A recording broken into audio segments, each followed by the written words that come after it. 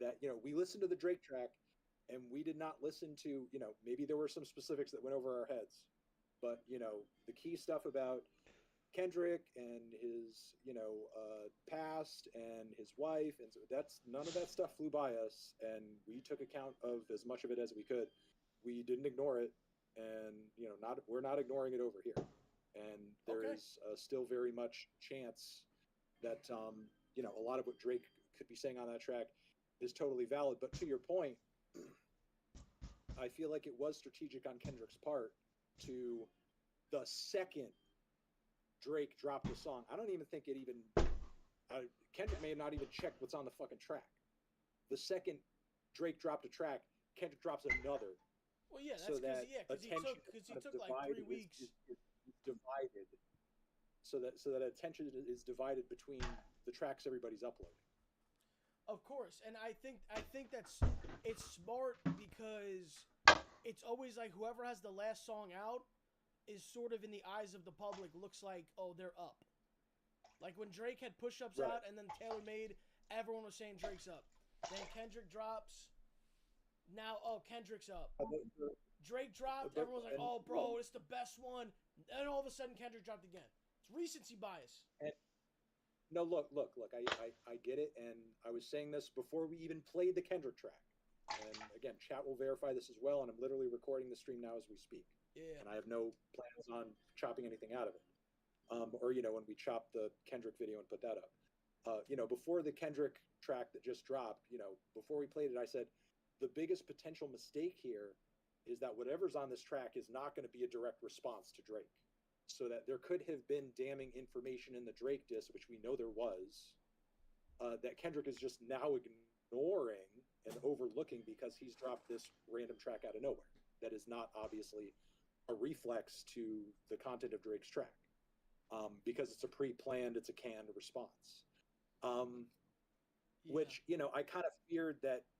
I feared either of the artists here doing that, as I was kind of saying on the NFR podcast, because I think canned responses, pre-planned responses, aren't, it's playing more up, as you kind of show and you say, it's more playing with public perception than it is actually responding to your opponent. Exactly.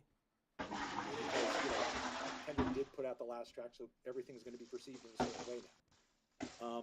But with that being said, like games aside, what did you think about the content of Family Matters? Do you feel like it resonated with you? Do you feel like it was a strong response? I thought it was a great response. I love that. Again, people gotta realize. I know we want to see just Drake versus Kendrick, but you gotta understand too.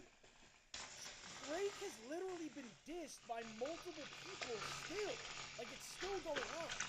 So obviously he used to throw that in there too. But this is why I love it, is because he dedicated the first and second section just completely to Kendrick. And he's in the place that Kendrick said that he goes against the noodles or wherever. I think it was really good. I liked it. As far as Drake diss tracks, I think this was the most crazy I've ever seen Drake go. Like actually get serious, Yeah, I mean it's not as catchy as Back to Back, but it's more aggressive. Way more aggressive. Back to Back was like, if you look at that now, it just it looks like he's just kind of fucking with Meek Mill. He's laughing it off the entire time. As deadly as that was, he's kind of laughing. Here's the thing, like when Drake was just kind of posting movie clips in response to all this, and not that I thought that this was a bad move for him to take, but I was like, no, he's not taking this serious. And like maybe he's just kind of play it off as like, I'm dicking around, I'm laughing, I'm succeeding, I'm number one. Meanwhile, over here, you're mad. But like Drake actually sounds pissed. He does legitimately sound pissed. Exactly. That's why I'm like, I don't know if this was the red button. Skinka. I don't know. Skinkeost. From Drake or from Kendrick? From Drake. Och skinkeost som du got det.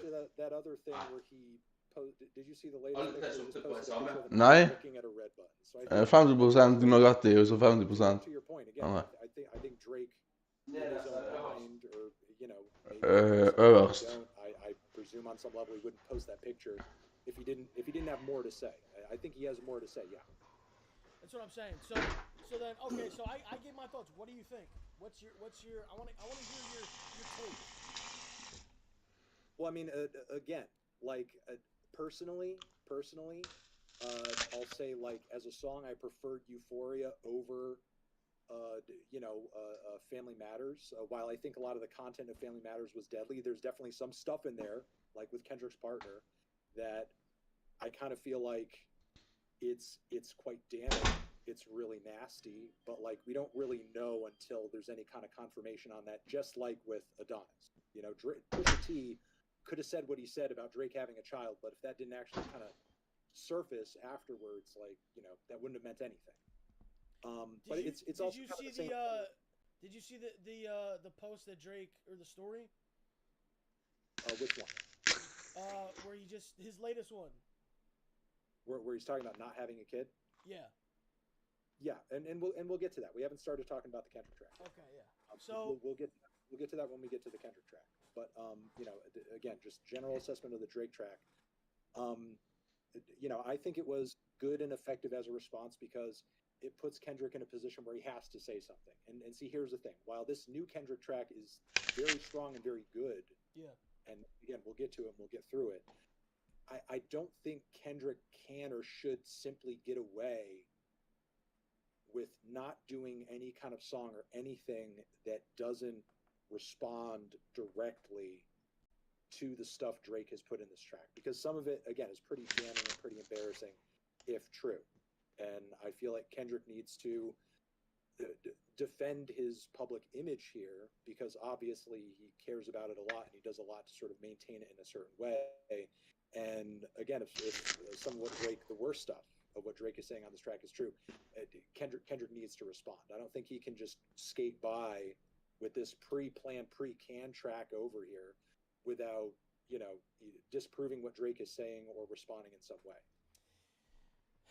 Yeah, so then that, I mean, like, I almost feel like, I know you said, he should respond to that, but in that song, and we're going to get to that song, but he's basically just saying, Drake, you're just a liar, you're a liar. So he's basically just trying to, like, do a cop-out and be like, anything you say is a lie. Meanwhile, Kendrick can just say whatever the fuck he wants.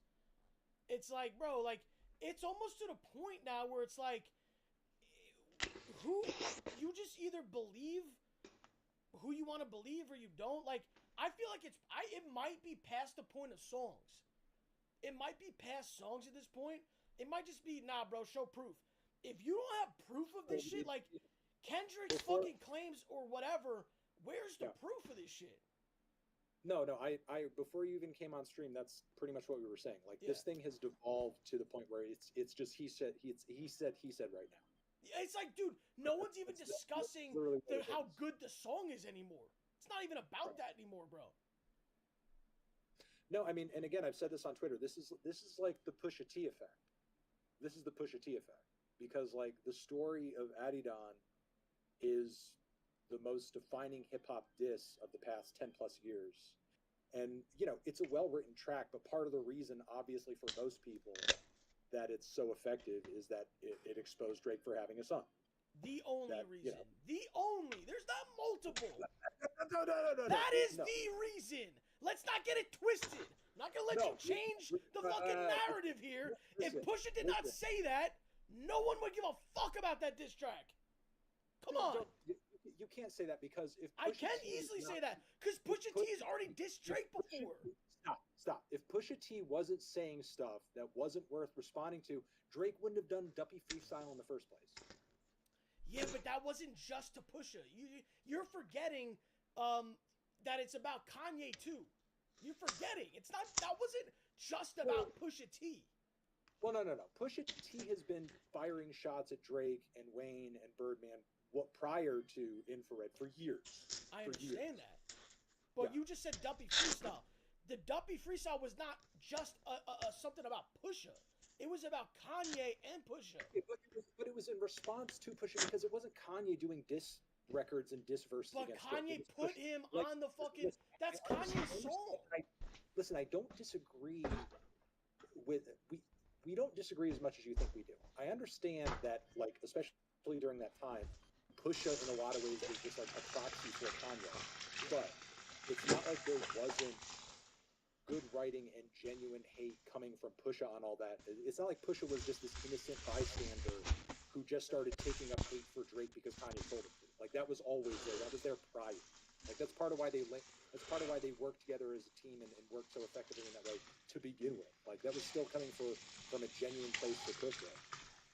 But again, and it was always, and this is like a theme with Drake. It's always Drake having to respond to people.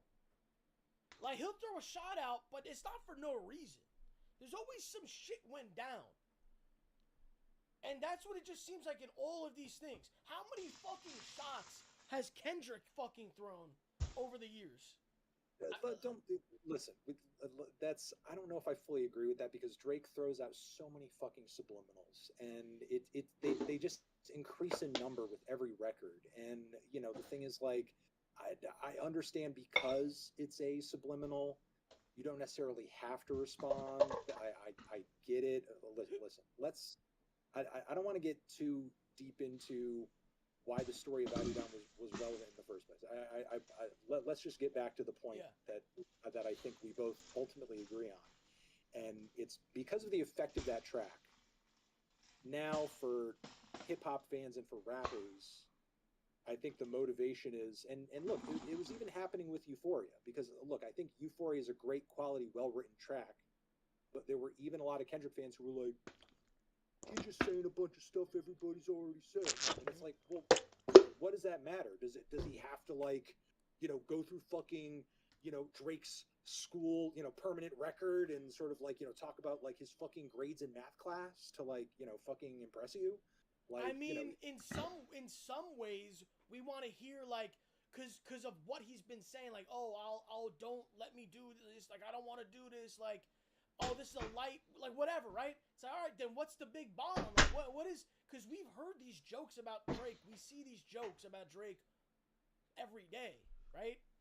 Yeah. So that's what people mean by that. They don't just mean, bro, you're saying you got some shit. What's the shit? Now, I guess that brings us to this song now that we're at, which I don't even know what this newest Kendrick song is. What the fuck is it called? listen, you've listened to the new Kendrick track, right? Oh, the Grant. Yes, I listened to it. Okay, yeah.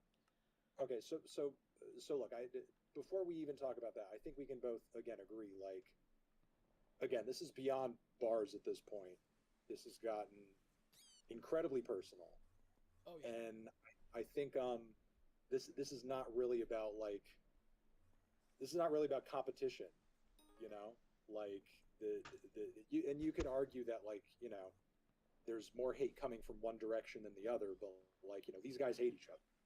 These guys hate each other, and it's very clear that they want to do personal damage to each other that goes beyond, like, and this was the spirit of rap beef to, you know, begin with, you could say. They want to go beyond just embarrassing each other because, you know, one's a better rapper, better lyricist, better, you know, at flowing than the other. Like, But you know, let me stop you there, because we're out to destroy each other's. yeah. You know. But let me wait. Hold on. I gotta pause right there, because the way you're wording it is like, oh, they just hate each other. No. If you are gonna believe the shit that Kendrick has said, right? Kendrick said that Drake tried to, you know, send him a like a feature request or whatever. I don't see Drake out here talking shit about Kendrick. If anything, he was trying to Listen, go on I a don't song disagree with Kendrick. This saying is Kendrick hating Drake. Listen, I don't disagree with you. Yes, I did just say Drake hates Kendrick, but I think Drake hates Kendrick as a result of what Kendrick is doing right now. Okay, yeah. I don't think Drake has had this, you know, maybe on some level a bit of disdain, but I don't think Drake has secretly been hiding, like, the level of seething anger for Kendrick that Kendrick clearly has for Drake, is what I'm saying. Yeah.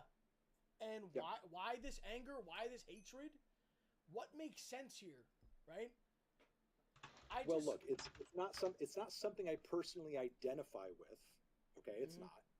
Okay, but like, look, if we look at literally the content of the tracks Kendrick is saying here, I think he personally finds Drake to be, and look, we know Kendrick's a spiritual guy. He's Chat, Mr. Morale. look at his He's chat. a Look at the shit godfather. they He's say a about me. godfather. Look at In this shit. Euphoria, he This is crazy. took Drake to task for Look at his chat. what he believes is he doesn't teach his son to pray and so on and so forth. Like, he clearly thinks Drake is a morally inferior being, and I that think alone. I think that's an excuse. I think that's an excuse. I think he's just jealous, and he could come up with whatever reasons he wants. But I think at the end of the day, he's jealous. Finish my goddamn thought. You could think it's an excuse, and again, I said I didn't identify with it. Okay, you're asking me what his motivation is. Okay, no, I genuinely think he feels that way. I genuinely think he feels like he's morally superior to Drake. And listen, you could pull it apart and say, well, that's kind of bullshit, and that's just a reason for him to launch an attack that he wants to launch. But again, I think he legitimately, on some level, or else he probably wouldn't go this hard, because I think he's super emotionally invested. No, dude, when it comes down, bro, listen, I understand in a way that on some level is a little irrational. I understand. This is your opinion on this, right? He's a morally inferior guy, and he sees cause to attack him for that reason. And okay, listen, I respectfully, I hear your opinion, but I'm just going to throw something out there. I just want you to and everyone who's listening, I want you to just think about this, okay? When you have somebody who everyone calls the GOAT, okay? I'm not going to say everyone, because there's people like Fantano, right? But most people calls this person the GOAT, right? When you think you're better than someone, or you want to be better than someone, and you're in the exact same profession, right? And nobody's saying you're better than this guy. They're all saying this guy, whatever, right? Bro, there's this thing, this resentment kind of starts to form. This hatred and jealousy. And that's the only rational thing that could get someone this hot and bothered. If Kendrick is so about morally, and he's such a good moral, whatever, then why the fuck was Kodak Black fucking on 5 of his fucking songs? This dude is convicted fucking bad fucking person. Okay, why does he not go after the people who are actually? It's out there in the open how bad they are of a person, right? That's why I'm not buying this thing where Kendrick really just believes that he's just superior to Drake. No, I think it really comes down to some petty, schoolyard, yo, I'm jealous of you, bro. Fuck you. I hate you. I hate the way you look. I hate the way you talk. I literally think, and I think he's even saying that.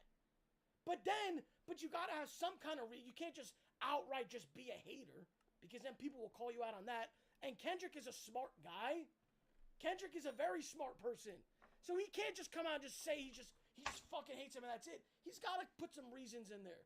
And bro, again, there's a lot of fucking reasons you can hate Drake because of he's as popular as he is. There's going to be a lot of people who hate him. There's going to be stories, unverified stories, things that make him look bad, whatever.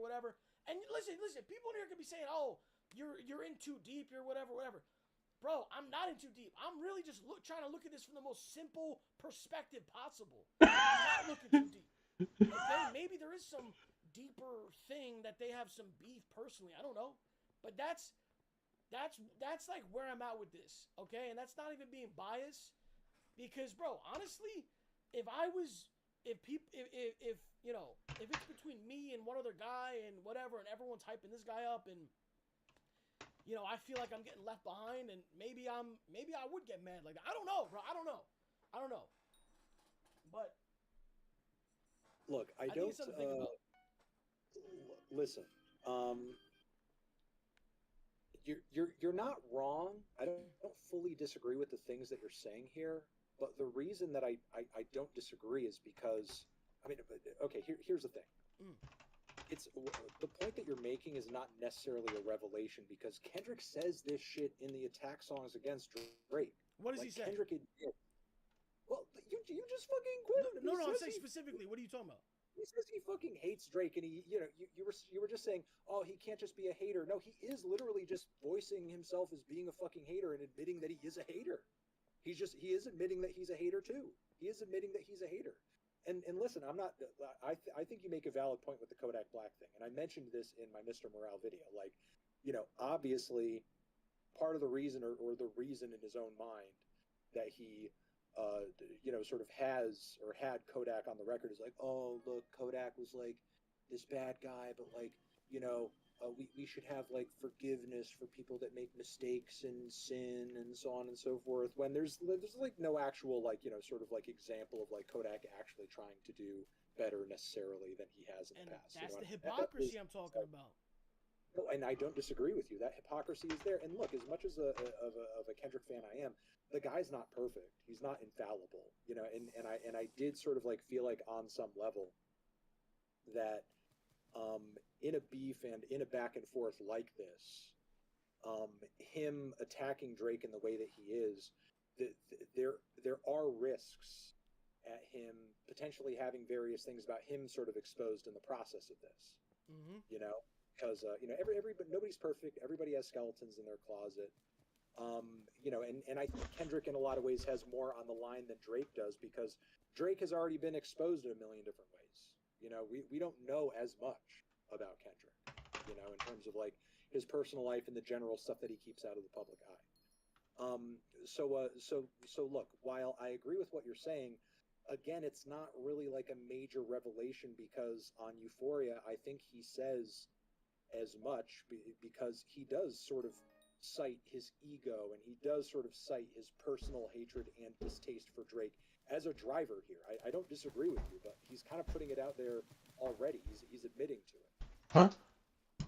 Oh? And again, I'm not saying it's a good reason to even go after Drake, but part of the reason that we're at this point is you kind of asked me like, what is his actual motivation here? I mean, I don't disagree with you, but like, he's kind of putting it out there. He's admitted it already.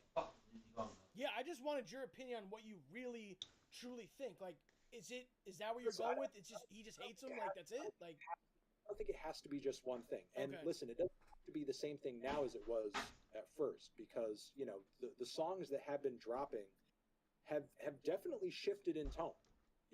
Like, I mean, I think you could most definitely argue that like when Like That came out and Euphoria, even though he did dip a little bit into the moral stuff where he's going after Drake for what he feels is his how he's lacking as a father. For the most part, both of those tracks were him pretty much stating like, no, actually, I'm the best. There's no big three. Fuck all you guys.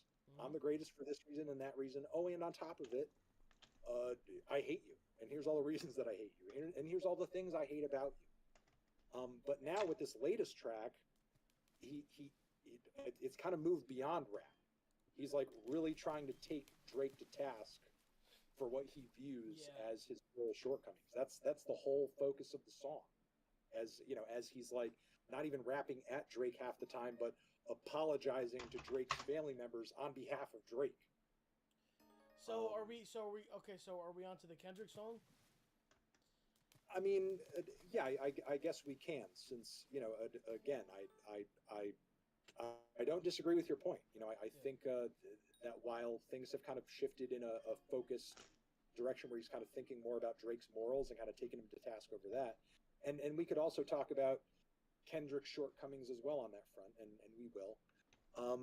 But yeah, no, I don't disagree with your assessment. Like, there's definitely like personal egotistical reasons behind Kendrick's feelings about going after Drake, for sure. So this is what I want to say about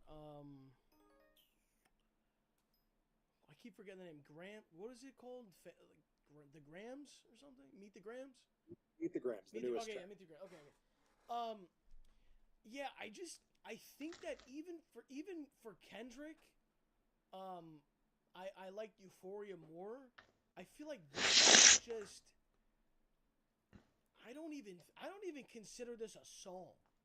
I know you love to say songs are not actually songs. We've had this discussion.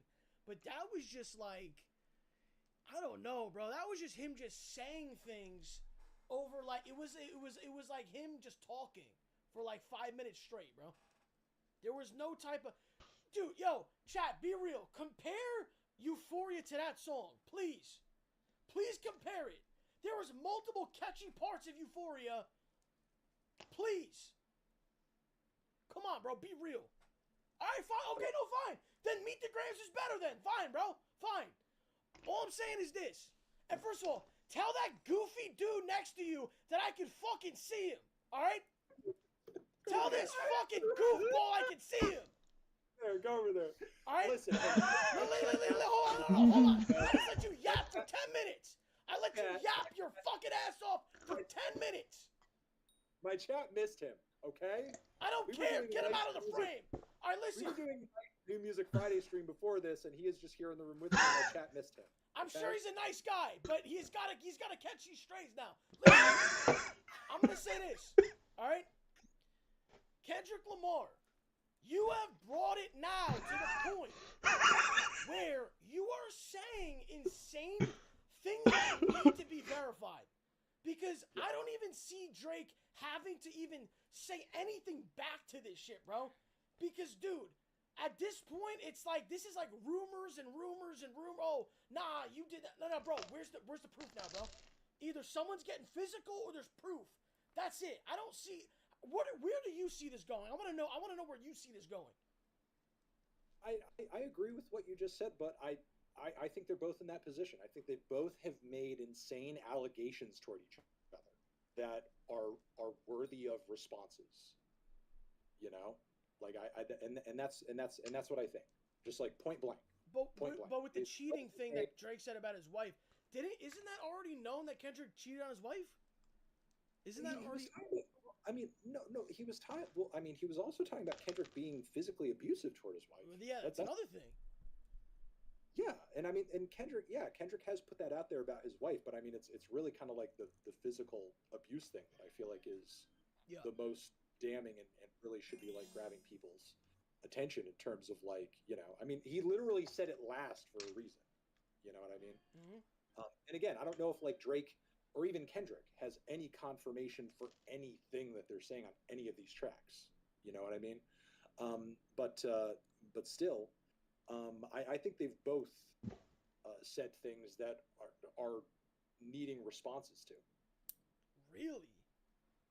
Yeah, he just literally said Drake has another kid. Dude, that is now, like, look, bro, he also said that there's probably other ones out there too. That's what he said.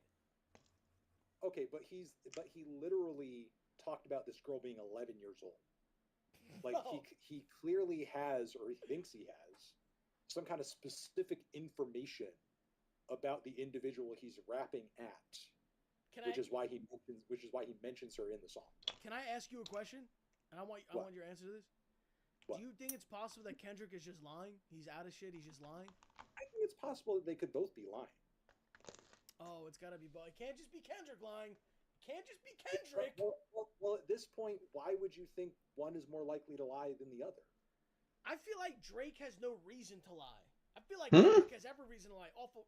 Let's go off of what you said. Kendrick's got more to lose. Wait a second. For the purpose of like, yeah, just out of the sheer motivation that you have to believe they both have to like effectively win and end this beef, there's a motivation for them each to potentially lie and tell the bigger, more damning lie about the other guy so that it's all just kind of over. Yeah, but that's true. But off of their track records, right? The hypocrisies in Kendrick make me think that he's more likely to lie than Drake. Because what if I don't see anything that leads to Drake being a liar. I just don't see that. If there were clues and hints or actual exposures of Drake lying, then sure. But Kendrick has been going back and forth with his words this whole time, bro, and over the years. And look, I'm not saying I 100% believe just off of Kendrick's word that Drake has another kid. But I think part of the reason that it's tweeted it. Listen, let me finish my sentence. Go ahead. I think the reason that it's easy for a lot of people to believe that it's potentially true is that Drake's already been exposed for having one kid, you know? So it's like maybe there is like another one out there that he's also kind of like potentially hiding. And again, Kendrick could be totally bullshitting, but I don't buy into the idea that one of them has sort of or maybe a major motivation to lie, and the other one has zero. I don't buy into that. Okay, so you think there's a chance that Kendrick is lying? Then you think that? And again, I'm not saying that based on what I view of either of their characters. I don't think Drake has a motivation or a likelihood to engage in lying and all this, because I personally think he's a bad guy. You know, again, I think the motivation for both of them primarily is that they're both engaged in this beef. They're trying to take each other down in such a way where they're ruining the other's reputation. And, you know, again, with this like incentive that there is out there these days, as we acknowledge, for rappers to not even just sort of write better lyrics about one another, but expose each other when, you know, a beef does come about. Who the fuck knows what any information any of these dudes are functioning on at any given point? You know, like, I'm sure a lot of the dudes or people who are feeding them whatever info they think they have in each other are like their friends, or are dudes who know people who know another guy. I don't think either of these guys are fucking hiring PIs. But wait, let me ask you this, because you even just like, said that the daughter is 11. Did you say that? That's what Kendrick said on the track. So you mean to tell me that this has not been exposed at all until this day, 11 years later, by Kendrick Lamar? Bro, how perfect would that be, bro? How fucking perfect would that be? That's bullshit, bro. I'm not buying this shit. Okay, look. I'm not gonna get super detailed, but like, I've had personal experiences, or I've observed things personally. I've observed situations where people who have had children, okay, in secret, it wasn't exposed until about that period of time. So, you know, it's not impossible. It's not impossible for it to happen. Sure, but even if Drake does have another kid somewhere, whose business is it? Why is that even bad if he has a kid? Why is that bad? You know what is bad? You know what allegations need to be fucking addressed? Is, do you beat your fucking wife? Do you cheat on your wife? Those are pretty fucking damning allegations. Not, oh yeah, a guy who fucks a lot of girls might have a kid somewhere. Come on, bruh. You know, again, as he's saying on the track, I think it's more kind of the claim that because Kendrick is on his moral high horse, and, you know, again, it's not something I personally identify with. But, you know, I think at the end of the day, it's for him, it's the argument that, number one, that he's not taking care of his kids in the way that he feels like a father should. Okay, there's that. And then the other sort of like, you know, allegation that I feel like ties into all of this is he is claiming that he feels like, and maybe this is a bit of an inconsistency on his part, because, and you know, I'll say this and I'll admit this, like, you know, okay, you're making the argument that, you know, OVO is essentially just like this crazy sex ring, and, you know, there's like sex offenders on the payroll and so on and so forth, and keep the kids away, but like simultaneously Drake is not around his kids and he doesn't take care of his kids. Like, are the kids around or are the kids not? Like, you know, is Drake actually taking care of his kids or present in his kids' lives to the point where they would be in the proximity of all of this? And bro, that's another thing too, is like, is the fact that care of them at all, sort of in this weird seedy, you know, Puff Daddy type, you know, multi-level traffic. But yo, listen, that's another thing too, is that it's so crazy how Kendrick just, because I just saw actually people in the chat saying, oh, he neglects his kid. Bro, this is what I mean. What kind of claims are these? Drake neglects his kid? Oh, he doesn't tuck him in at night, he doesn't wake him up? This is just insanity, bro. This is fan fiction. This is, you just want to believe this, bro, at the end of the day, okay? Because there is no way to even prove that. Kendrick does not know how Drake treats his child, bro. Come on, bro. This is getting insane now. I don't disagree that he could be, you know, totally fucking extrapolating based on the fact. I mean, look, let's get this out of the way. Drake could be a better father than Kendrick for all we know. We don't know. He could be. Well, that's the thing. We don't know. Look, here's the thing. Like, we know for a fact that pre-story of Adidon, and look, Drake's BM pretty much made this clear as much on social media that, like, you know, they didn't really have like a super strong co-parenting type relationship. You know what I mean? But clearly, like, that changed after the release of that track. You know, that's been acknowledged. But, you know, the thing is, like, I feel like because Drake was caught kind of with his pants down in that way one time, Kendrick used that as like, well, since he's been kind of caught in that way one time, I can continue to act as if that's still 100% the case, if not even worse than it was before. And yeah, you know. And to, you're to talking your about the point, whole Guys. parenting, the whole thing overall, like, yeah, deadbeat. Okay, yeah. Because he said it again in this song. I think he said the word deadbeat, if I'm not mistaken, again. So, yeah. Yeah. Continue. You know, I think again, you know, like I said, I don't really have much else to say other than because Drake's been caught in that position one time, I think Kendrick is continuing to just kind of like work from that point as if nothing has changed since 2018. Yeah. And because Drake got caught one time like that, he's sort of, you know, having the audience kind of go along with him, being like, well, you know, Girl, let me see you shake. Let me see you twirl. to sort of presume that maybe on you know, was having an issue on Bestie. probably hasn't changed, so you can continue to tear him down on that front if you want to. And I find that lazy, and I think Kendrick is better than that. And you can make that argument. I don't, you know, I think that's fair. But if he has nothing else though, which he probably, let's be real, bro, he doesn't know Drake like that. Okay, obviously they're not close. If we're gonna be real, bro, he probably doesn't have much, bro. And at this point, you know, he knew Drake was gonna drop another song. Oh yeah, let me pre-record that Drake has another kid. Like, come on, bro. See, here's the thing, like, and I don't think Drake's done. You know, I mean, you said earlier, like, oh, I don't even think Drake has to respond to this. Like, at this point, hold on. Can you hear me? Yeah, I can hear you. Okay. Can you hear me? Go back. Yeah, when you said earlier, then it cut off. I'm just gonna say, I think Drake has to respond, and I think, you know, prior to the release of these most recent tracks, both Drake and Kendrick have sort of, like, you know, thrown little nods and winks out there, like, I could go nuclear, I could say the big thing, I could expose the big problem for you that you do, and you know, I think Girl, let me see you shake. Let me see you twirl.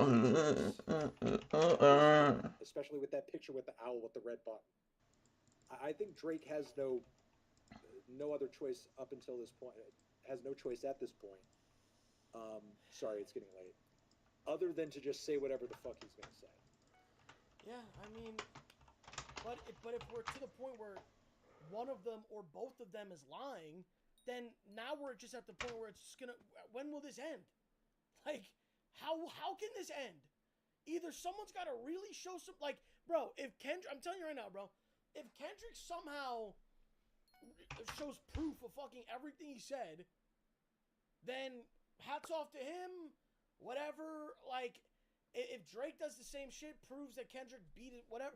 But I don't see how the public will choose a side based off of just songs at this point. I don't see it, bro. I don't see it. Look, here's the thing. I guess here's my position at this point. Yeah. Let's extrapolate this a little bit further, and let's say, Girl, let me see you shake. Let me see you twirl. there's a chance that everything Drake said on Family Ties is 100% true. Okay. Mm-hmm. Let's like say that if that is in fact true, if everything Drake said on that track is true, that is going to be like the biggest fucking shock to Kendrick Lamar's career, point blank period, to the point where I think it could like permanently ruin it. because Kendrick, as you sort of like say, he positions himself as the good guy, as the moral guy, as the right guy, the guy who knows the way, the guy who is the light, the guy who is the future, this and that. Like, if he gets exposed in that way by Drake on that track, like, there's going to be no possible chance of anybody with two brain cells in their fucking head to look at him and just kind of be like, oh yeah, that's like my moral superior who I should be like looking to for like, you know, how I should go about life or something. You know what I mean? That's what Baby I'm saying. girl, let me see you shake, let me see you twirl. I think that would be fucking damning, you know, for Kendrick. If everything Kendrick is saying is true, and he actually comes through with receipts, or you know, and again, I don't even think it necessarily has to come from either of these guys directly. Dude, this is crazy though. Like the amount of money would be this shit, bro. And Kendrick throwing out Come on, man. Come on, man. could inevitably lead to situations where people who want attention or want clout, or you know, are maybe connected to these situations or individuals, previously are like, oh, actually, I know that to be true, you know, because you know the next person who actually has like the dirt or the proof for anything that these guys are saying, not even just them, is going to jump out in front of it to, you know, sort of be in the limelight and get attention on themselves to sort of, you know, speak on any of this stuff. So it doesn't even have to come from one of them. Yeah, it just has to be. So, you know, yeah. if everything Kendrick is saying is true, I mean, obviously it would be massively embarrassing, you know. However, like, you know, having connections with guys who are seedy, doing drugs, being on weight loss pills, and potentially hiding a second child.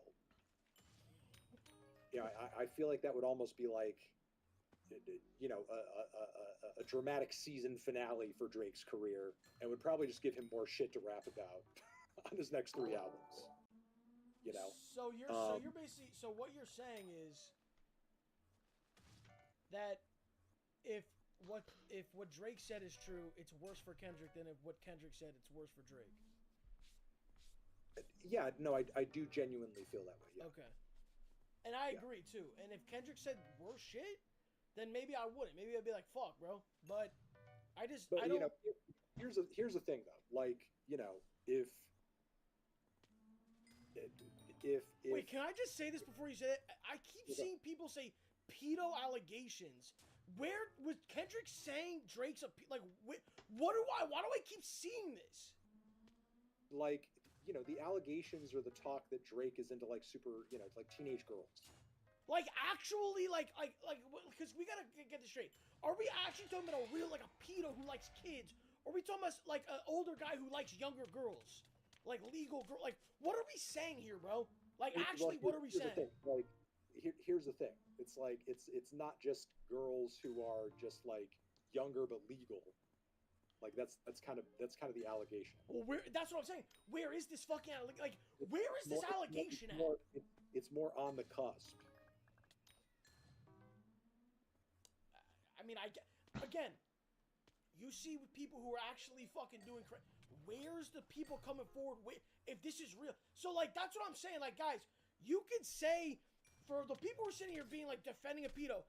So if we're taking everything everyone like Kendrick says and whatever, so you're defending a woman beater then? You're defending a woman beater? Like what? We can both play this game, bro. Like what are we talking about right now? Why didn't Drake deny it? What are you talking about? Deny it. Anyway, go ahead, bro. You know, look, I want to kind of double back a little bit. I'm not saying that like that those allegations that you just brought up don't exist, and that if they were to be proven, that it wouldn't be damning for Drake. It would be damning, but it wasn't like a central focus of this song. And when Kendrick did bring up something, at least from what I can recollect, did bring up something in relation to that, it was more sort of like centered around the OVO team and people who Drake might know and might have like on his payroll. Okay. I think if that sort of thing ended up being kind of like connected back to somebody Drake knows or pays, that obviously wouldn't be as damning for Drake as him literally doing it himself.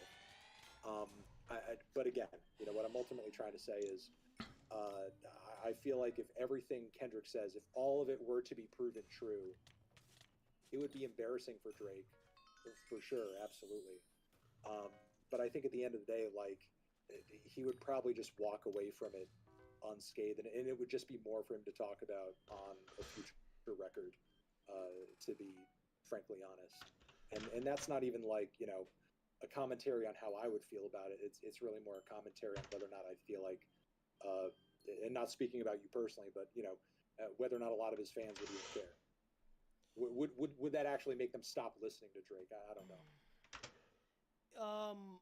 Like No.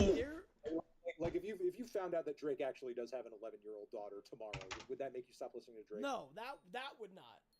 If Yeah. I don't know, again, I let's be chat and people, let's be really careful about the word pedophile, bro, because you're throwing this word around. Not even Kendrick even said that. He did, like, who said this? I understand the shit. Oh, there's people on a payroll, whatever. I don't think anyone is actually saying that Drake is that. I don't even want to say that word, bro. Like, people are really throwing this around now. Who are the fucking Drake haters, who just want Kendrick to win the beef, and you're throwing these fucking words out, bro. It's really crazy to say. It's crazy. That's all I'm saying, bro.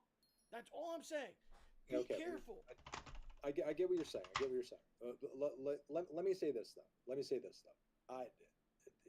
Here's one thing I want to get across though. If everything Kendrick is saying is true, and even if like 90% of it's true, especially the second kid thing, if everything Kendrick is saying is true, and he couched that in a song that sounds like a fucking nightmare, where he's rapping on this. Is it just me or there's no English sound? Is there? Not? In a way where he's like writing a letter to each of Drake's Oh, it's very low. That's fucking genius, man. It's fucking.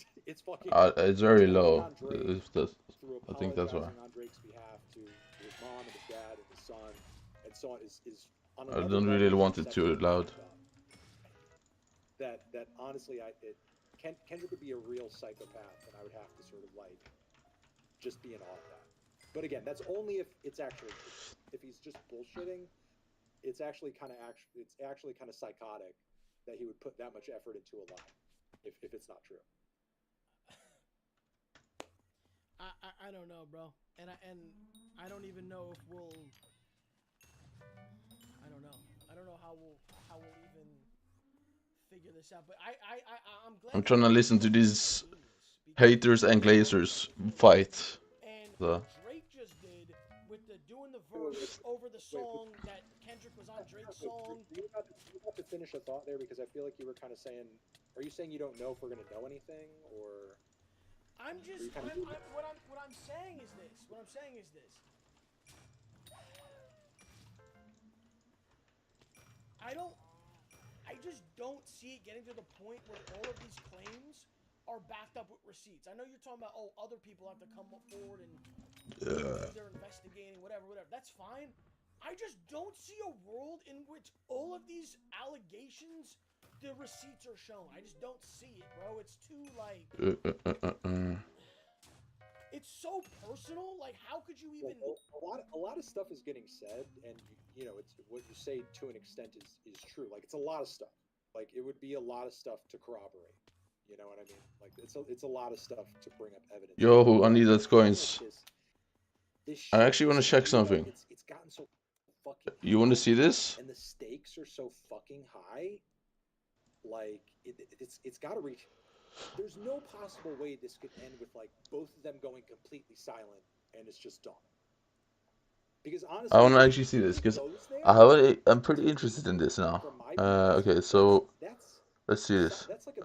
Pets. I kind of want to see my pets. Do you think they might just both go silent on this now? No, I don't think that. Oh, what? It doesn't show? I think something's going to get exposed. That's what I think. What I'm saying is, I think it's unlikely that it doesn't show here. What? Is true, and they're just going to go quiet at random because they're just tired of the beef. I think it's ramped up to a point where there's no turning back. we're going, you know, Church 100 fucking miles per hour, under and the cliff is 10 yards away. Like you cannot hit the fucking brakes. Like we're going off the cliff. Skiva. Yeah, I mean, bro, Is that it? I have way more than this, no? But again, like you were saying earlier, I don't want to hear shit like if Drake does drop something and then Kendrick Hello? responds 10 What? minutes later with a pre-recorded. Like I have more than this. What happened? Like I want to hear direct fucking responses at this point. Like, No, and I do. That doesn't even make any sense. The same What? Again, to me, that says like, okay, this is like a weird tactic, and he's just using it. He's just using this as an ability to ignore what Drake's saying, and it becomes more of a matter of who's lying about the other person or who's telling on the other person. Okay, so do I don't think put should it be a competition of that. inside of this thing? Then, or I don't know. hey, I guess we'll see, bro.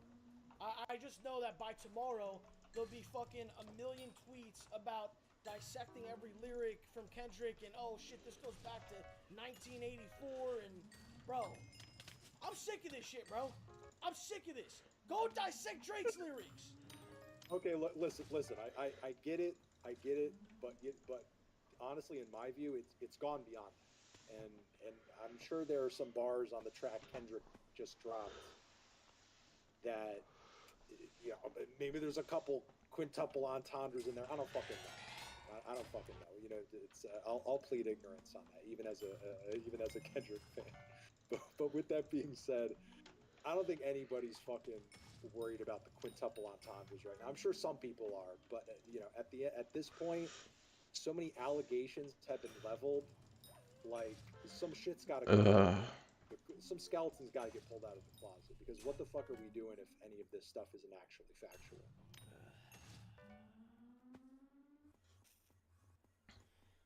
Chat, if Drake actually has a kid, what does that mean? How were you look at him differently? I'm confused. I want to know, because people are saying. Me personally, I mean, I would think it's embarrassing, you know, but I mean, it probably wouldn't, you know, change my view of his abilities as an artist, or whether or not people should or could listen to his music. You know, it would just be crazy to have him just kind of caught in the same way twice. In my view, it wouldn't change my view of him. It wouldn't completely turn it upside down. Can I get your take on what is this picture that Kendrick used for Meet the Grams? Is this supposed to be proof that there's like a snake in his fucking? I haven't had a full view of it. Like obviously, it's just kind of like it's a wider shot of the first one with the glove and everything. But you know, Alec is raising his hand like he's in class. Alec, yes, Alec. Get close to the microphone, please. Microphone etiquette. Yes. Somebody said that it was like items that were stolen out of Drake's dad's suitcase. Okay. What? So they robbed him? Okay. What did he say? I didn't hear that. Did you not hear him? No, I didn't hear him. What did he say? He said people are talking about online how it may be pictures of items that were taken out of Drake's father's suitcase, which even if that is the case, like that's his dad. Yeah, that's just such a reach. Where would they get that information if that was even factual to begin with? Yeah. I mean, has anyone in the chats, anyone zoomed in and read anything? Like, what is it? Like, what are the pills? It seems a little confusing because that shirt does not kind of seem like Drake's style. I was like, that seems like the kind of shirt Drake would wear. That's Ozempic. Ozempic for Drake. There are like several different bars in that Kendrick diss. I mean, even in Euphoria, where he's like, "Where did you get those abs from?" Right, and also if Drake was legitimately exposed for using Ozempic, I mean, lots of celebrities are on Ozempic. It doesn't really matter. Fucking Oprah is like the spokesperson for Ozempic now. It doesn't matter. Yeah. There's. By the way, is being on Ozempic, is that like bad? Like, I don't. Is that exposure? It's just a weight loss thing. It's not exposure. Saying. Like, does that... like I just said, it's not that big of a deal. It's just a tease. It's just like a talking shit, but people are acting like that's some fucking mind-blowing shit. Like, if someone's on fucking Ozempic or not, bro. You need it. All right, bro. Yo, Mod, start doing some shit, bro.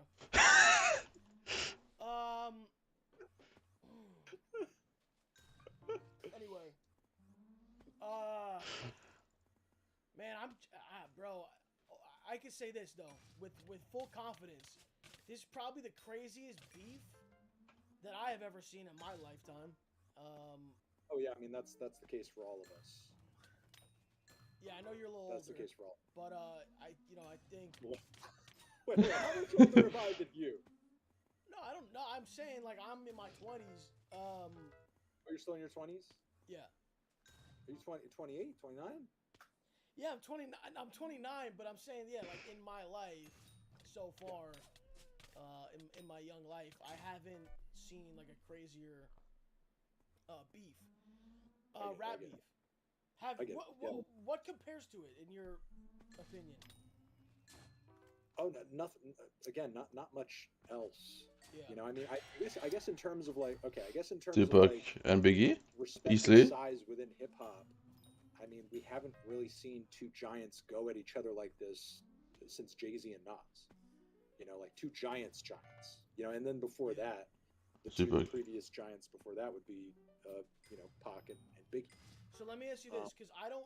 Nas, Pac, Biggie, yeah. Obviously, I wasn't around at that time.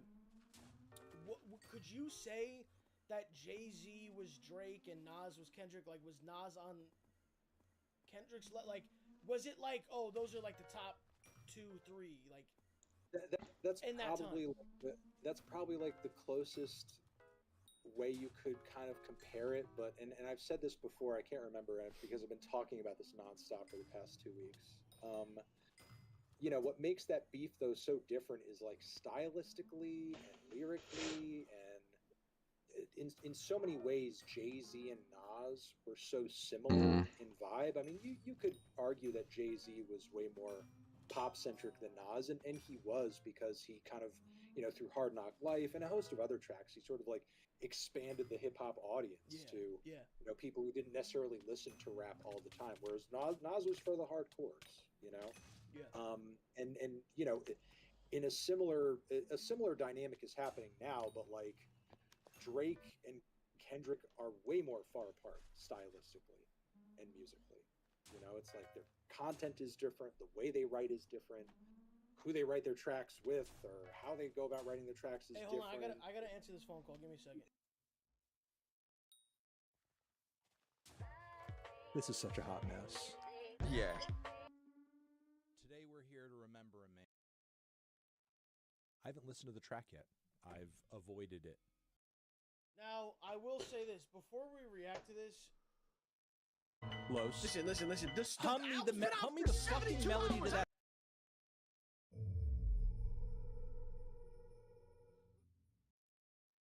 I think you're being... If he has a 7, okay. If he is below a 7, he's trolling. I'm expecting him to like... Jacob problem is good. But again, this guy is a troll though, so we'll see. And don't spoil the chat.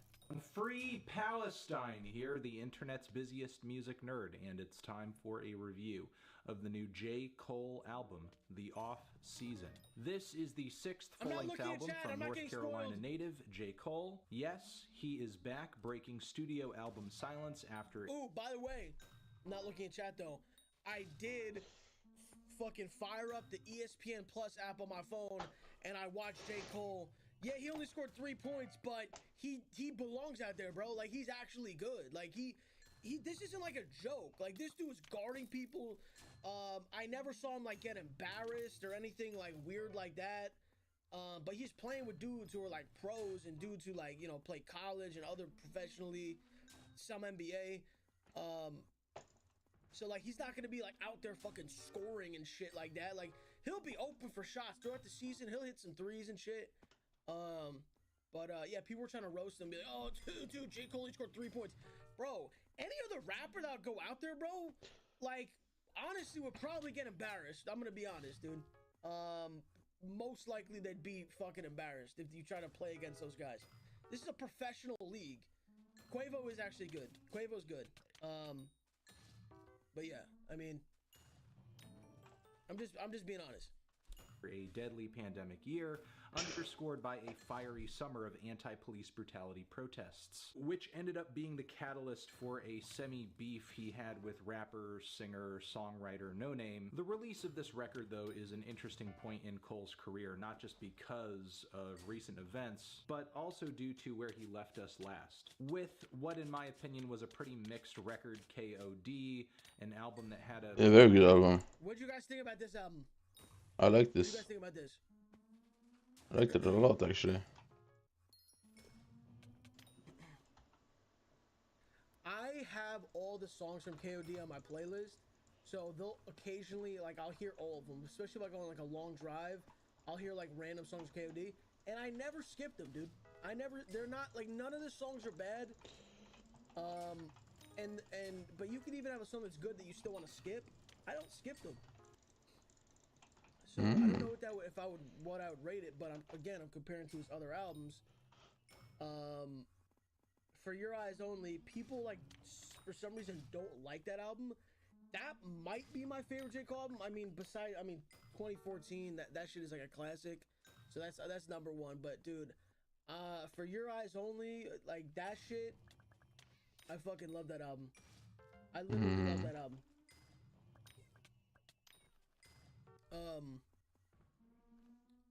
And then, I mean, he's got fucking classics, bro. He literally has classic albums. It's actually crazy. Preachy but unfocused concept, really awkward Kill Edward features that were just in fact Cole. But there were glimmers of hope in the shape of the closing track, which made for some fantastic meta-commentary on what trends in hip-hop these days and why. Cole as an artist has undoubtedly made his mark on this past decade. I've had my fair share of criticisms of just about everything he's dropped, but that just he means still one thing. through his profile has proven his influence. Wait. What does it say? Forest Hill will never be recreated, someone said. Dude, and this might be because of like how old I am, so like the era of me listening to shit. But for me, classic albums, and I'll talk about Drake, Kendrick Lamar, and J. Cole. Forest Hills is his classic album. Drake is Take Care, and then Kendrick Lamar is Good Kid, Mad City. To me, the rest of their lives, they'll never make a better album than those, because to me, those are just like their like best classic albums, you know? I don't know. Someone said Damn is Kendrick's best album. Listen, man, you just gotta be, you're younger, that's it. You're young, that's all that is. Like what you just said, you're definitely like 17 years old, bro.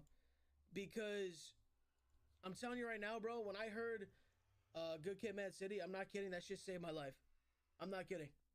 Not saved my life, sorry, changed my life, not saved my life. Changed my life. That shit changed my life. To Pimp a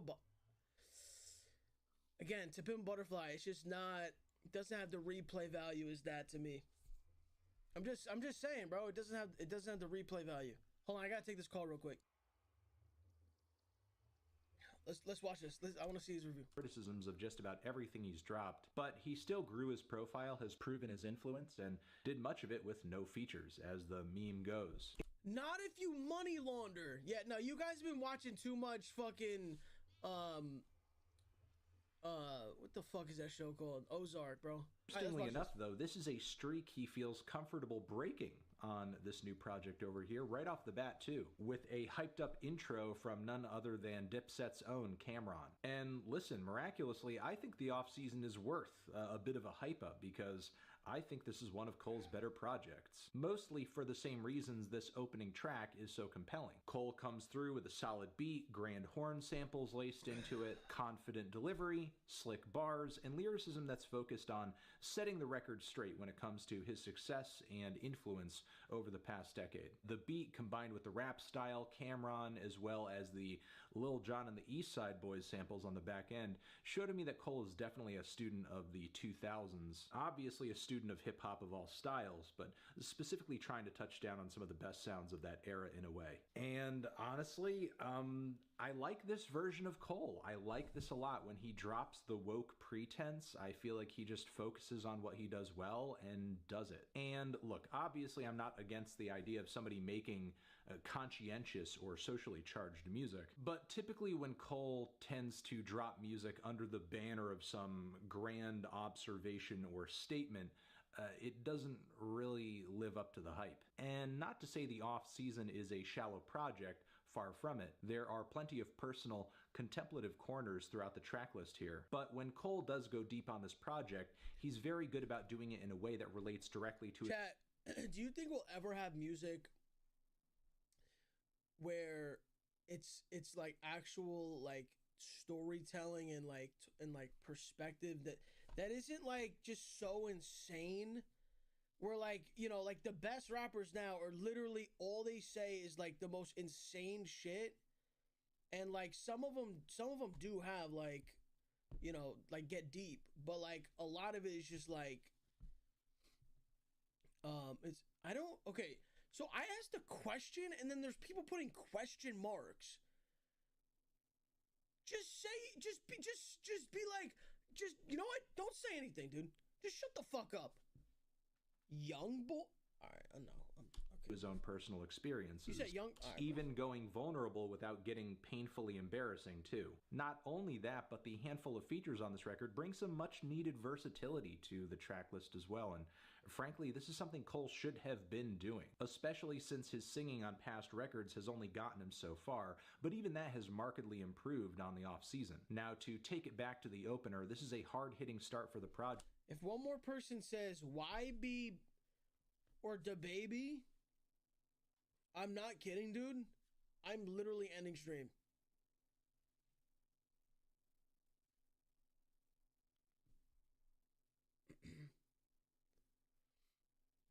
And I will dedicate an hour of my life to go on YouTube and find every Young Boy song and fucking click the little dots and click never recommend again, so I'll never see it ever on YouTube. Where Cole essentially shows by example why he is in the position that he's in. And I'm loving lyrical highlights on this track, like the M on your head, you Luigi brother now line, as well as shells on the ground, Easter Bunny would be proud. The opening line on this track is Cole saying that this, what he's doing, is too easy for him now, and in a way it sounds like it, especially as vocally he turns up the heat on the back end with a splash of auto-tune on his voice. But even though, again, this is a strong start to this LP, the rest of the journey here is not without its potholes. Amari features one of the most relentless flows on the entire LP, and the melodic lines Cole hits are pretty great too. But there's not a whole lot of structure to this track. I mean, as far as how it's formed and plays out, it feels like a really loose but impassioned freestyle. There are other songs here that I think could have been built out as well, like Punch in the Clock, which does hit pretty hard in the length that it lasts, but I'm thinking of just how much more impact it would have if it had a strong hook or a second verse. It's also one of a few moments here that features these ghostly, low-key, hypnotic, entrancing beats. The song Applying Pressure delivers this same vibe as well. It kind of feels like a more concrete version of Kendrick Lamar's Ya.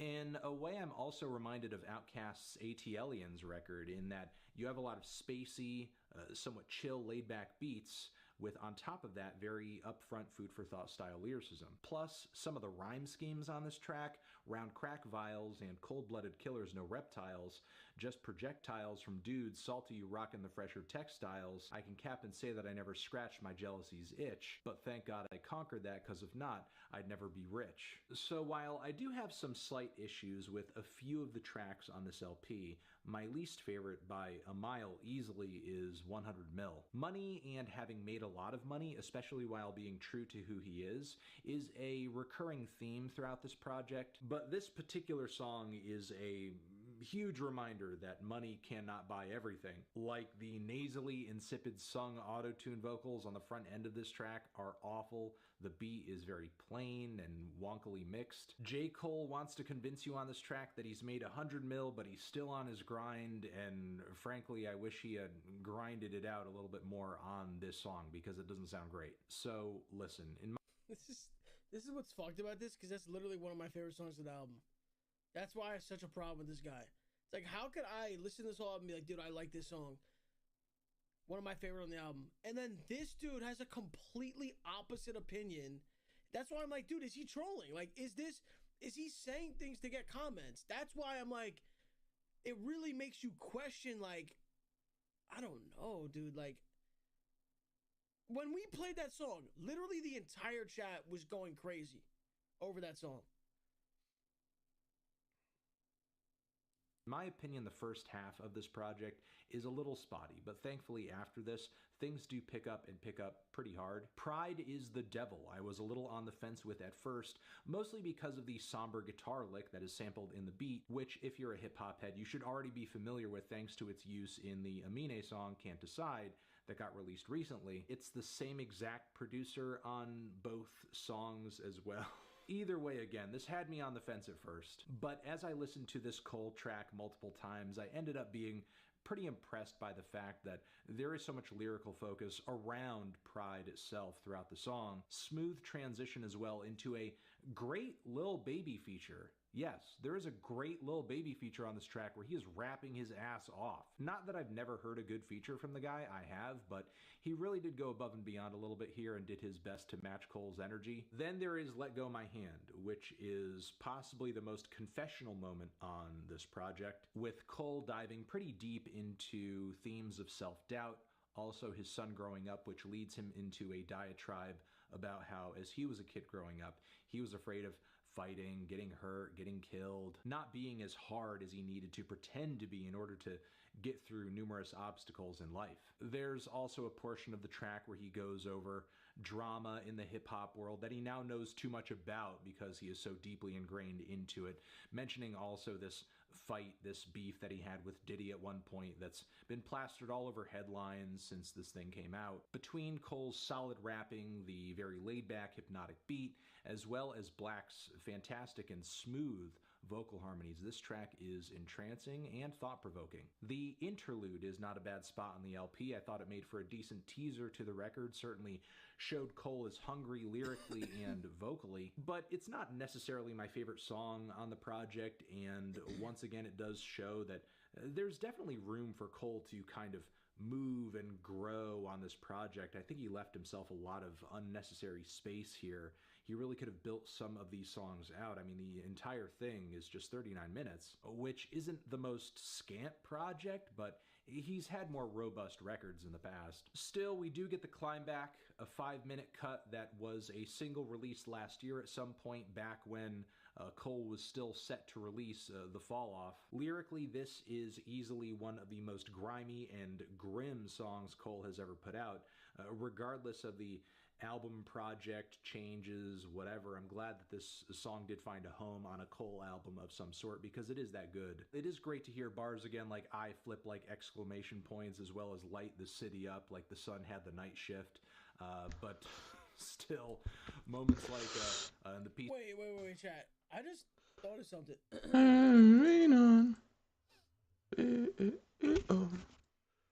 bad. Can you guys curse in the chat? Like, can you say, like, fuck? Whoa. I don't want to, bro. Can you just write fuck? No. You can't write fuck. Can you write shit? Okay, mods can write fuck, apparently. You can put shit, though, right? Okay, people are putting shit. Okay, so is that like a band thing? Is that like a global thing? Like a Twitch thing? Like... Can you say bastard? Bastard.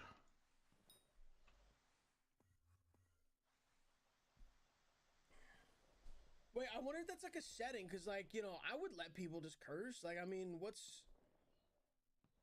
Is it like a setting? Bastard.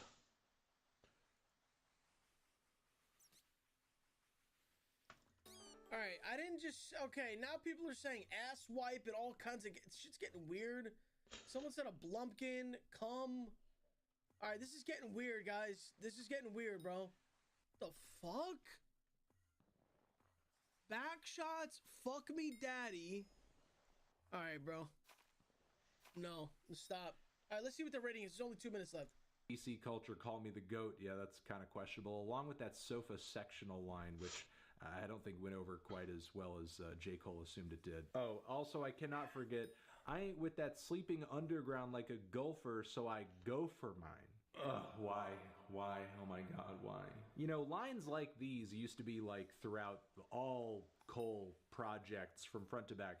And here on the off season, they are a rarity, and I most definitely appreciate that. The song Close on the back end of this record is a lyrically clever moment as Cole raps about proximity to loved ones, enemies, his goals, the achievements he would like to make. There is a passionate string-kissed closer on this record as well, where Cole delivers some good singing too. But sadly, this song doesn't really deliver a big conclusion that ties up the many personal themes of this record. If you could sum up this album in any way thematically, I think it would be that it's not so much a grand statement, it's really more of just like a peek into the ongoing Cole saga. This track very much brings a tone of, hey, me, you're doing fine, as fine as I could hope.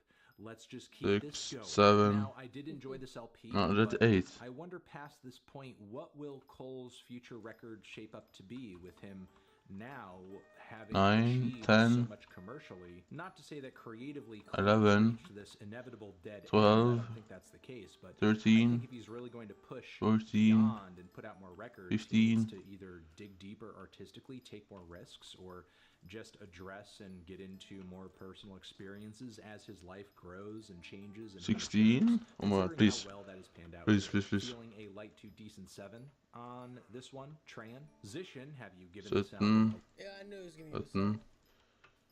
I know, dude. 19. Okay, so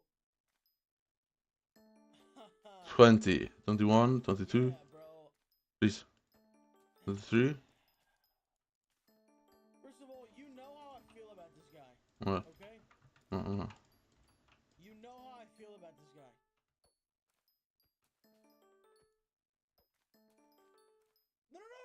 No, we're gonna watch this. Please. No, I think I'm actually a bit too short. We're gonna see what he says. Oh my. And see what he rates it. Don't spoil anything. We're gonna watch the Certified Lover Boy review. We're gonna watch it. So I want to see what he gives both of them. All right. And I'm curious. I'm curious about this also. What do you guys rate Donda? Don't just be a, oh, dude, it's a, dude, album of the year, 11 out of fucking 10. Okay, bro. What, like, realistically, like, for this to be a 10 out of 10, this would have to be, like... Can this drop anything? Please. Like, Imagine the scenes. Okay, let me see. I'm seeing a lot of 8s and 7s. I'm seeing 6 through 8s. I'm seeing a lot of 6 through 8s. There's a couple of 9s in there, but I'm seeing a lot of 6 through 8s. Okay. My early prediction for CLB, and this is not on any, you know, any Drake dick riding, Drake fan shit at all. I truly believe that CLB, I think it's going to be...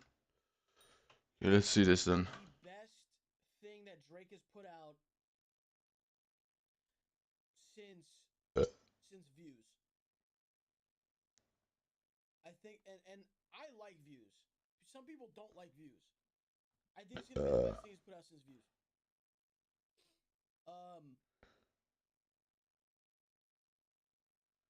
Like I said, Scorpion, dude. People just shit on Scorpion, bro, because he got dissed by Pusha T, and then that was just, it was weird. Okay, so how much do I need to be everything? I'm looking at Drake's albums in order. Okay. Let's just have a look here. Okay, so Dark Lane demo tapes, that doesn't count as an album. Care Package isn't an album. Scorpion, More Life is not a studio album. Views came out in 2016. I think it's gonna be his best project since Views. I truly think this, bro. I truly think this, bro. Okay, so Scorpion was good. I like Scorpion, and I like More Life. But I'm saying, I think it's gonna be better than More Life, bro. That's what I'm saying. I'm saying it's gonna be better than More Life. Hey yo, there's also people who don't like More Life, which I don't know what the fuck is wrong with you. I don't know what is wrong with you, bro. Seriously. First of all I gotta do is play one song of More Life. I'm gonna play the whole song. That right there makes that better than most of your favorite artists' best album. I'm gonna be honest. But yeah, there's a lot of just good songs on here. And then what else? So Scorpion, a lot of people hate on Scorpion, bro. Scorpion was actually like good. Like there's some. oh man, this is gonna be difficult here. There's so many songs. Like there's literally what 25 songs. The song with Jay-Z I don't like.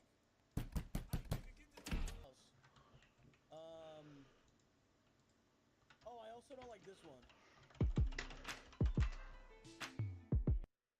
Turn into the road. I like every song on this album.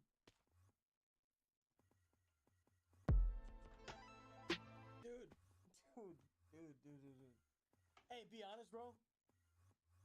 Be honest, dude. When a Drake album starts and you hear that intro, there's not many things that hit the same, bro. I'm gonna be honest. Like, when out of nowhere you put this on for the first time and you hear this.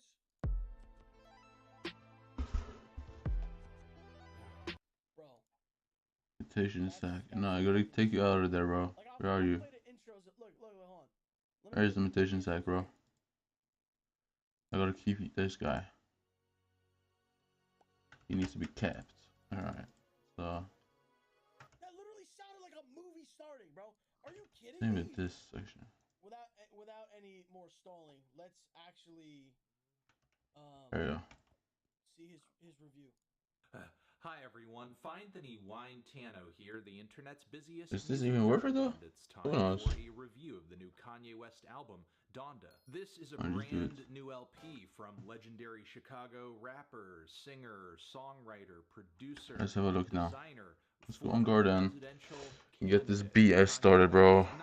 Oh man. On this thing, as I think Kanye West has a reputation that precedes him at this point. Most people have their own perception of him, including me, and I'm not seeking to change that in this review. But I do have some opinions about his new record here, which had a pretty dramatic lead-up. There was a announcement, then followed one release. Hey, I need to say something though, because I'm looking at the state put. Did I not have a flint and peel? Whatever he's reviewing right here. Where did it go, bro? It's literally just a black box, right? This is how literally delusional some Kanye West. Notice I'm saying some. Get some sack. Iron ingot one. Sack. Saying that this, like, Okay. deeper meaning than what it is. This is a by far So sad. cover than CLB. Bruh, this is a black box. I don't care if Drake fucking put a rubber ducky on, like, just threw a rubber ducky on the floor and took a picture, bro. Anything would be better than this. This is nothing. This is the definition of, this is literally nothing. This isn't anything. But dudes are really like, bro, this shit's better than Drake, bro.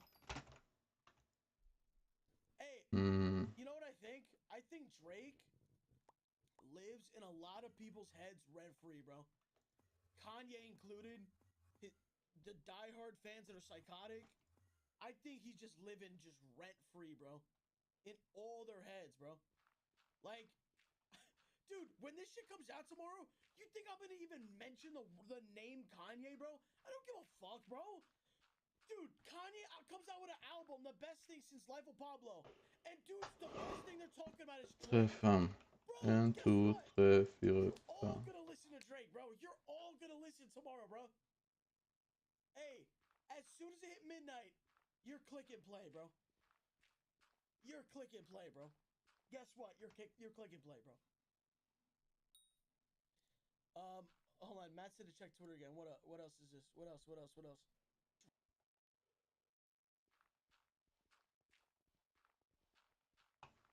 Is this right? I think so. It's 4 here. I'm gonna try anything to boost those numbers. 1, 2, 3, 4. Hey, listen. Wait, no, those didn't matter. Wait. What did this guy just say? That's weird as fuck. 1, 2, 3, 4. Right? Okay.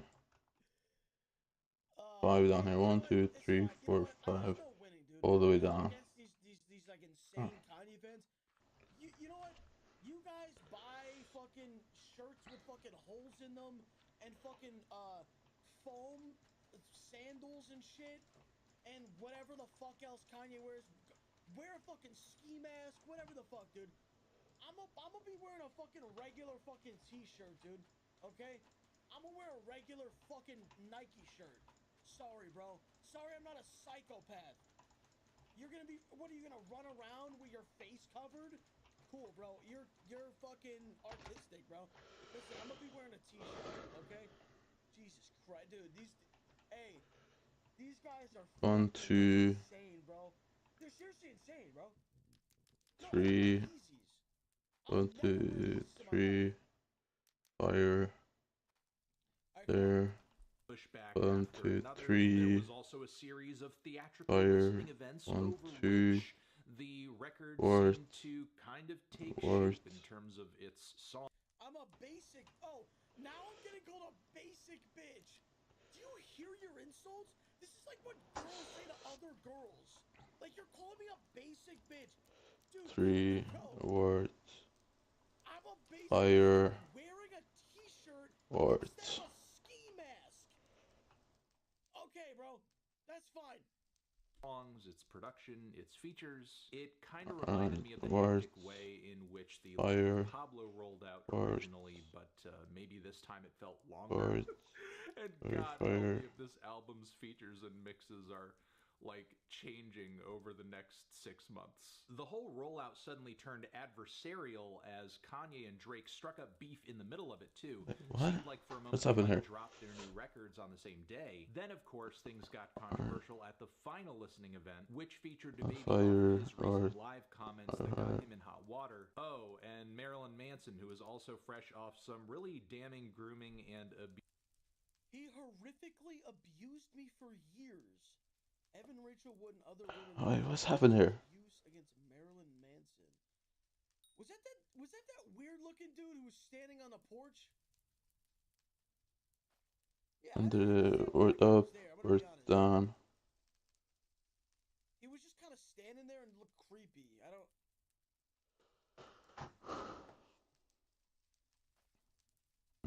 Fire, fire, fire. Fire. Okay.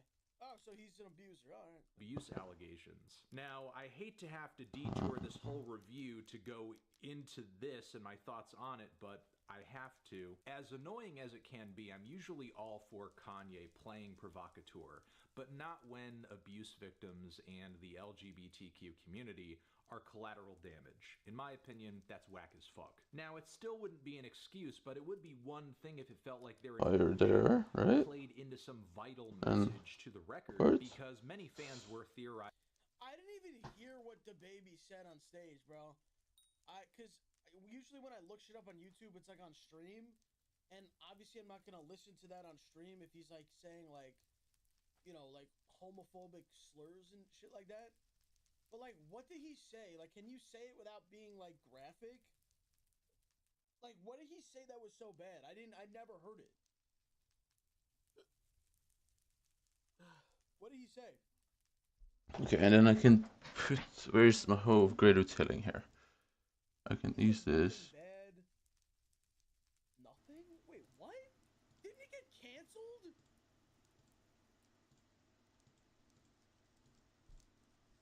He said fans don't have AIDS, they're classy gays.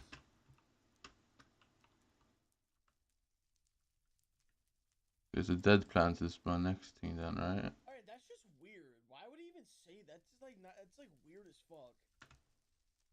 Just put seeds. I don't know. He didn't. Okay, well yeah. Hopefully he didn't, because that's actually creepy.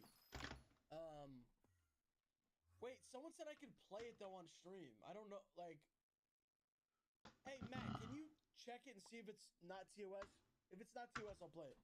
It may have had something to do with forgiveness and sin and cancel culture. But if that was the intent, ultimately, there was no real follow-through on that message. Manson and DaBaby only They all need to just live here and die, right? And then I get dead on plants. the end of the record. If they were central to some kind of idea Kanye wanted fans to take away from Donda, I don't think they would be used as live show props, headline fodder, and just, you know, bonus material. Now, if you're familiar with Kanye's back history, you know he's not beyond cringe-inducing promotional stunts and tacky moves. And easily this was one of the tackiest and most transparent, and I hope this is the last time I have to say that. So we are finally on the other side of this wall of flames with the album. 1, 2, 3, the album is 4, 5. And of course, it's huge, it's long, it's a massive project, which I don't ultimately see as a bad thing, because after Jesus is King and some of Kanye's very public mental health struggles, I was worried we wouldn't get another record from him over a half an hour long for a while. And I'm actually shocked. I really don't like this shit, bro. This is very dead. Because between the rollout, the stuff with Drake, his separation from Kim Kardashian, there's been a lot to knock Kanye off of his balance. But that being said, this record is not without its flaws. Kanye clearly lacked the wisdom to edit out or shorten some of the more inconsistent or indulgent moments here. I will not go as far as to say this record is bloated, as some people have, but the extended outro on God Breathed just seems kind of unnecessary, even after having listened to it multiple times. Baby. That's actually true, bro. That's actually true. And I didn't even know which song it was, but if this is the song, then that is actually true. Because I remember listening to the album and being like, dude, why is there like an instrumental for like... I think it was like 3 minutes. Wait, is this the one? Breathe on this. Me, trust me, I know. If you was here.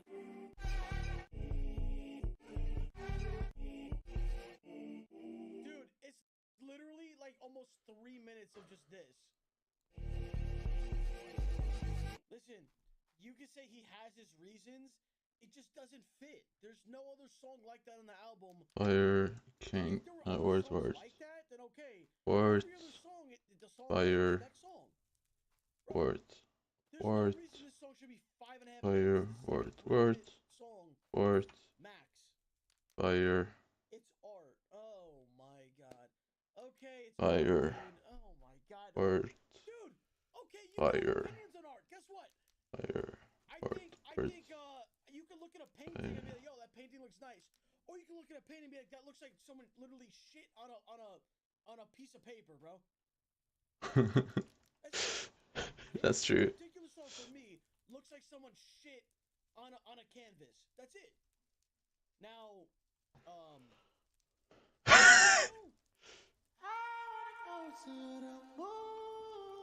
that's a masterpiece, in my opinion. But that's just my opinion, though. It's art, like you said. So it's not. There's no right or wrong answer. It just seems kind of unnecessary, even after having listened to it multiple times. Baby Keem completely derails what would otherwise be a pretty great highlight on the record, delivering a verse that can't quite seem to get started or find any sense of direction. Sometimes he even has difficulties delivering a coherent thought. Tame Impala, bada da bing. Okay. Then the track Junior runs sort of. Dude, I like Baby Keem. I don't know what he's talking about. What? I don't know. I don't. Am I missing something here? Like a Playboy card. Here we go. Where's this one? This should be overuse of ad-libs, and of words, course, Cardi is right? on this track Words. as well. Personally, I don't mind Kanye trying this sound out, but I think he kind of already got away with creatively hijacking it on Off the Grid to a degree. Playboy Cardi is on that track, Yeah, there you go. and that song is killer from front to back. I think this was just kind of an instance where he should have quit while he was ahead and just moved on. Hey, dude, why when people try like different sounds and stuff, or do things that they don't usually do, or like they get inspired by other sounds, whatever? Why is it like called like hijacking and like all this crazy shit? Like, dude, everyone who does like especially like in rap, like everyone is like taken from each other and shit. Like, there's no one person who like doesn't sound like anything else ever that's ever come out. Like, it's just literally not possible. It's impossible, bro. You know what I mean? Let's see if this works. What are you making? Bro, I am making some garden greenhouse creation on Ironman because I need stuff. I'll go on my main profile now. Literally Drake's career. There we go. I need to do Diana again. Rent free in these dudes' heads. You're such a Drake hater, but all you talk about is Drake. No one's talking about Drake, bro. Take me to the moon. You'll be press and play tomorrow at midnight. You'll be press and play.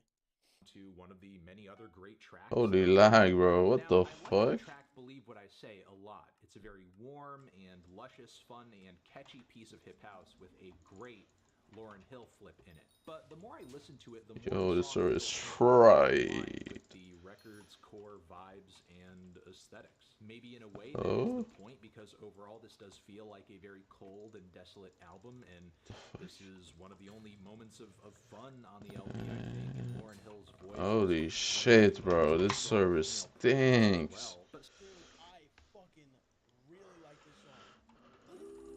Yeah, I really like that song. Hey, I saw a TikTok though.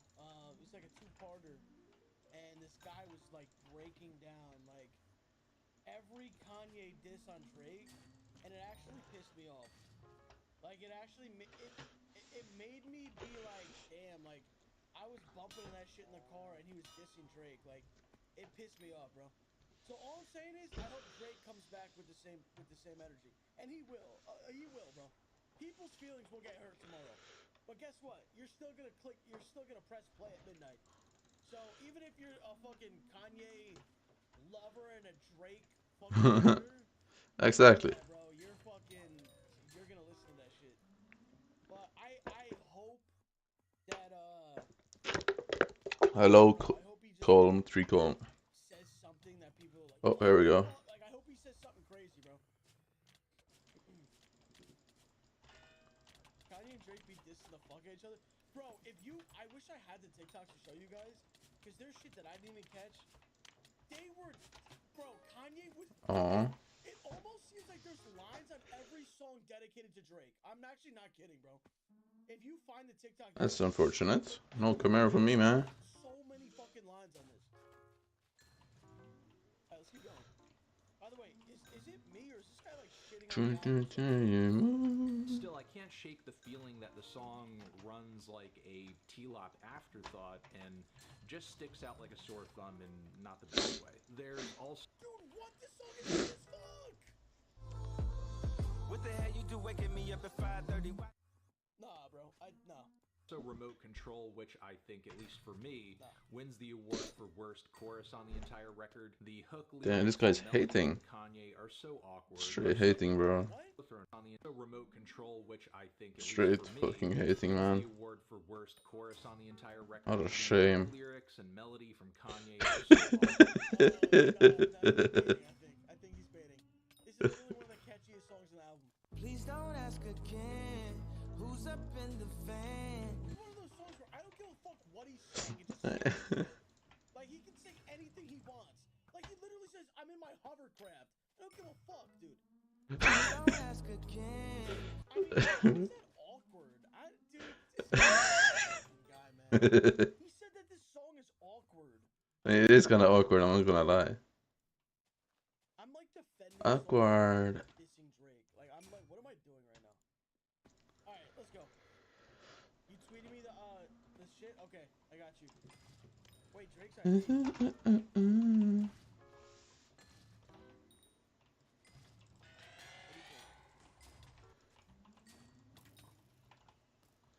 Oh,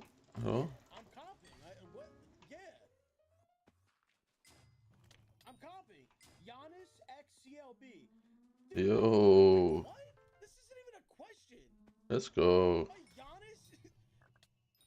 Bro, nah, dude. That's automatic. It's literally automatic. You're a man-child. Pig flyer. Well, listen, dude. You know what? When people call me a man-child, to be honest, I'm not insulted by that. Because I'd rather be a man-child than be like some like boring, like old, like adult. Or, you know what I mean? Like, I'd rather be a man-child. Like, let me be a man-child as long as I can until it's like really like it's bad type shit, you know? There we go. Like Come I'm here, come here, come child, bro. I don't care. Come It's here. not an insult to me. That's literally not an insult, bro. You're pushing 50? Yeah, Fuck. being Nothing. in my mid-20s means I'm Nothing pushing again, man. Okay. Alright, bro. I'm pushing 50. I guess let's just double my age. I guess. Damn. Okay. Alright. Hey, you guys who are the 17-year-olds in here, you're pushing 34, bro. I'm just letting you know. You're pushing 34. Damn. Are so thrown together. I'm just so not into this one. Even a decent Thugger verse cannot save it. Shout out to Video Game Donkey though for influencing one of the weirdest anomalies to ever crop up on a Kanye album at the very end of the song though. I am a glab glab glab glab glab glabby glabby glabby glab. Damn.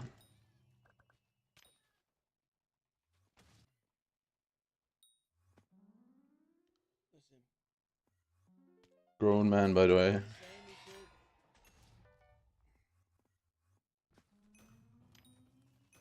I've already seen him review other Drake albums. I've seen him rank Drake albums.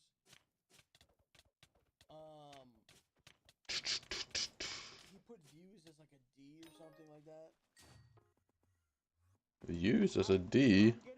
Oh, how? When he reviews the Drake album, I'm probably How's that even possible? angry, and I'm gonna need to break something, dude. I might bring in the punching bag and just put it in here. Like just for when we watch that, whenever it is, days from now or something. I don't know. Then what is the track New Again? I mean, I love the intro to this track. I kind of get a graduation vibe off of it, but overall to me this feels like a piece of Christian EDM with Chris Brown. Yes, Chris Brown is on this track. Reminder that the concerns Marilyn Manson stirred up with his inclusion on this record also still apply to Chris Brown, who continues to get features industry-wide at this moment. Then there was also the track Tell the Vision, which in my opinion just did not need to be. We know most Kanye albums aren't just an artistic statement or... Listen, if Chris Brown is still hitting women, and this is like a confirmed thing, because, you know, anyone could just make an accusation, but if it's confirmed, yeah, this dude shouldn't be, you know, in major songs and shit. He just, I mean, what the fuck, bro? We don't hit women, bro. It's been confirmed for years. Well, I'm saying if he's still doing it now, the incident from years ago, like 10 years ago or whatever, you know, I think he was literally canceled for a while. If he's back doing it, bro, he should be done, bro. That's it. You don't hit women. That's it. This isn't even a debate. I don't even know. If people are debating this, I don't even know what you're doing. Or a singular vision, but also a reflection of hip-hop's current landscape. He tends to pool a lot of the newer talent that's out there right now. So with that, I appreciate Kanye wanting to work some kind of like Pop Smoke tribute into this record at some point, but I feel like this is not it. Not only do the swear edits in the Pop Smoke vocal in this interlude sound really awkward, but the ghostly manipulations of his voice just come off really odd. The whole instrumental doesn't really bring much of a vibe or a groove. I also didn't like the Pop Smoke thing. Is this it? Look, mama, I made it. Look, I remember the day. I actually hated that, and I don't know why he did that. If he made an actual song out of it, and and then had Pop Smoke in it, then it would be Ooh. good. It's just Same fit 4 weeks straight. I used to eat 50. that just to me is like you're like using Pop Smoke. Like you're just using Pop Smoke and you're just putting him in there just to like, oh, Pop Smoke's on here. Like that's just what that is. Like it's just I don't Sure. know. I don't like people using people who are, you know, no longer with us. Like unless it's you made an amazing song With him, something that featuring, you would want yeah. to be a part of. I just don't think Pop Smoke would want to be doing this. Like, I don't know. Yeah, I don't know.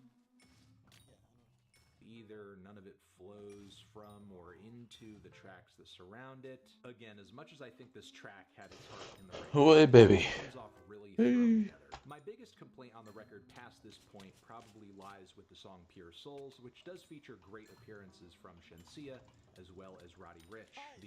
Dude, Drake, dude, this is literally rent-free. How is everything I'm saying you're mentioning Drake? I know Drake had Michael Jackson on a song. I know. Away, baby. I'm not defending it. I don't like putting someone on a song that is no longer alive. I don't like it, bro. But what I would say is I feel like some rappers use use people. Like Michael Jackson's a fucking legend. Like, you know, he didn't like. It's one thing if he had just died and then Drake did that. Michael Jackson's been dead for years. You know, I just don't like when people just like, oh, like, you know, there were like so many shits with like, you know, Juice WRLD when he died, and I don't know. It's weird. And as much as I don't like Mac Miller, I don't like Mac Miller just randomly showing up on a song. Like, didn't like Ty Dolla $ign do a song and like Mac Miller's like on it?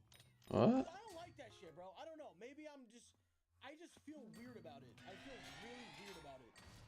Oh yeah, X, Away, baby. X, bro. So many times they did the X. So many fucking times. And that dude like was like a fucking like an artist. Like I doubt he'd be okay with number one his albums that came out, and then the features that he was on. I doubt he'd be okay with it, bro. All right, let's go. The organ chords on this track are great. The instrumental is generally impressive, but at the midpoint, Away, baby. into Kanye's verse, I think it's his least interesting verse on the entire record.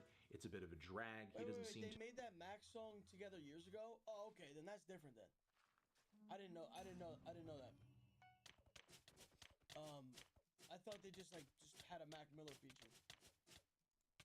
Know how to end it at Away, one point. baby. He kind of starts off by going through his past and his retail addiction, and then goes into some singing passages from there. And intentional or not, I'm just not crazy about the audible crackling due to Dangerous. track on the back end. So yes, when it comes to this record, I have complaints, I really do, but I also have a lot of praise for this project as well. Yeah, it's kind of a mess, but I also think it's leagues beyond Jesus is King, and it's kind of what I wanted out of that record to begin with. As I said in my review of that album, it didn't so much feel like an expression of Kanye's faith as much as it felt like an extension of the mental health struggles that Kanye was having on his records just before that, but with a religious angle. But Donda, by comparison, runs like a much more thorough and sincere vision of praise. However, with that, don't expect Kanye's religious convictions to become any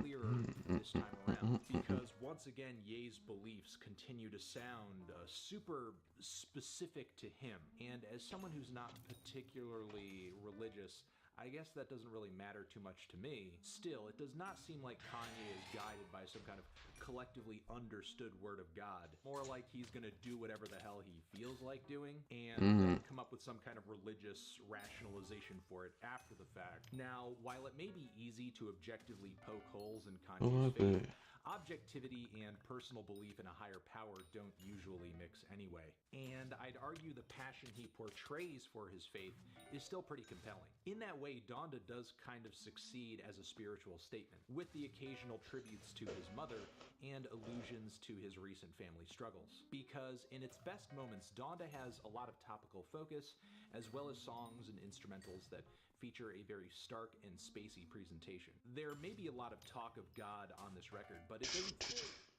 Dude's in here, a guy just said, Donda washes CLB. This is why tomorrow when we're listening to the album, we're gonna be in emo mode. It's dudes like you. You automatically are done. Like, you can't say anything anymore. You're just saying shit. The album's not even out, and you're saying Donda washes. Dude, trolling or not trolling, you're an idiot. You're just an idiot, bro. You're not about to sway people's thinking. Dude, you know, like, a lot of people get swayed, bro. A lot of people see a majority of people saying something, and then they believe it, bro. It happens to a lot of us. You know, when you go, baby. say you're about to watch a movie. Before you watch the movie, you look up the reviews. And let's say the movie has like a fucking 20% Rotten Tomato. You're gonna go into that movie, and you're gonna be like, yo, this shit's gonna fucking suck. And you're gonna view it like this shit sucks. You could go into a movie, it has a 99% Rotten Tomato, and you're gonna go into it like being like, yo, this shit's about to be crazy. Dude. Same thing with music.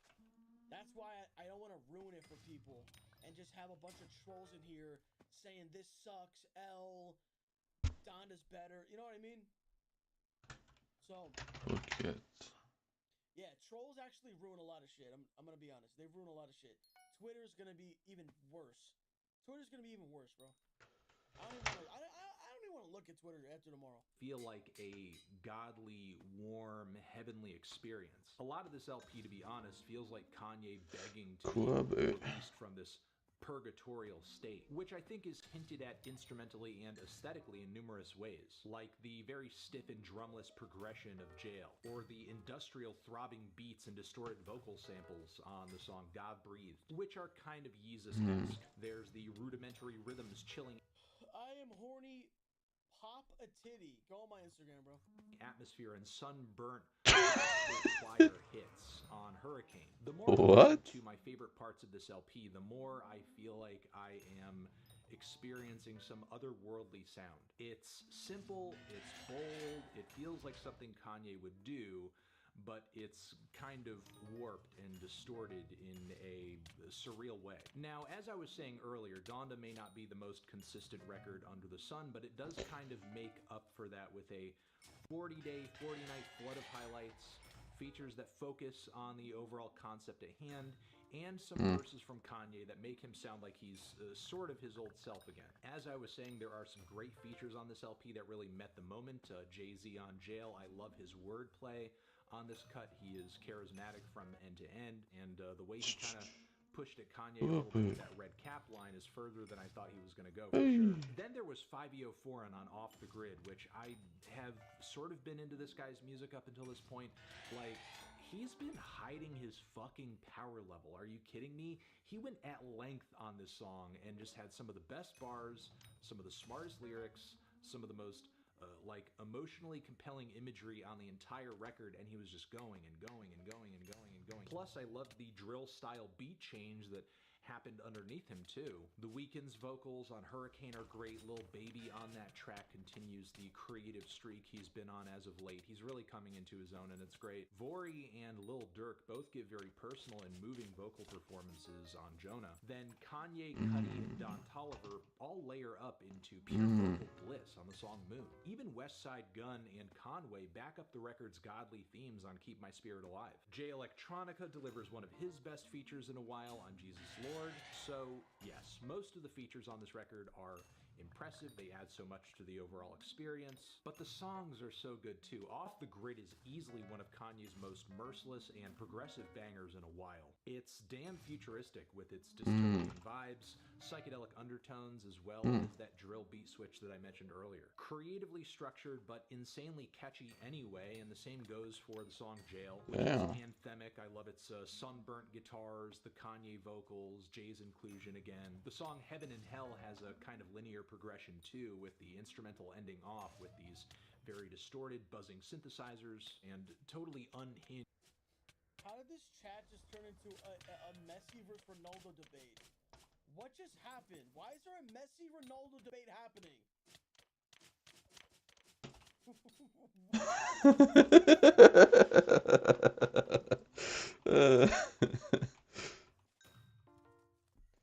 Messi's better, bro. Hinged, Kidsy Ghost style ad-libs. The gorgeous, gorgeous melodies and pristine atmosphere surrounding the song Moon make that one a stunner. And talking about stunning, the song Come to Life, which features all of these very fast, propulsive, minimalist piano layers. Jesus Christ, the way the track launches upward, it feels like experiencing the rapture, and then the very chilly, airy, floaty No Child Left Behind is sort of like the aftermath, the calm. Dude, David Beckham is better than both of them, bro. After the storm. What? And between these tracks, I do just want to comment and say, like, Kanye's clearly been working on his singing at least a little bit as of late. There are moments where his vocals can be a bit off, like on Pure Souls, but like when he's on, it's some of the best Oh, ever done on what record. the fuck?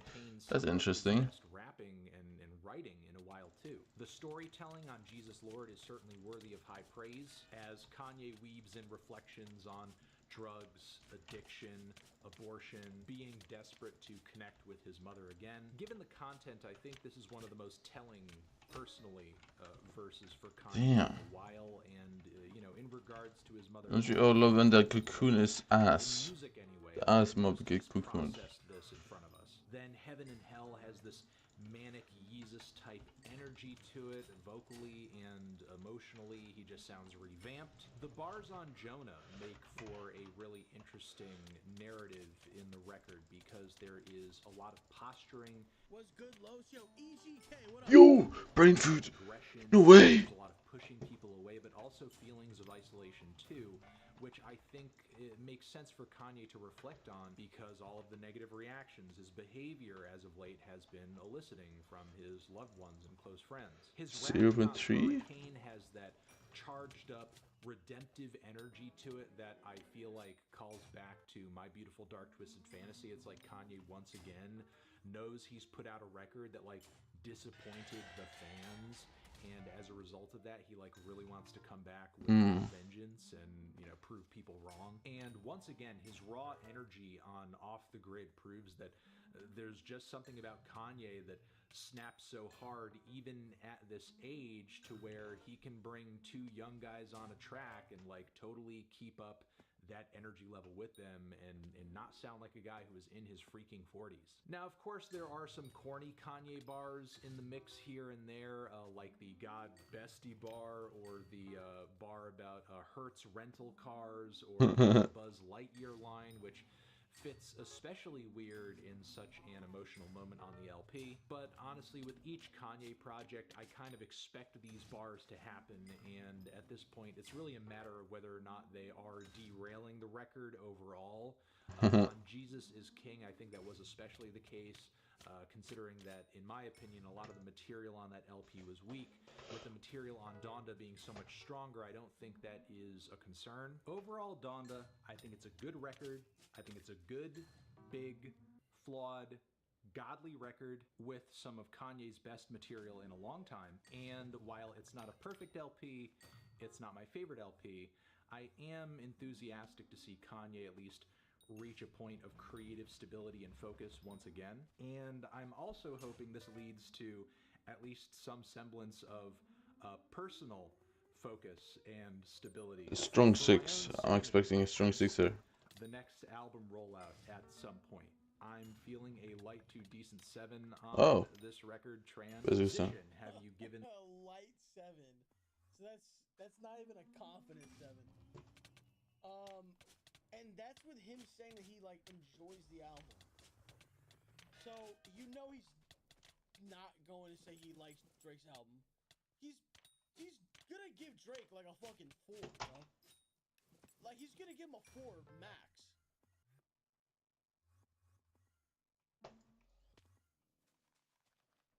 gave My Beautiful Dark Twisted Fantasy a 6. Okay, well, okay. Listen, this guy is a genius because he deliberately, like, let's look at, okay, I'm just guessing there's a couple thousand comments right now. Let me see. Oh, a couple thousand, 5,000 comments. Dude, he's not gonna sit here and say what you want to hear, bro. He, like I said, first of all, fuck this Hi, plays up. Drake, but I will acknowledge he's a genius because he'll get everyone in the comments going crazy, people talking about it. Oh, hello. This fucking idiot rated this fucking album. Oh my, dude. If he came out here and just sucked off Kanye, no one would care. If he came out sucking off Drake, no one would care, bro.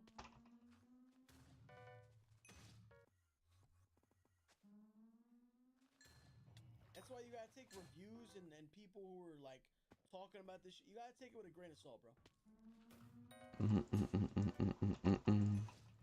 This is completely unreviewable trash, and here's why. Question: what is even the purpose of a music review in the first place? I can say, at least in terms of my own intent, that when I do a music review, I hope to achieve a couple of things. One, give the viewer pause and cause them to think about why it is they do or don't like the piece of music or art that I'm doing a review of. Or two, excite people to give the music that I'm talking about a try. Those are the two things I want to do.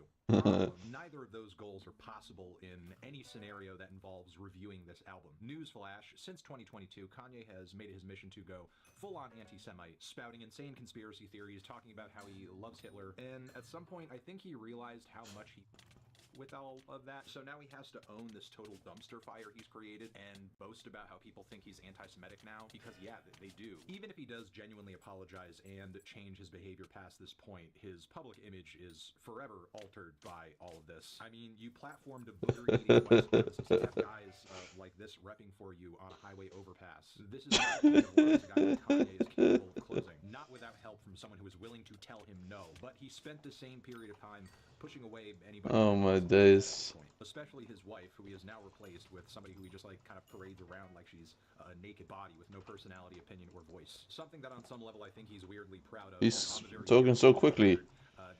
How is he so just a reference, which is maybe one of the grossest and most dehumanizing things Kanye has said about a woman on any of his songs, and it's being directed at his wife. So this trajectory Kanye has been on as of late has left him with an interesting mix of fans. One, hateful psychos that actually agree with some of the stuff that he's been saying, and are actually in my Twitter mentions theorizing that I'm a Jew, and that's the reason I don't really like music.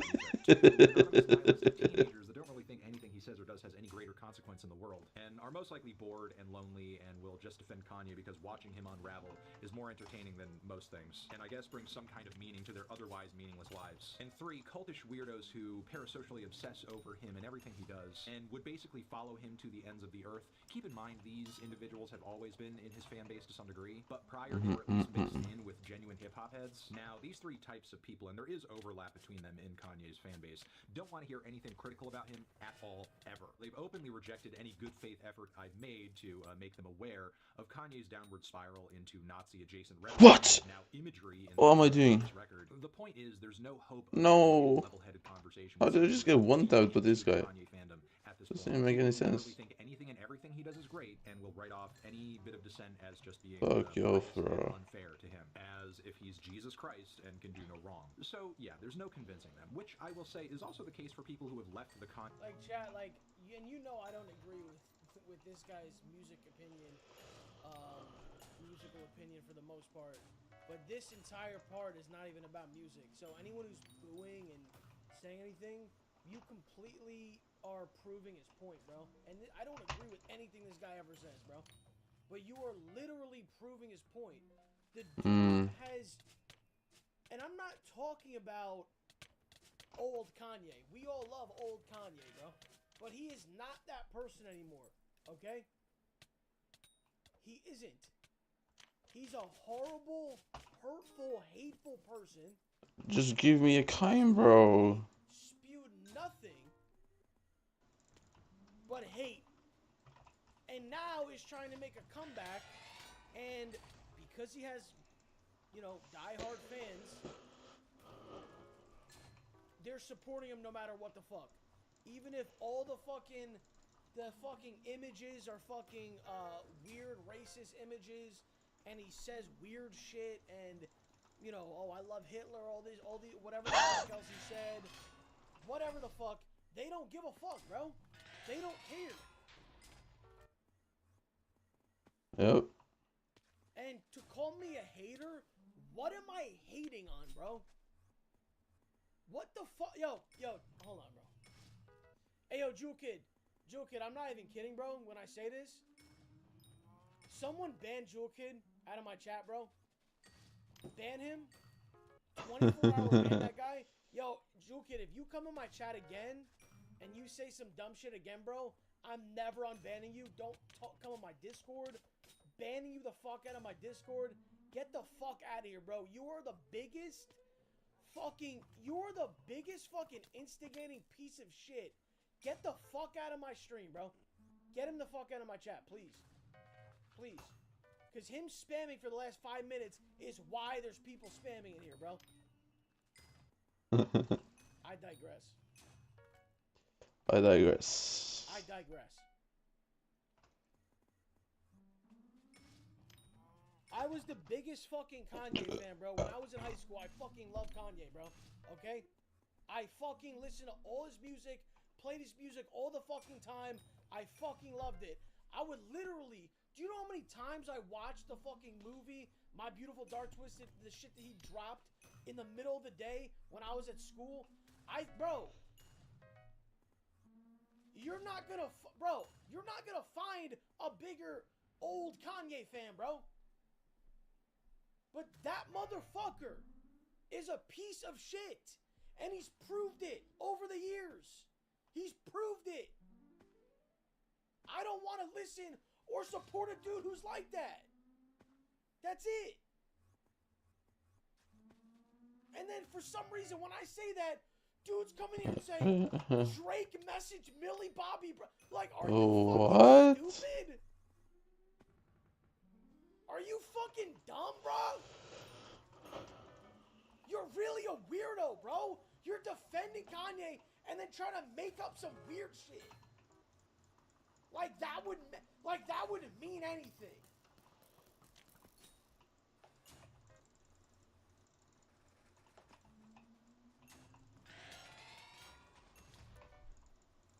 Weird as fuck, bro. Weird as fuck, bro. Kanye reservation over the past several years, because there are a fair share of people who are validly pissed off about everything Kanye's been saying and doing recently and feel like it's totally beyond the pale. And even if this record was somehow good, what am I supposed to do? Tell the Jews in my audience, oh, come on, man, he didn't mean it. It's not so bad. He's just a little crazy, that's all. Especially since he's not doing anything to gain forgiveness. He is very apparently not sorry for anything he's been saying or doing. And the apologies he has given aren't worth a lick of shit, because he'll think nothing of Jesus Christ, Hitler, yay, sponsor that, not too long after. Now, bro, Bernie, like you're starting to piss me off because we get it, bro. You like Kanye. You're talking about Fantano reviewing other. You're missing the point completely, bro. Now you're mad about Fantano's inconsistencies, but you're not mad about Kanye though. Like you're literally who he's talking about, bro. I don't give a fuck about this dude's consistencies, bro. His consistencies. I don't listen to his reviews. So I don't give a fuck. I don't care what he reviews or doesn't. You already know. I already know that I don't agree with this dude. Okay? So you being like, oh, it's consistency. That doesn't matter. It doesn't fucking matter. Just because someone's being... Dude, if he's being the biggest hypocrite ever, does that make what he's saying wrong? Does that make what he's saying wrong? Like, answer that question.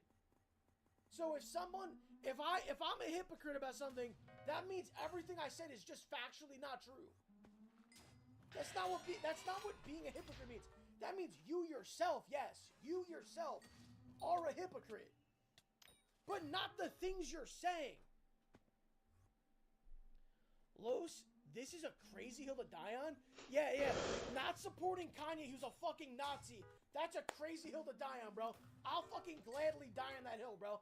I just said that I fucking miss old Kanye. I loved old Kanye. He is not the same anymore, bro. He's a fucking literal Nazi, bro.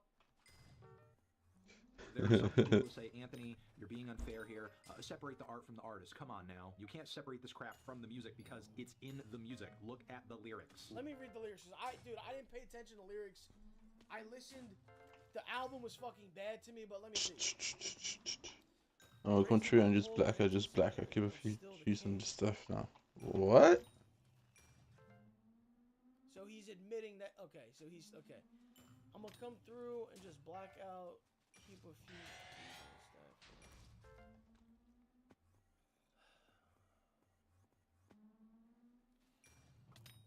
How am I anti-Semitic? I just fucked a Jewish bitch. What? Scooter's bitch and we ran her like the Olympics. I mean, listen, bro. Listen, if this is the shit you want to bump, and this is what you fine, bro. That's fine. Whatever. Do you guys, bro? Do you, bro? Read these words. They have meaning and they are saying things that are not good or normal. You would have to expect me to separate my brain from my skull if you think I'm just going to ignore it. I think this comment here pretty much sums things up. We don't care as long as the album is good. His personality and what he says doesn't matter to me. I only care about the music. How do you penetrate this level of self-imposed ignorance? This person is not listening to Kanye. He's not listening to anything anyone has to say about Kanye. And this comment was posted after the album was released, so he's apparently not even listening to the content of the music that he supposedly cares so much about. So this argument about... This is the shit I was saying earlier about aura, bro. Like, people will just support shit because it, like, looks cool. Like, it's aura. About the actual music. It's not even... Dude, I'm telling you right now, bro, anyone who's supporting this album, I listened to the album, going into it, not being biased at all. I just really... I wanted to hear music, right? I swear to God, bro, I think the only people supporting this just like Kanye. I literally think that's it. I literally think that's it. First of all, half of the songs just sound like random sounds. Literally just sounds like random sounds. And then the other half is just Finally a king. compared to old Kanye. That took some time. And that's an unbiased opinion. That's unbiased. If I'm being biased and be like, yo, it's a piece of shit, fuck this, every song was trash. I'm not saying every song was trash. There were some decent songs. Most of them were bad. Most of the songs were fucking bad. That's me separating that he's actually a Nazi and just focusing on the music. I only care about the music can't possibly be true, especially since the music too is shit. The song Paid is one of the most unintentionally hilarious tracks I think Kanye has ever Oh my god, there's no way I gotta... Bro, are we dead ass? Especially with this trash ass verse from Ye and Ty Dolla $ign. Dude, the song that I kept hearing the snippet of with Kanye's daughter in it, I thought that song was gonna be good. That was one of the worst songs in the whole album. Literally just kept repeating the same thing and there wasn't even music. It was literally one of the worst songs. And I thought that shit was gonna be good. It was bad, bro. It was bad. You gotta just be honest. Go listen to the shit and just be fucking honest, bro. Be fucking honest, bro. It is just amazing. It was Dookie. He's just here to get paid. At least he's honest. Then Back to Me with that Jay and Silent Bob chorus has to be one of the dumbest things. That's another thing, bro. Beautiful butt naked, whatever the fuck. That was fucking horrible, bro. Dude, please compare this shit to old Kanye, bro. Please. Please, bro. I'm talking about every fucking album. Like, this shit made Donda seem good, bro. Like, no. This shit made Donda seem like a masterpiece.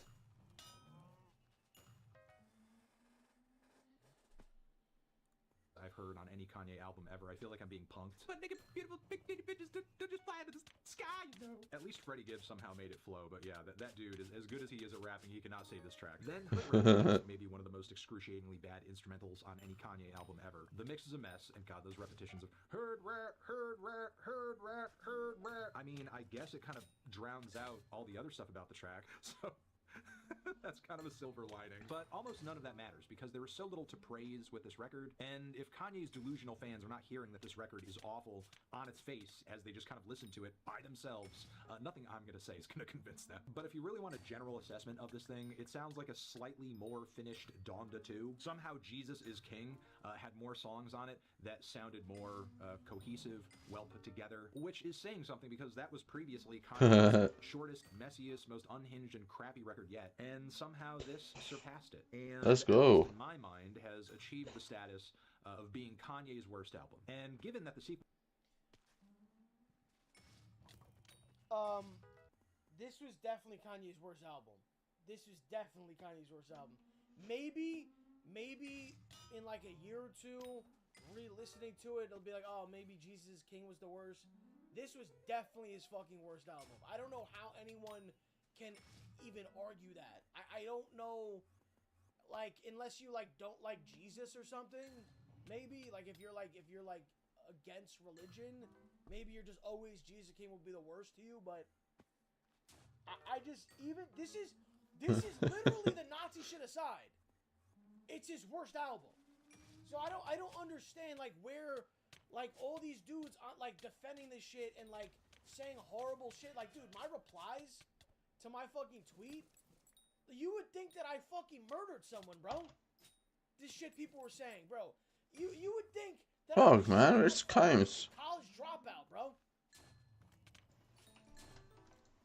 Well, tends to be a step down from the original in Kanye's case most of the time. The rest Damn, of the bro. Pictures series from this point is not looking good. You're a known Ye hater for years now.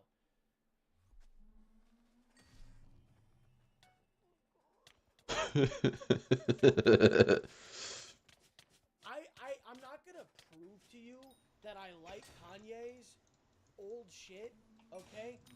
I'm not gonna prove that to you, bro. I don't need to prove anything, bro, okay? If you have watched my stream for years, you know how much I play Kanye and like Kanye. I don't need to prove shit to fucking little virgins who are sitting here defending a fucking Nazi, bro. You think I need to fucking defend that? Fuck no, bro. You want to go on Twitter? You want to go and fucking, you want to die on that hill?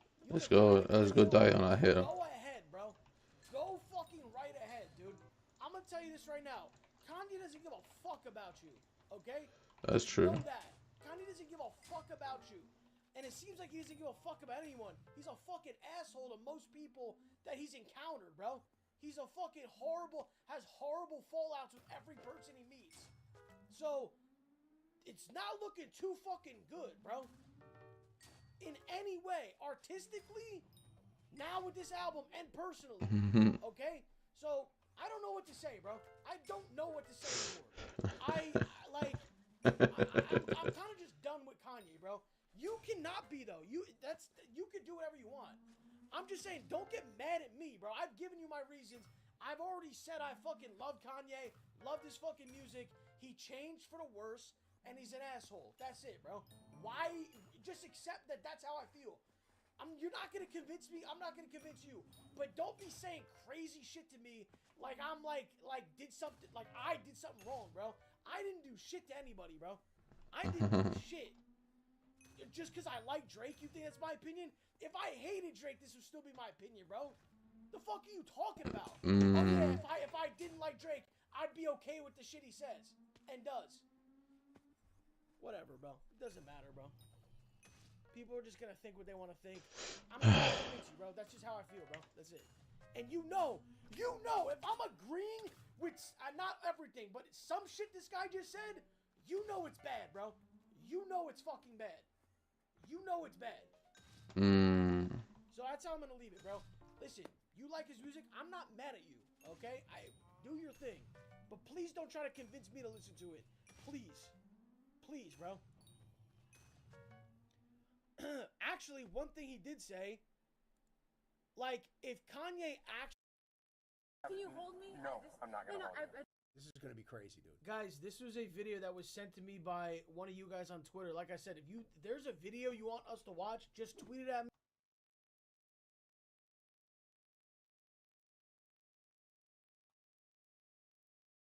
me, DM it to me, Instagram, anything. Let me know. But this one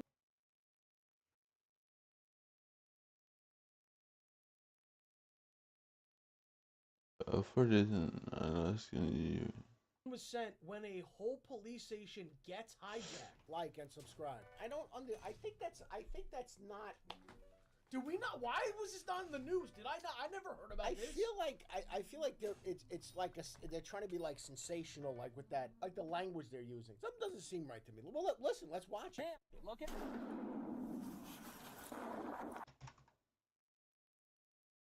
It's like they're trying to be like sensational, like with that, like the language they're using. Something doesn't seem right to me. Well, listen, let's watch it. Look at.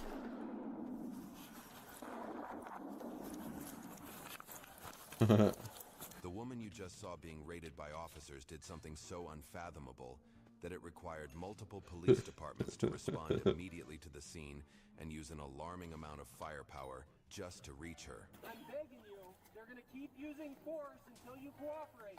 Please. You mean one woman did all this? The disaster began when an One woman caused Wait, this says a police station was hijacked. Yeah, that's what I'm saying, dude. Something's going on here. All right, well, let's see what happens. officer arrived at an Ulta store to arrest 38-year-old Patricia for shoplifting items worth $700. Oh, God. He had no idea that in just a few minutes, she would attempt to steal his gun with the intent to hold him hostage inside his own police vehicle. Wait, what? What am I hearing right now, bro? Why did some guy just ask me to pay for his tuition? All right, well, let's go. I want to see what this chick does. She obviously is unhinged. I gave you so many chances, and I said, please don't try to run. As soon as you walked up behind me, you tried to do that. I asked you if I could please. There you go. Honey, where are you going with the run? No, I really gotta go. I'm gonna pee my pants. You're detained. You're not free to go right now. I'm not trying to do anything to you, officer. Can I sit on the curb? No, we're going in the car. Oh, okay. Sorry. I'm sorry about that. We're going to see now. We have one. Oh, I can move the cones for you. I'm claustrophobic and I have to go to the restroom. Yes, please have Can it. you hold me? No, I'm not going to hold you. No, I will have a panic attack. Can you have a seat in the car, please? I'm not trying to resist. I'm parking. We're in the road. I know. So can I stand here with him and you hold my arm while you park? I promise I won't resist. I just get anxiety and I don't. Well, I understand. You shouldn't try to steal. I know. Here's just kind of a little disclaimer. I'm looking at a picture of Miss Sandoval. It does not look like you. That's me. So it is illegal to give me a fake name. If you got a warrant or something. I understand. I don't have a warrant. That's me. But like, I just. Bro, is it me? But right out of the gate, how fucking annoying is she? Really annoying. But it's like, would she have gotten away with this? Like, would they have given her this leeway if she wasn't a girl? Wait, hold on. Wait. I'm not even. I'm just saying. Even like what she's saying, the way she's saying it, her voice, she's incredibly annoying, dude. All right, let's go. Yeah, she is. I have my short. I just have short hair now. Okay. What are you wearing in the photo? I can't even remember. I think a white Nike t-shirt. So it's the picture. I can see the facial features are different. It's not you. It looks close to you, so you probably use that in the past. It's me. I promise you. But I did steal, and I will take responsibility for that. It's a felony to try to give somebody a fake name. See what she did? She's using a fake ID, and he's like, "This is not you in a photo." Yeah. I didn't lie to you. I'm telling you, that's me. Okay, but you don't know your social. How old you are? I'm 45. What's your license? 45. I can't even tell you that either. People don't know that. I'll dig in Lumen, but she's probably gonna be rolling the county. It's not her. Can I leave this off? I have a claustrophobic so bad, and this like feels like it's something pressing on my chest. I can take the seatbelt off. Yes, please. You want to see more? Please. Okay. I just unsnapped it. Okay. I'm sorry. Watch your toes. Okay. I can't. The other scary thing. I know. The other scary thing about people like this is what's scary. And sometimes you see it like in the movies, but in real life, there are people that are like they play this like really like cooperative, cool. Meanwhile, they're psychotic and diabolical. Yeah. Like they're whack jobs, but they're being like, oh no, like I have anxiety. Like, oh, could you loosen the like, this is all like this is all leading us. She's obviously a fraudster. She's she lied about who she is. She's got fake ID. She's robbing places. She's probably out just all day, just thieving all day long. There's another perfume back there, and I don't want to have to pay Ulta, so I wanted to return it. What?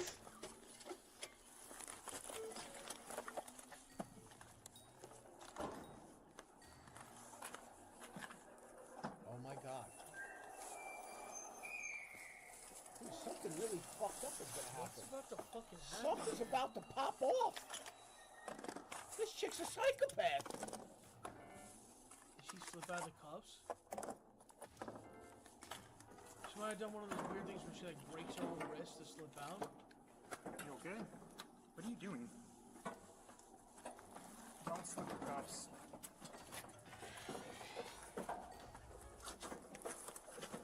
Are you seeing this?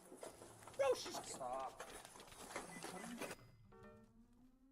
Why would you stand there and let her rummage What around is he in the doing? back? What if there's a What is he weapon doing? or a mace or something? Guy just wrote, "Let me What is? eat her thumb." Guys, please shame this guy, please. Please. Hey, stop. Stop. You have a gun? What? Nope. She has a gun? Just take off and leave me here. Bravo 417, the female just slipped her cuffs and was able to reach for a gun. Let me help go through, please. They never searched her. They never searched her because she's a chick. They never patted her down. She's got a No, he weapon took. on her. She took his gun. He just locked her in the car. I don't know what he did, but what the fuck? Female just slipped her cuffs, reached through the back of my car, and got a handgun. Okay, pause this. Stop. Where the fuck is your Stop. gun? First of all, Oh, it why was his gun. Why would you have a gun laying in the back No, like it's that? his gun. What do you mean it's his gun? It's his gun. He put it in the back. Why would he put it in the back? That doesn't make any sense. I don't fucking know. It's not her gun. No, stop. It's an extra gun. Yeah, they have guns in the trunk. I'm saying, but she just reaches. Let's watch this. Wait, I want to see it again. Wait, go ahead. So, why would you have a gun laying back there? This doesn't make any sense. And where is she reaching? There's a cage there. You okay? What are you doing? Don't slip the cuffs. Bro, how rare is Kaim, bro? What's happened? Stop. Hey, stop. You have a gun?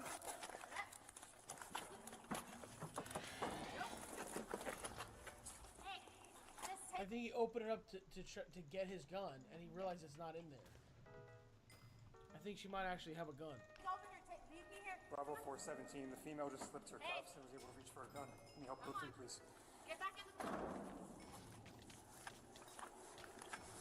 Female just slipped her cuffs. she wearing a reached gun? through the back of my car and got a handgun. First of all, that's the most incompetent fucking cop I've ever seen in my life. Does she have his gun? Is the holster empty? We'll find out. The holster's empty! What is this incompetent son of a bitch? Oh my god! Female has a gun. Yeah, your gun! You stupid bastard! She's Oh my god. uncooperative. She's got a gun in the vestibule. Why did you keep saying a gun?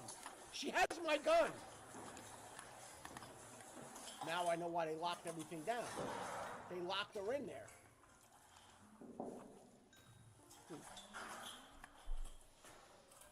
Hey guys, she has a gun.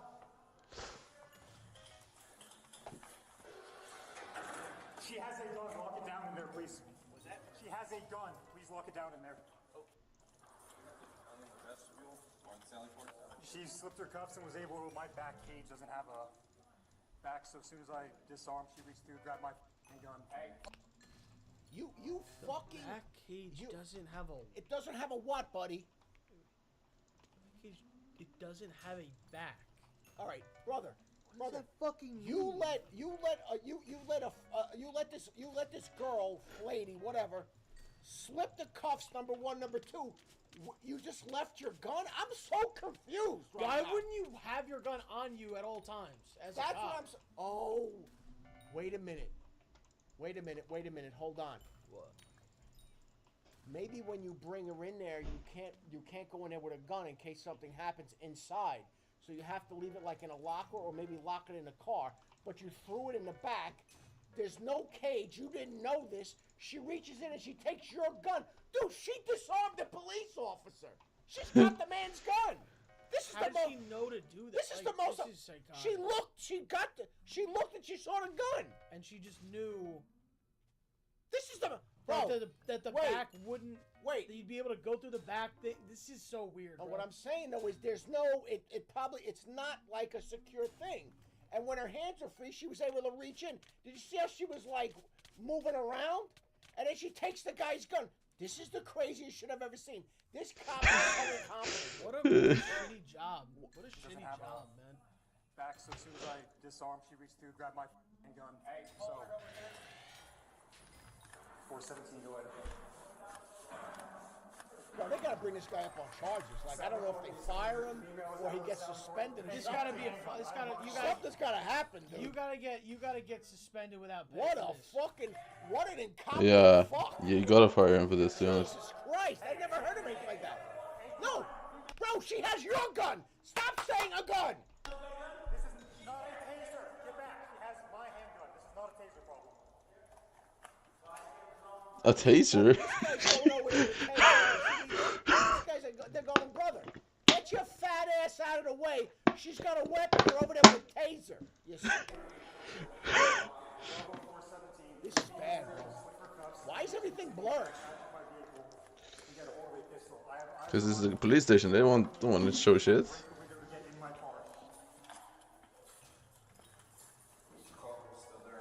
No. Is that vestibule clear? It is clear. There's no one out there except you. Is there any armed deputies in here? Not that one's out there going around. We get lethal out here. Pugs, are you grabbing yours? Hey, unarmed staff, stay back. If you're not armed, stay back. Where is it?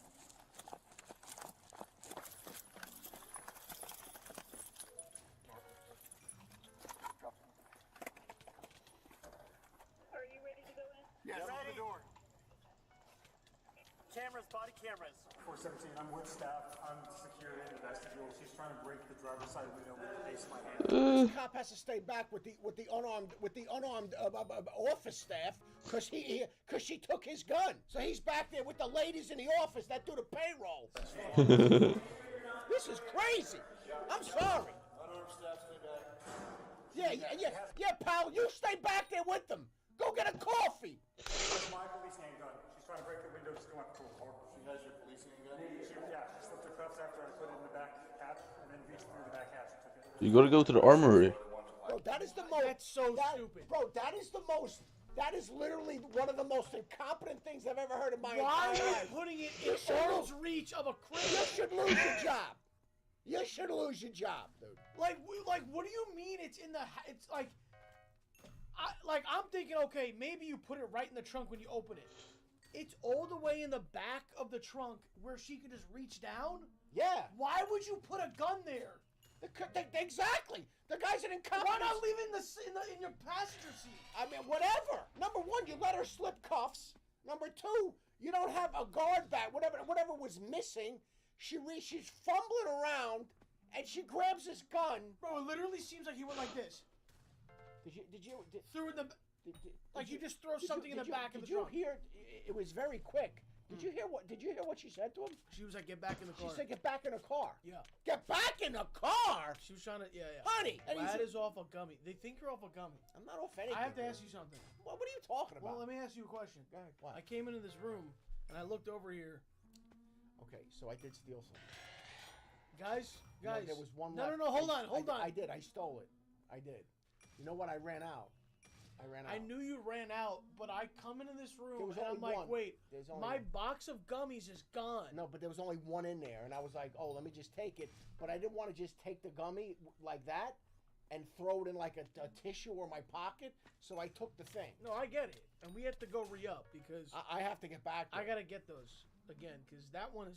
Anyway, last night I took the one. Remember the one that she said that we're talking about the girl from the dispensary or whatever.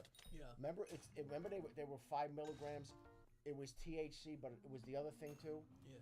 Whatever that is. What's that? CB. What is it? Yeah. Yeah. I took one of those last night. Only 5. 5 is really nothing. No, but you know what though, dude? And you're popping them every day now. I'm not popping them every day. What happened was last night, it was a little late. I took one, and I felt okay. I wasn't totally out of it. I felt pretty good. All right. I'm really okay. Let's go. Right. Yes. Still got handcuffs on? I think you're good. She slipped one handcuff. Although she wasn't able to hold the officer hostage and he safely escaped, she gained access to an arsenal of weapons inside the police unit. Yeah, because I think also there's probably like a shotgun or like like some kind of rifle or something. Because I know every time in GTA you go into the cop, you steal a cop car, you can walk out of that shit with like a shotgun. Yeah. Right, you know what? I'm gonna try to get through this without losing my shit, because I cannot believe the level of sheer incompetence. Let's just go and I'll see if I can get through this. Police to lock down the entire department. Within moments, she broke the rear compartment window, climbed out, and then did something that took the whole building by storm. I got eyes on her. She's got the pistol. I see the light on, I believe. She just goes into the car.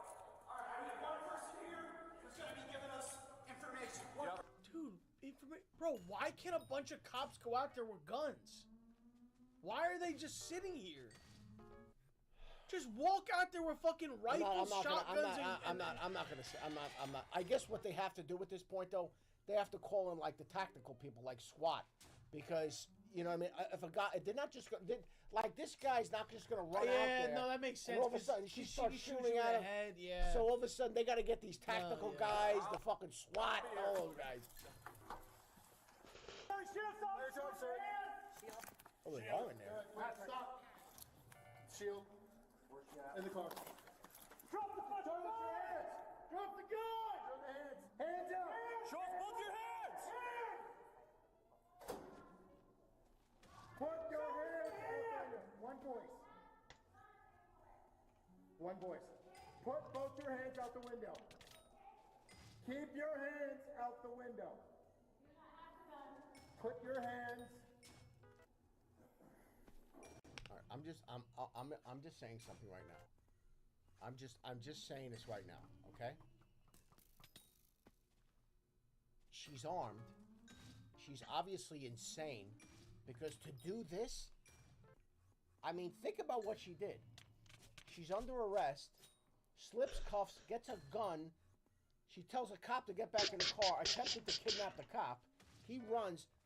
Now they said that she's accessed like a rifle or a shotgun, whatever, from the back. Now she's leaning out. Why don't they just unload on her? Am I? I don't think you She's just start putting shooting. She's putting everybody's life at risk. I don't know. Why? I don't understand why they're just not. Why don't they open fire on her? I'm genuinely confused. Like if right she now. was sitting there with the gun out and shit, you can. But she doesn't have the gun in her hand. But how do you know what she has? Well, she said, I don't have the gun. Oh, you're gonna believe it? She's a fucking psycho liar. I'm saying you could see if she has a gun. How could you? Her back's to you. What? She's insane. Show us your hands! Do it now! Show us your hands! Put your hands in the air or force will be used against you. That's her. I need Quickly. No, she's a psychopath. No, she's gonna. I guarantee you, she's gonna open fire. Climb out the window. Do it now.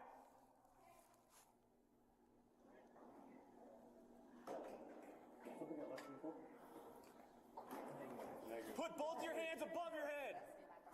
Stop. She's got the gun in her hand. Guns in her right hand. Guns in her right hand. That's what I'm saying, bro. Did this guy keep the keys in it? If this guy didn't take the fucking keys, Back bro. up so we don't get hit by the car. She's driving the car around. Look at these guys. Get into a car. Somebody start. Hey, I'm not kidding you. They look like a bunch of buffoons. They look like the Keystone Cops. Bro, I'm looking at the title of this video. Whole police station gets hijacked. I'm thinking some terrorist group came in here, you know, whatever. This is a single girl that just robbed Ulta for like lipstick and perfume. They lock her up. She masterminds this thing. She slips the cuffs. She grabs the guy's gun. And this. Look how these guys move backwards. Somebody. Dude, this has to be studied. You need to start shooting at the car. Like right now. Why don't they just unload? I don't understand why they don't just unload on. What are you doing? Somebody get into a car. Somebody start heading. Somebody get into a car. She's driving away. We got access. driving away. She's in a locked garage. He goes, somebody get somebody. Bro, whenever you're in a situation, listen to me for a second, brother. Whenever you're in a situation and shit's popping off and somebody goes, somebody, motherfucker, what about you? You're telling somebody. You ever hear that? I've been in situations like that where somebody else, can somebody, bro. She's driving away from one of our SWAT teams. Patrol. She's driving at briefing. Driving towards Sally 7. Now driving towards the Sally 4 door. Do we have anyone out there with a firearm? Negative. We've not been able to establish that yet. Who's the officers that are in by the cell door? Put the Tahoe in front of that gate. Tahoe's open. Tahoe? Go put the Tahoe in front of the gate.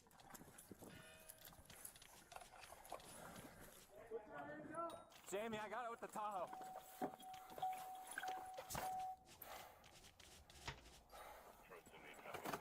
Wait, did I have this? I don't remember. Did I buy Chalice? Put your hands. She's got the gun to her head. She's got the gun. Gun to her head. She's got the gun at her head. Put the gun down. Put the gun down. Shoot. Put the gun down. Let's talk. Do not do that. Nobody wants you to do that. You're not getting out of this area. We're not going to open the door. Put the gun down. Let's talk about this. She's like, I have a gun in my head. Open the door. Oh, we're going to let you drive away in a police vehicle armed to the teeth, lady. Yeah, okay, that makes sense. She must, clearly she had, because she gave the fake ID. She must be wanted for something. Oh, dude, she must be like, this is my last straw, shit. Bro, she's an arch criminal. Because, dude. She's an arch criminal. If you have no history and you just rob for $700, dude, you're, leaving that same day. Bro. You're leaving the same day. She knows she's I gotta be honest with you, and it's what this, and I think Colorado is one of those fucked up states where, as long as it's not over $1,000, you don't, nothing happens. It's like these fucking, I don't know how many these fucking whack job states allow you to do that bullshit. I think Colorado's one of them. So she knows it's over. Jesus fucking Christ. Is there somebody you want us to call for you? Back up a little bit. Back up. Back up. Back up. Back up. Unless she's just mentally ill. All right, let's go, buddy. I got one. I got it. Yep. I'm actually interested in checking stuff on Island though. Do not. Don't pop up. Yeah, there might be some retard shit that might be worth it. Who do you want us to call? No, because now there's a procedure for this. When there's someone who's suicidal, now they gotta act different. Right? So she's not coming at them with the gun being a threat. Now she's doing this shit, so now they're not gonna shoot her. Now they're trying to negotiate with her and help her. Just a smart play from her. How the fuck did she do this? You know what? I gotta tell you, man. All right, let's just go. I don't even care anymore.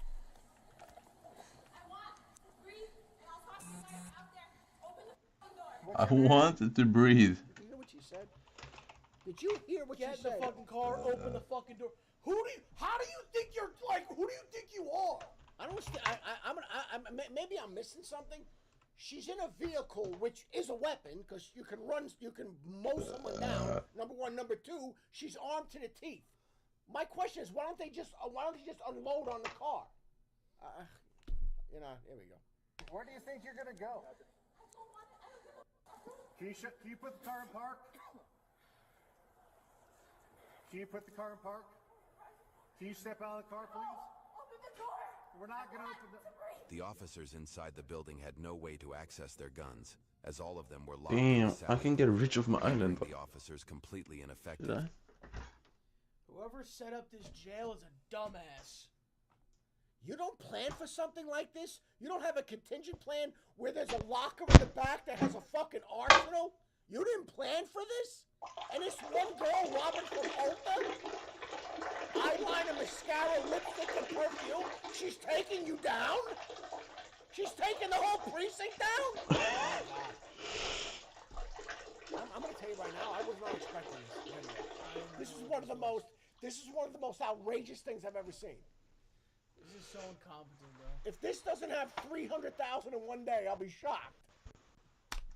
Meanwhile, Patricia was armed and had already begun making her demands. At that moment, police had no choice but to comply until more forces were deployed on scene. Everybody's in here is locked down? Yes. Yes, everybody's locked down in here. I think I should have, if she comes out, I'm thinking I'm wanting a gun here. I know, but we need... I think we need a gun guns are out there. Well, I'm saying now I can bring somebody with a gun in. Yes. Where do you think this is gonna go?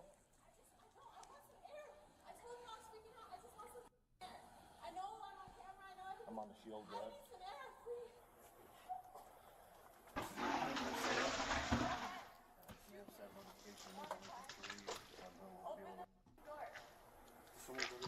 Yep.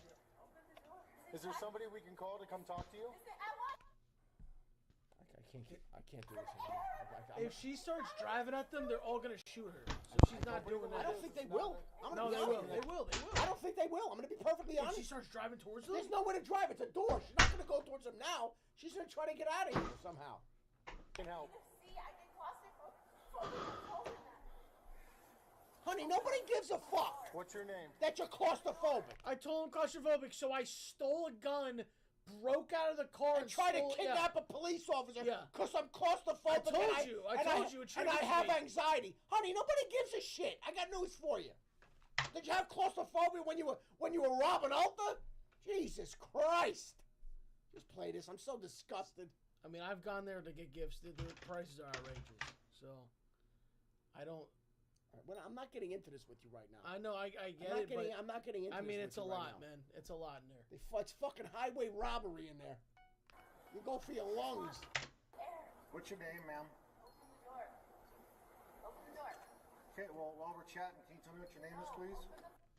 Hey, are you on dispatch or in the jail? I'm on 900 dispatch for patrol. Hey, who's on jail comms? Get everyone out of booking. All the deputies, everyone out of booking. Clear booking out. We're not seeing right now. Our guns are out there. I want you to understand something. The guns are not in there, and I understand they bring prisoners in, and God forbid something happens. I get that, but you don't have a contingency plan. There's nobody. A handful of people have guns. Why don't you call a SWAT team right now? Why isn't SWAT there? Do you know the people that were here today? Do you know any of them? One of them would be the on-call. Ross was here. Do you have his number? I can look it up. But can you call him and just tell him, hey, dude, we need you here. We got somebody who stole a car and has a gun. Yeah. That's Yep. Let me. What's your number? David. You're okay. No, I was just patting you. You're okay. Don't understand. Open this door. Open it. Just open it. We're not. Do me a favor. Take a deep breath through your nose, okay? Air. I'm not trying to harm any of you. I want some air. And a moment. Just breathe air. You guys are recording this. I know. I want some air. And then I will get off the car and let you take me. I just want to sit there for a second and breathe without having to feel the pressure of this place on me. Please. Okay? I'll get off. I'm going to walk over there with my gun in your hand and have to shoot me. I want some air. Drop the gun out of the car, and then we'll walk you out here. I'm not going to. And we'll take you in custody out here. I want some air. You can take me in. I want some air. Open this gate. Okay. But this thing about the air and the claustrophobia, that's all just lies for her to try to just get further. She's a liar from the beginning. She's probably has all kinds of warrants against her and everything else. It's all bullshit. She's probably wanted in 16 states. She's a fucking arch criminal, and it's all fucking lies. Okay, I just want to get some air and I'll give you the gun. Honey, you're going to start shooting people. I'm willing to work with you if you surrender the gun. I'm not going to do that right now until I get out of here. Ma'am, work with us. None of us want to hurt you. Okay, the only way that we can work with you is if you drop that gun out of the door. I'm going to displace back here and come in through the back side of the Connex area and come in so we have somebody behind here also. All right, you're going to have a 40 with me. Calkins has a pepper ball right here. You're going to have a 40 or you're going to have a lethal with you? Yep, I'm going to have a lethal with me. Do you want me to take Kubiak since he's at a play right now? What's your first name, ma'am? Somebody who's not in training. Okay, no problem.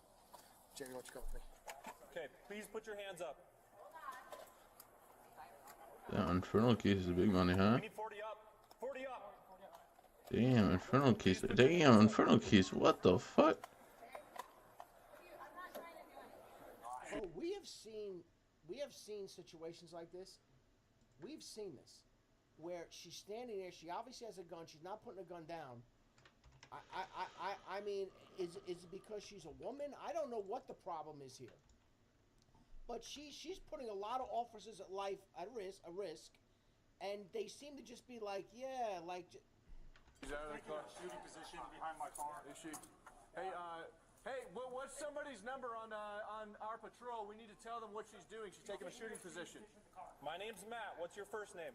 Switch with me.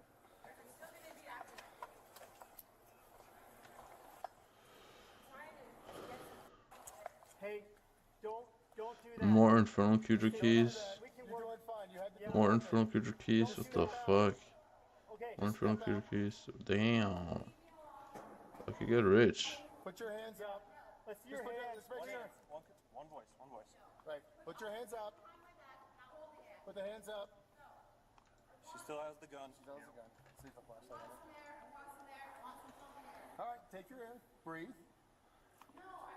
Just breathe. You're fine. You're fine. This door's open. We have some air for you. I want some fucking air. This door is open. We're not going to let that happen. We gave you some air. We gave you some time. I'm so frustrated and angry right now. I'll put the gun on the dashboard while we drive right out there. I'm not using it. I want some air. Okay, put the gun on the dashboard now. Gun on the dash now. While the negotiation team tried to calm Patricia and get her to surrender the gun, officers inside the building began bringing in armed personnel through alternate high-security entries. Given the severity of the situation, they had to move a large number of suspects from their current cells to another secure location. Just because a girl is standing in the garage, you had to start moving prisoners to the gymnasium. I gotta tell you right now. This, to be quite honest, this has to be, and I would like to get I would love to get the perspective of a police officer in this situation. Like, why are they doing this? They seem like the biggest incompetent group of people I've ever seen in my life. They're moving personnel into gyms. Why? Like, bro, she can't get into the jail unless within that car has the shit to get into the jail. Because remember, he was knocking on the door to let him in. He couldn't get in. I think it's because he left the shit in the car. I think we're overthinking this so much right now. I think we're just overthinking this. And maybe it is a situation. The keys, bro. But what do you mean? What is the keys get you access to the building? What is she gonna do with keys? The keys give you access to the building. How is she gonna get near the door to get in? They're standing there with guns. No. The place that he walked in. Remember when he first walked in and goes, "Oh, she stole my gun." All those police officers don't have guns, right? So if she just decided, "Oh, I'm gonna take the key and just go in there with the gun," she could legitimately kill everyone in there. All right, I get it. All right. Multiple teams of armed forces. No, there's a guard that opens the door. All right, then nothing makes sense then, bro. That's what I'm saying. Then why are they moving prisoners to the gymnasium? I mean, they do let you in. You have to go through a secure thing, yeah. Because in case, what if somebody has a gun to your head or something? So yeah, they do have to let you in. This is the most incompetent group of people. Maybe, and listen, I don't know. I'm not a law enforcement, professional. This just seems so weird to me. Were already on their way and could arrive at any moment. Zebra 47 gave us 17. The fuck is taking him so long?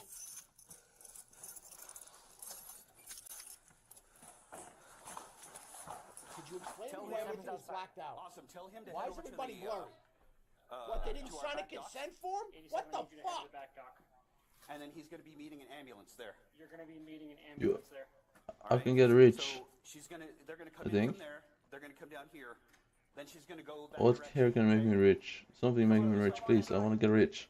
Right over here. Oh. And I've got Deputy Brown there as well for now. My name's Matt. What's your Isn't this soul and stuff? I think so. If this buffoon, I think we just gotta let it play. I'm sorry. Yeah, I know. All right, let it go. Let's I'm just done. let it play. I'm done. Because now I know what you're saying. I'm done. I don't. We gotta like think on it. Doesn't even have to be your real name, but just talk to me. What? Did Justin Skeeter is worth something? What? I cannot open that door.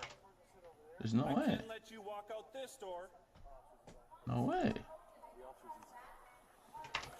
So they're gonna open this bay right here. Turret in the mail for digested mosquito? Excuse me? Why is the ambulance there before the SWAT team? That's not right, The is it? ambulance is there before men with Please guns. step out of the car with nothing in your hands. That can't be right. Let's be honest, bro. It That is just not can't a be right. possibility. There's a 40 that's pretty simple at the car right now. Yeah, that can't be right. That's gotta be so wrong. If you throw the gun from the car, No way to we say can it's open worth that much. door. Put it out of the car. We'll let you drive out. Okay, step out of the vehicle.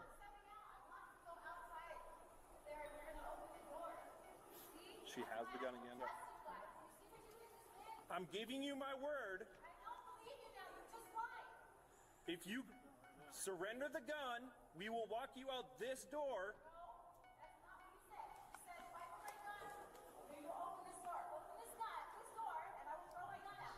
Actually, I said if you throw the gun out of the car. She got the gun to her head. She's got a home scan. Okay, come on out. Quickly, please, as fast as you can that way. What kind of happen to these people? They think they're gonna get out of jail, whatever. In reality, they're just getting moved, bro. She wants us to open this door, which I assume is her going to be trying to blow it out of here. Yeah, no shit, buddy. They're coming out the door. You gonna be cool with me for the walk? Okay. I appreciate it. Thank you. I appreciate it. Watch as Patricia grows increasingly adamant about her demands, pushing officers to consider taking action to get her out of the vehicle, which will soon even see more infancies. What the fuck? And they will not open that door. 40 million in Wolf Ring? We have this door open, and if you surrender the gun, we will let you walk outside to take you into custody. It cannot be opened. Oh, there's some coins in here too.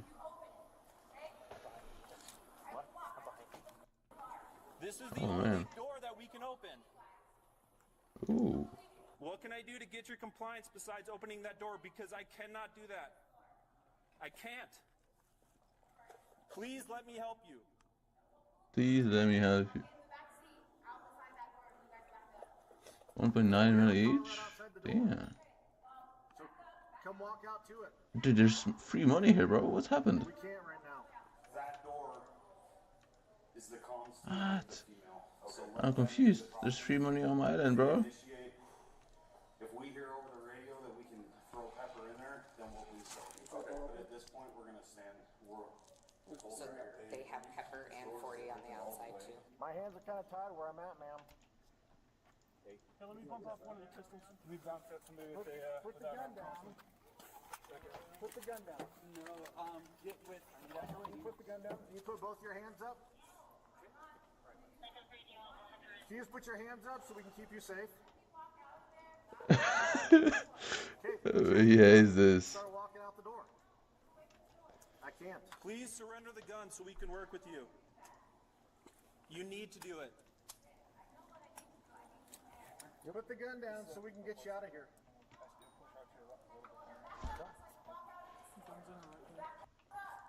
If you drop the gun out of the car, we'll back up and we'll walk you out of this door. First thing you need to do is drop the gun out of the car.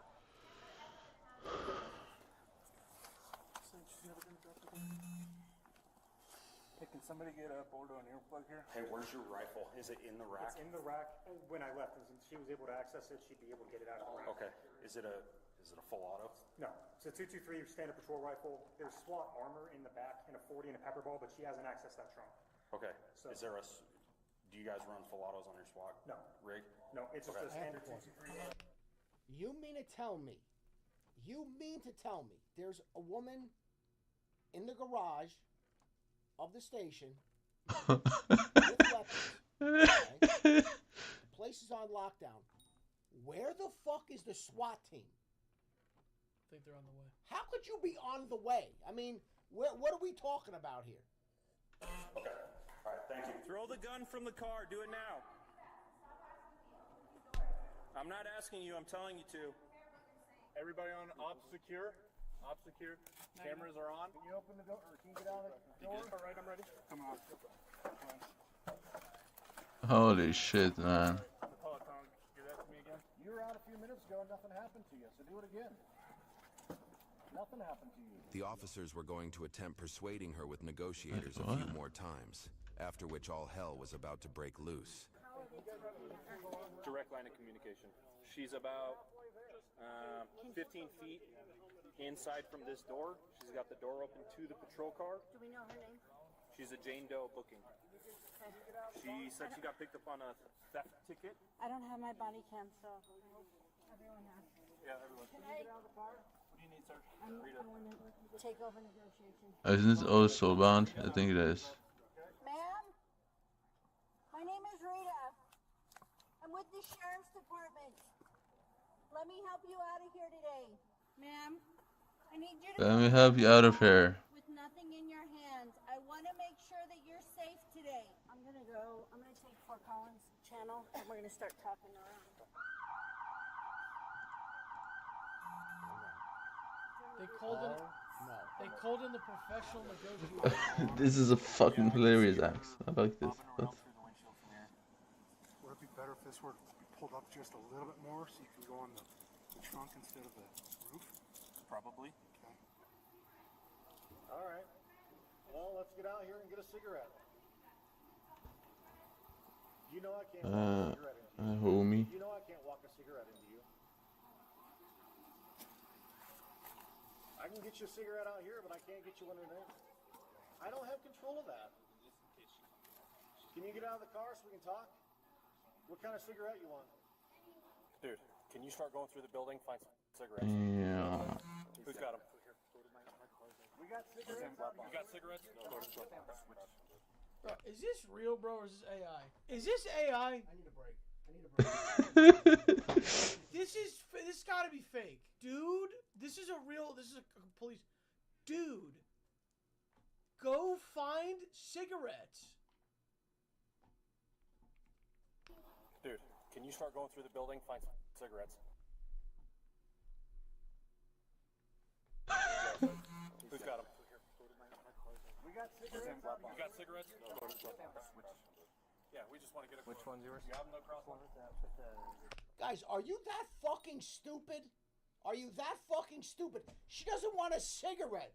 She's trying to figure out a way to get that door open. A cigarette. There's no one getting this? She's trying to figure out a way to get the door open so she can drive out of there.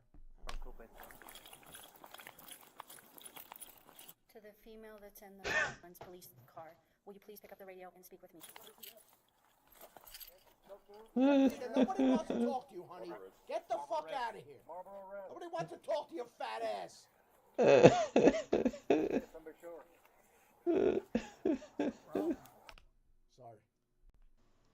She's just a negotiator I'm woman. frustrated, bro. She's like, it seems like a nice lady. I'm totally frustrated. So you're calling? No, because Rita I mean, fucking read the room. They're trying to get her out. She's totally unreasonable. She's a psychopath, and you know, I mean, like, she just shows up going, yeah, let's talk. My name's Rita. Rita, nobody gives a shit. Dude, I think you're on tilt. I am on tilt. I've never been more. I'm going on record right now. Tilted. I'm going on record right now. I've never been more frustrated with a video. Of all the shit that we've watched over the years, this one has me triggered. This is up there, bro. I'm not gonna lie. Why, you had one worse than this? Cigarettes and a ladder. Ma'am, will you please help me understand what's going on in there today? Let me help you today. What is that? I do not want to see you get injured. I do not want to see you injure yourself. Will you please Giant bouncy, what is this sheep? Hey, if she's willing to come out, we'll let her smoke a cig. So tell her there's some You come out, we'll let you smoke.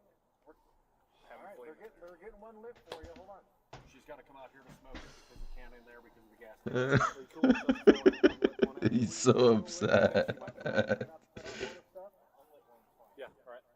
All right, we're going to throw this thing as best we can. I don't know how well cigarettes throw. Thunderbolt 7. Why are you even talking? Minion 12. some kind of like lawsuit or something if someone if somebody kills himself on the officer's watch? 10-7 with his again. gun? This is the most embarrassing thing I've ever seen. No, I think this is desperation because of this could be a horrible lawsuit. First of all, I think many people should be terminated after this. That cop, that she slipped the cuffs, took his gun. Bro, when you're a police officer and somebody gets your gun, This is Mosquito Ridge. I mean, that's that. There's a reason I'm not a baseball player, so just leave the gun on the deal. Leave the gun on the dash. Okay. 40 up. Okay, I appreciate that. Patricia had no idea what was coming, as she was Paradise, about I to could get reject rich one with final that. attempt at peace by the police. She's like almost to the Sallyport door. She's probably like 15 feet from it. That Sallyport door? Yeah, the far one. Okay. The far one. Did she move the car at all then? I think she did, because I think that's how it ended up there. Okay. So. Push up. Well, now you got the SWAT. More team. infernal You could've keys? You could have just come out, smoked with the cops. Okay, yeah, you're still going to jail. Now the SWAT team's coming in. And we know the SWAT doesn't fuck around, bro. The SWAT will fucking I'm just... telling you right now, if she doesn't get life imprisonment or 30, 40 years or some outrageous thing, this is totally insane. I don't think she gets more than like 10 years for this. Pisk 6. So just eyes on. Let me know what it looks like for as far as deploying. There's a lot of pisk. Really, bro? Close it. Back out. We've got that door open. All right, get set up where you can get. Yep, I got it. Okay, she in the car? Yep. Right, scoot to the left. Can we get on the left side of this? So that we're not... Yeah. Good. Get a second with them. Yeah, go down. I'm over the top. What's that? We're trying 40 out. That was all the build-up for... They This is... missed? Ineffective. They missed! Buddy, she said, ow. Trying 40 out.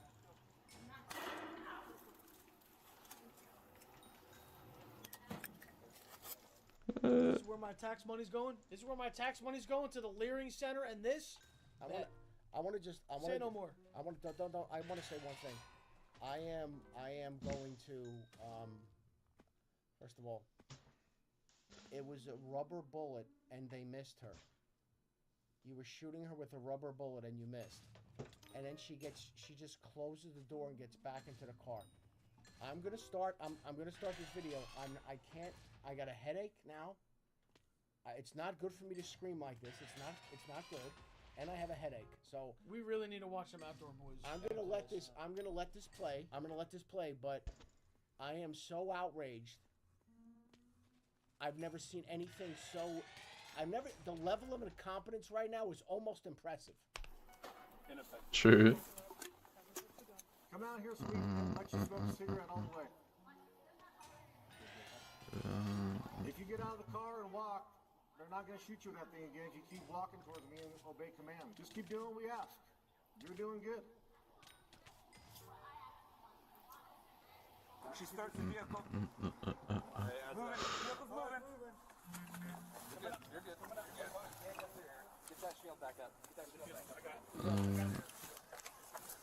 Get in front.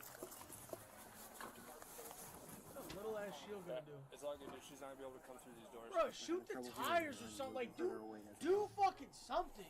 I'm having a hard time hearing you, and moving further away doesn't help me help you. Well, how can I get you a cigarette if you're not talking to me? Ask her if she'll pick up the radio if we talk to her on the radio. Can you pick up the radio if we talk to you on that? What do you think? This is so retarded. What's happening? Alright, well, we gotta talk through this so we can get you a cigarette. My boss is concerned. My boss is concerned that there's still things in there and they don't want to find anything in there. True. We 40'd her last time she actually fought. Who the fuck is this woman? That's a woman? That's fucking Rita, the woman who was the negotiator. Who the fuck? I mean, with all due respect, okay? And I'm not gonna yell and get. I'm not. With all due respect, what the fuck is that woman in charge of? Negotiating. What the fuck? What's she in charge of? The fucking bake sale? Is she in charge of the bake sale at the precinct? No, negotiating. That's a slovenly woman. I don't understand. So if somebody is a bit overweight, they can't have a job. Like what even?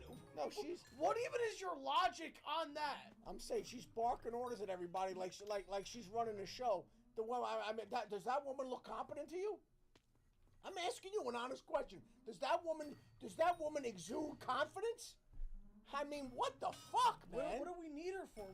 She's not doing anything. I just said that. She comes over. She's trying. I don't. Oh my god.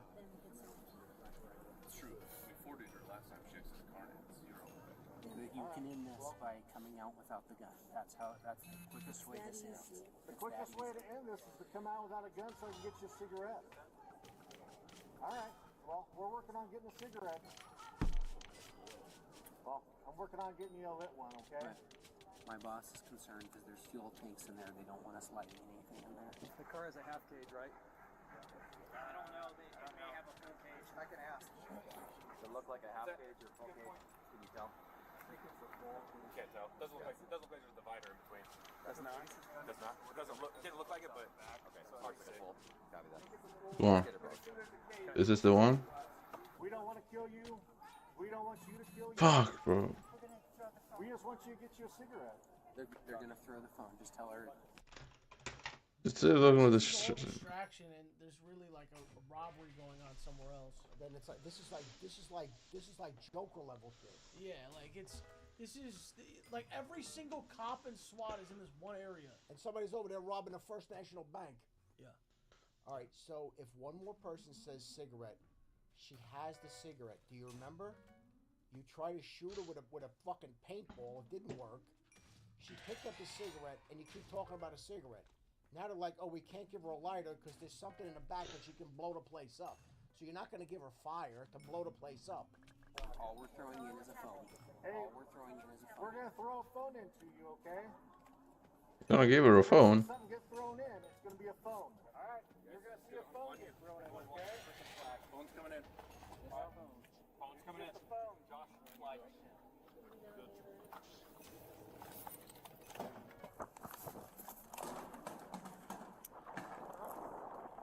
That's a phone for you to chat with us better. You want to talk on the phone?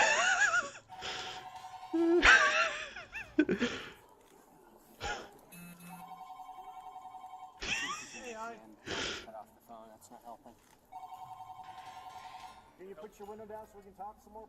Rita, nobody wants to talk to you, Rita. You know what? Go take a coffee break. Go have a Kreller. Dude,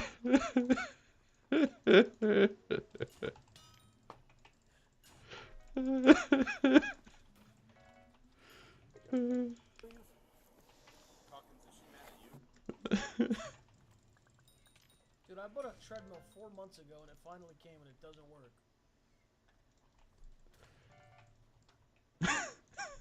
Is that relevant? No, I think she's just shooting that whole situation. She thinks we promised her a big cigarette. She thinks we promised to open a door, which nobody ever did. I think she's just angry. The police had given her plenty of chances to exit the vehicle, but none of the peace tactics worked. Consequently, they were now ready to go in loud. Okay, let me know when you're ready for Finally, bro. Stand by for bang. Yep, bang tray. Bang. Bang's on. Okay. Okay. Here's bang away. Bang out.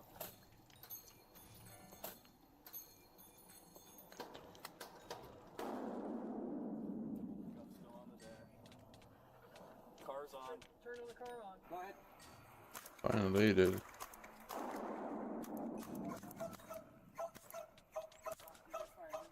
Misfire. Windows up. There's some good shots in there. Get the hoe. Turn on the car on. Ma'am, they're just trying to let you know they're serious. They're just trying to let you know they're serious. I want to work with you on this, but we only have so much time. Cars are in reverse. It's going backwards. Losing sight. I barely got her. Nope, she's moving forward. Going forward.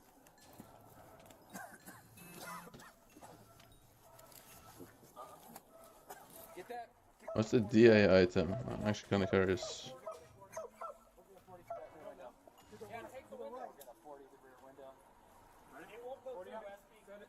Oh, is it DA item?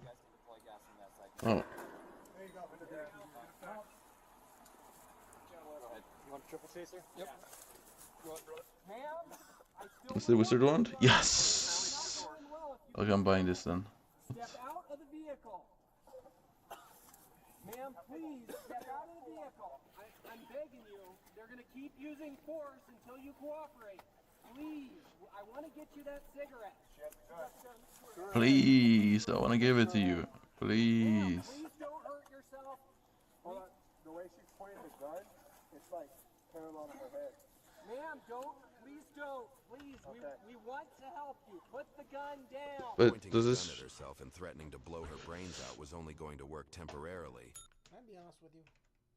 This woman is a fucking narcissist psychopath. She would never kill herself. She's a narcissist. She would never kill herself. She's not gonna kill herself. She's a sociopath. Although she's not gonna do it. She's look. As armed teams had already devised a way to flush her out of her stronghold, and it was Sadly not. merciless. Please, would you start by putting the gun back on the dash? It makes me really nervous when you have that gun to your head. I don't want you to hurt yourself. I can tell you're really desperate for that cigarette. Don't put the... Okay, get your hand off the gun. Thank you for putting the gun down. Ma'am, thank you for putting the gun down. Oh, that's also... Oh, I wanna... Can I get an item to her? I need... Okay, what's your IGN? Putting the gun on the dash. I really appreciate that. Is it the same as Discord, not the Twitch? Huh. Ma'am, I understand you're having trouble trusting us. So, ma'am, I want to show you some good faith. I'm going to show you the cigarettes and the lighter. Okay, then throw the keys out, and I'll throw in the whole pack. So these guys stand up in the air. We're getting ready to coordinate the pins with the... Somebody shut that dog up for 5 minutes. It's making me nuts. Dude, shouldn't you just AFK at other people's islands for XP? We're following you behind. We're going to go bang the time button at the same time. Get there from the back of the cat. I mean, you're getting mad at dogs. That poor woman, Rita. What's going on, man? You're not frustrated by this? You mean the hell did the dog do? The dog just wants to play. Just add an alt account. You're not frustrated by this. Because you can't play while getting social XP. Yeah, get on the cat. We're probably going in. Yeah, of course you can. What? That's what I did. See? I've lit the cigarette. Okay. I've lit the cigarette. She doesn't want a cigarette. This is all a fucking ploy. She doesn't want a cigarette.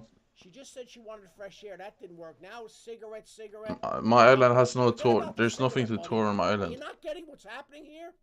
If you throw the keys to us, I will throw the cigarette to you. It's burning as we speak. Car's on. Okay, ma'am, that's what they're worried about. Wait, I'm so confused. What just happened? Where's it?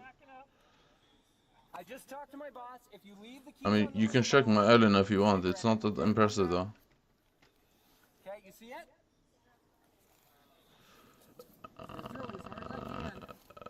Oh my god, low bowling, bro? Ain't no way, bro. It didn't go very far, okay?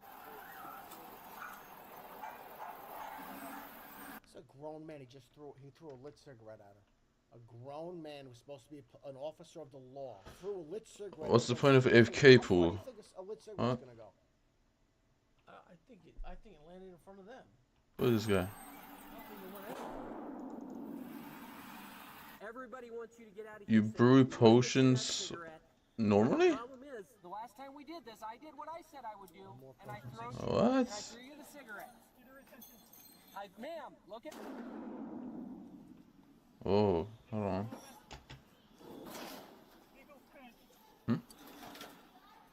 Ma'am, these guys are no, don't.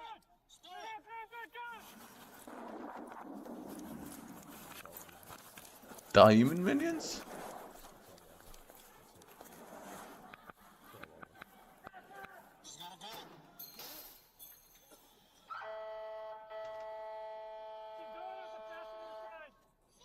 Is it 2 layers? Oh, that's kind of fancy. The gun is to her head. I got shield. Okay, just click back. We got the bear cat. She moved back to the driver's side. Wait, what? Gun pepper.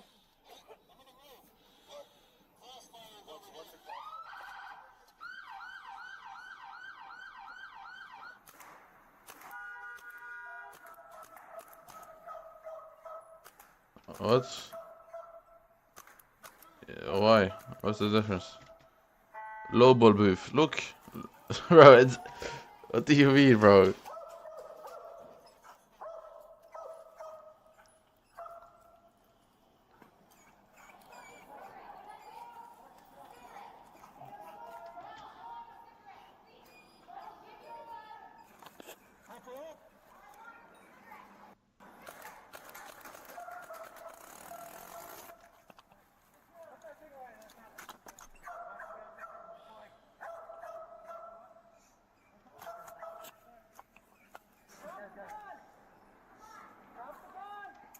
Yes, okay, but it's still a low ball booth.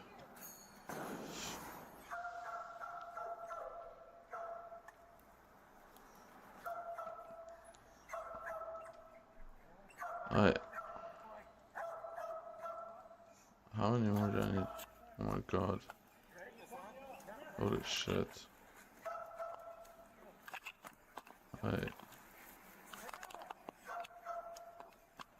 I forget.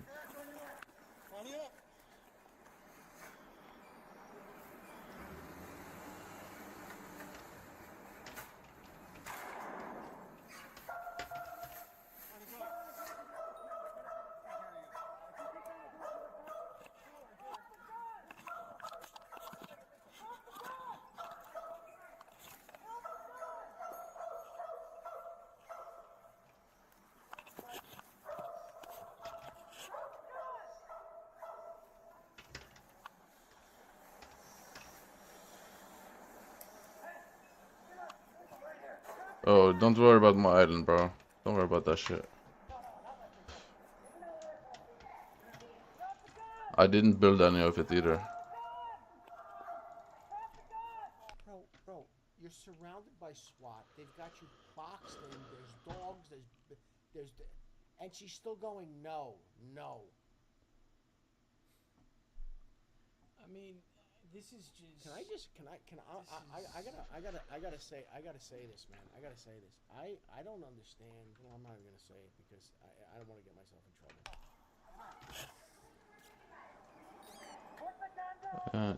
No worries. Right, I need those.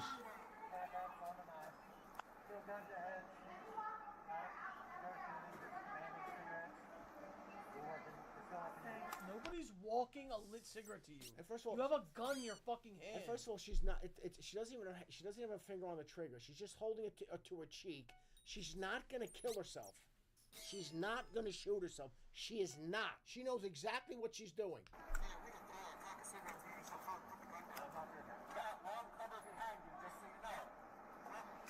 There's the pest. There you go.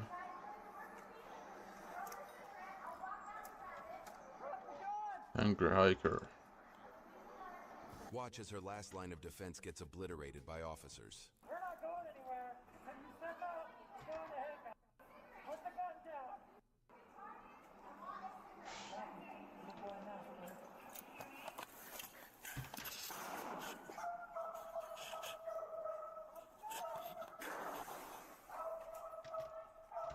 just kicked it away.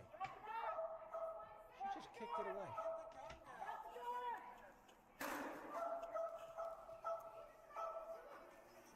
I guess my question is this: when she stepped out, why don't they just unload fucking those rubber bullets on her? Just unload on her. I think they hit her with it just now. I know, but she just sits back down again.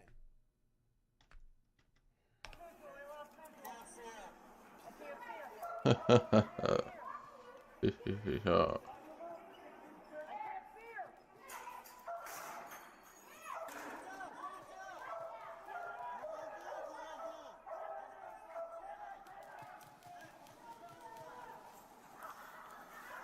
Wait, what? What's this? Okay, can I just tell you something? I'm gonna say it. The entire video Excuse that we me? just watched was totally worth it. To just even if that's what was that, maybe 20, 30 seconds, not even 20 seconds, 10 seconds. This whole video was worth it to see her get fucked up by the dog. Because the cop was like, listen, she caused all these problems. None of us can do anything. We'll get in trouble. Let the dog just, let the dog bite the shit out of her. I have to tell you right now, the dog's not going to get suspended? I have to tell you right now, the entire thing, all this shit that she put these people through, all this crap and garbage and nonsense and total insanity. Look, he just let that dog go. Go ahead.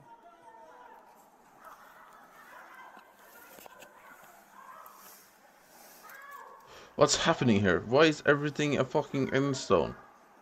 Excuse me, bro? That dog did not fuck around, bro. Now you're getting bit by a dog. Look at this scene, man. This one crazy girl did all this. This one crazy girl caused all this damage. Lockdowns.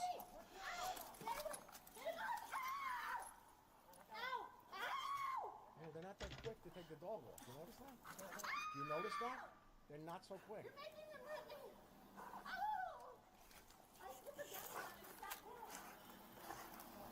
Fucking go, bro. Good dog. Good boy.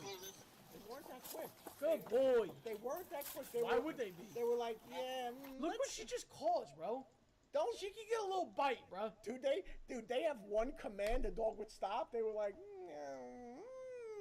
oh no, he's not. Oh no, he's not. Oh no, he's not getting off you. Oh, we're taking him back to. Yeah, we have to. He's a little bit more training.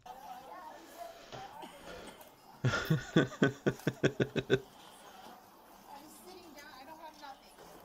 Yeah, we believe you. You're a fucking liar. I sat down before you guys attacked me. I didn't. Attacked me. Bring myself in and put the guns down. You guys still.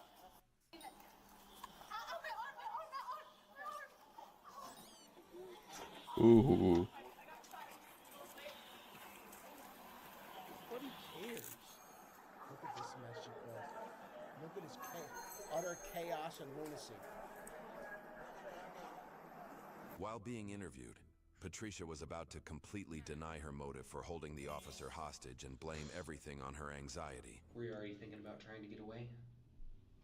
No, I just started having a panic attack because he wouldn't open the window to let me have air. And I started hyperventilating. And then when I got there, and he tossed the gun in the back, the thing was right there. And so I slipped. I'm just so retarded. I just did it again. Cop really did what I said. He just was like, yeah, fuck it. She can't get it. And then she slipped the cuffs. Let it play out. Oh my god, I am actually so retarded. I just did that shit again. My cuff and got it, but it was just really me freaking out and having a panic attack at the same time and thinking about going to Lottie. Oh my god.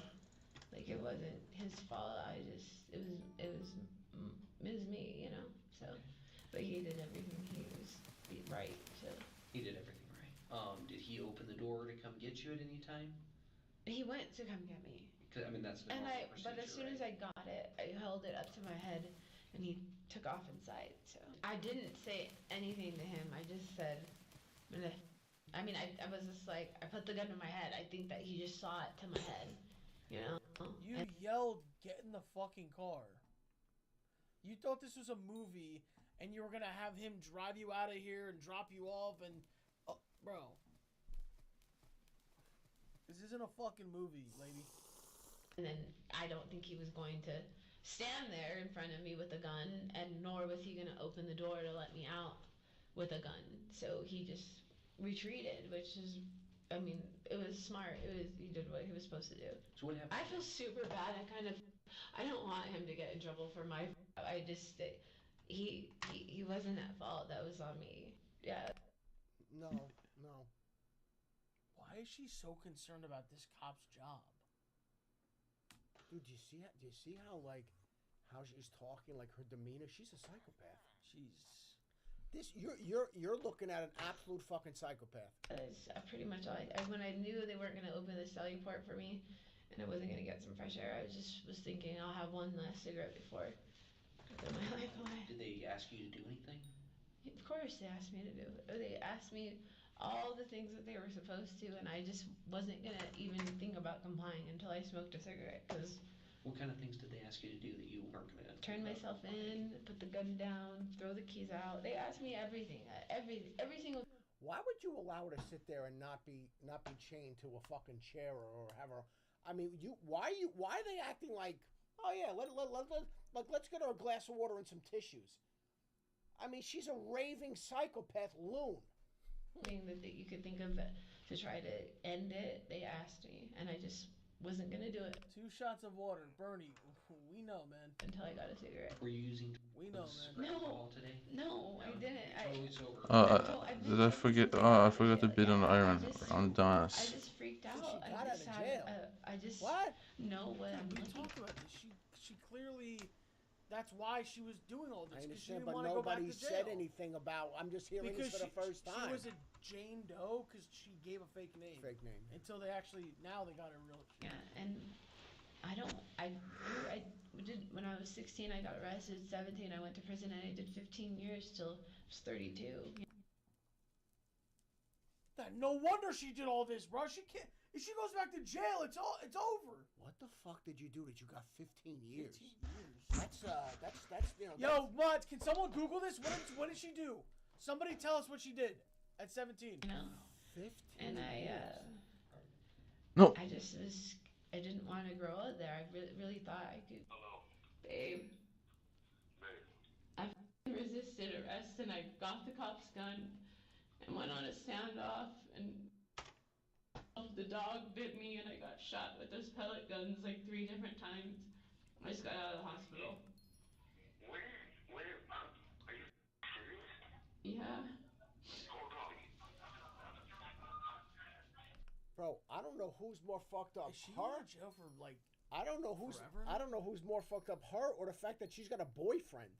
Imagine dating this psychopath. Imagine you got to sleep with one eye open. All of a sudden, you mouth off, you fall asleep. She hits you in the head with a ball-peen hammer and fucking, you know what I mean? Imagine that's your girlfriend, brother. Whew. Hey. Yeah. And where are you at now?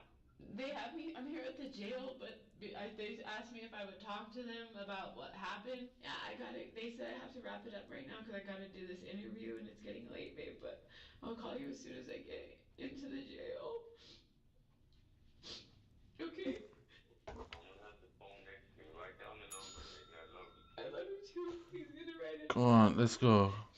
I'm gonna be here for Let me win this shit. Let me win this shit. I know, babe. I love you.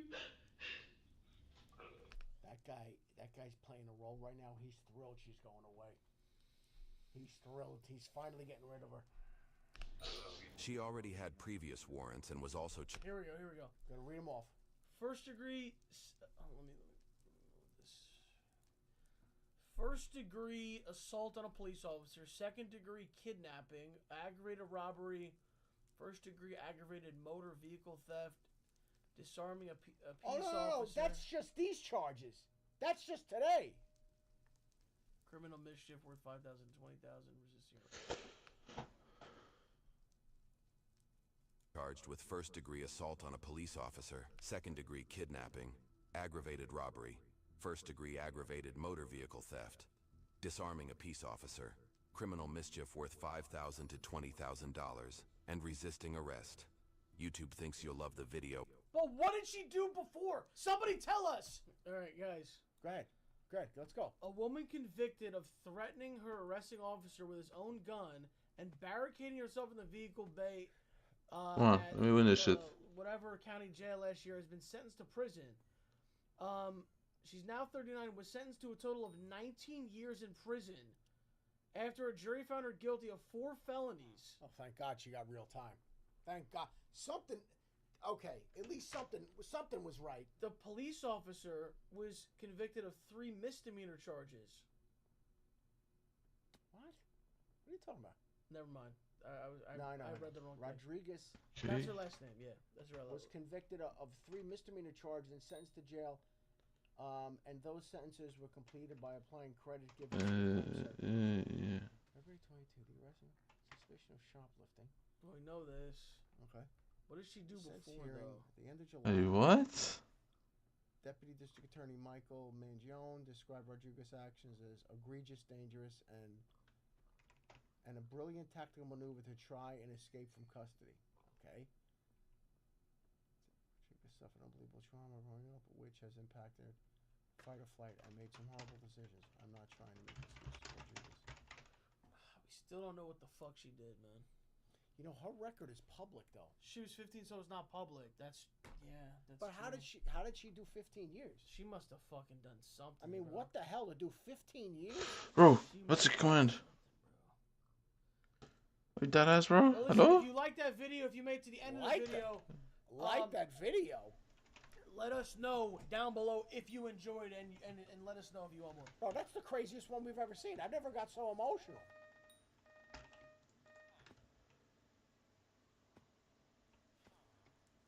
Please, what's the tricks? What's the tricks? Me for die.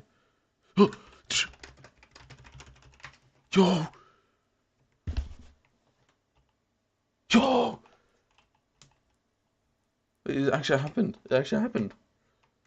Hey. It actually happened.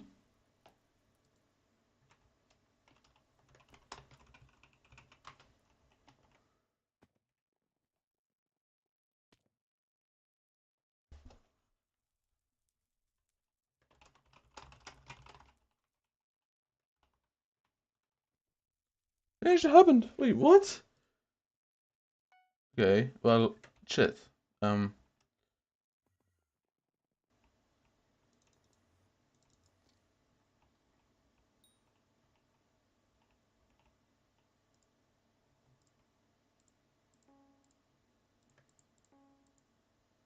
Well, it's time for some downtime. Let me put on this, get this off, and get to the solar armor with, I guess the chloro helmet is gonna come into use finally, huh?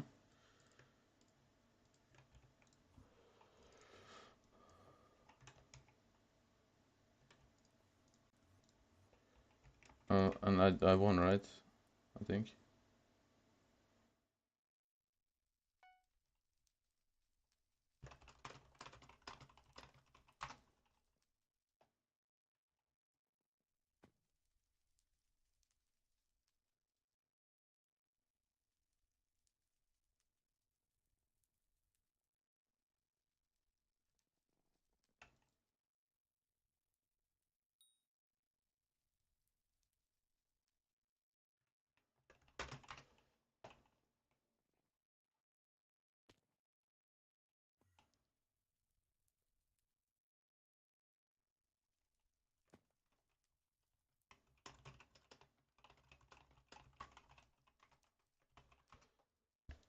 Wait, are you telling me it's the same?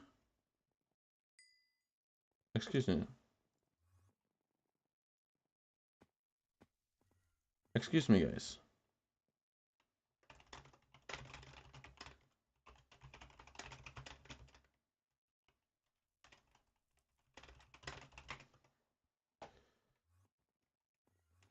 Recipe. Fuse. What's the recipe for this? Combat, chili pepper. Can I make this? Heavy Gabagoo? No way, man. Fuck.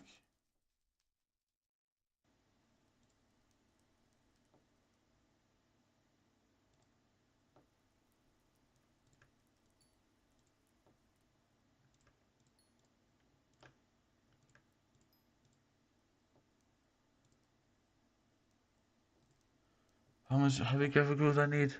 Fuck! I think I sold all my Kelvins.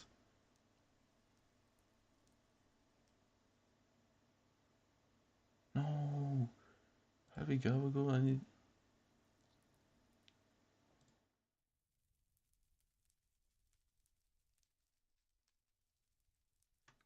Wait, no. Fuck, wait. No. This is terrible.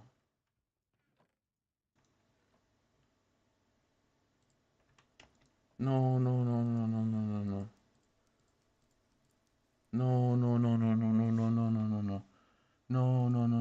Kelvin and Roster, no, please. Fuck, no. I think I sold them. No. My dumbass. No. Oh, no. No. Please, game. Fuck. I think they're all gone. Yo, that actually sucks dick. How the fuck did I get a killer? I don't really want to blaze, bro. What just happened? Okay, magic find. Cool, release of that.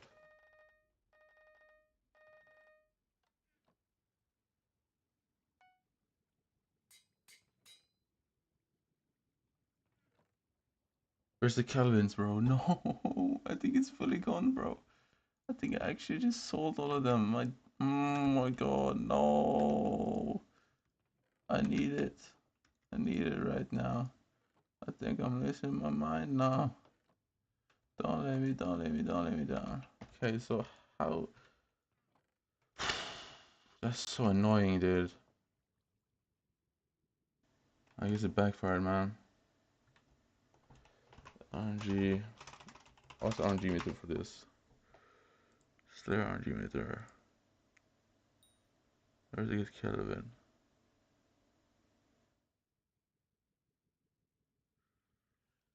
I'm gonna spend damage meter on Kelvin, bro.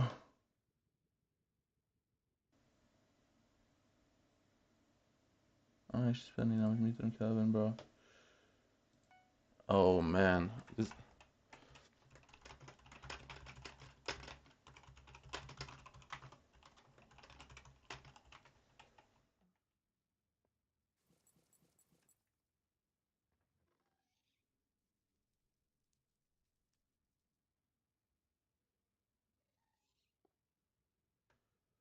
I'm losing my mind now. Don't leave me down.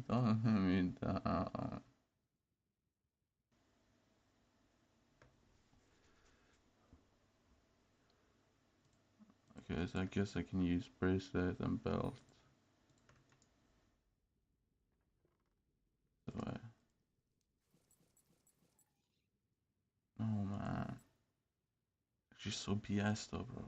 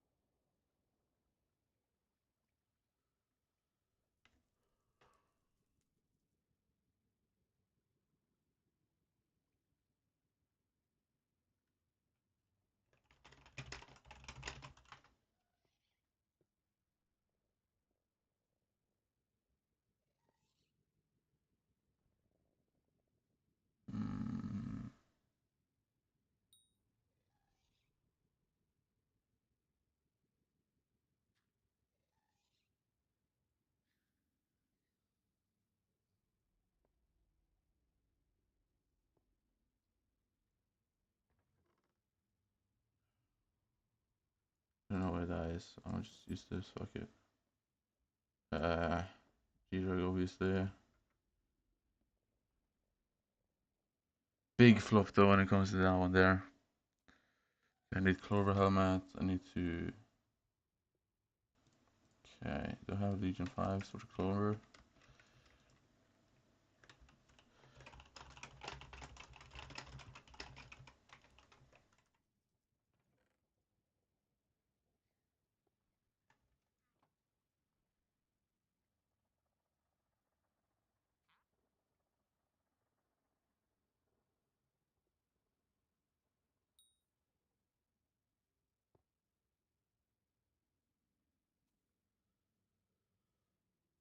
Where's the Legion 5? Hello? Legion 5s? Hello? Excuse me? The Legion 5s? Okay, there we go. Legion 5. Oh, bobbin time would have been banging though, but it's alright. It's alright, it's alright.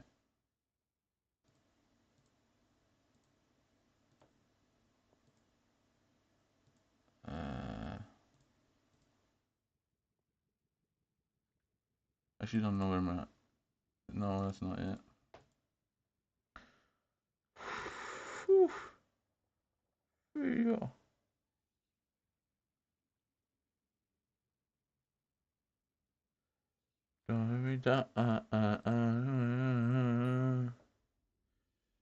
Okay. Hex.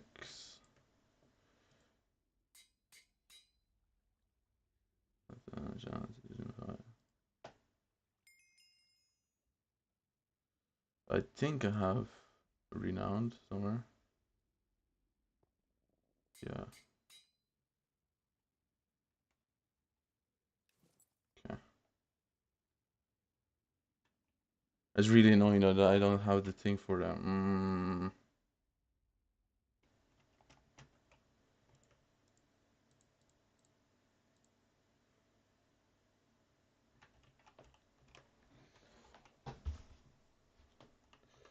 Cool. What is his name, bro? What's this guy's name? What's the name of the guy that can sell me this shit, bro? Fairmonger. There we go. Fairmonger.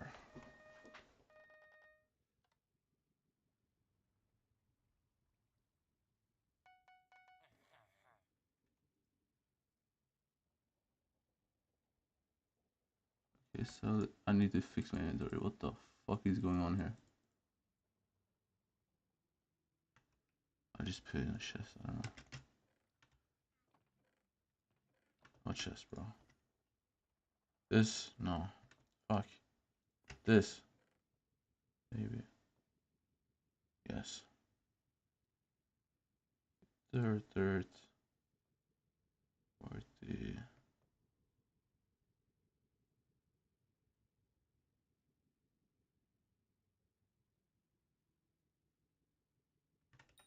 Yeah, I should put this back in.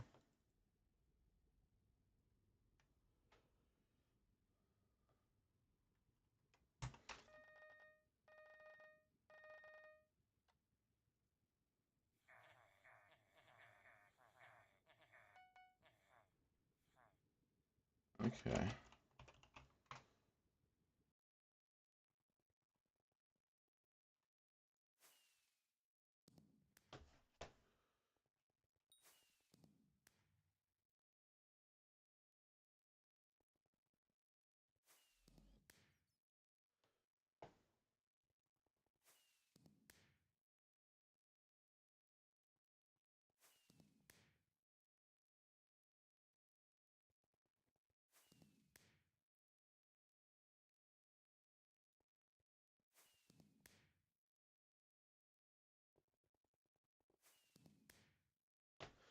It's all about doing fireworks, man.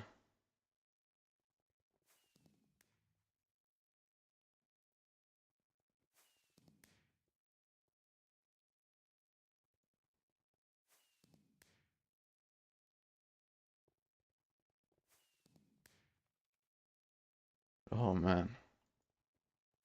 This is gonna get tedious. You can tell.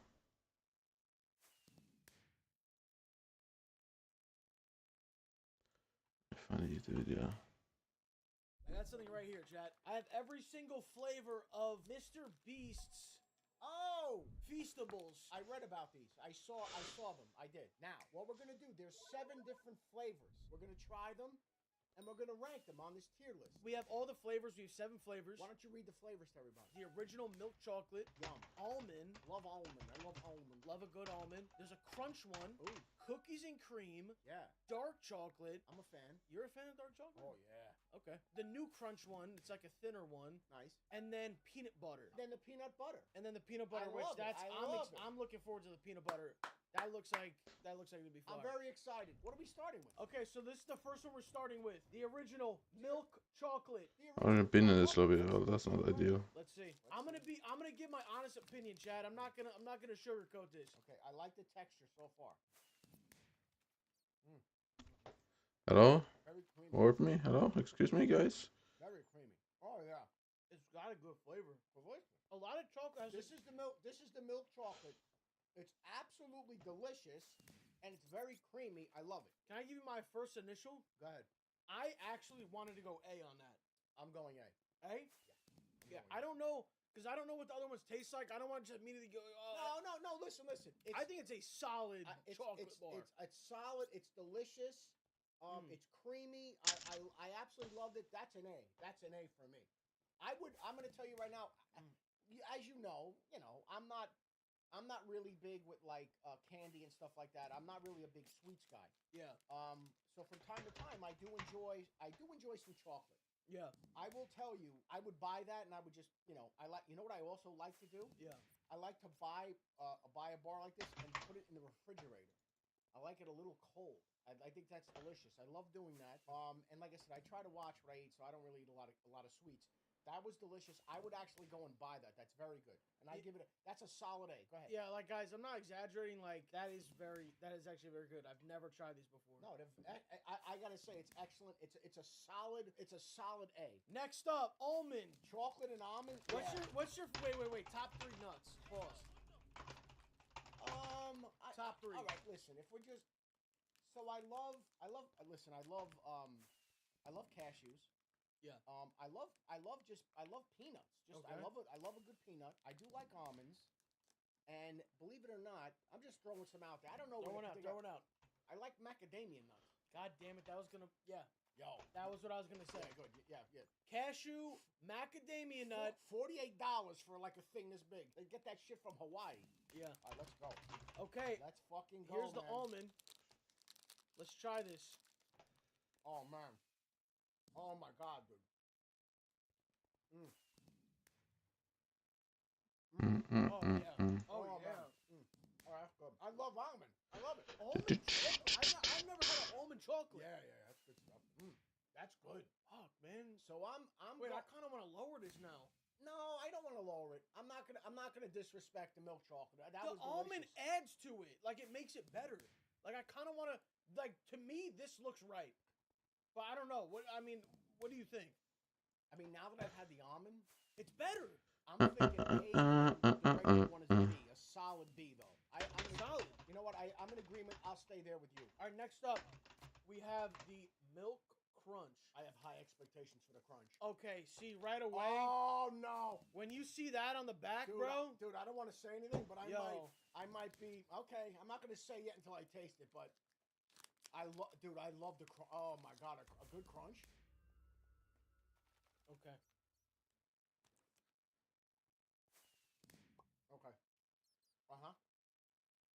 Fuck. Are you serious? Dude, he fucking nailed it, bro. By the way, I'm taking these home with me, and I'm gonna put them in a fridge. No, I am. I'm not gonna leave these. Fuck that. I'm taking them home. I'm going to put them in the fridge. You know what? That's delicious. Hold on. This is interesting. Because I've seen a few people so far be like, oh, this is an ad, L promo, whatever. They think that we're like exaggerating. That's how I know you haven't tried this. That's how I know you have not tried this. Dude, I'm not kidding when I say this. What the hell are you talking about? I just got here. I have nothing to You said to me, you want to try it. We never do this. Hold on. I have to gain from this. This is better than the. This is better than a Crunch Bar, bro. Jesus I have Christ. nothing to gain from Oh this. my God. This is better than a Crunch Bar. It is. I'm not. First of all, Have another bite of it. I'm not. Oh my God. Oh man. Dude. No. Dude, that's an S. Oh. That's an S. It's a fucking S. That crunch shit. I don't know, dude. Holy shit.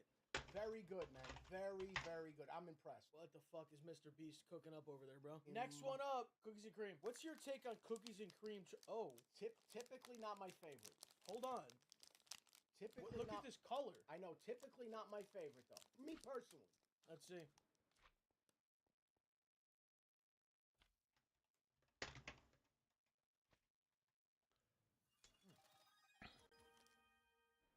Bro, can I tell you what jumps out at me the very first thing? I know what you're gonna say. It's not too sweet. Usually this is too sweet. It makes me sick to my stomach when I've ever had this. This is not too sweet. I thought you were gonna say it's creamy. Oh, Because it is. It is creamy, but it's the right amount of sweetness. I'm not like, cause dude, I'm not. I'm not big with the sweets. This is really good. This is really good. That's fucking delicious. That's delicious, bro. I don't know where to put that. I'm stuck between an A and a B. I'm in the middle of both. I like A for it. It was as good as the almond to me. I think it gives you more than just regular chocolate. I agree. Yeah. I would go A. Yeah. That's an A. Yeah. Okay. That's an A. Very good. Chat, next up. By the way, I'm a fan of dark chocolate. You're a fan of dark chocolate. I'm gonna tell you something else too. Particularly if I'm having a little bit of wine, I prefer dark chocolate. All right, let's try the dark chocolate, bro. I'm not a dark chocolate fan, man. Okay. Okay. For dark chocolate, I'm going A. I gotta go A. I can't, bro. Not everybody likes it. I can't sign off on that, bro. So the lowest I can go on this is a B. Can't go lower than a B. Bro, I'm not. And listen, I like all these chocolates so far. This is an F. Not possible. So you're not a dark chocolate guy though. So the problem is, right out of the gate, you're not a dark chocolate guy. That's like doing a pizza thing and be like, oh, I really don't like pizza. All right, you know what? Fine. I was actually going C. Go C. No, I was going C. I'll meet you at B. I'll compromise. No, you said A, so I'll meet you in the middle. Okay. I'll meet you in the middle. Next one up. So if you guys see, like, this is a very thin one. Bro, grass-fed milk is in this. Grass-fed milk. Wow. Let's see. I bet this is going to be so creamy, dude. Oh, I see what they did. What? Oh, you see what they did? Look at the texture. The whole bar. Look at that, Chad. Bro. That's fantastic.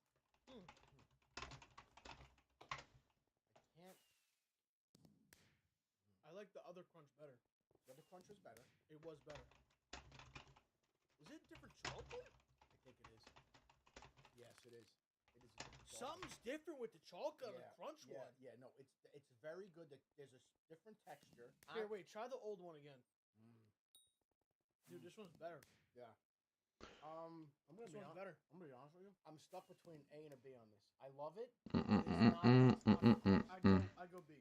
I go B on this. Yeah, I go B on it. All right, so this crunch is a B. It's something's different about it, No, and I can't put my finger on it. Listen, they're all delicious. I'm not saying that they're not. It's just it was just different, bro. The first crunch that we did, that's an S. That is absolutely fantastic, by the way. Fantastic. All right, well, listen. I now let me before we move on to the peanut butter. I've never opened this before. I don't know. I'm curious if the peanut butter is just in the chocolate, or if you bite it and there's peanut butter like inside, like a Reese's cup. Yeah. I don't know. That'll make or break this. That's what chocolate I'm bar. saying. I don't know. Last but not least, All right, peanut butter. Hold on. Oh, What? Show the camera. What? they did it like a Reese's peanut butter cup. There's No there's fucking way. actual peanut butter in it. No fucking way. Let me see.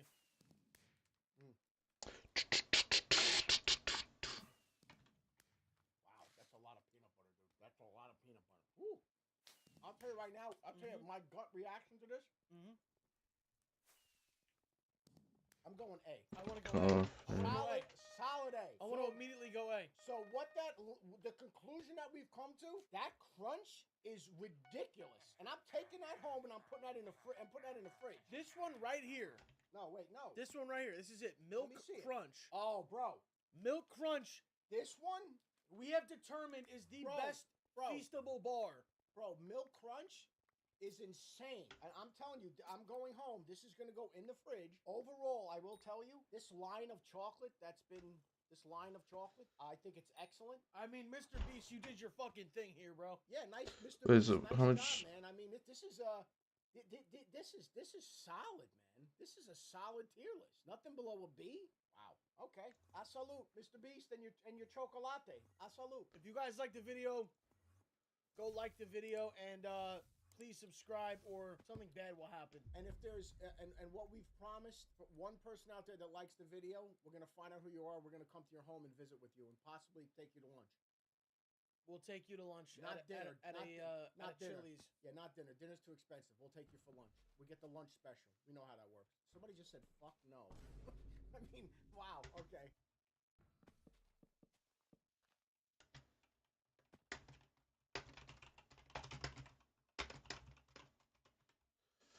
Yeah.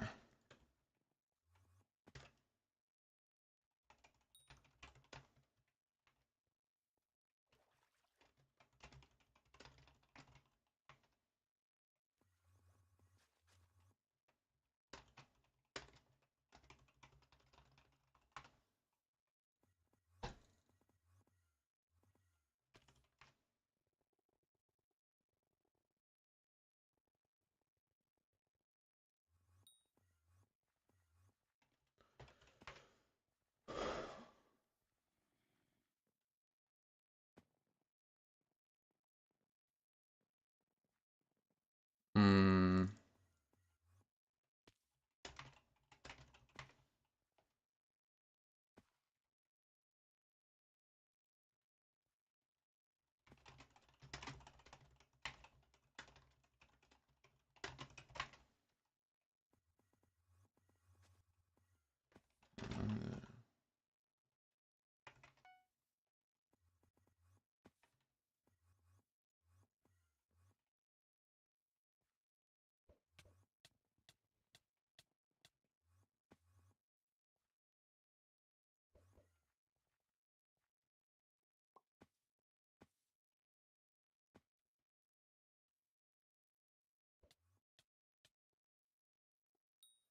Uh.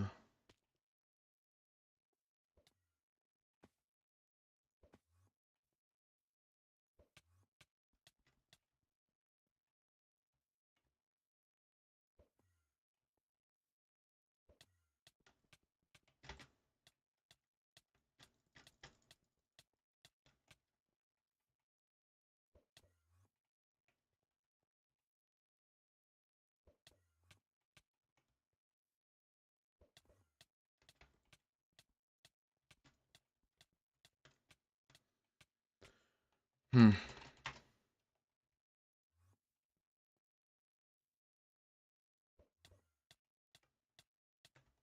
Hmm.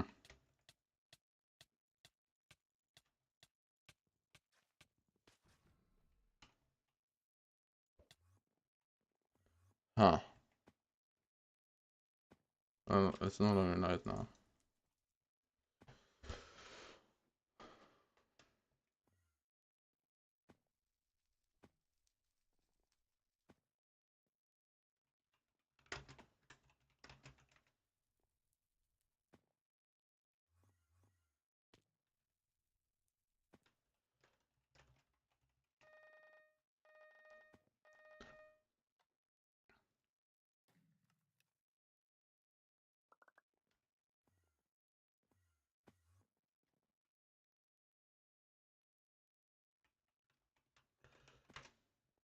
Okay, it doesn't really matter. I need to.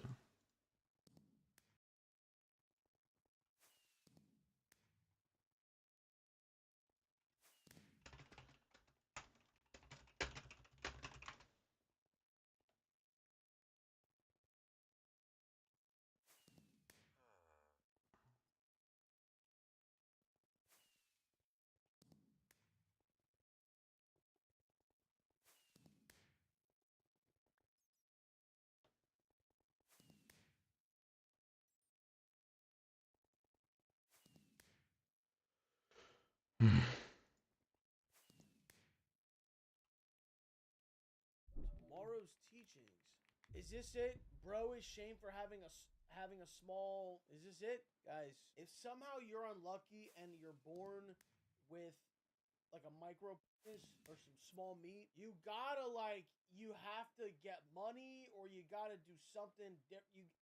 You can't be a bum with a small bro. I'm just warning you right now, bro. You can't. Los, do you have jock itch, bro? Why the would you ask me that?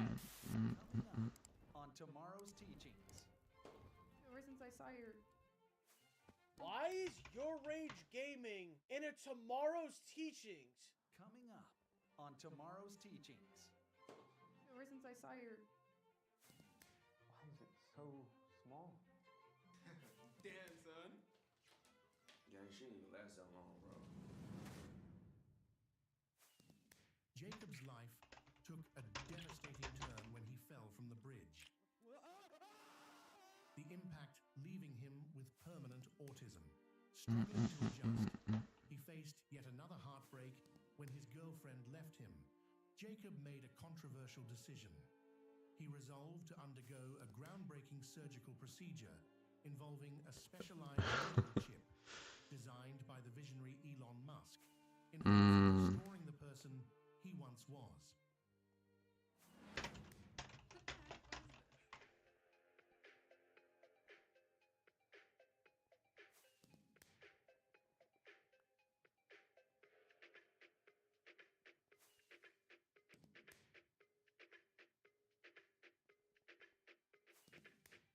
Wait, how do they know what Drake's wiener looks like? I want to know. Was? Drake leak. Drake wiener. Wow.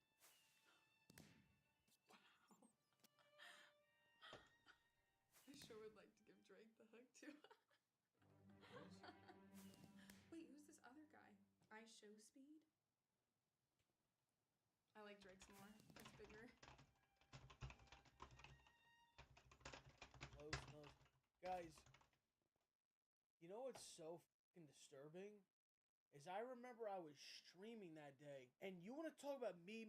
You motherfuckers tweeted me Drake's fucking talking about, oh, you spam my Twitter. Listen, bro, shit happens, people get leaked. That's not the worst thing that you've ever spammed me. Should we really go there? How about the fucking night? You know what I'm gonna say or no? Sketch. I saw things that night that I never saw in my lifetime before, bro. You're sitting here, oh, dude, you're sending fucking literal, gay videos. Save them on your phone! You like mine, right? Blake, it's the perfect size. Okay, I know this is, whoever, listen, obviously this is like comedic purposes, whatever. If a girl ever says anything like that to you, you gotta just make up an excuse. Don't make it about that. Make it about something else. Oh, you know what? I'm not ready. Like, whatever. And leave her, please. Because, you know why she said that? Because she's seen way, way bigger cocks. Way bigger cocks than yours. So much bigger that she can't even lie to you. Really? No, you know what? No, I'm sorry, it's not. I'd rather be honest, you know? It's small. In fact, it's smaller than any other guy I've been with. Maybe this is a good time to do this, actually. Do what? Break up with you. What? Rebecca? I've wanted to ever since I saw your...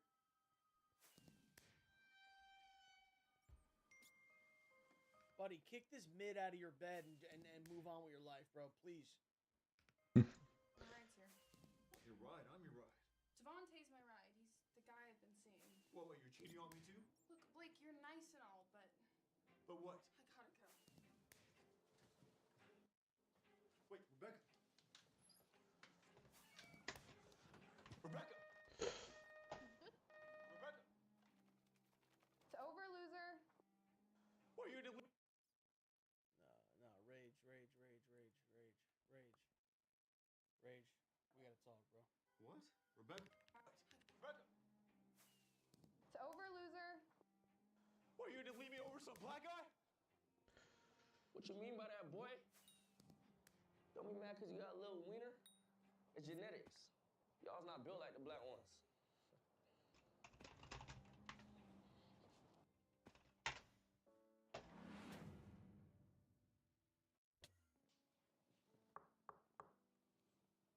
Hey, how you handling the breakup?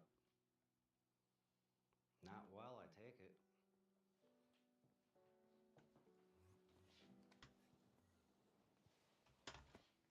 Look, I just want you to know that I'm your dad. I'm here for you, okay? Yeah, thanks, Dad. I know things have been difficult for you with everything that you've been through lately, but tomorrow's your first day at college, and that's a fresh start. Yeah, I guess you're right, Dad. Oh, and I almost forgot. How's it healing up? It's still a little bruised down there, but I mean, it's looking more normal every day. Okay, just remember to keep putting on that ointment, okay? Yeah, can I be honest with you guys? Can I be honest with you? Yes or no?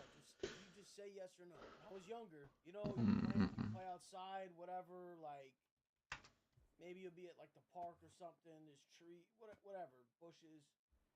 I guess at some point touched like what's it called? Poison ivy. Okay? At some point, so I didn't know I touched poison ivy. I go in the crib. I'm gonna go to the bathroom. Okay? So I got my iPhone 15 Pro Max in my hand. So I'm holding it, taking a piss, just like any other day. I go lay down. I start to get itchy and shit. And I'm like, yo, what the fuck? Start getting itchy, like on my leg, on my arm and shit. I'm like, what the fuck? Then my dick starts getting, like, itchy, bro. And I kid you not. I had fucking poison ivy on my fucking dick, dude. Herpes, I thought it was all those things. Because at first, like, that's, like, what I noticed, like, the most. And yeah, dude, so I had poison ivy on my cock, and I didn't, for, like, probably the first day, I didn't think it was poison ivy. I'm younger. I'm, like, telling my dad this shit. He's like, oh, I'm gonna get you some shit. Goes to the store, gets me some fucking, like, lotion or something. That shit did not work, bro. That shit did not work. I don't know. I think I put like Aquaphor on it or some shit, dude. And then I eventually had to, show a doc. And yeah, it was poison ivy. Poison ivy on my dick. Why did I even tell that story? Yeah, I still got the bottle of it. Dad. Yeah. Why is it so small? Well, we couldn't afford a regular size wiener, so we had to get you the Asian size. To my Asian audience out there, I apologize for this. These are But hey, the surgery was a success. You're a man now. Thanks, Dad. You nervous? A little. Don't be. College is about, like, finding yourself and having fun. You're gonna have a great time. And you're gonna get deep into some girls. Well, I guess this is it. Hey, and just remember though, like, if you need anything, we're super close, okay? So don't hesitate to call. Thanks, Dad. Yeah, don't mention it. Now get out of here and get good grades, okay? I love you, Dad. Love you too, man.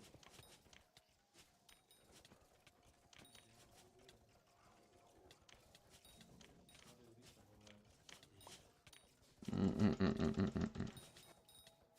that who I think it is? Yo, how you know this last name? Man, I took this girl, man. Apparently you couldn't satisfy him. So later on we did that pipe. Give it a little Haitian tornado, you feel me? Not the Haitian tornado, bro. Man, can you shut up? Why are you here? Because he's him. Country's Is he's him? unlike you, my boy.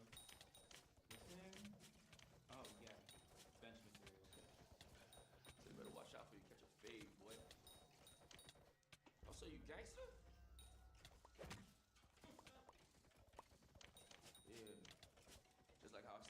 across your girl's face.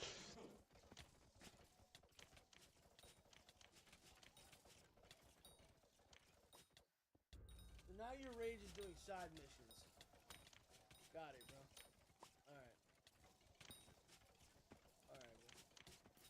Bro, you're cooking it. I almost feel bad for you. What Rebecca said? What did little bro just say? You're cooking him.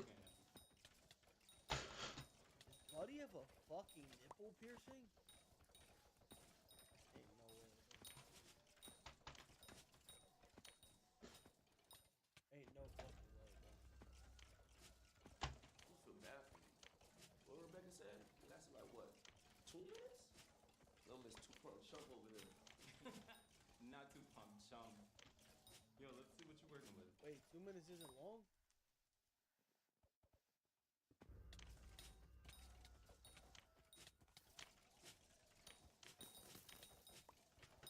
Bro, touch my phone. Yeah, that's how it went.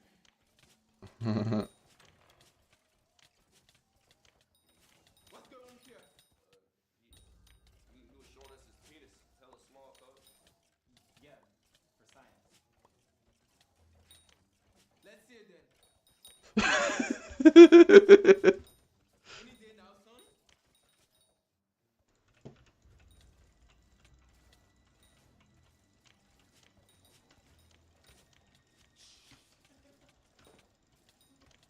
What is that? What age is that? What? 2? It's phone size.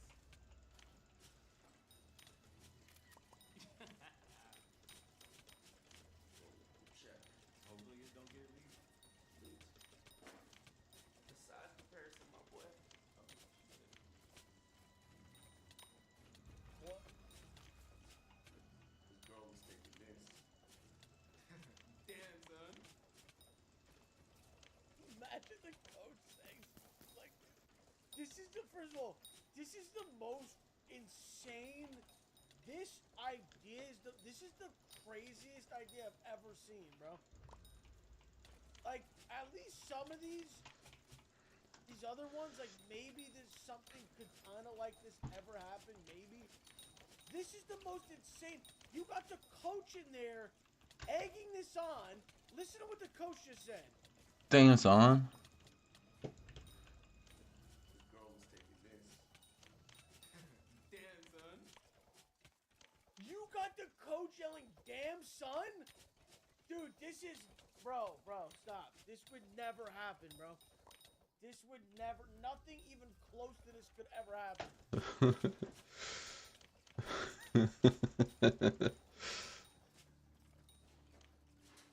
Whoa. Yo, Flo.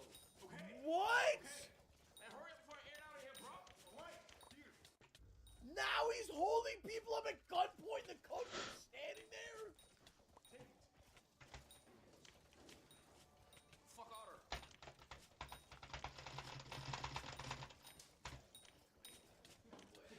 You guys are silly boys. Yeah, so silly. Hey, must be Jacob. My roommate? Yeah, everything alright? Yeah. Took all my clothes, so. Oh, shit. Hey, this is Devontae, our third roommate. Ooh wee.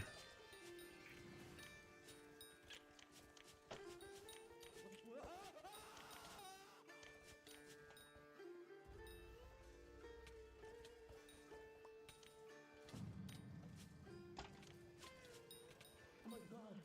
Jacob.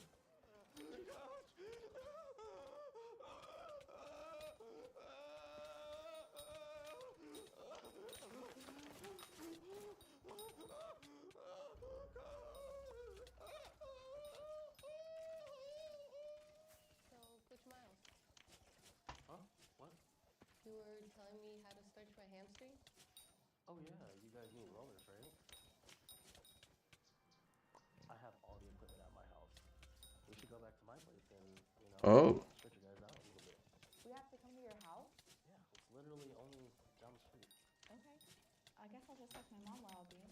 Literally the coach, and these are kids. No. It's not that crazy.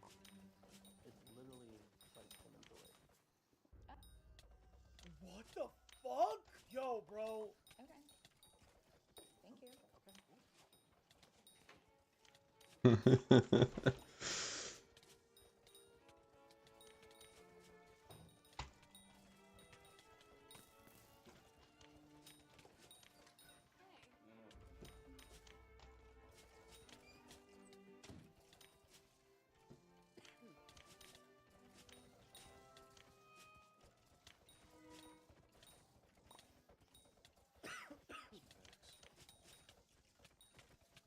That's your ex? Dude, it happens, man. Yeah, I know. The worst part is how she left me, man. She went off with Devontae and she told me about the small. Wait, why am I even telling you this, man? Sorry, I'm an idiot. Sorry. No, dude, it's okay. I went through the exact same thing. Yeah. My ex left me for being small too.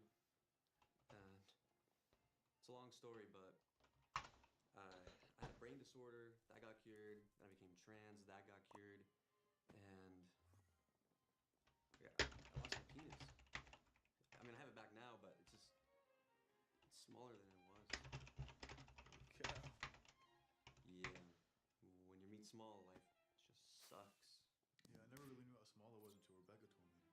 I mean, makes a lot of sense now. I mean, like in high school, a few girls I dated, they always had a weird smirk on their face every time they saw me naked. Like they were about to burst out in laughter or something.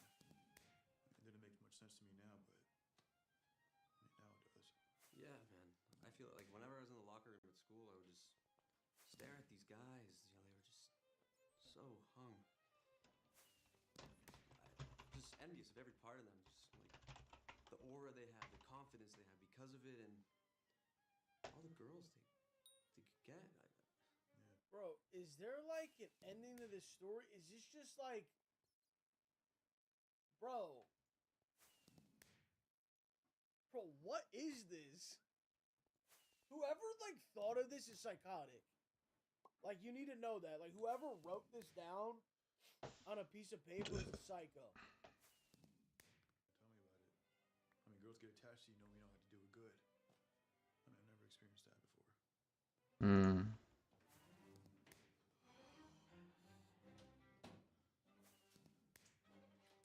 Man, she ain't last that long, bro.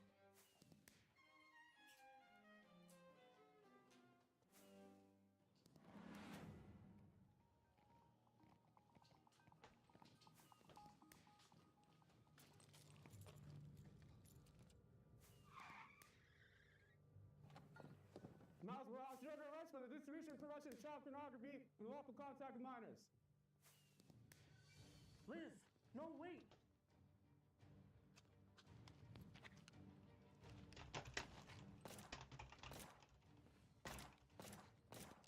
Drop the weapon, you pedophile.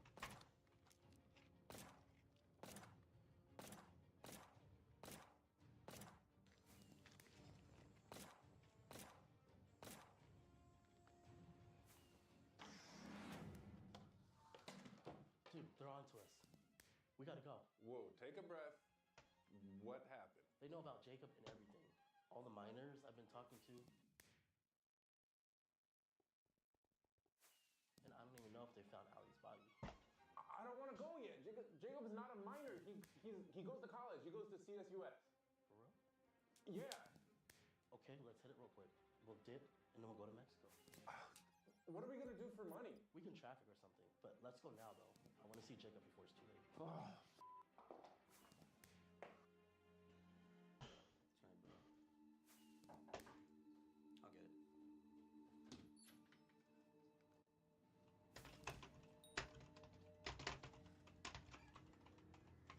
Hi. Whoa! Hey! Miles Morales! Wait, please, wait. Do anything and I'll put you down. We don't want any trouble? Remember what you took from me, Jacob? My penis. But that's okay. I forgive you.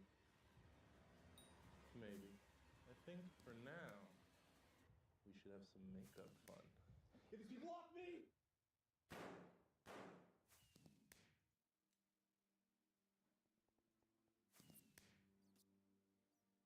niggas was tweaking.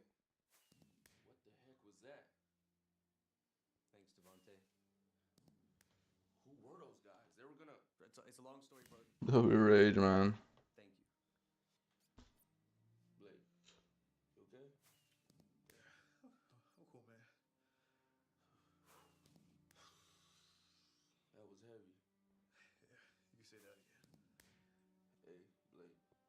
Yeah.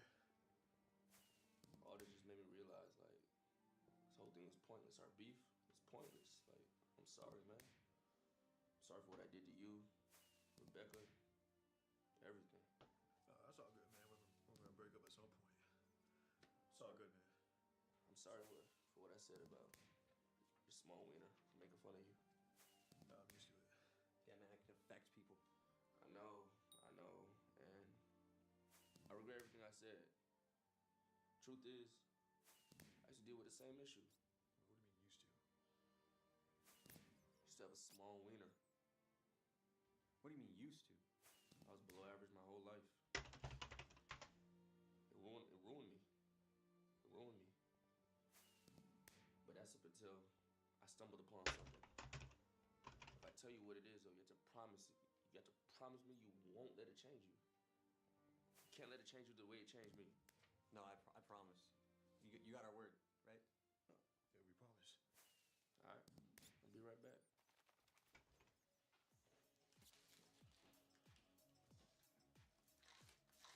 I call that penis max. This right here. Penis max.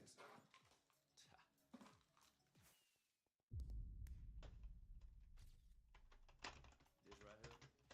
These supplements got everything you need to enhance your penis size. All in one pill. I've been taking this for the last year, and let's just say I couldn't keep it in, bro. Someone just made me fucking laugh, bro. Fuck, bro. the girls don't call me small anymore. Wait. You saying if I take 2 supplements of this? That'd have been so funny, bro. Fuck. Yeah, I mean, if you take it consistently, good night's sleep every night, you bound to grow, gang. Wait, Chad, I actually heard something though about some kind of shit makes your shit actually bigger.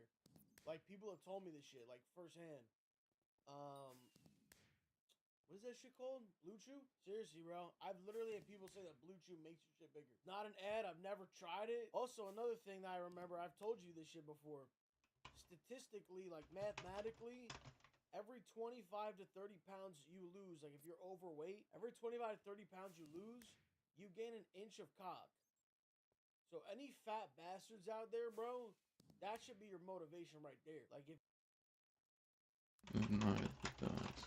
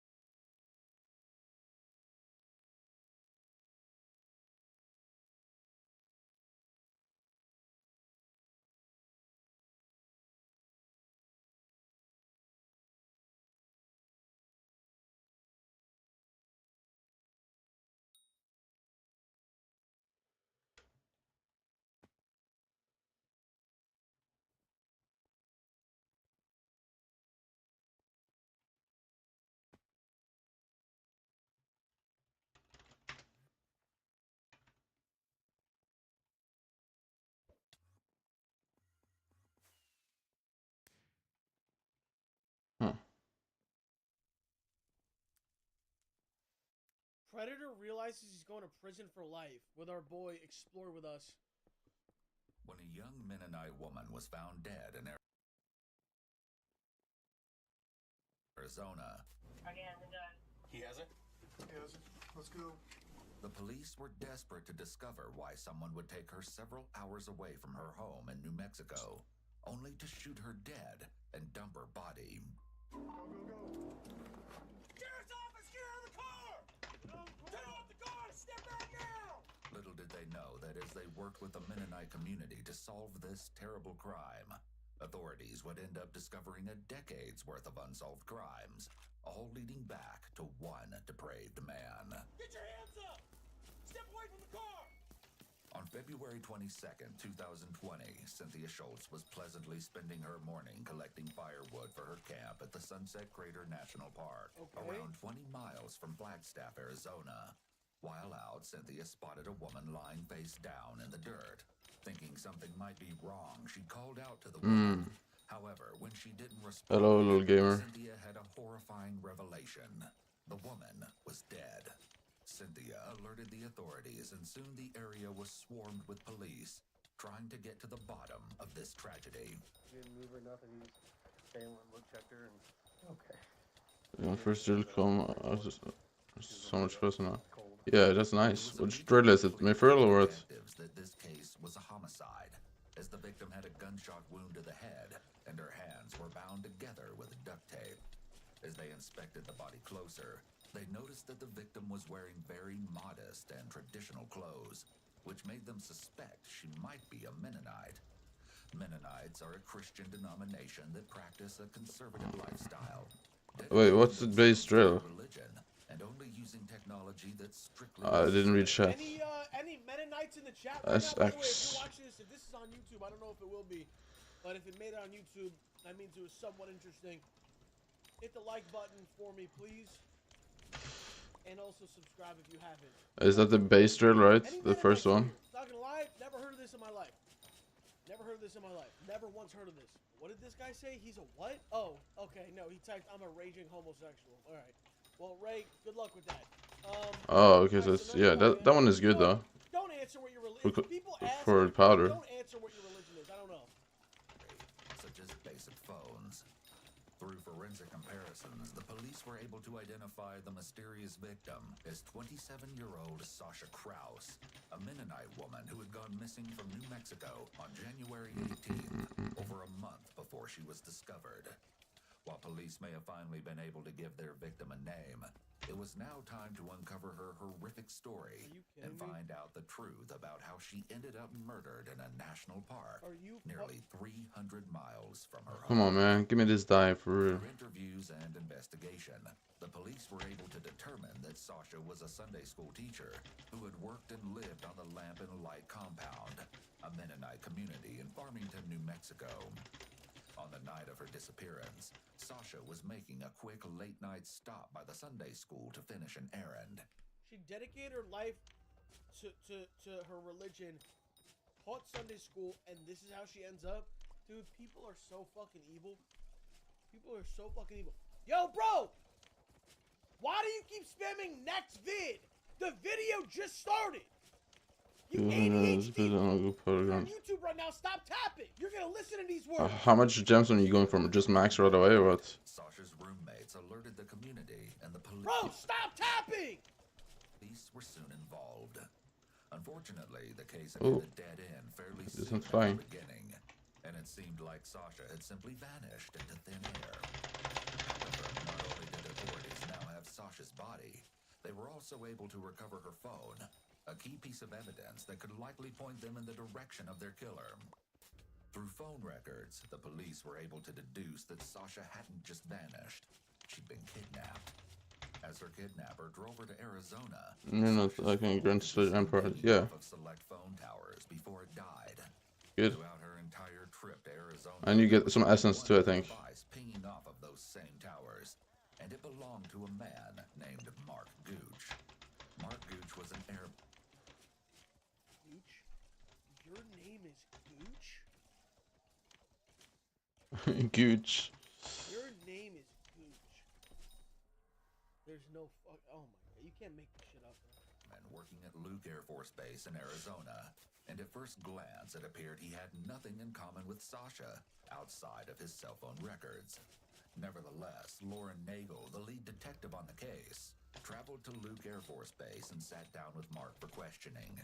Detective Nagel introduces herself as Detective Jones, as she got married at some point between this interview and her appearance in court. Hi, thank you for your patience. That would work out that way. I asked you to I've been waiting for this day for like a year, bro. It's kind of crazy. Alright, so I'm Detective Jones. I'm with the Sheriff's Office. I'm sure you're wondering what I want to chat with you about. Of course, I'm about to fill you in. We just gotta go through some procedural stuff first. The interview takes place in an interrogation room on Luke Air Force Base and is an ideal setup according Wait, to so wouldn't Kind 5 play be good for this? There's no barrier between Detective Nagel and Mark, allowing her to observe I feel it. Mineral armor. You can be long time, isn't it? Yeah, I mean, yeah, you need to do gemstone for that. And yeah, unlocking that takes a long ass time. Unless you use the like minimum gear. But then again, that's super slow. Additionally, Mark is seated near the door, which helps send the message that he's able to leave at any time. This may make him less defensive and more likely to talk. It can also help prevent any false imprisonment claims later. Say it once. Because you have a couple of... Times at this point. On which profile though? I mean, it's RNG drops, a nice thing and stuff. Call my lawyer. That's it. You don't ever even say hello. Ironman, I just did some mining and then the rest from Beastery. Either if you're innocent as fuck or guilty as fuck. We've been through this with 100 different videos. Detective Nagel and Mark speak briefly about his responsibilities as a mechanic in the Air Force before the detective asks about Mark's life back home. So what'd you do before Air Force then? I worked in the diesel mechanic shop for about a year. I mean, I mined like 50% of the coins on Ironman, I think. Oh yeah? I'm finally using the Chlor helmet I bought, so that's cool. 6. Oh wow, really? Yep. Okay, big What? family. Tell me about them. Like how many brothers, sisters? 3 brothers and 3 sisters. Okay, got it. And where are they at now? All over the country. All over? Yes, ma'am. Are you the youngest? Yes, ma'am. Okay. Who would you say you're closest with? I don't know, we kind of got separated pretty good after everybody started moving out. So you're not close with any of them though? I talk with them on the phone here and there, but... Just maxing Skyblock level does make you a lot of coins. Oh, gotcha. It costs coins, but you make more. I don't know. Okay. Mark comes across as a polite, well-mannered airman, but as we'll see over the course of the interview, this is just a facade. So what do you do on your time off? Play on my computer sometimes, play some games, go hiking as much as possible, but work on my car and bike a lot too. Try to stay active. Cool. Do you like go to church or anything like that? No man, the church closed down. Oh, that's closed too? Coronavirus. Got you. Is that something that you did before it closed? Okay. Yes man, I was attending church quite a bit. How do you focus on level? Yeah, you get levels from just playing the game too. It just stops at a certain point when it comes to Beastery and collections and stuff. Both collections.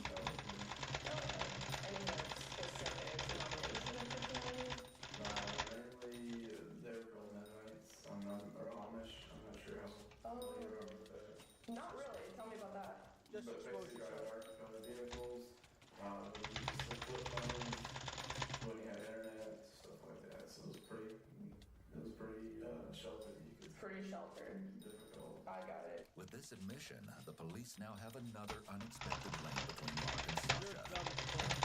Fuck, bro. When the detective brings up the topic of religion, Mark starts to fumble with his words, indicating that the topic of religion may be something Mark doesn't want to talk about. In that last 6 months, have you traveled out of state anywhere? Yes, ma'am. When I came down here, I drove my car from Wisconsin down here. Oh, okay. So you drove from Wisconsin to Phoenix? Correct. Anywhere else? Pretty much state of Arizona. I try to do as much hiking as possible. Mark doesn't know it yet, but he's just been caught in his first lie, the first of many. Using words like pretty much, mostly, and similar sentiments are qualifiers enough to throw up a red flag to detectives. These words usually indicate half-truths or that there is something the individual may not wish to disclose. In this case, Mark saying that he pretty much stays in Arizona isn't true at all, and he's hiding something very big. He also uses filler sounds such as to delay answering so he has time to think about his response. Damn. Again, you're probably wondering, why I'm here. So I'm a detective. I'm with Coconino County Sheriff's Office. 1, 2, 3, And I am 4, working on a homicide investigation. Okay. There was a girl named Sasha Krause that was killed. Did you hear about that case? I've seen it in the news. Yes, ma'am. Tell me what you know about the case. It's basically the news report. She was from New Mexico, right? Mm-hmm. And she left home one evening, and they found her in northern Arizona, like Flagstaff area, correct? Right. So that's the case that I'm working. Any idea now why I'd want to talk to you at all? Probably because I was probably traveling up in New Mexico area, probably. Yeah, that's exactly it. As the detective reveals why she's here interviewing him, Mark begins to show more and more signs that he may be hiding something. When asked what he knows about Sasha Krause's murder, Mark vaguely says that they found her. This is a soft way to describe something as violent as a homicide. And they found her in northern Arizona. When suspects shy away from using realistic words such as murdered or killed, this can be a red flag for possible deception as they're minimizing the crime. Additionally, Mark uses the qualifier probably 3 times in 8 seconds. Probably because I was probably traveling up in New Mexico area, probably. So we've got these things called license plate readers. Okay. And your vehicle hit a license plate reader in that area. So tell me about that. You were traveling then. I'm a little confused because at first you said you hadn't traveled, but now did you go to New Mexico? Yes, ma'am. Your vehicle was picked up on that license plate reader in the general area on the same day actually that she went missing. And so what I'm doing at this point is I got to talk to everybody, as you can imagine. That's my job. Anybody who's in the area, anybody who could have seen something. Despite the fact that Mark appears to be intentionally lying, Detective Nagel does a great job of calling him out for it while also remaining non-judgmental. She does this in order to keep Mark from feeling threatened and ending the interview, while also not letting him get comfortable in any of the lies he tells. The more someone repeats a lie, the more confident they will become. She also keeps him calm by not telling him the whole truth about why she's there. Although she's telling Mark that she's just interviewing everyone who got picked up on a certain license plate reader, we know that Mark is actually her #1 suspect, and that he was found through phone records. This is just one example of the ways detectives can lie during interviews in order to get a suspect to tell them the truth. So why were you in New Mexico that day? I was planning on going, so I was checking out Mennonite churches. I had traveled up to Flagstaff. Mark takes a big pause after he says he traveled, followed by his foot twitching, and then he says to Flagstaff. I had traveled up to Flagstaff. This is something called a cadence switch, which is essentially a disruption in the flow and inflection of speech. In an interrogation, this can be seen as an indication of something being left out of a story, as the speaker paused and changed their speech pattern. I was hoping that ski resort was still open, but they were closed due to coronavirus starting up. And so I figured I'd go check out Mennonite church up in that area. So I knew some people from Wisconsin that used to live there, and I wanted to go just attend because I really been missing that social life. Yeah. I used to have in Mennonite churches. Is there any reason why you didn't tell me when I asked you if you've traveled? You didn't mention that to me. Is there a reason that you didn't? No, I'm sorry. My memory just, I don't know. It's not what it used to be. I'm tired today. I'm sorry if I failed to mention that, but I was not trying to hide or withhold information. Okay, thanks. Once again, Mark is caught in a lie. While explaining why he was in New Mexico, he mentions that he was good wanting uncle. to go Hello. skiing. Epic However, the furry ski resort unk. he drove to, the What? Arizona Snowbowl Ski Resort in Epic Flagstaff, furry was unk. closed due to COVID-19 restrictions. What's that? In actuality, Hello, the Flame ski Dog. resort didn't close for COVID until March. Well, after Are you Mark uncle, had bro? been there I am on not uncle. January 18th. I'm young as shit. I'm 21. With his right shoulder, it's barely perceptible, but lines up when he says, "I don't know." Internally, he I'm does 21, know, bro. and Chill is out, just man. making I'm so excuses, young. but he's not confident in his memory excuse. Mark is What also the fuck? sitting with his leg crossed in a way that creates a barrier between himself and the detective. He switched to this guarded position after he was asked about traveling. When questioned about why he didn't mention this trip earlier, Mark's military formality helps him appear more truthful than he's actually being. He refers to Detective Nagel as ma'am and immediately apologizes for not mentioning the trip because he was tired.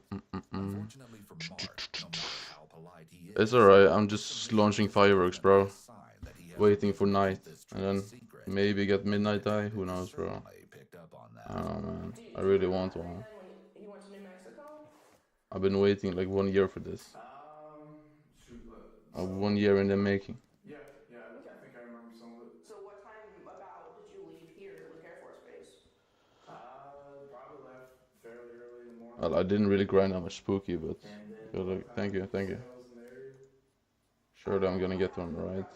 I've got like the charts, the paper. Okay. What time? Let's go through the day. So when you say fairly early, what does that mean to you? Probably about 7. Okay. 7 is when I left to head up there. Stopped in Flagstaff for a while. Just got some, got some fuel, I believe. This is one of the last fully truthful statements Mark says while recounting his trip to New Mexico. While he may think he's being sneaky with his lies, Detective Nagel knows a lot more than she's letting on, and is ready to catch every lie Mark throws her way. Did you go anywhere else while you were in Flagstaff? So max level on this one. No. I'm not max level on any profile because of mutations. Yeah, pretty much straight driving. And just the new Diana bestiary on my main. I don't know. So you stopped in Flagstaff. It's just the new stuff. That's You annoying. drove directly to the church. It's so much downtime when you do multiple accounts or profiles. To get some fuel. Watch how the detective suddenly starts kicking her foot. Since this discussion is about the scene of the crime, she likely feels a lot of pressure with these questions, trying to make sure she gets his story, and also has what she needs to confront him later. No, it's because it's fun. Deceptive behavior already, she's likely fairly certain that he is the person she's looking for, and these are really the high-stakes questions. About 2 o'clock in the afternoon, I had swung by the church to check their sign and see what time their services was, and they were, Bro. I think it was just Sunday evening. At this point in the investigation, Detective Nagel has spent a lot of time at Sasha's church, looking for any sign of what happened to her on January 18th. In her entire time there, the detective has never seen any sign even somewhat similar to the one Mark is claiming to have checked. Did you talk to anybody while you were there? No, there was no one. Man, this is gonna be so much profit when this happens. Did you like it? I don't know. What is it a church that like what you grew up in or different? It looked fairly similar, but it's not really the same. So I was a little disappointed with the whole long drive and everything. I didn't really see it as working out long term to make it there. Yeah, that is a long drive. It'd be way too far to drive every weekend, so I got. Just, good luck on the ground. Thank you, man. Have a nice day to you, or good night. I don't know. And I really wanted to make it for that. It's gonna be interesting. This. Who's that friend? His name is Kepley. Mark claims that he made plans with Kepley to go hiking the following day.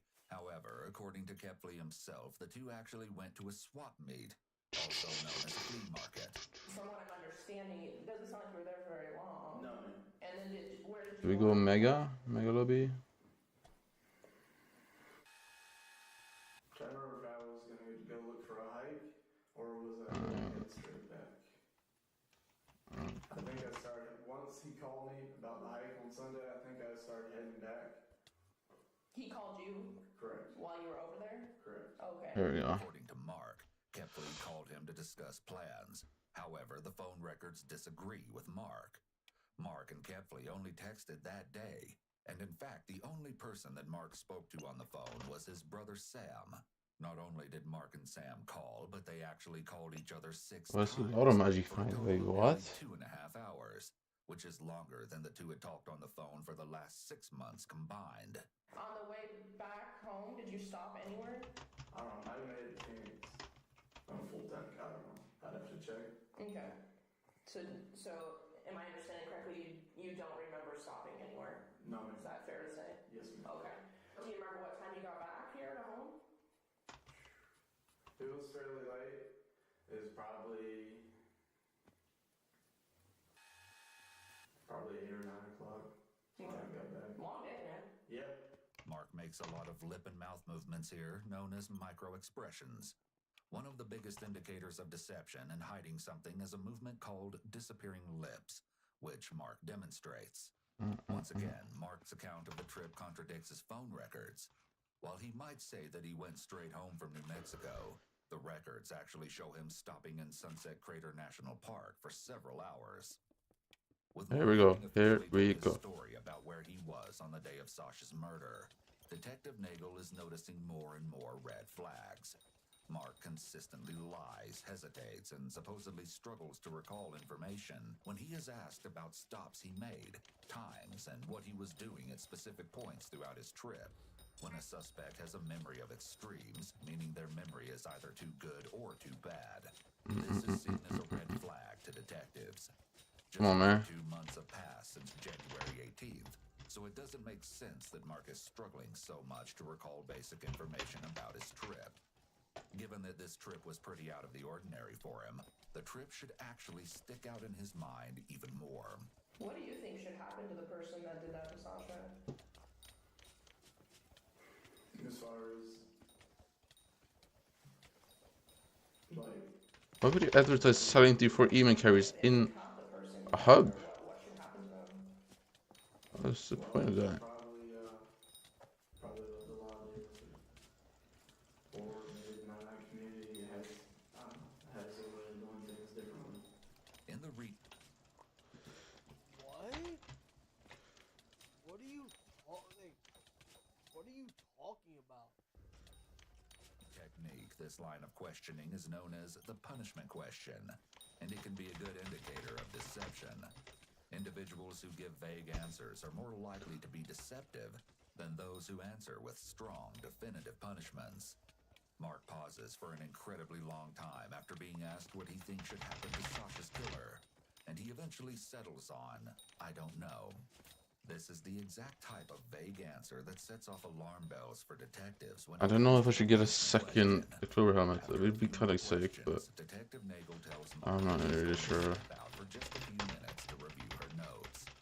After letting Mark stew for 10 minutes, Detective Nagel comes back in and gets ready to really take Mark's story apart and figure out what exactly it is that he's lying about. On the way back, what time did you come? Hey, can we stop the fighting in the chat, mods? Can you get rid of this? And if you're gonna talk in the chat, let's talk about the video and not be fighting trolls and people attacking other people. And please stop. Please stop. Back through the gate. It was dark. Possibly 8 or 9. Probably later than that. I'm not sure. So if Yeah, that's +5 magic man right there. Take those. what's the latest you think you possibly came through that gate? Probably could have been 1 or 2. 8 or 9 to 1 or 2 is probably the most time frame that I could think of. Okay. It was dark when I came to. It's kind of a big time frame there, though. 8 p.m. to 2 a.m. is pretty different. Okay. So you want to stick with that? 8 AM to 2 PM. That's 6 hours, bro. 6 or 7 hours, bro. What the fuck? Are you retarded, man? Hence his 6-hour time span. If Mark is adamant that he got home at 8 p.m., but then video footage shows otherwise, it will reflect badly on his credibility. On the other hand, if he admits that it was 2 a.m. when he got home, then there's a large chunk of time that's completely unaccounted for between Mark leaving the church. Holy, he's doing so much damage. Peak. While Mark might be trying to avoid getting caught in a lie by avoiding specifics, in actuality, this just makes him even more suspicious. So what if I told you that the time that you came in the gate that morning was 6:53 a.m.? Would not guess it was that late. That's a long time. Yes, ma'am. So how do you explain that? I stopped and slept in the car.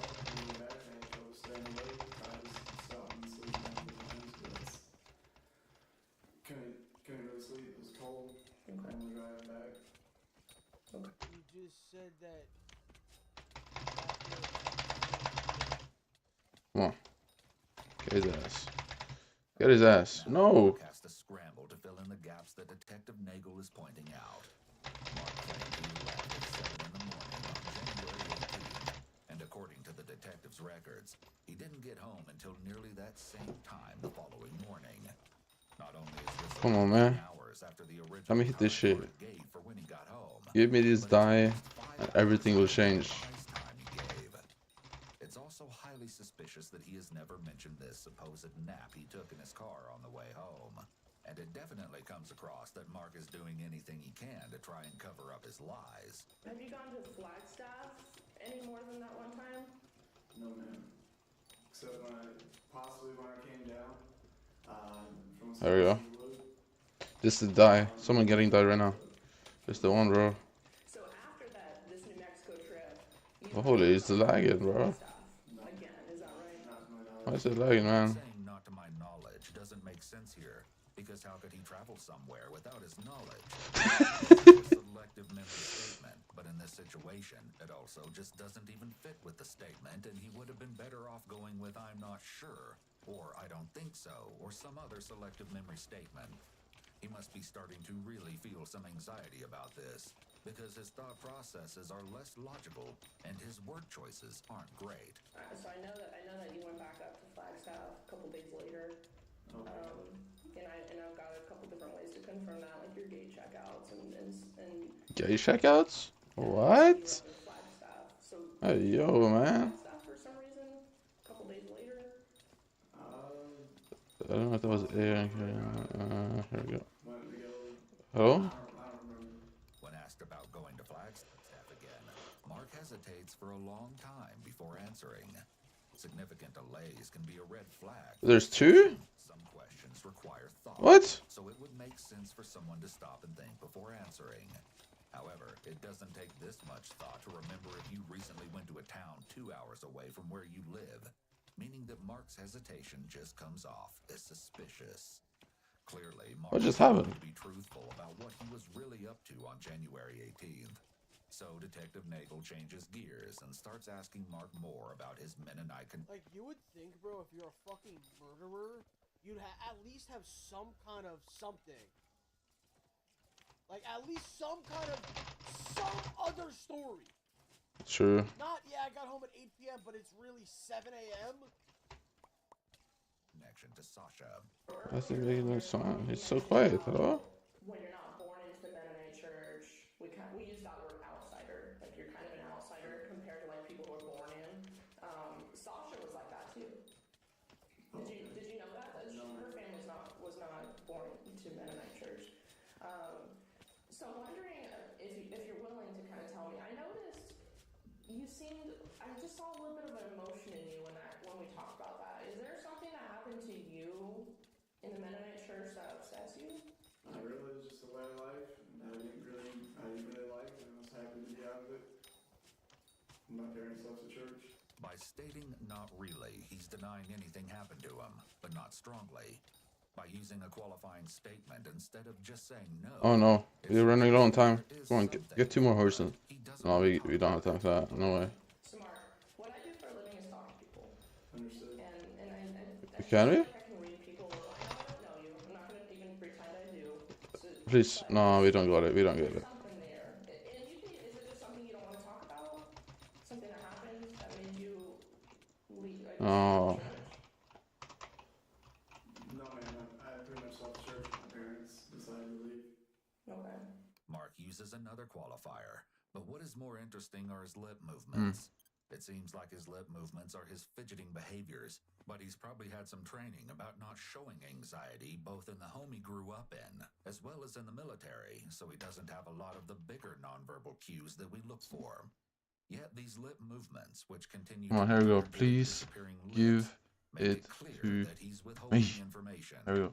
It's almost like he's trying to hold in whatever Clover helmet would help me. he wants to say. While Mark may be playing it cool, the detective knows he's hiding something. Before this interview even began, Detective Nagel was able to go through Mark's text messages and saw some concerning things regarding his views on Mennonites. In a text conversation, Mark and Sam are told by their brother Jacob, a Virginia state trooper, that he had just given 2 Mennonites a speeding ticket. Mark and Sam are both overjoyed to hear this, and Mark even says that he hopes that Jacob treated the Mennonites like shit. Sam makes a point of calling the Mennonites cultists, giving some insight into how he and his brothers feel. Here we go, Meave. Come on. Die. I coughed on him so he would spread around into the wedding they're going to. Die. Oh. Insight into how he and his brothers feel about the religion. Are you sick? In another conversation between Mark and Sam, Mark tells Sam that his surveillance on the Arizona Mennonites that morning was boring. The use of the word surveillance was incredibly alarming to authorities, and clued them into the fact that he may have been planning some kind of attack on the community. It happened. It happened. It happened. It happened. Detective talking to Sam right now. Oh la la. It happened. It happened. It happened. It happened. And so I want you to know that. Oh my god. For this main reason. Sam's telling us some stuff. It fucking happened, bro. And you're talking to me, and I want to just make sure you know what both of you guys are telling us. We did it. And what I know a little bit about from what Sam said is sounds like something's going on here as far as like maybe you have hard feelings against the Mennonite church or maybe like a grudge or something like that. So let me get this straight. You're talking with Sam right now, huh? Mm-hmm. So it sounds like I need to get a lawyer because you're trying to pin something on me. Well, I read you your rights at the beginning of this. Yes, ma'am. And I'd like to see a lawyer now. You would like to speak with a lawyer? Yes, ma'am. Okay. So I'm not going to ask you any more questions then. I am going to have you sit here for a few minutes. Understood. And then I'm going to kind of explain to you what else is going on today, okay? Yes, ma'am. Okay. Buddy, you sat there for 2 hours. You got cooked. You got cooked. Like, you didn't even... Like, that was a sweep. You didn't even have, like... You weren't even up for, like, a couple minutes in the first quarter. Like, you got blown out all 4 games. All right? You shit the bed. Your name is Gooch. You're cooked, bro. Gooch. Everything about what you did was wrong. Everything, bro. And then you ask for a lawyer 2 hours after you incriminate yourself? Dumb fuck. You go with that water? Correct. All right. Detective Nagel is using a bit of the prisoner's dilemma technique, pinning one suspect against the other. We see him do a big anchor point movement immediately after, and his illustrators don't line up with his words. As soon as the detective leaves the room, Mark unbarriers his legs. That's Detective 15. Nagel's Okay, so I comments got clearly struck a space for nerve with 15. Mark, and for the first time, we see him change his reaction and become stern. He clearly doesn't like that his brother is also being interviewed. Perhaps Mark has good reason to fear that Sam will say too much to the cops, as while Sam refused to answer the majority of questions during his brief interview, he did say one thing that caught detectives' attention. Not only did Sam claim that Mark had a grudge against Mennonites, but when asked if he knew why the cops were questioning him, Sam ominously replied no, but that he knew his brother and how he is, giving police even more reason to be suspicious of Mark. With his interview concluded, Mark was served several search warrants for his phone, I don't have any compass left, really, all bro. of which proved to be very enlightening to the authorities. The first thing investigators noticed when looking at Mark's car was how spotless it was.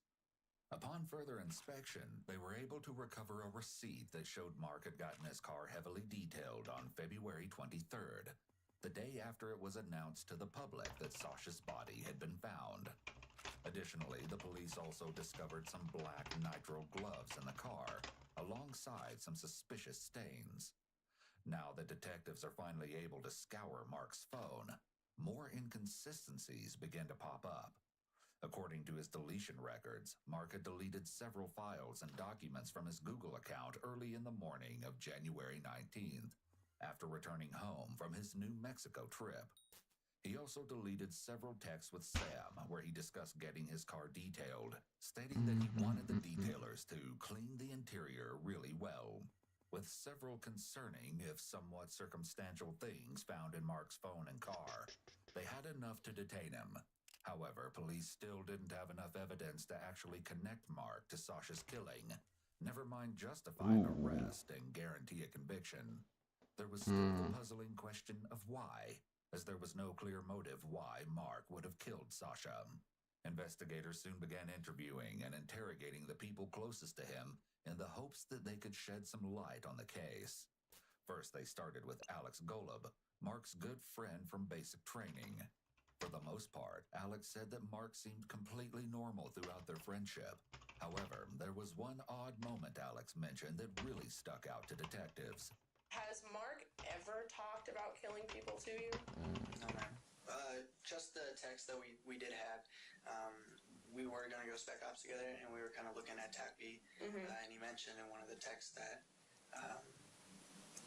something like he'd be happy to get paid for killing people. Exactly. But I was just like, oh, I mean, that's kind of like a huge thing. It's just a weird thing to say. So I was like, oh, that's just huge. And also, you know, it's the enemy. So I mean, I don't really take it as like he's wanting to kill innocents. It's more like the enemy. Okay. These are exactly what you're referring to, probably.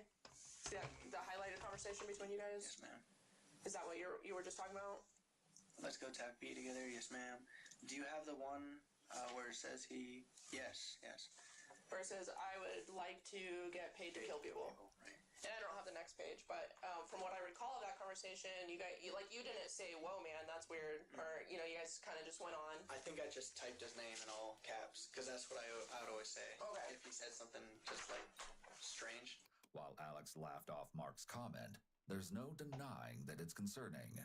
This text from Mark implies that he may have been harboring these sorts of morbid desires long before targeting Sasha. It was about respect too. Like one guy in our sister class, he had his feet up on the desk one day, and Gooch was like, "Oh, you should probably get your feet off the desk." And the other dude made a snarky comment like, "Oh, you're telling me what to do," kind of thing now. Yeah. And I could tell that Gooch got pretty mad at that. I was like, calm down. Okay. From Alex's story about Mark, we can see some indications that Mark may struggle with anger control. The story is also indicative of excessive rigidity. People who are very rigid when it comes to social rules may often get into confrontations with others because they can't cope with seeing any rule-breaking behaviors they deem inappropriate. While this might seem contradictory at first, given the accusations against Mark, he may feel that the rules don't apply to him. This is a trait typically found in individuals with antisocial personality disorder. How do you remember Mark reacting to stress? Just stiff as a board, very disciplined. Never screamed back, never lost his cool, kind of thing. Okay. You'd see his face get red, but I thought he was just embarrassed. Alex describes Mark as stiff as a board and mentions his face turning red. These traits, in conjunction with how we saw Mark acting during his interview, could be signs that he's emotionally cut off. This is another trait that's common among individuals with antisocial personality disorder and is tied to their overall lack of empathy. While these few indicators certainly aren't enough to give Mark a full diagnosis, they can give us some insight into how he might think.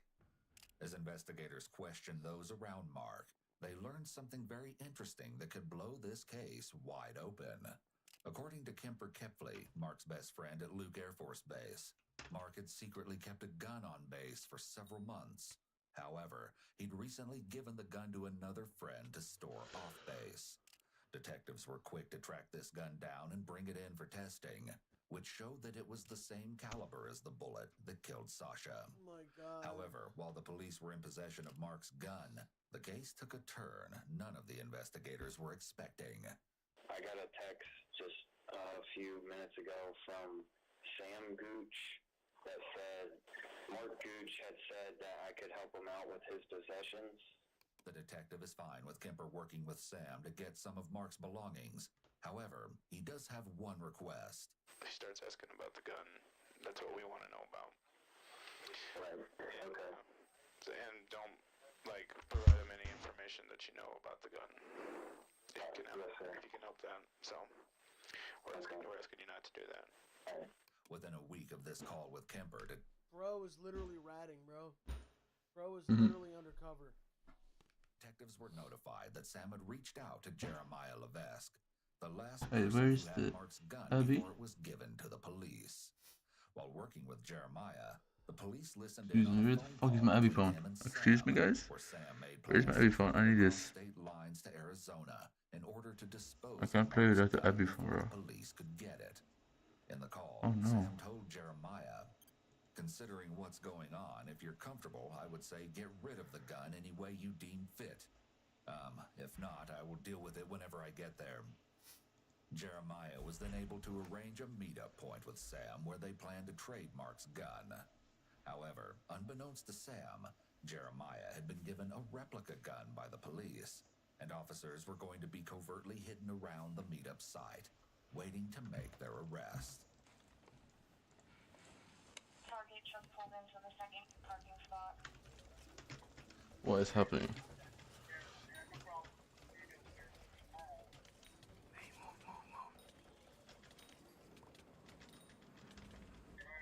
good. Hey, call it in. I can't, my phone. Where's your phone? Target's getting back in his car. Target has a gun. He has it? He has it. Let's go.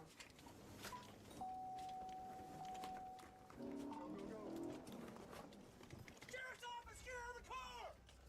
Turn off the car! Step out now! Get your hands up! What is happening?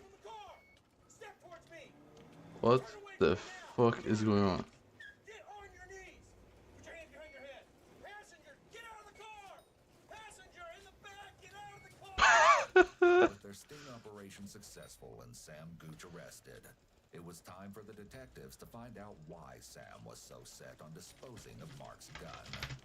Detective Troy Short was sent in to interrogate Sam, and he was immediately met with resistance. You want to start from the beginning and I believe you think I know more than I do, and so explain what that means. You know what I mean? If I know more than you do, help me understand that. I I don't think this is going to be a productive conversation for me, and do you want to tell me about tonight? No, sir. Okay. Do you want to tell me why you guys came halfway across the country to pick up a gun? No, sir. Okay. Do you understand why you're here in the room? Yes, sir. Here's the deal, Sam. A part of me feels bad right now because, like I told you back in Wisconsin, you weren't a focus. You weren't a suspect. And now, because of some bad choices, you're in some serious trouble. Not as serious as Mark by any means. You know what I mean? He's in some serious trouble, and I tried to explain that to you back there.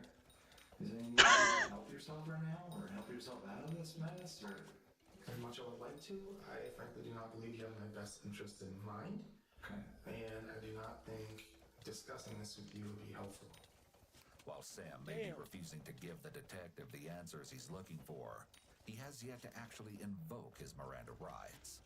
Whether or not Sam knows this, refusing to answer a line of questioning is not enough to stop an interrogation and get a lawyer. We can see that Sam is being very cautious in how he responds to Detective Short.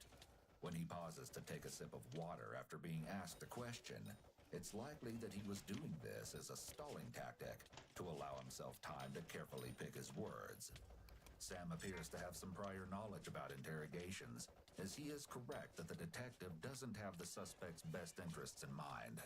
He appears reluctant to speak, as he likely doesn't want to incriminate himself or his brother further by saying the wrong thing.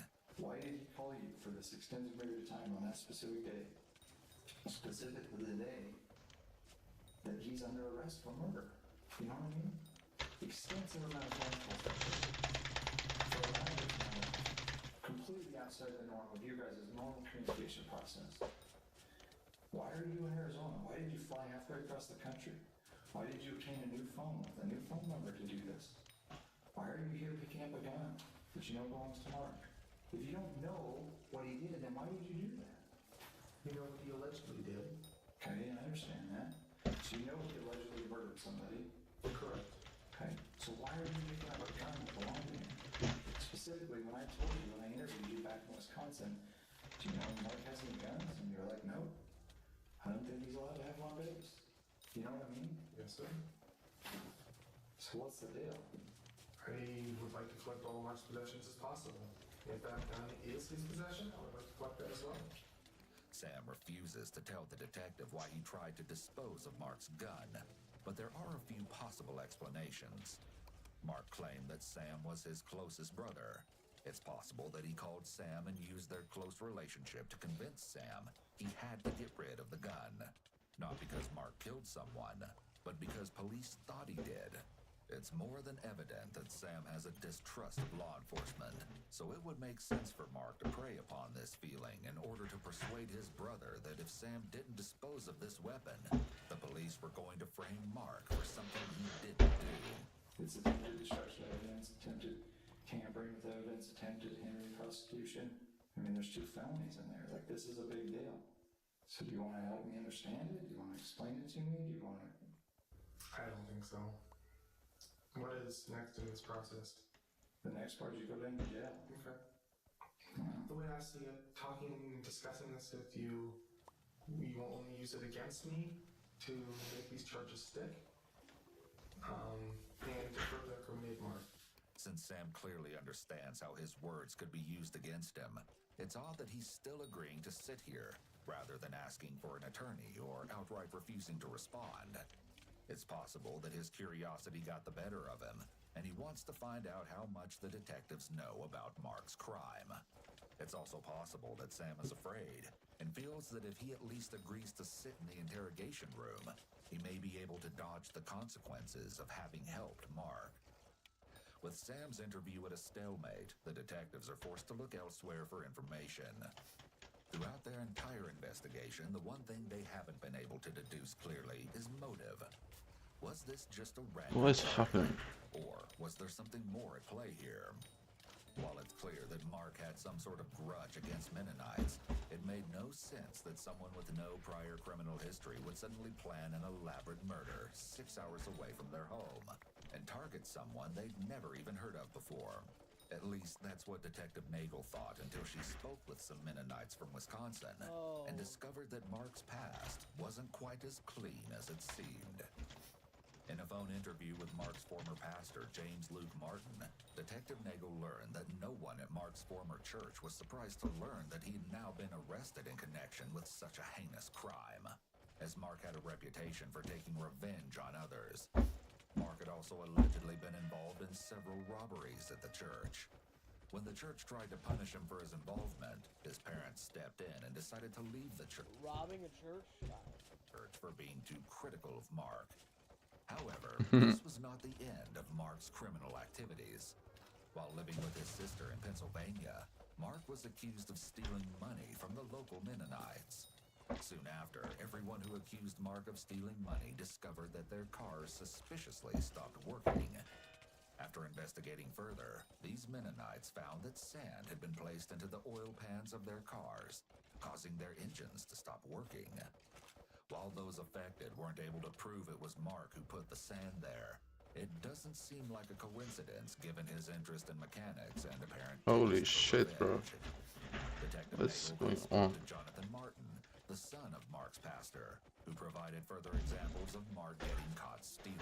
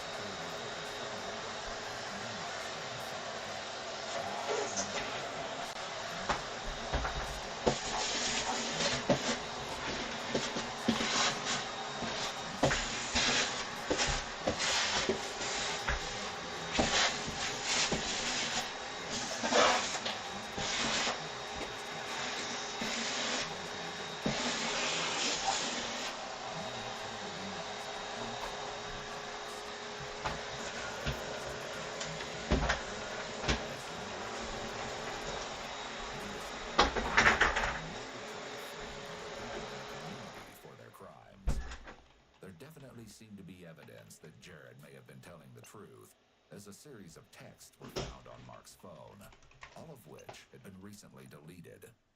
In these texts, Mark talked to Sam about Jared never understanding the real cost of getting caught.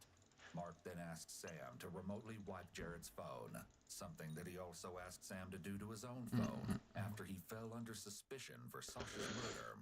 While all of this information against Mark was damning enough, there was still one more disturbing truth to learn. Through many more interviews, Detective Nagel was eventually put in contact with Andrew and Galen Headings, a pair of brothers who were close with Mark during his time in Wisconsin. Andrew recounted a time where he had confronted Mark for stealing, and during their conversation, Mark was so cold and bitter that Andrew said he feared for his life. Galen had an even more disturbing revelation for Detective Nagel, as he told her about Mark's alleged inappropriate actions towards women. According to Galen, Mark confessed to him that he'd allegedly assaulted a young girl his sister was babysitting when he was around 10 to 13 years old.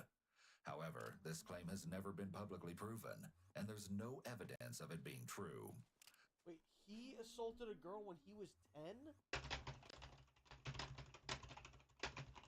What the fuck are these stories? Dude. What?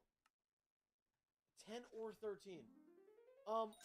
Listen, all these things they're saying, at the end of the day, bro, like, none of these are proving that he's a murderer, though. Come on, bro. Okay, we're just waiting to do this again. Low key. Still, with this information, it became clear that Mark always had the capacity to harm others, and allegedly had many times in the past. Mark's motive in harming Sasha was also I'm not defending him, stupid bastard. I'm not defending. I'm saying from a legal perspective, like if I was the lawyer trying to prosecute him, there's not a lot of shit here that points to him being a murderer. more evident than ever. All the unbounded anger and resentment he had towards the Mennonite community. Defending murderers now? Yo, Garrett, how fucking stupid are you? Like, are you purposely stupid or are you joking? Defending murderers. Are you purposely this dumb or are you just accidentally this dumb? Garrett. Community had been steadily growing over the years, and as it did, Mark took his revenge against them further and further. Up to this point, charges had never been pressed against Mark, and he felt like he could outsmart anyone, even the police. With this misplaced confidence, Mark decided to see if he could get away with the ultimate crime, murder. It appears that Mark had gone to the Mennonite community that day in search of a victim, and tragically, Sasha was in the wrong place at the wrong time. Mark grabbed her from her car late at night and no one saw a thing. Still, that didn't prevent him from getting caught. Unfortunately for him, while no one had previously pressed any charges for his theft, the state of Arizona was more than happy to charge Mark for Sasha's murder and put him on trial. Mark's trial began on September 24th, 2021. Bro, what just happened? 2022, the jury found Mark guilty on charges of kidnapping and first-degree murder, earning him a life sentence. For his help in covering up Mark's crimes, Sam Gooch pleaded guilty. Sam Gooch. 3 years probation. Gooch. With both Sam and Mark dealt with, Sasha Krause and her family finally received the justice they deserve. Wow. Hey, shout out to those lawyers, man. Shout out to those lawyers, because there really was not proof. There was a lot of weird sus shit, but there was no actual evidence. Damn, shout out to those lawyers. R.I.P. And, Gooch, go fuck yourself. Hope you fucking rot.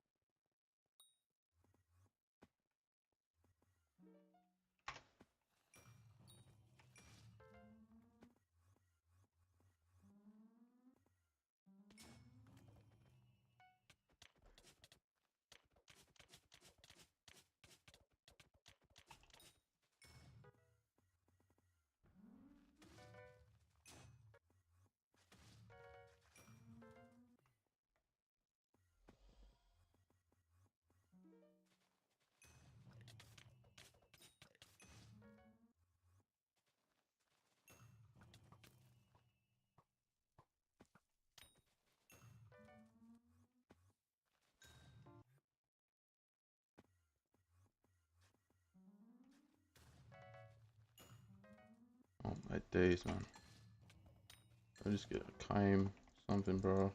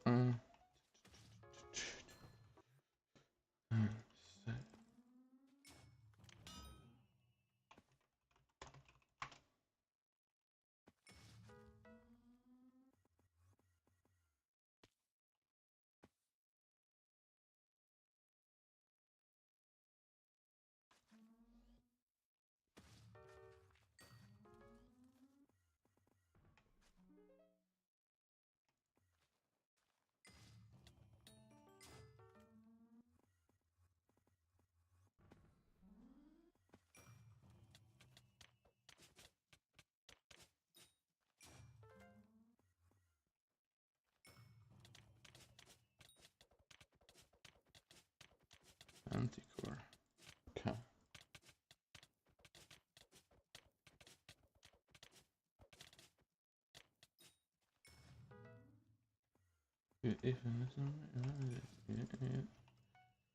Come on.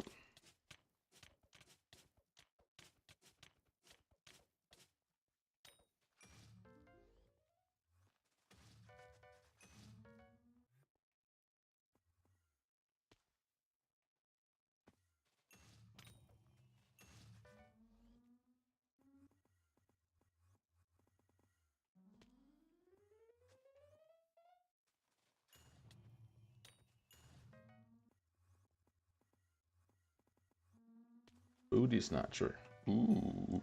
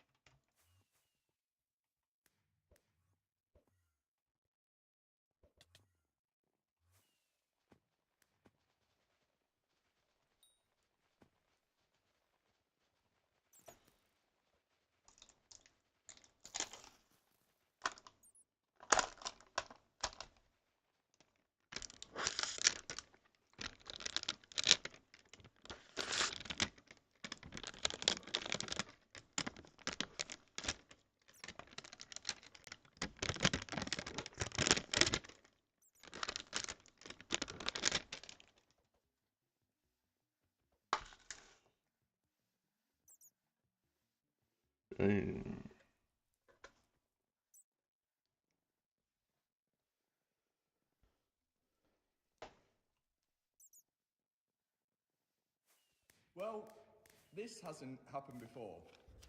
Apparently, we've bought a stolen car, and we're gonna go through to see whether it is stolen, because right now we're kind of nearly at a point of no return.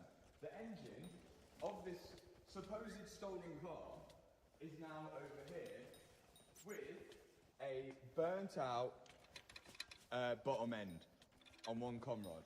So we started repairing it, but before we go any further, we need to 100% know whether this car is stolen, cloned, or just not the right car that it should be. So if you missed the first video on the BMW M3 that I bought this car, which is a clean title car, not been involved in an accident at all.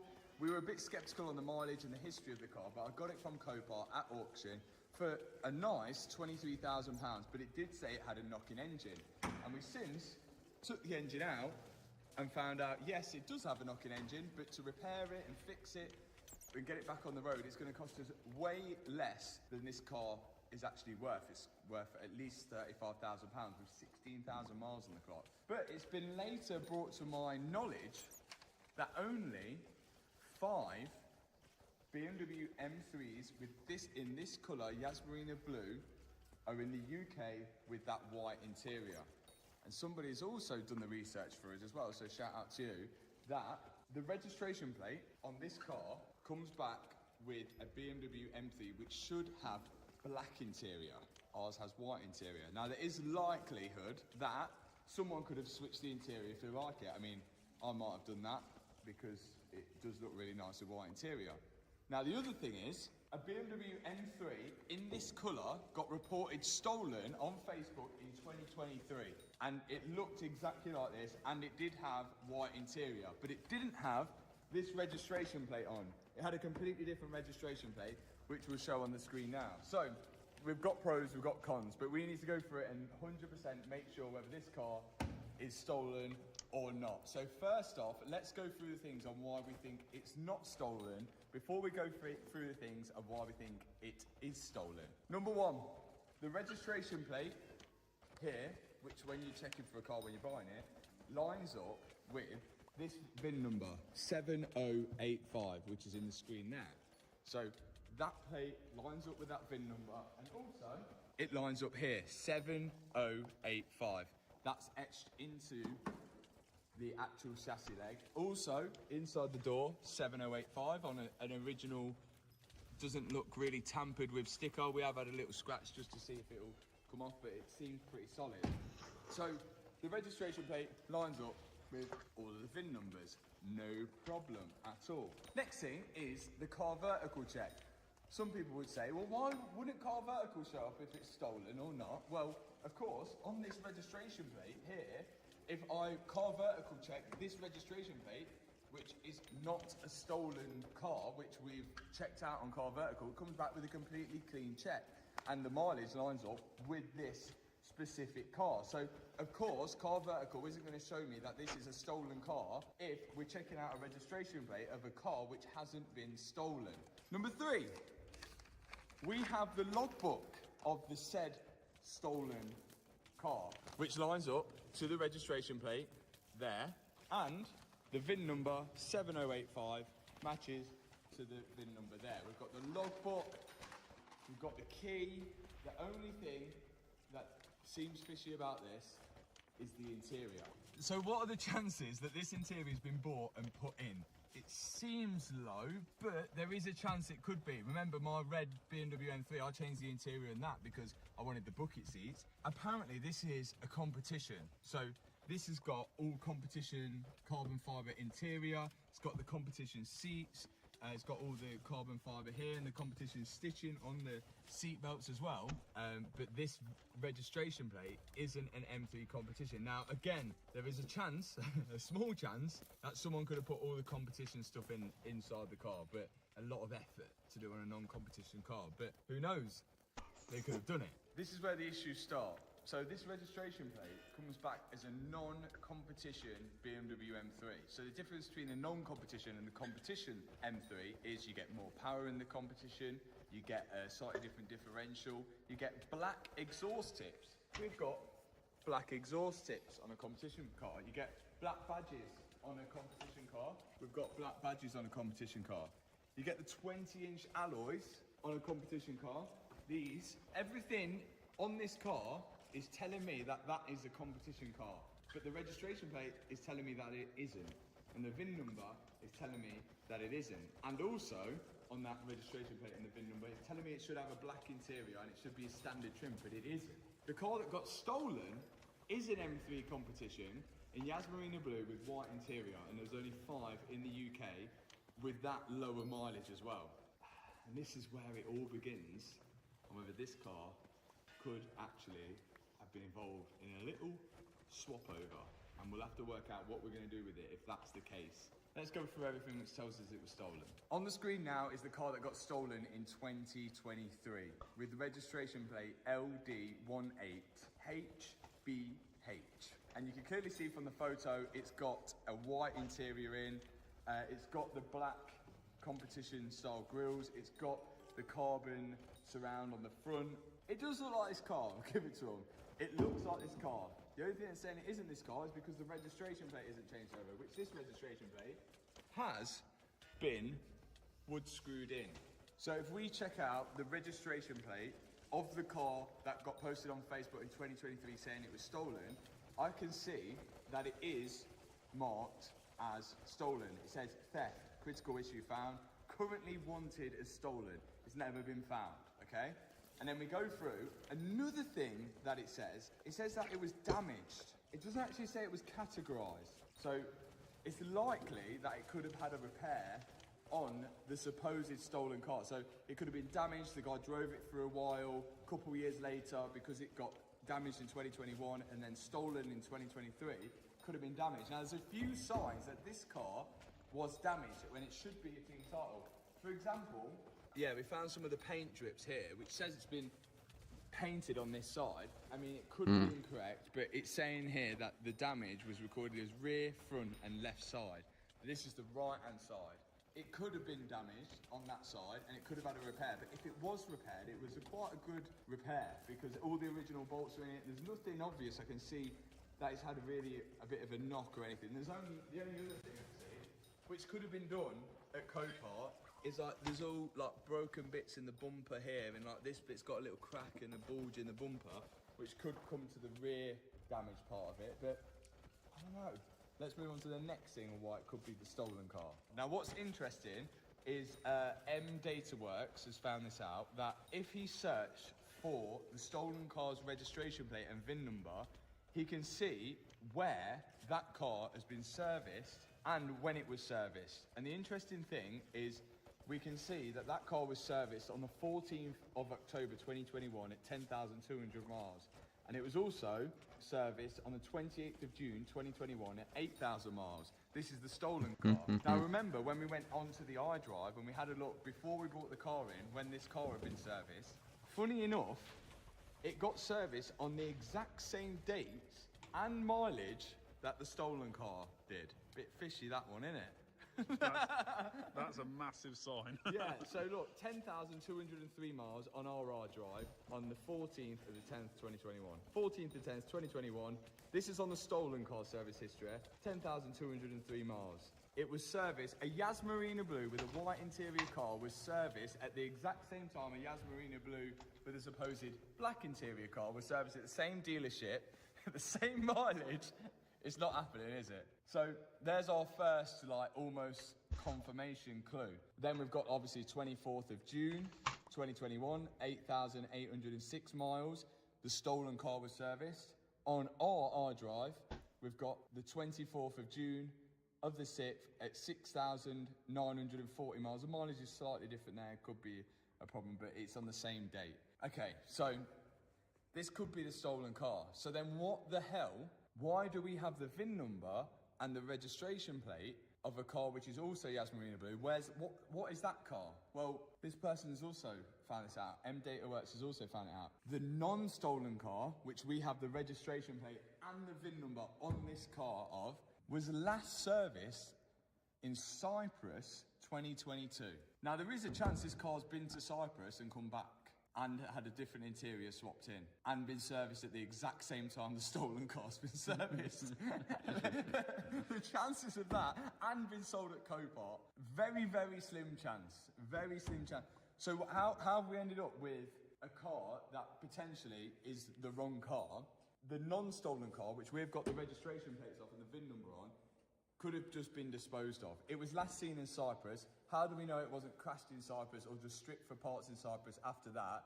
And then that VIN number has gone on to this supposed stolen car. It happens. These people are doing crazy, crazy jobs now. We've seen it on Mark McCann's channel, where someone's changed a whole chassis leg just to change the VIN number over. Which brings me on to my next point of why this car might not be the car that we originally thought.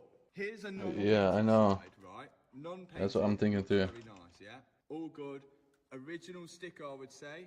Looks pretty nice. Now, this car shouldn't have any damage to it because it's never been recorded as damage. There's no reason why there should be any repair on it. Where this VIN number is looks legit as anything. Here, I see a bit of sanding marks, and look at the paint. Here you can see a massive difference. That's OEM paint, and that has been rubbed down or painted. What I don't understand is they painted this bit, or this bit has come off a Yas Marina blue car, the one that's maybe come off in Cyprus, and they've put this in, and it could have been Yas Marina blue, slightly different on the inside. But to get this VIN number etch in here, which also has loads of overspray on this part of the car as well, so they're not even taking that off, silly. If there was damage to this part here and they have replaced it, you have to go to BMW. You just need the same car digger and stuff. It's a whole different process. And also, if your car was damaged here, why is it only the panel How do you know all this stuff? was damaged here and Bit not sus, this panel man. as well? It's so unlikely. This panel You're a bit sus. with the VIN number on has been changed. What do you think? This is unbelievable. Did you know about this? No. You only just found out? I've just been listening to Matt, yeah. Another thing, everyone knows that a BMW F80 M3 should have a key which looks like this. This is the mileage, same year of the car, all the keys look like this. Matt's got a 116i and the key looks like that. Our key looks like that. That's a new BMW key. Now, it's possible they could have lost the key, or two keys, but it's only had two previous owners apparently. So if it's only had two previous owners, then the chances of them losing two keys is very unlikely. So Sure, buddy. maybe someone You know, took we know this you car up to without the something key, there. stole it, and then made a new key, and then put different registration plate on, different VIN number on. It is possible, it's not fact just yet. Another crazy thing is that we question the mileage on the car. But the M3, the M3, which this registration plate should be, does line up with the mileage on this car. And also, the stolen car's mileage was also very low. In 2023, when it was stolen, at 9,572 miles. That was the last record of it. So the mileage is pretty similar. If it is the case that this is a stolen car and everyone's swinging now towards this is a stolen car, You built like that, this bro? isn't no good. But along with that, how long I was need to this grab on the water. road for before, and did the previous owner of this car know it was stolen? One thing says to me that the previous owner knew it was stolen because they sold it through Copart, which is slightly worrying. And they also chose not to fix it, and they also look like they mistreated it a bit by driving it with a knock and not really caring about it. If you got the car for like $5 grand, who's going to care if you sell it at Copart for 23 the next day? Because if they bought it stolen, knowing it was stolen, they wouldn't have paid 23 grand for it, would they? But if they paid $5 grand for it, of course they're not going to care about it. Of course they're not going to wash the steering wheel. And of course they're going to wrap the bonnet to make it look a little bit different than the car that was apparently stolen. Can we get the engine number off either That's what this I thought, car yeah. or the stolen car and check it with the engine number on this? So the registration book for this, which we've got, have we? Yeah. Or we sent it away? We've got, well, we sent away now. That'll have an engine number on it. Oh, okay. So let's check. Engine number 0531 5212. So, if this engine is that number, This should be the car that was last serviced in Cyprus. Could have gone on holiday. But if it doesn't match this, there's something very suspicious. So I might not be rebuilding in the car yet. 0531 5212. and then this number says 01995252. It's different. It's different, isn't it? Okay, so that confirms Do you know what would 100% confirm it? If we knew the engine code of the supposed stolen car. Now, can we ring BMW and give them the registration plate of the stolen car and ask them what the engine code would have been? Would they be able to tell us that? I would have thought so. That would be quite good, We're wouldn't proper being Sherlock Holmes here.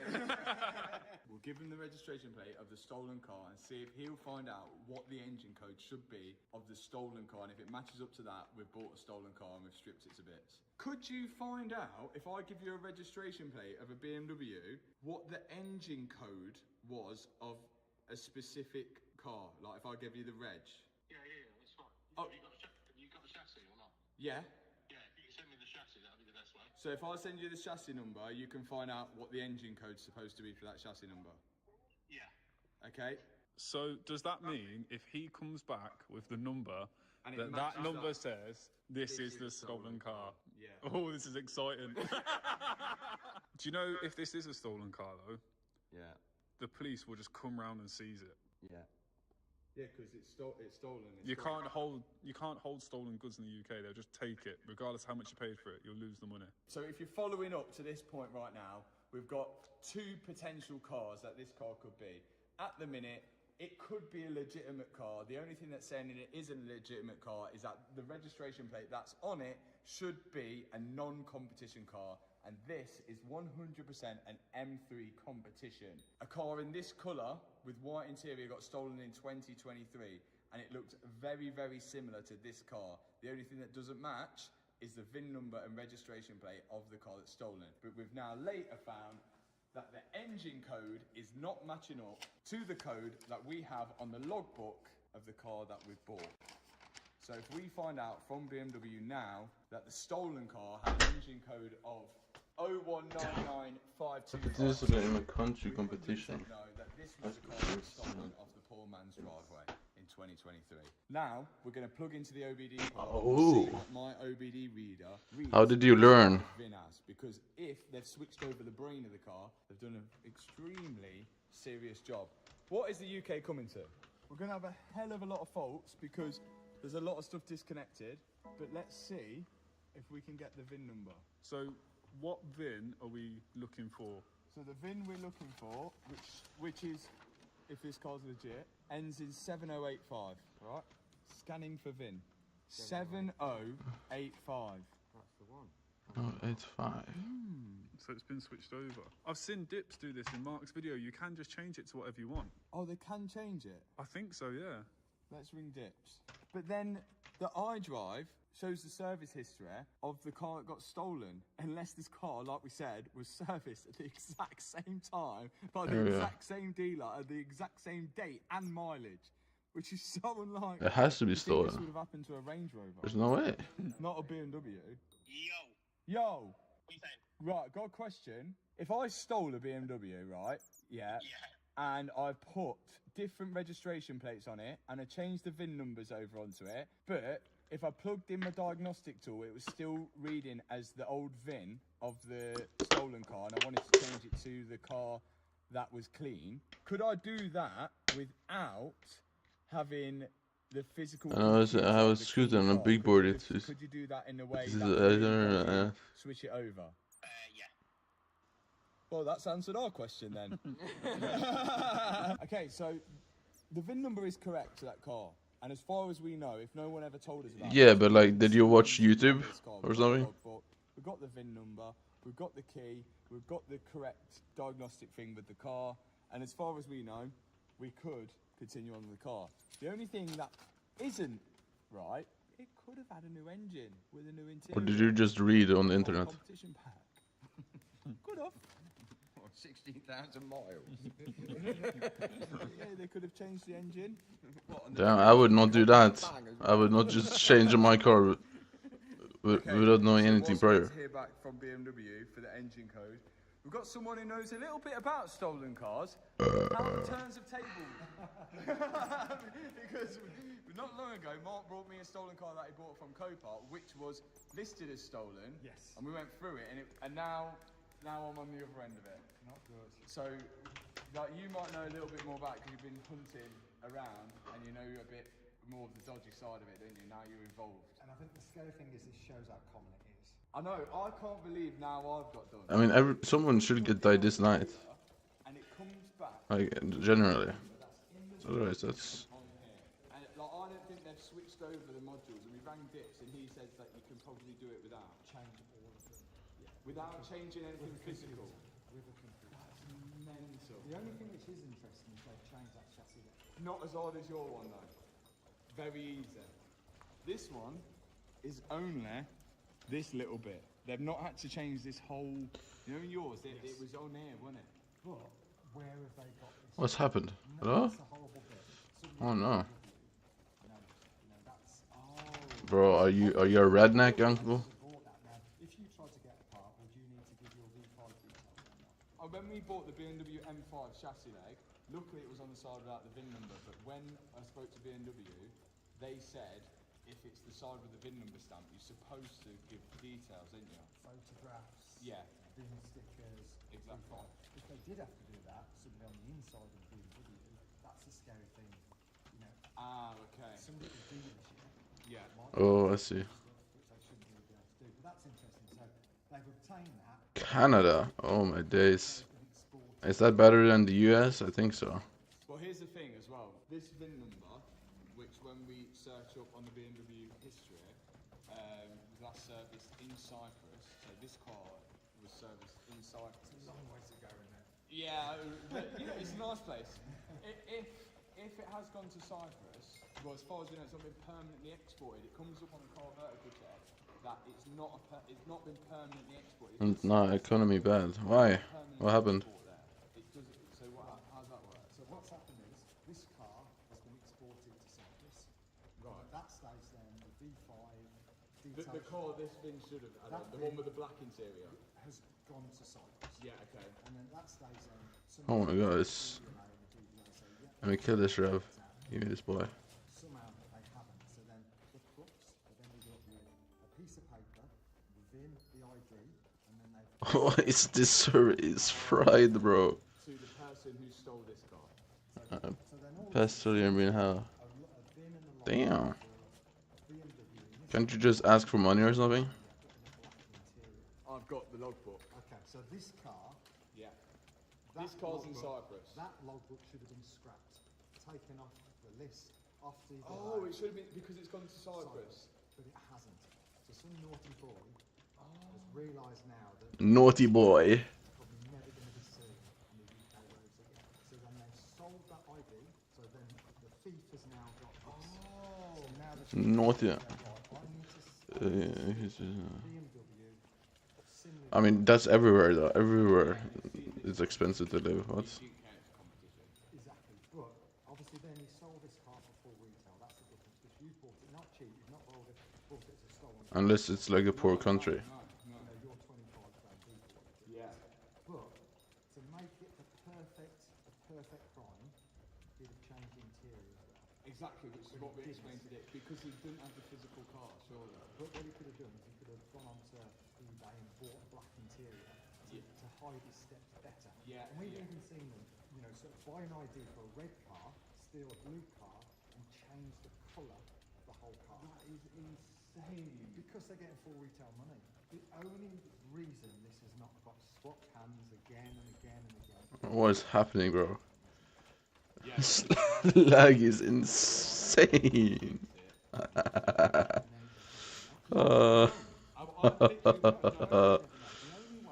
Oh my god, look at the server, bro. Have you seen the party, by the way? Look at this. Look at that. Oh my days. It's like 30 late game, end game players in one lobby. Just doing this. This is so stupid. Yeah. Okay, so that car then, the car that it's supposed to be with this VIN number, you think there's still a chance that it's just driving on the road? For example, a couple years ago, Gussie could have been for one week or what? Mental. Should we go Cyprus and try and find it? Let me show you, but you'll have to blow this up. Let me show you a Snapchat group where they're selling IDs now, which you can buy, and you buy that ID and then go steal a car. Oh yeah, but groceries 400. Well, this would probably be £5. So So if they bought an ID. But like, do you not buy for 1 week? Because my parents, they buy for 10 days, so they buy food 3 times a month, unless we go empty of something. Then they buy that, but yeah. Now I'm nervous.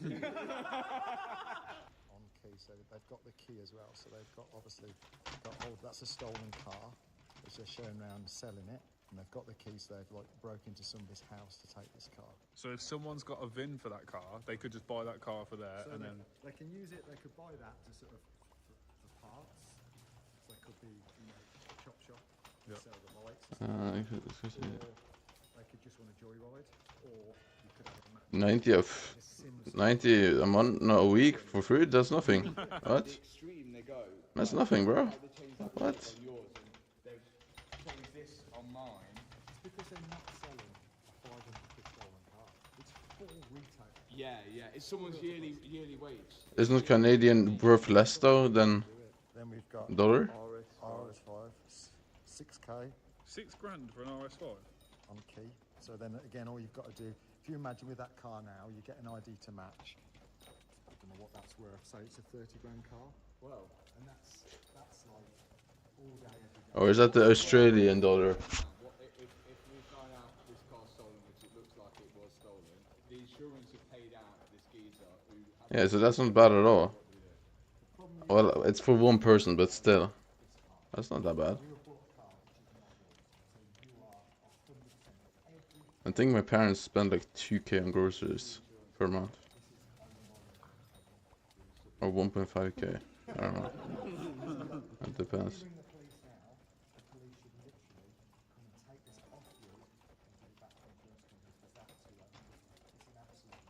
And you thought the rattling engine's the problem. But maybe you can go back to the people you bought it off.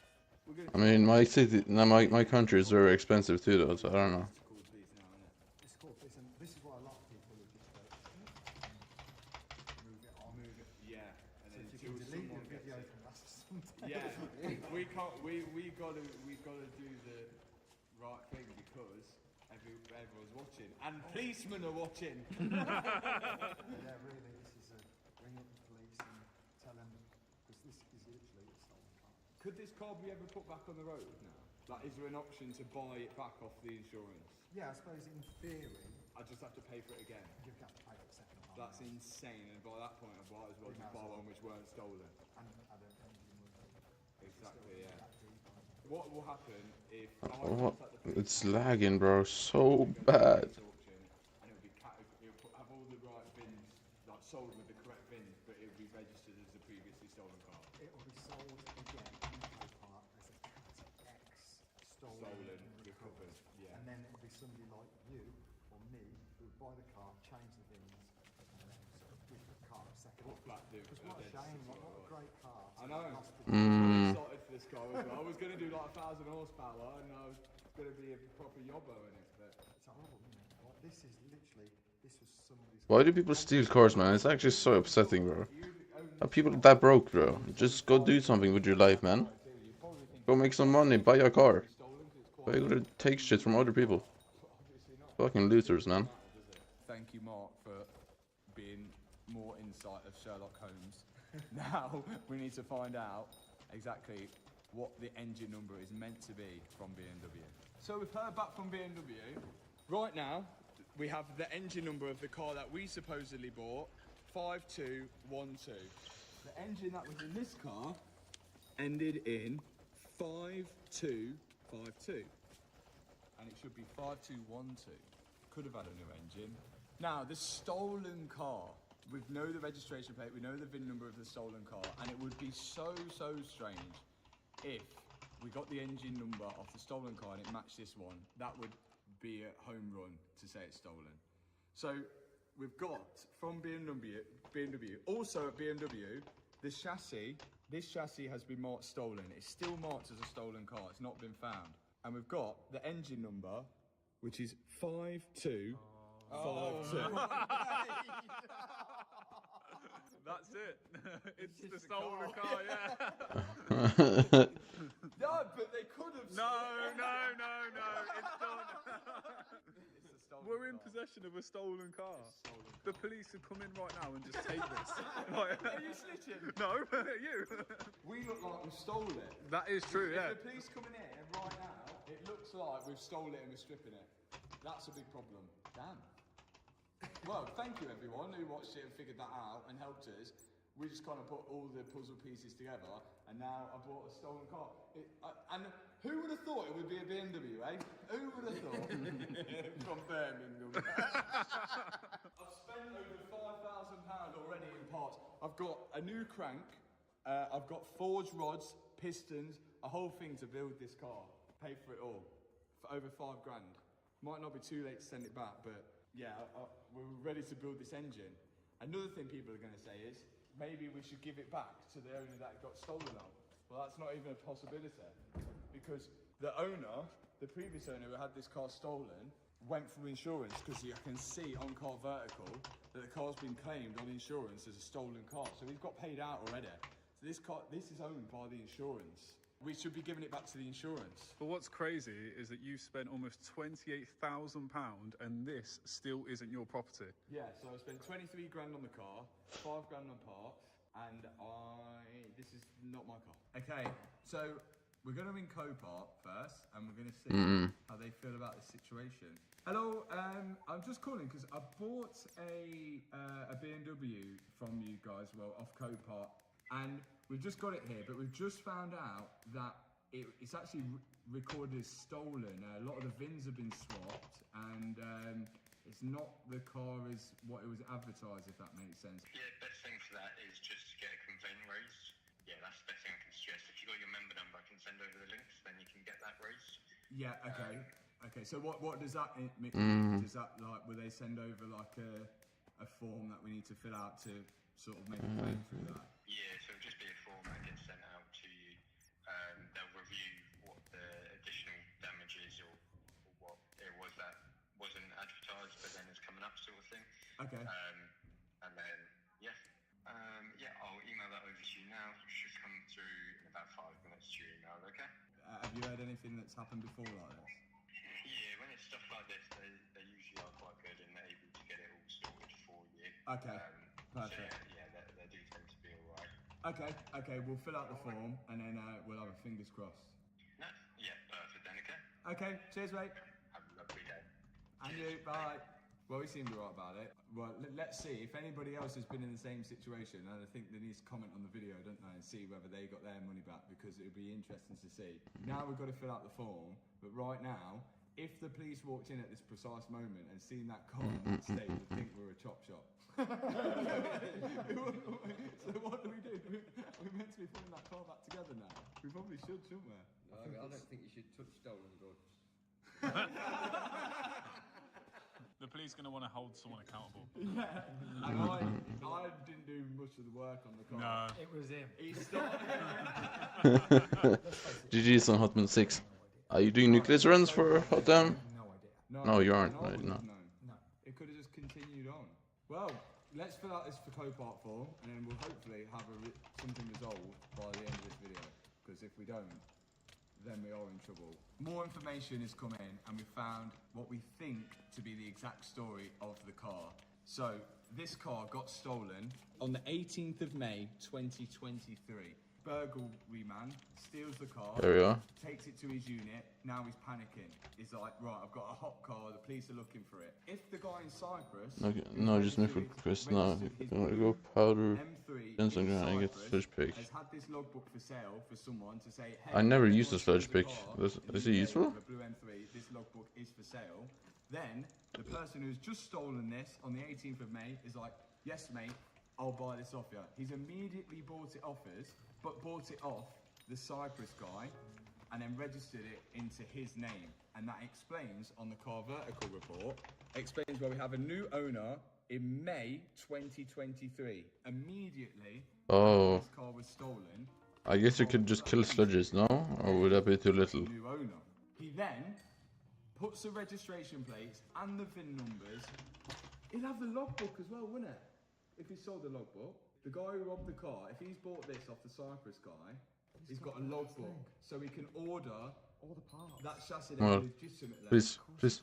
So then he's ordered that legitimately, he's put the registration plate on, he's ordered his chassis leg legitimately, he's whacked that on all within Oh no. 1 week. Because in that week, after that, he's then gone to an Oh, MOT no. testing centre in London Oh, no. with this postcode and that mileage, whichever it is, and he's got an MOT test and the car is ready to go on the road with its new identity and his legitimate logbook. Off he goes. For full retail money. Supposedly the previous owner of the car messaged me on Instagram saying that he used to own this car and he, like, his cousin used to drive it a lot and he never used to drive it nicely, and then that's why they listed it through Copop because they got told it needs a new engine, so they just thought we'd get rid of it.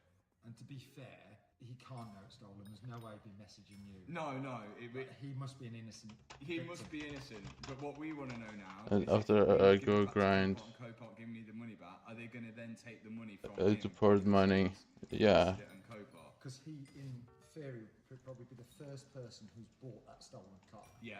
So the chain. I mean, you can only hope that you get lucky on the ones alloy. I mean, you can only pray. Form from Copart. Please tell us what happened. How long they got? Right, I've submitted my complaint. We would see what happens in 3 to 5 business days. 3 to 5 business We've just got to days. keep this quiet long enough that the police don't take it. Yeah, everyone be quiet. I'm getting out of it. That door gets knocked in. Okay, so it's been at least 6 days now, and we haven't heard back from Copart just yet. They're still investigating, apparently. Oh, goes level But 39 in already, the bro? meantime, I think I've come up with my solution, and I hope it pays off. Right now, on Copart, there's a BMW M3 2018 model, which actually does not run. It's done 55,000 miles. It's got mild damage on the front, like there's no bumper on it. No airbags have gone, so it can't be a pyro fuse. And it says mechanical damage, and it does not run even when they put a Man, I need coins bad, some bro. kind of mechanical damage. Now, I've got all these You know, parts I'm not gonna go for another high class. blue It's gonna happen. BMW I M3, believe. stolen one, and Just the one. I don't want them to go to waste, and this could be the perfect solution for that. Now, Please. on this car, we don't Take want me the out same of the thing hood. to happen Take me again, out the which is hood. where Take me Car out the hood. Vertical's gonna help us out now, Take me out the hood. because I can Oh. literally Car Vertical check this registration plate and this VIN number, and now this time I need to 100% be sure that that VIN number and registration plate lines up to this car, because if we're checking out a VIN number which isn't on this car, of course it's not going to give us the correct information. But I've already done my research on this car. It is a dark blue M3 with white interior. It is a competition pack, and the VIN number lines up to a competition pack, so everything lines up. So I can see on this one it's 2018. I can see that it has been recorded as damaged, not been recorded stolen, and it's not got Oh, any outstanding days. finance on. But remember, the criminals who steal these cars know that people Car Vertical check the cars, so they're going to do everything to try and send the buyer off. But obviously we've got to use this as a tool to make sure that this car is the correct car that we're checking out.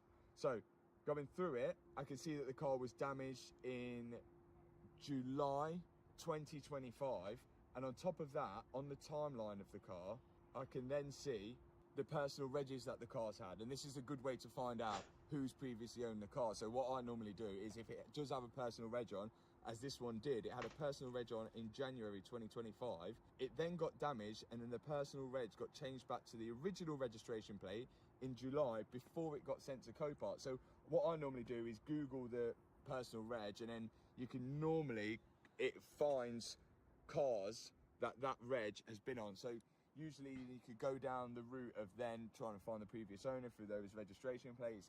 We know that this car is the one we're checking out. There's nothing that looks off about this one. But basically what we're saying is you need to do your own checks before buying the car. We made the mistake on that. I didn't pick up that when I checked on the Car Vertical report before for the BMW M3, it was coming up as a non-competition car, when the actual car I was buying was a competition car. If I'd lined the two up, I would notice that something looked fishy. So you do have to line things up in your head. These criminals are getting more clever and clever, but a Car Vertical check can help you solve this situation. This car ends literally in an hour, and I'm hoping we get our money back for our stolen BMW M3 so we can buy this BMW M3. But in the meantime, if you want to check your car out on Car Vertical because you're 100% sure your reg matches your VIN number on your car, then do that with the link in the description box below. Use the discount code as well. Let me get in, bro. Hopefully you don't find any hidden history about your car. Or maybe try and find some previous owners with the personal registration plates that have been put on your car as well, and you can find out the true history of it as well. Let's see when this car is going to end and what we're going to win it for. Maybe we can get it cheaper than the car that we originally won. But I still don't know what's up with it. Let's get bidding. We have news from Copart. They've finally got back to us 5 days later. And they're not taking the car back as of yet. Their investigation team have checked this over because they need to confirm that this car is stolen before they give me my money back and take the car back. But from the information that we've sent to them, obviously this VIN number being on the car, this number plate being on the car, Hey, what? the VIN number in the door being on the car, and then also when you plug in the OBD, the VIN number that comes up on the OBD, all matching the same. The only thing that isn't matching is the engine. They're saying at the minute it looks like it's just the engine that's come out of the stolen car, which still I don't think it's a good thing. They've sold me a car with an engine that has been stolen out of it, but I don't think there's much you can do about that. For example, if the headlight was off a stolen car, I don't know if I could return it because of that. But for them, they think it's only the engine, when we've tried to explain to them that the whole car is completely different. The number plates for a non-competition M3 is a competition M3. And news in as well, we've even seen footage of this car? being taken off the driveway of the previous owner. So, yeah, it's just. The previous owner, we can see the clear footage of it. That guy claimed on his insurance and he got his payout. So technically, this car is the insurance's. Copart won't take the car off me until they have full confirmation that it's stolen, and to do that, they want me to contact the police, and the police need to confirm that it's stolen, or contact the main dealer, so the main dealer can confirm that this car is stolen. We think if we contact the police right now, all they'll do is take it off us. It's 100% a cloned car, a stolen car, and the last thing we want is this car to go and leave us, then that's it. There's £23,000 gone. So we've contacted the main dealer, we've contacted BMW. We've had to send them all the information we know about the car. We've sent them pictures of it and everything like that, and they're going to get back to us to put in writing that this car is stolen so we can send it to Copart, and then hopefully we'll get our money back there. In the meantime, we've been bidding on the other BMW M3, but I was hoping to have my money back from this before the auction ends on the other BMW M3, but we'll get to that in a minute.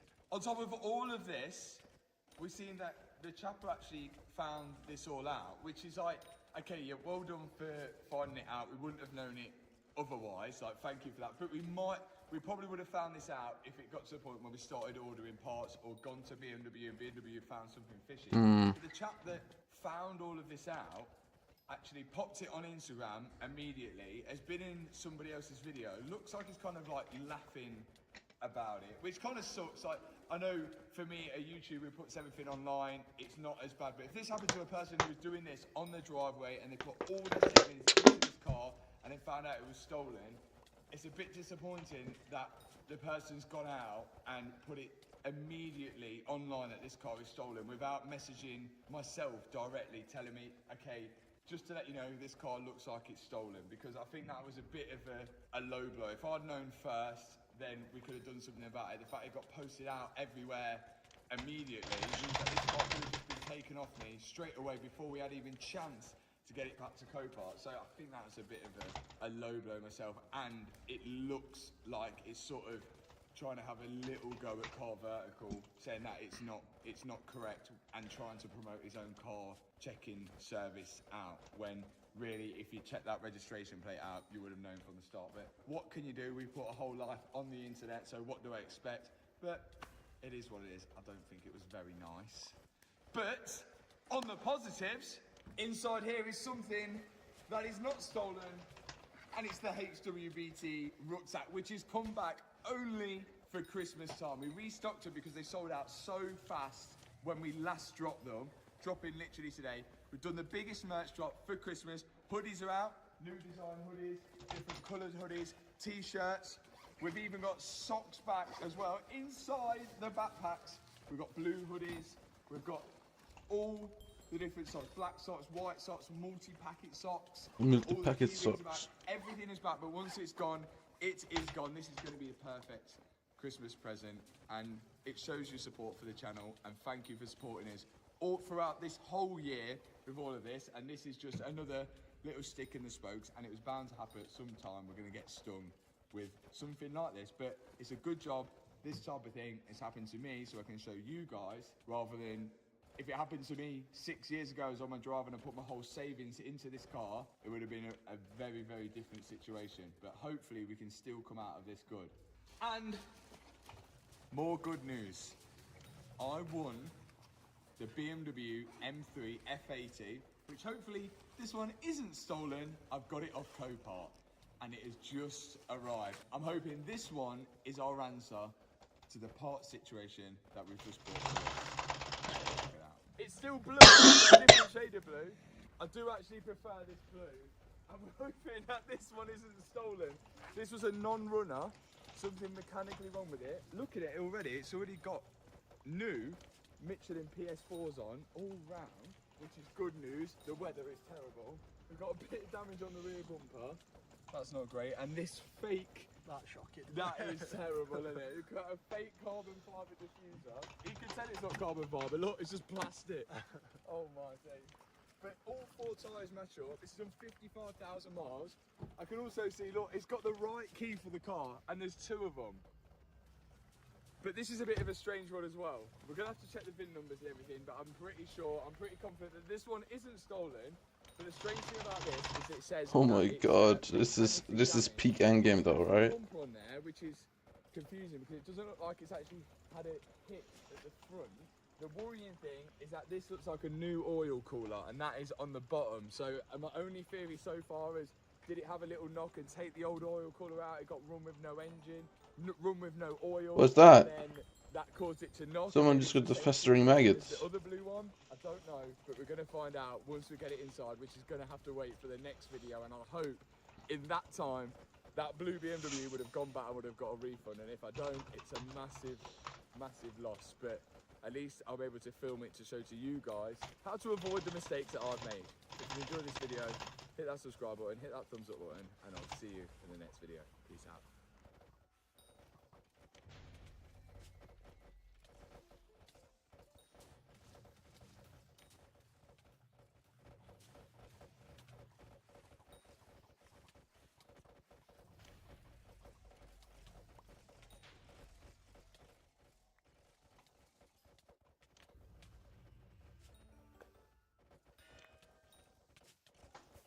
Yo. Welcome back to the second channel, the Mark II channel. We were hoping to post a main channel video this week, but we didn't get as far as I wanted to get on the Ferrari 296, which we're building over on the main channel. So instead, we've got a second channel video. Yo, the Ferrari The 296. we have a solution for the BMW M3, which I bought, which I didn't think was stolen, and turned out to be stolen. We have a solution, and we have feedback from Copart and the police. So before we get onto the feedback and everything that Copart and the fate of this M3, remember in the last video, I actually bought another M3 because we wanted to figure out what was wrong with it, whether we could build that, and the parts that I bought for this, are we going to be able to use them on the BMW M3 that I bought? So let's go and check that out first, and then I'll come back and I'll explain the full situation on the stolen BMW M3. Here he is. He's called Blue, like Blue out of the Jungle Book, because he's blue and he's a way better blue, I think, in my opinion. A much darker, nicer blue. This one is actually an M3 competition, a proper one. The other one was a proper one, but the registration plate wasn't to an M3 comp. But this one does go to an M3 comp, and we've got, it's not white, it's like a grey interior, but I like it. It is filled there. It's absolutely filled there. And I'm trying to work out what has happened to this car. Again, this is a non-runner, and it is an insurance write-off. Pretty sure it's a category S. I'll just have to recheck the car first. The car actually looks okay, and I think the mileage fully checks out on this one, because This one is sitting at like 55,000 miles, which, look at the filth in it. There's one thing I noticed on here, and was it on the seat? Yeah, look at the bolster here. Someone has just been throwing themselves in that seat. So we'll have to get that repaired, but I think that's just some stitching repair, that's no problem. It's absolutely throwing it down. We've got the H2 BT rain jacket on though, so keeping nice and dry. Now this is a non-runner, and the front end is missing off the car. I've only got a small theory, because, ooh, is that crash bar a bit back? Is this a bit back? Because, oh, and here, look, this leg, ooh, that's pointing up a bit. So I think it's had a knock on the front here. And then the one thing that really stands out is the oil cooler, which is a really silly place to put them on BMWs, is on the bottom, and that looks brand new. So here's my theory. Car got hit on this side, damaged this, we're gonna need some parts here. Took out the oil cooler lost all its oil. They kept running the car with no oil in it, and it sounds exactly like the baby blue one did when it was knocking. And then they put a new oil cooler on, seeing if they could get away with just starting it and running it, and it didn't work.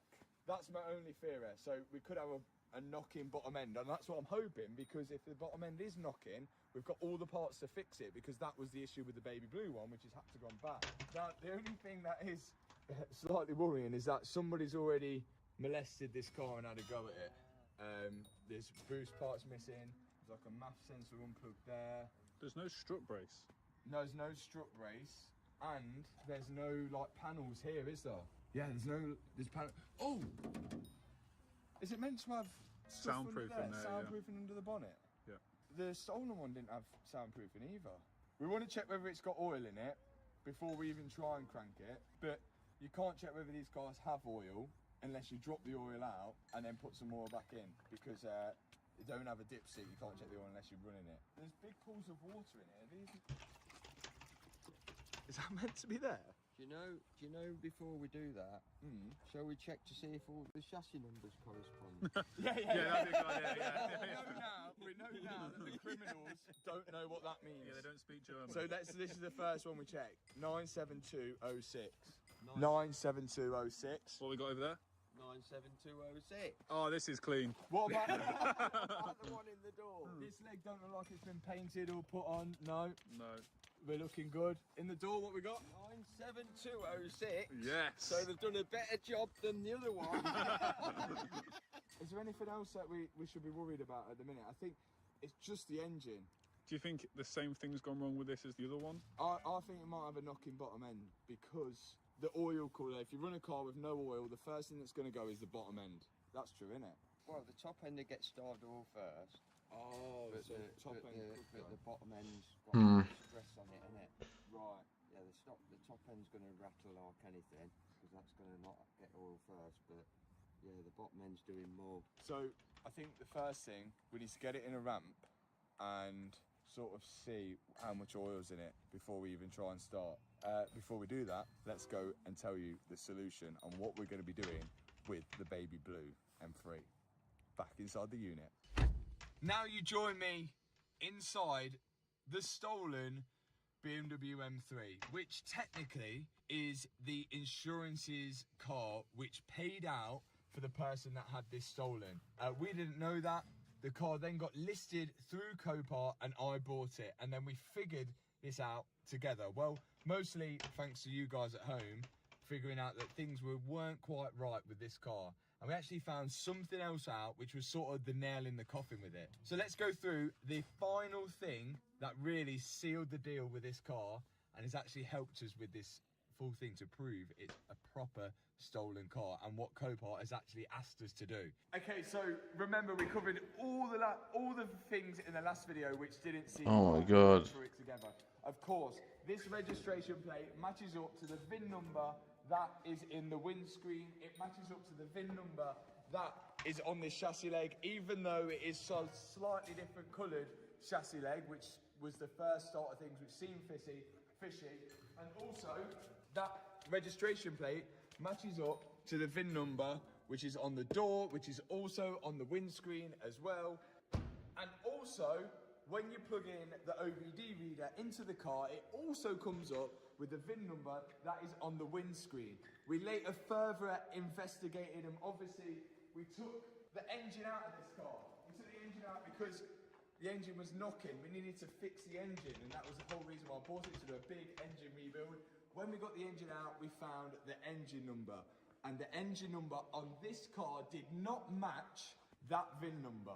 The engine number on this matched a car which was stolen and was put on Facebook as stolen, which just so happens to be a Yas Marina blue BMW M3, which is competition. Anyway, we went through it and we found out that the identity of this car with this registration and that VIN number is a car which is in Cyprus. We sent all this information to Copart through their complaints team because clearly we've bought a stolen car, which really is not our property. Copart got back to us and they said that with all the evidence that we've given them, it only looks like the engine is stolen because they did their checks at Copart and were happy with the car. So, I mean, as anyone would be, because we did the same checks, it seemed fine. The chassis number is in line with the registration plate, the OBD is in line with the VIN number and the registration plate. The only thing that wasn't in line, of course, was the engine number. So they were saying it's possibly just a stolen engine. But, thanks to you guys again, we found something which really sealed the deal, and that was this sticker right here.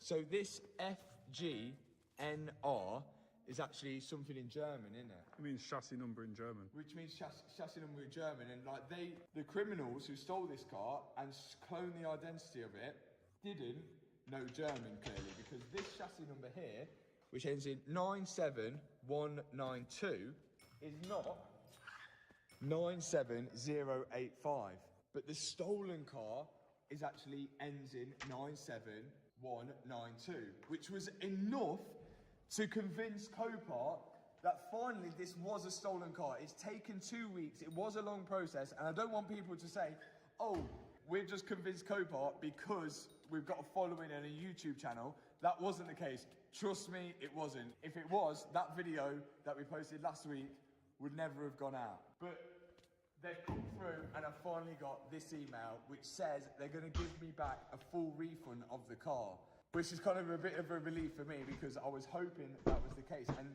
that would be the case if any of you guys did buy a stolen car but from a dealership. You bought a car from a dealership or Copart or it's from a business, isn't it? Any business, you should be able to get your money back because it's falsely advertised. If you buy it from a private individual, there's really not much hope at all. If I sold this car to you, one of you guys at home, and then you come back to me and said it's a stolen car, blah, blah, blah, blah, blah, I could just go, I don't want it back. And luckily, we bought this car through Copart, but it was sold through Copart via a private seller. Whether Copart try and claw the money back that I paid for it and they're going to give me back through that private seller, I don't know. I actually don't know what's going to happen to it. But one thing that they did say, right now, this car is actually going to go back to Copart and we're getting our money back, which is great. Which now means we can concentrate on the dark blue M3. So let's try and figure out exactly what's gone wrong with that. Get it in here and start building it. Let's say goodbye to the stolen car and hopefully we learn from our mistakes. Ethan's coming to get it now. Ethan, you originally brought us this stolen car and now you're taking it. I know. You didn't have anything to do with stealing it, did you? No comment on that one, to be fair. Who's listening? You're not going to put this anywhere, are you? You know why I'm sad for you? Why? This colour. Do you know why I'm happy though? The other colour's better. Do you think so? Yes. Like this colour's nice, but the dark blue one's more manly. This one's like, oh, got my nails did. It is nice. Oh, I don't know, I disagree. I don't know. And I prefer being a law-abiding citizen. What about you? Can we stop saying stuff like The engine is broken. Good riddance. I really hope we don't need any parts of this for a blue one. But that would be illegal, so we can't take it. Great work. Okay, gearbox next, gearbox. Everyone, this is Jimmy Neutron, who's on work experience. He's Matt the cameraman's brother. He's called Jimmy Neutron because he looks like Jimmy Neutron and he's good with computers. How are you finding work experience? Interesting. He's moving stolen goods. We need to celebrate somehow and we'll figure it out in the video how we can celebrate getting our money back. And I'm hoping it's good news with Blue. Yo, get it out of here! If the police try and pull you over, I'm not stopping. see you later. Peace.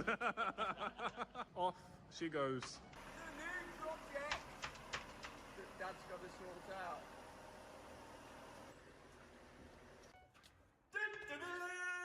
Done! We don't know what's gone on with this car. All we've been told is that it doesn't start. So first things first, pop the bonnet, see whether it's got any oil in. We'll drain the oil out of it first to see whether it's got actually any in it, because you can't dipstick these, can you? And then, once we've made sure it's got oil in, then we can attempt to turn the key. We don't turn the key on these, you press a button. To see whether it turns over, and we'll go from there, I think. As long as we can't do any further damage with it not having any oil in, I don't think we can go wrong. To be honest, it can't really go worse than the last one, can it? What wrong with that? Okay, this is Mr. Armstrong at Armstrong BMW Inspections, and we're just going to go around and inspect this BMW. I can already see a problem. Front bumper's missing, oil cooler. Oh my god. Secure. So we've got a bit of oil that's on the under tray, not necessarily coming off the engine, and that could be why this looks new. But moving on from that, we've come to the suspension. Everything on here doesn't look too bad. But like, how much better does this look than the one that's supposedly done 16,000 miles? Yeah, this actually looks probably better. Oh, it's 100%. done more miles, isn't it? 100%. My taps or what? I'm glad you said it. We'll let Jimmy do the mucky job with no gloves on. I have told him to put gloves on. But you know the kids these days, they don't listen to the elders. All right, Dad. Oh, that's nice and clean. That's nice, that. Ooh. It holds 6.5 litres, but we're not going to be filling it up to the top because it's probably going to get drained out again. So I reckon we're going to put maybe 3-4 litres in and then turn the key. Crank the handle. Jimmy's actually working on his holiday time. You've got to respect What that. an holiday to have. Going down!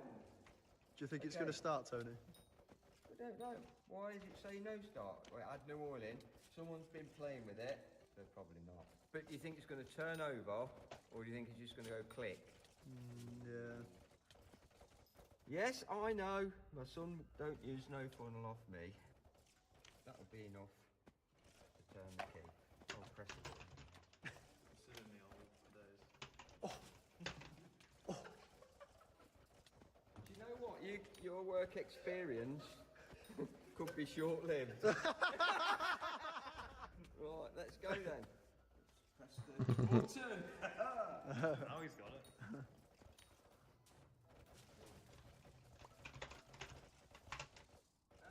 Switch ignition on, which I have done.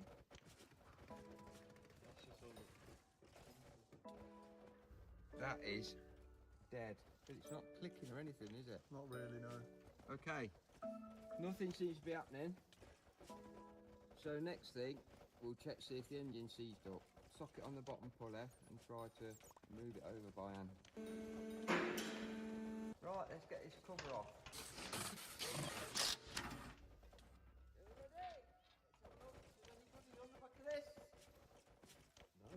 The reason we took this off was so that we can get access to the puller to be able to turn the engine over, but to be fair, I don't What just happened?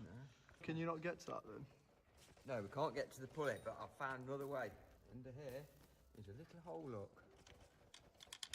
And we can get our screwdriver onto the teeth of the flywheel, and hopefully I'll be able to push that flywheel around. which I can. That's not seized. It's moving, isn't it? Moving. So why is it not turning over then? Should we have a go with a better battery? Just back from Tesco's. Oh, someone's exchanged my trolley. 1,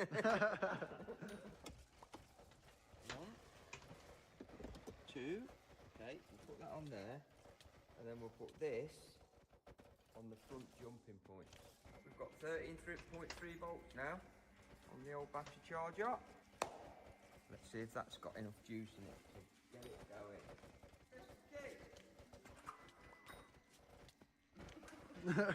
Does absolutely B.O.B. all. There's nothing. How's it going? Hello. What have we done? Nice to meet you. Matt. How you doing? How's it going? You've been expecting us, I'm guessing? Yeah, we thought you'd come. We thought you'd come. It's taken a little while. Well, you've come at the right time, really, Okay. because Copart agreed to give us our money back. I thought you would. And the cars went back to Copart literally last night. It was gonna come. It was gonna go today, but it got back to 2 o'clock last night, and was like, yeah, it's gone back. So. Wait for me. You did all the work. Yeah, that's what we're gonna. What would have been the? So like you said on the video, Yeah, we would take it. that's it. Gone. So it's so lucky that they like said literally yesterday. We got the. It was meant to be. It's a good job the police service is really slow, isn't it? I can't believe how close it was. Because we weren't going to give it to you for yesterday. We wanted to film one more thing on it before it went round. Unfortunately, another local body started the incident until we rang it in. And they basically wrote it off. And then we looked at it this evening and we're coming on not to go. Because we're stopped there. Yeah. The problem is, unless you specialise in it, then you don't know. It's like like a suspicion that it would be stolen to take it, not like a. yeah. So like you've had to do here, we have to get enemies to find out numbers of people. Yeah. Even if they was obviously Copart in the company they are, they would have had to pay it because they've got there's a chain and it goes back. So you get to claim from them, they'll then look to claim from the person. Oh, so they will try and claim it from the. They'll go back to the day. That's the thing, we don't know whether the previous owner knew. We would have struggled on a lot. I would never have known if it wasn't for a bit of a BMW nerd watching the video. Yeah. And then when you start looking at it, the thing is once you know, then you start looking a bit closer, don't you? And then you start to notice the paint is quite marked. Yeah. Spray on the wire and wood and stuff like that. Good move. Thank you, lads. Oh, I'm glad you called me. No problem. Cheers. Thank you, guys. We scraped it by a hair. It's a different day, and I've got a different work experience guy working with me today. And that was an experience, wasn't it? Yeah. They come a day after the car was gone. So one more day, we would have lost all the money. They were sound about it, to be fair, but it was a close call. The chances that they The amount of people commenting on the lobby is absolutely tragic. were going to come earlier, but they had like some call or something, didn't they? So it was lucky it went on that day. And Copart said, right, they want the car back, and then we weren't going to give it them back until today because we wanted to just film the last few bits on it. But instead, we filmed the last few bits on it like the previous night, and then it went. So it's lucky, otherwise the car would have been seized, no money, no car for Copart. So really, they should be going to Copart now, shouldn't they? Yeah, I think they will do. But like what the police said, they said it's going to be a chain. So I get the money back from Copart, then Copart try and claw the money back from the seller, and then that seller will try and get the money back from the person he bought off, and then it's a chain until it gets to the person who's stolen. But don't know how far it will get. By that time, it'll be a classic car. Yeah. It'd be interesting to see if it gets relisted at Copart though. Would you buy it back? No. So where have we got to with there? We got to pressing the button on the dashboard to see whether the engine turns over, and nothing happened. We've charged the battery up, so it should, there's no reason why it shouldn't turn over now, unless it's got a starter motor fault or something a bit more serious than what it's locked up. Yeah. Okay, let's try it. Whoa, look at the BMW puddle lights. Is that stuck? Oh, that looks sick. Ah, it's in neutral, not gone into P. Don't know whether it'll start in neutral. Give it a try. Transmission in neutral. Battery charge very low. There is the cable underneath has been disconnected. What that operates the gear change, and then cable tied up. So we could. Can you get me down? The rev counter. It goes up to ready, yeah, like it's running, but then it goes off. Yeah, look, that's like it's trying to crank, but nothing. I think they can start in neutral. I think they can. Next step, auto. Let's see if something is not happy. Doesn't seem to be doing anything. 3, 2, 1. Nothing. Right, let's see what the car is saying to us. We've cleared all the old codes. Yeah, engagement safety time exceeded on the... What does that mean? Engagement safety time. I don't know whether, because someone's took the cable off, which knocks the car into neutral, like underneath, so you can pop it into neutral so you can roll it round. I don't know whether that's the fault for that. I will just check. 410501, let's see. Can I clear it? No, we can't clear it, so whether that'll stop it from starting, I don't know. Then we've got central gateway module, 1 fault. There's like barely any faults on the car, which is strange because the whole front bumper's off, which is not making sense. Central fault memory full, no control unit fault. Don't know what that means. Control unit is not coded for the vehicle. Okay, so first thing we're going to do is, you see this? This is the What's wrong with the cable screen? here, which knocks the car into neutral. So, why is it disconnected? Ah, right, okay. So the lever to pop the car into neutral, there we are. So now it should be in park. And that lever, when you knock it over, it goes into neutral. It moves this lever, and that does reverse as well. So by lifting that lever up there, you pop the car into neutral. Now it should be in park, and we should be able to get a crank. While we're here, I think I might have already done this. Let's see if it turns over. Yeah, that's free. That's free, so it's not seized up. So the engine's not seized. Chances of starter motor going as he crashed. I don't think that's going to have done it, but everything's plugged in, isn't it? Well, it can't be because I would have faults. It's like the battery's not giving enough juice. Okay, I'll try it. Right, it's in park. P for park. S for start. Go.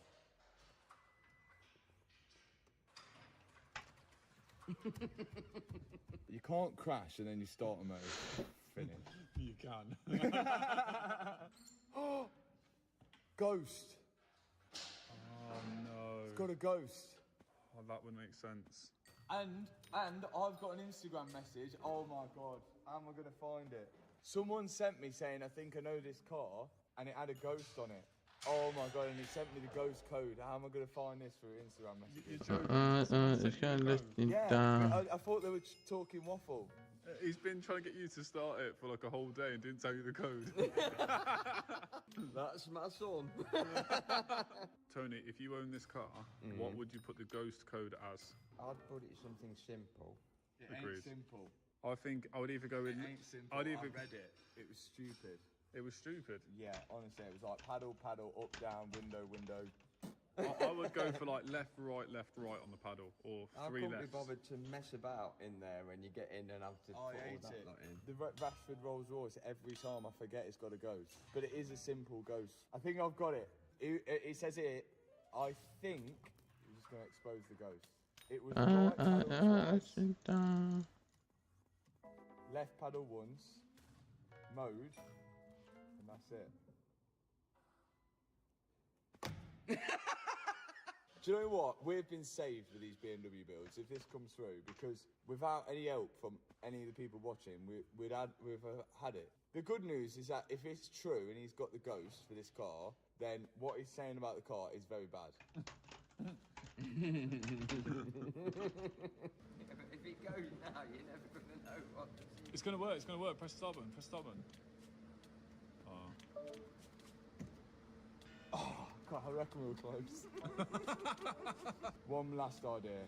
Hello! Joe's BMW, right? It's got a ghost, ironically, because it didn't want it to be stolen. But can we start it without knowing the code? No. Goodbye.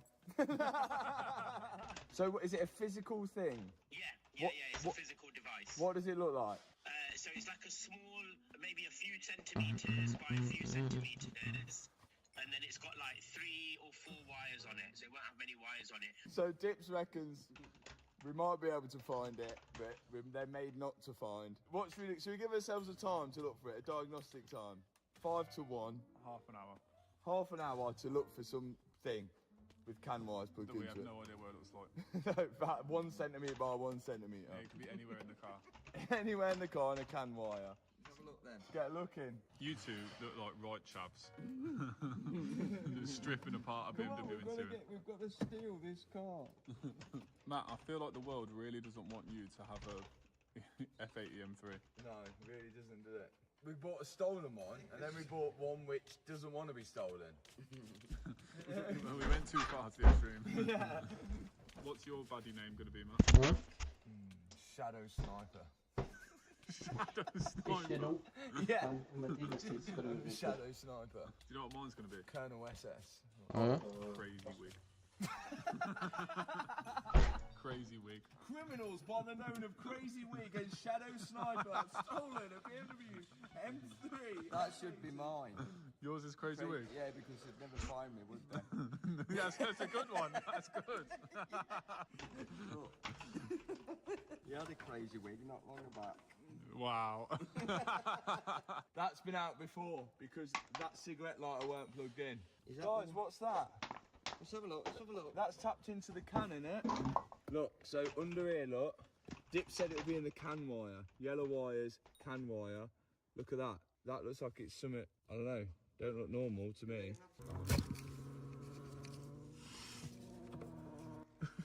What a Chewbacca under it? Is this it? Yeah, but that ain't BMW. Right, this is tapped in to the 12 volt of the cigarette lighter here. Goes down. It's taking power from the cigarette lighter. Then there's this. I think it might be a dash cam. Oh, yeah, you're right. Look, on the windscreen. Yeah, you're right, yeah. Oh, I'm so close! We're losers. What are we going to do? I think we're looking for something like that. That looks carnage. How many wires is on that? Is Dip's right? 1, 2, 3, 4, 5, 6, 7, 8, 9. Oh. 9 wires. That's going to be hard to find. That's like finding a needle in a haystack. Anyway, we're 10 minutes in, let's keep going. Whilst my dad's looking that side, I'm going to look this side. I think if it was a professional company, that would be hard to find. No one. Let's see. Me? No. I found some tape. I don't think so, bro. The wires here. I'm just trying to get past the tape. Could be BMW, but it seems a bit dodgy to be BMW.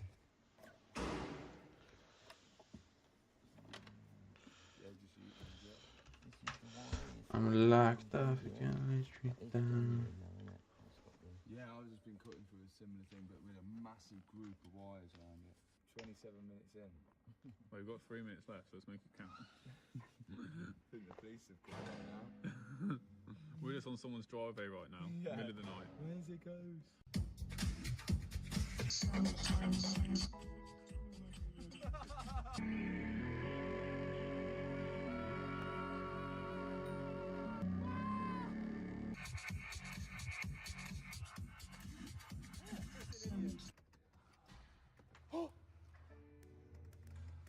Did you hear it? I heard it.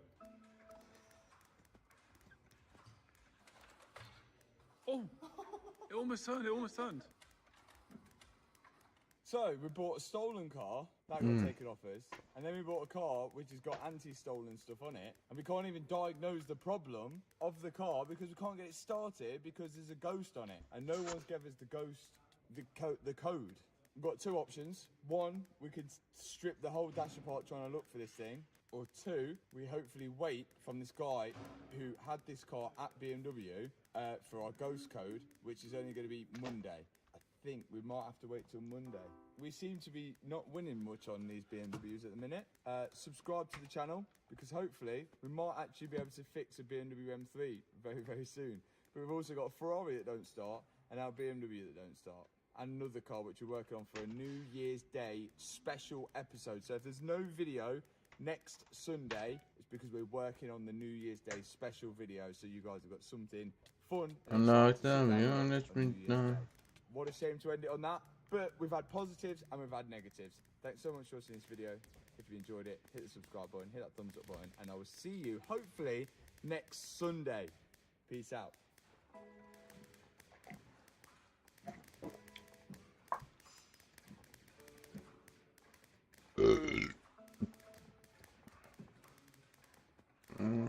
Won't let me down.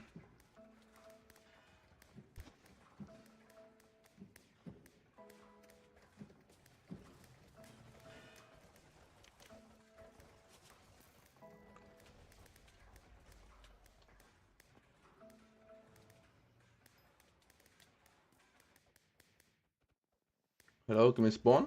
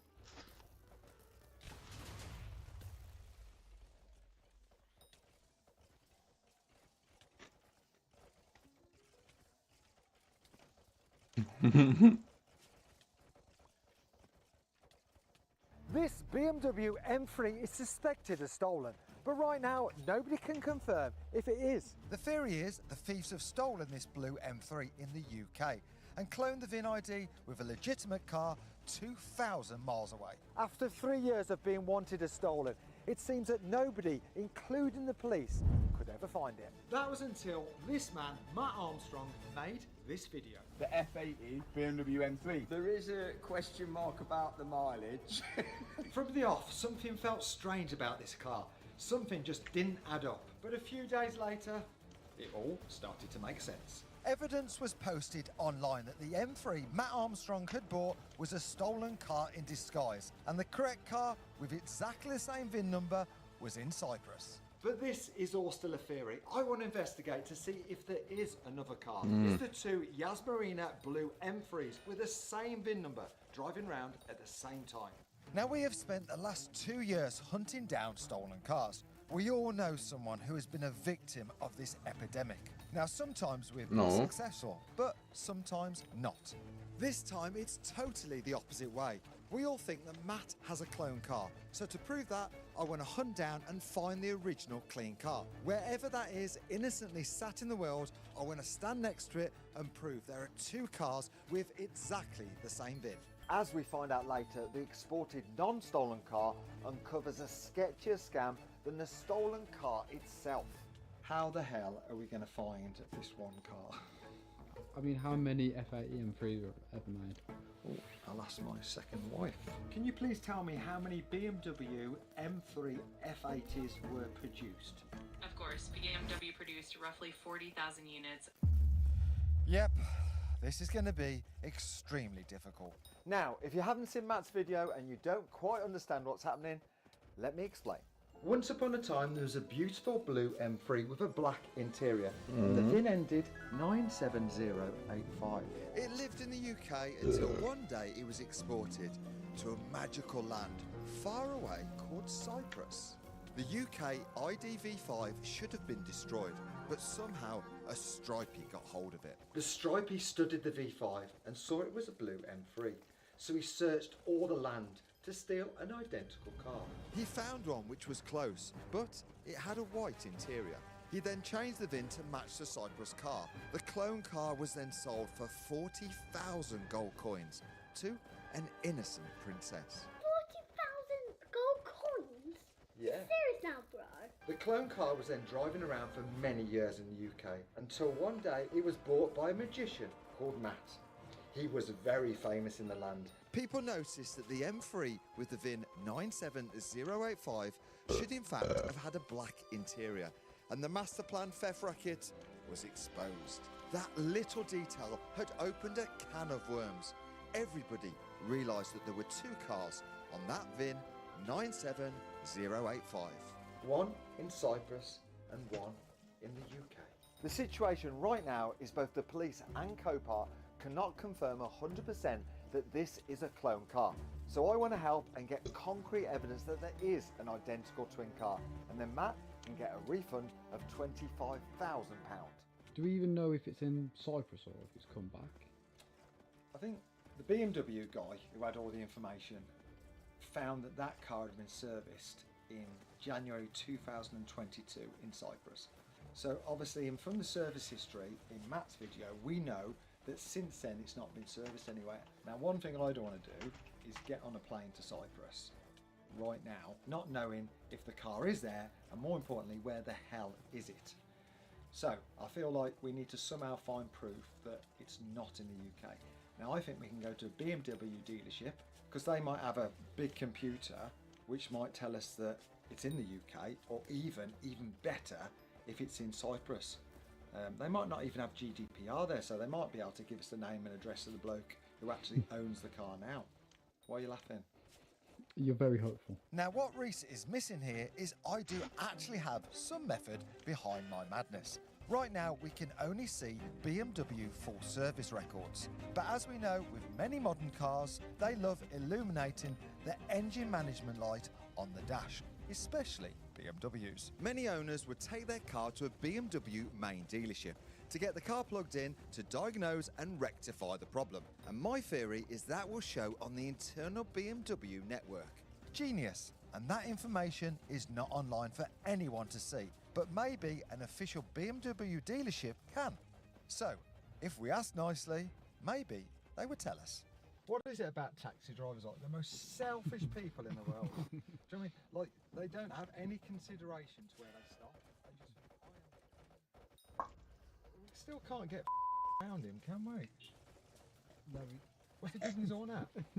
What is he bibbing his horn at? Clearly, the taxi doesn't know we are on a very important mission, and I went into my local BMW dealership with high hopes they could tell us if this original, clean, honest car is in the UK or maybe in Cyprus. This gun is sus now. Yeah, you're right.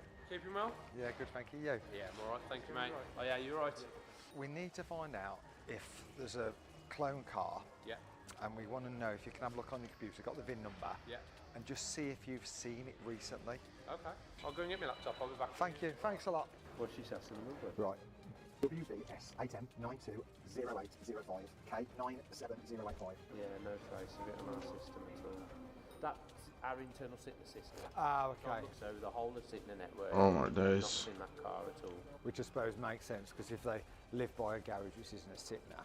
That's right, yeah. You got the reg for it? Yes. PF67 VWP.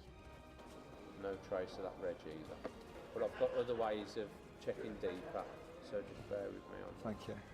So the last time it showed up on any BMW systems, it probably was in Cyprus, looking at that. Like BMW hasn't seen it since? No, it's Blackpool was the last time it was seen in the UK, and then it, like you say, Cyprus there. But it's the right colour, it's got everything that you've mentioned to Yeah, me. we think it's got black interior. Would you be able to tell off that? because it's a big. There's a big thing. That's what the key part is. How is it? I can get you the factory spec of the car. Oh, amazing. 2 seconds. Do you know, it's always nice when people help. Big up BMW sitting on Albury. So, black interior, and can we tell if it's a competition or not competition? The non-comp. So the one here is a comp, and it's white interior. If you're an expert with your BMWs, you will know that the car that Matt bought was an M3 competition. It has special seats and different wheels, but the spec sheet which BMW Albury have given us does not even nearly line up with Matt's car. We know the original car looked like this. Yes, of course, someone could have modified it, but it seems very fishy to me, and I'm taking this as a big red flag that Matt's car is stolen. And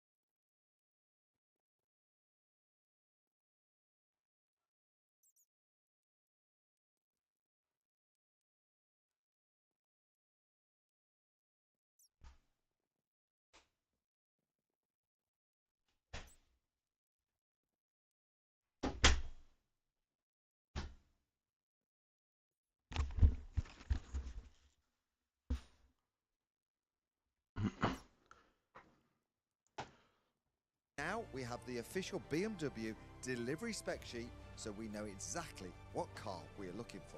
So, the last time, from everything we found out today, the last time this car was seen anywhere at BMW was the 17th of January 2022.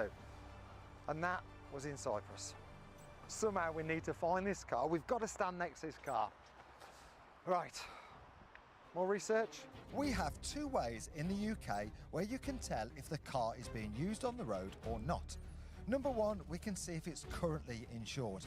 You legally have to have insurance in the UK, and anyone can go onto the Ask MIB website and see if that car is being covered.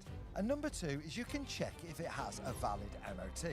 In the UK, you have to take your car to a test station to make sure it's safe and legal to be on the road. You have to pass this MOT test once a year. So if we can see this car has had an up-to-date MOT, then that's another way we can see if it's currently being used. But imagine if there is a Cyprus equivalent online check, we could instantly know if this car is currently being used 2,000 miles away in sunny Cyprus. Hi, Mark. Hi, Stuart, you okay? I'm very well, thanks. How about you? This is Stuart, an expert in insurance, and very bravely, he insures all of my cars. If anyone can help, this is our man. Is there any sort of like worldwide insurance database or something like that where you can put a VIN number in and see where that car is? I'm not convinced there is, but I'll certainly find out. Yeah, I'll do some digging for you and I shall let you know. You're a legend. Thanks ever so much. All right, mate. Cheers. Bye-bye-bye. That might not be a thing, okay? So there might not be a thing, but we're clutching at straws, but you never know. I'm gonna go book some flights. We can't go yet. We can't just jump on a plane not knowing it's even there. Yeah, we can. It is officially 8 days till Christmas. Could you imagine how that would go down in this household? It's nothing bad. How would you feel if me and Reese went to Cyprus to try and find a car? So you going on holiday? I don't think this is classed as a boys' holiday. Airport, aeroplane, passport, holiday. And getting another step closer to a plane trip, we chased up Insurance Stuart. Hi Stuart, you okay? Yeah, I'm good, thanks. How are you? Yeah, good, thank you. Just wondered if did you have a chance to have a look at that international insurance thing? Yeah, I had a look for you, mate. I did a little bit of research for you. They really struggle to identify anything off the VIN numbers because everyone's got their own way of logging it. So obviously in the UK we've got the DVLA and everyone sort of has their own standards across the board, so tracking it down off a VIN is going to be hard. Right, so there's not like a master computer with all the different countries on or anything daft like that? No, nothing like that, mate. So unfortunately, the insurance is a dead end. But we can still check if there is a Cyprus equivalent of an MOT. Now, in the UK, you can go onto the DVLA website and we can check MOT. So let's put in the Brabus. Okay, Mercedes-Benz GLE, black. And you can see it's out of it. Imagine if that was out of MOT then. You've been driving it down. So that proves that that car is in the UK, driven on the UK roads with a UK registration. And if we can find a Cypriot, Yeah. Cypriot, right. Cypriot equivalent, then we'll be able to know whether that car is used in Cyprus. Now, bearing in mind, this has been, in theory, in Cyprus since January 2022, so that's nearly 4 years.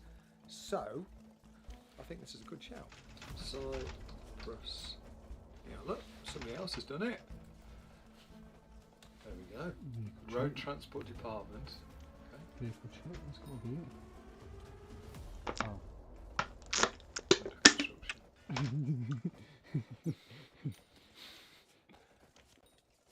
So it does exist, but they've not built the website yet. Oh, for sake, that would have done it as well, look.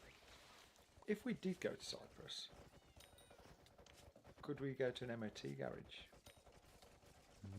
See, if they could put the VIN number in to their computer where they have no GDPR, that could be another thing. I say we just book the holiday. I mean the work trip. Right, I feel like we've got a few things. If we do get to Cyprus, we can go to a BMW dealership, we can go to an MOT station, we can go to... Yeah, that's it in there.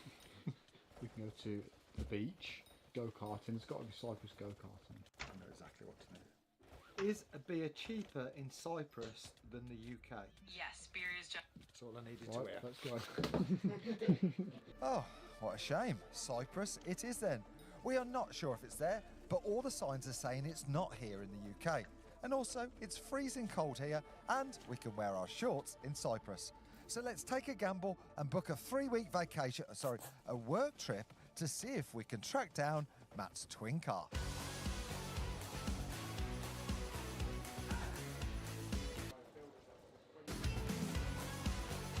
Right, so we are on our way to Cyprus to try and find Matt's car.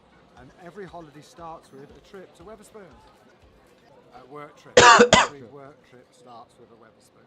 Right, I've had a little think. Now, when the original car, the good car, if it did go to Cyprus, then the V5 should have been destroyed because that car should have been down as permanently exported. So, how has that V5 been left behind? How has Matt got that V5 in his possession? How has that clone car got that VIN number? This is a big issue. We have seen it time and time again. Cars being stolen and then somehow non-used VIN numbers that can be cloned. It's easy work and big profits. And we have seen it thousands of times in the UK. It seems like there's something really big going on here. It's obviously happening a lot, and it'd be great to find out what is the source of the problem. If we knew how their system worked, we could potentially save hundreds, if not thousands, of clone cars being on the UK roads. Welcome to sunny Cyprus. Oh, it's dark now. Yeah. We messed that up. It's 2 hours forward. Right, where do we start then? I think let's start at the very first place this car entered this country.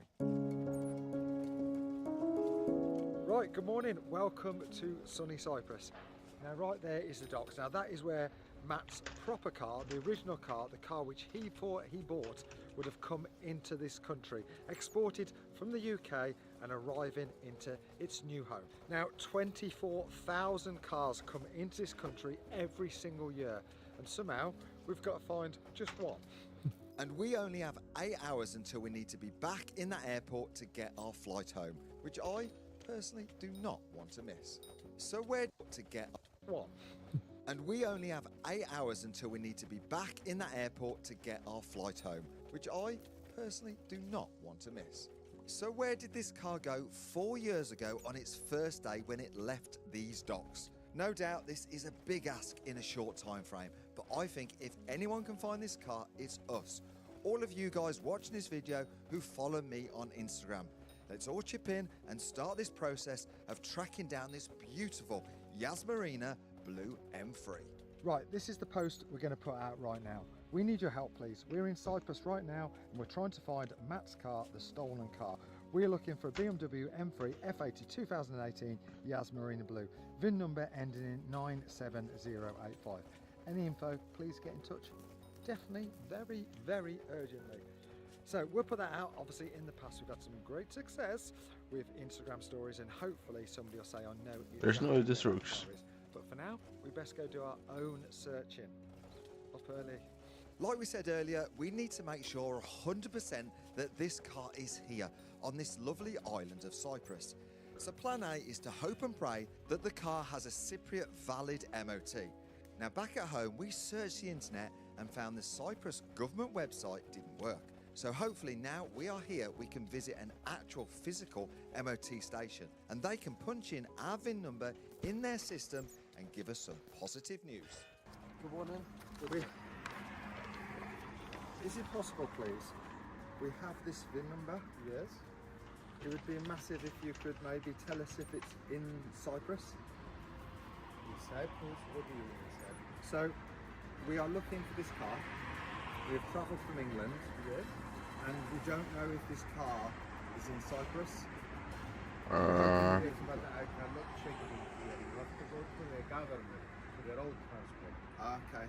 But today is closed. You have to go tomorrow or on Monday. You have no computer? No, I cannot see this one. Will any MOT station? No. Not good. very, very not good. I think our biggest problem is we only have the VIN number, and even if it is here, we do not have the Cypriot reg plate on that car. Back home in the UK DVLA database, we need the reg plate to check it online.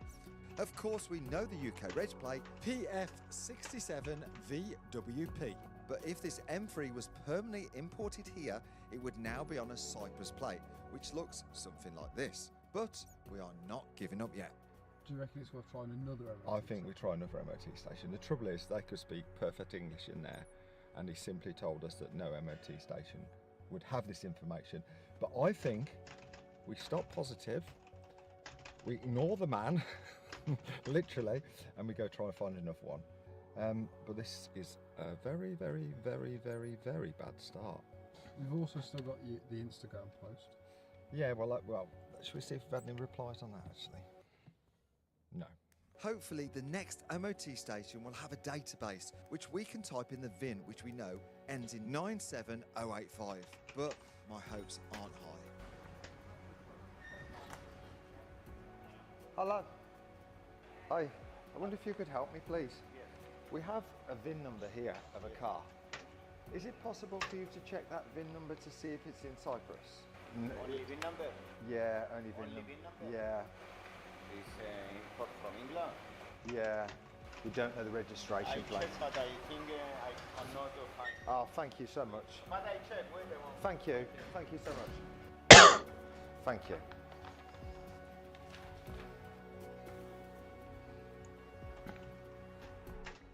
Yeah, this car is in Cyprus. 2 times make MOT. 21 and 23. So we know it's here. Do we know what MOT? I don't know if it's here, but two times make MOT. Do you know the address of where it's MOT, roughly what part of the country? Yes, it's in Limassol. Limassol. Thank you so much. Thank you. Oh yes, amazing news.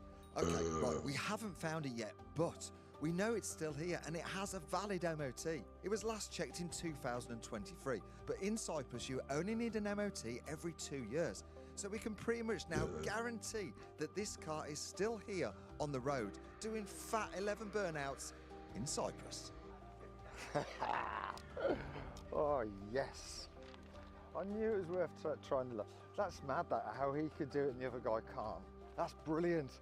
Right, let's get in the car.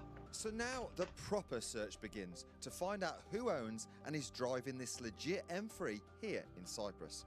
Now, our next obvious stop is to visit the BMW dealership, which we know from Matt's video, they have physically seen this car. They serviced it in 2022. So hopefully they can give us the address of the guy or girl who paid the invoice for that work. Downside, they don't open for an hour. So in the meantime, Reese had an idea. Not the best idea, but bless him, it was an idea. I was thinking, because I'm smarter, obviously, we've got an hour and a half to kill it. So why don't we go to maybe a luxury car dealership and maybe they might have even traded the car at some point or know somebody. And that's your best idea? Yep. That's it? Yep. Is that the one you were just telling everyone about? Yeah. It's as good as it gets? Correct. We're going to go to a dealership and say, have you ever seen this car? You never know. Obviously, this Yas Marina blue M3 is going to be a rare car here. So to be fair, for Reese, let's just humour him for a minute. Is it open? It doesn't look like it. Saturday 9:30. Oh, so Google's wrong? Say. What are we going to do for half an hour? That's a sex shop opening. On YouTube, this is just one big blur. What's it doing with that?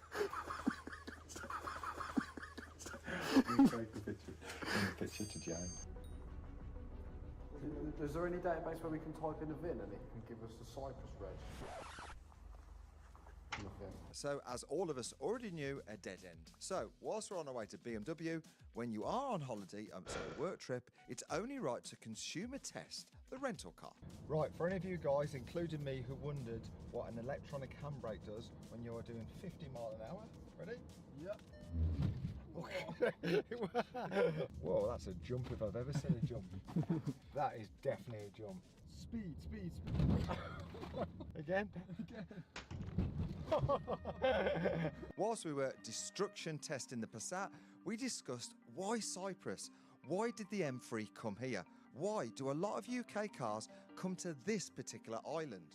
It's a good point though, isn't it, that over here in Cyprus, if you didn't know that, they drive on the left, so all the cars are right-hand drive like England.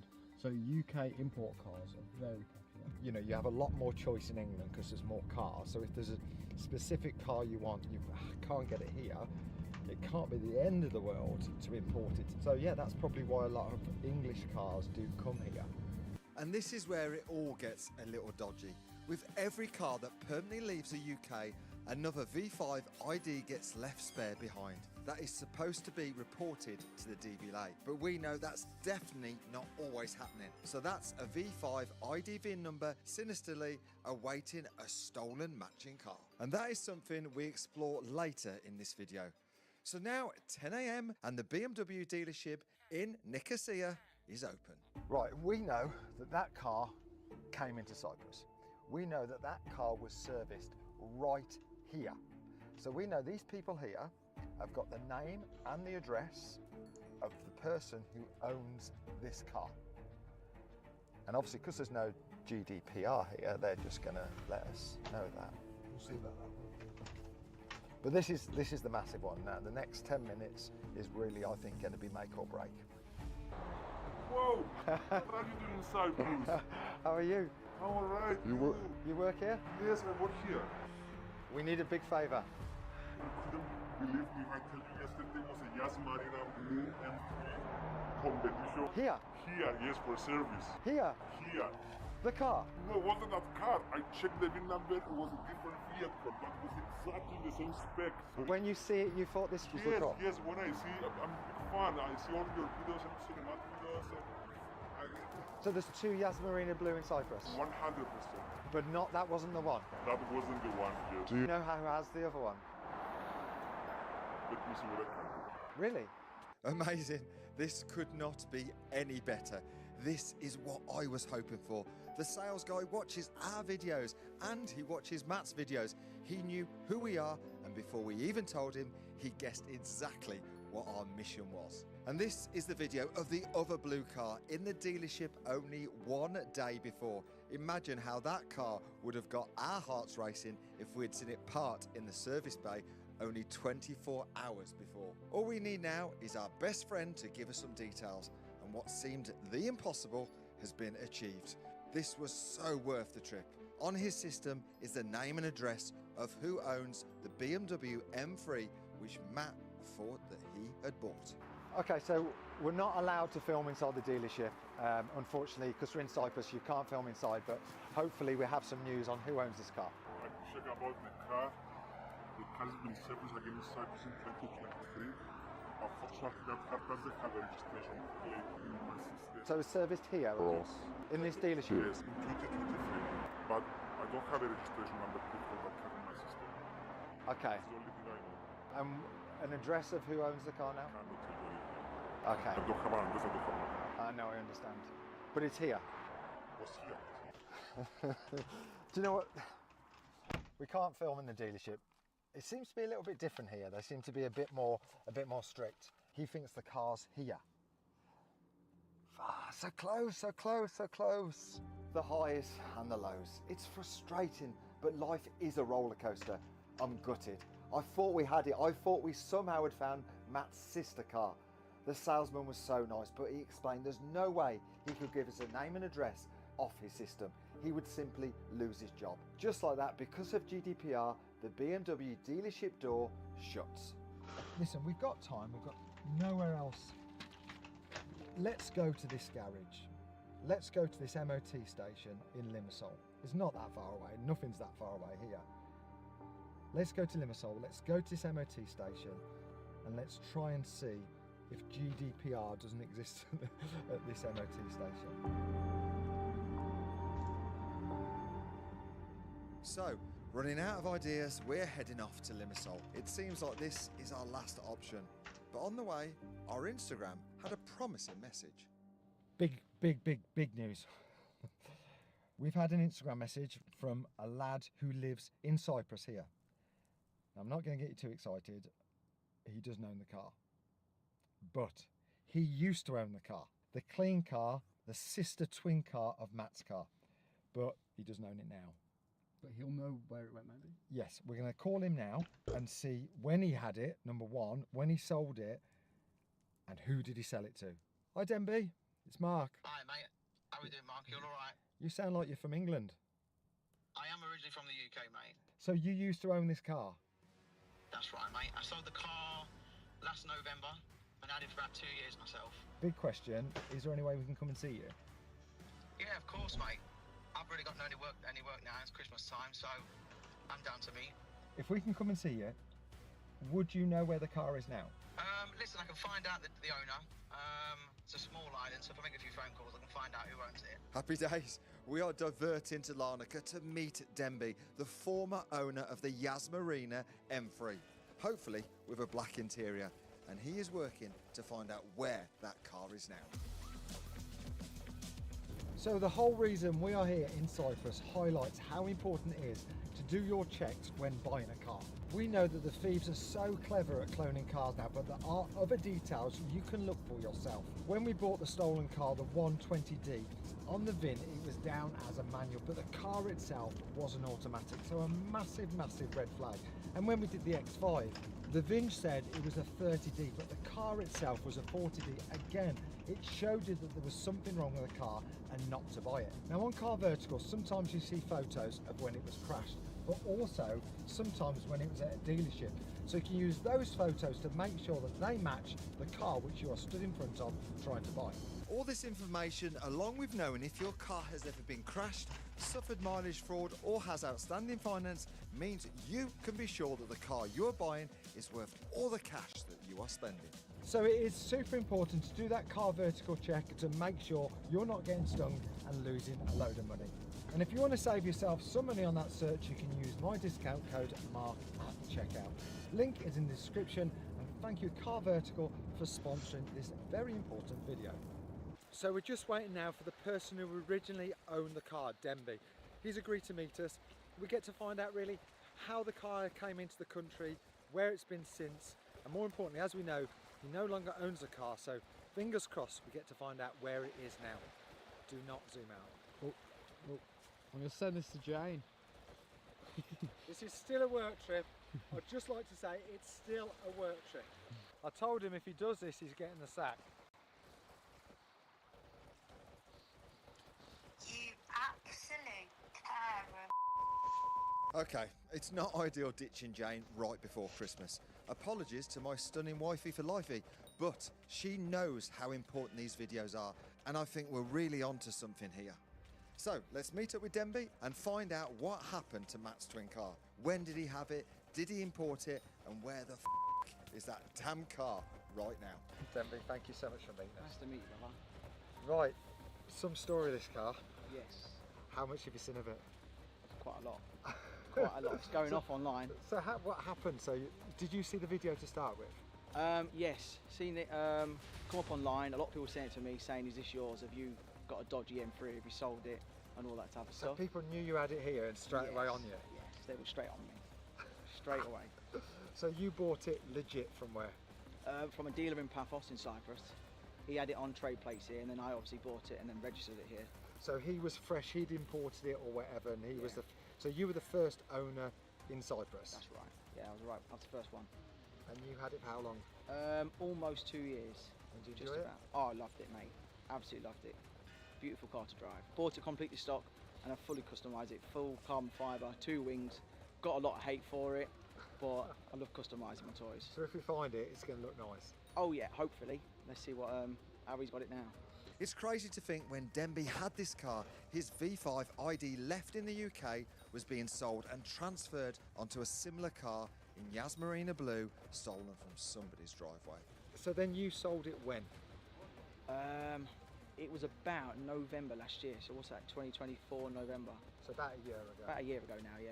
We are getting closer to finding this M3, and the reason we are here to prove that Matt really did buy a stolen clone car, to show that he is another victim of the UK's car crime epidemic. And the big question, and you've done some digging to where it is now? Yes, made a few phone calls. It's a very small island, so I easily find it. But yes, found the current owner, and I think he's on his way. So we're going to get to see that car. That's right. Imagine if this is the car. If we check these VIN numbers and it turns out to be the car which Matt 40 bought. We found literally a needle in a haystack. Like, this is one car in the whole world which we've managed to find. So amazingly, we're all going to get to finally see this car, the most famous M3 in the world. So Denby told me that he had bought this car from an import company.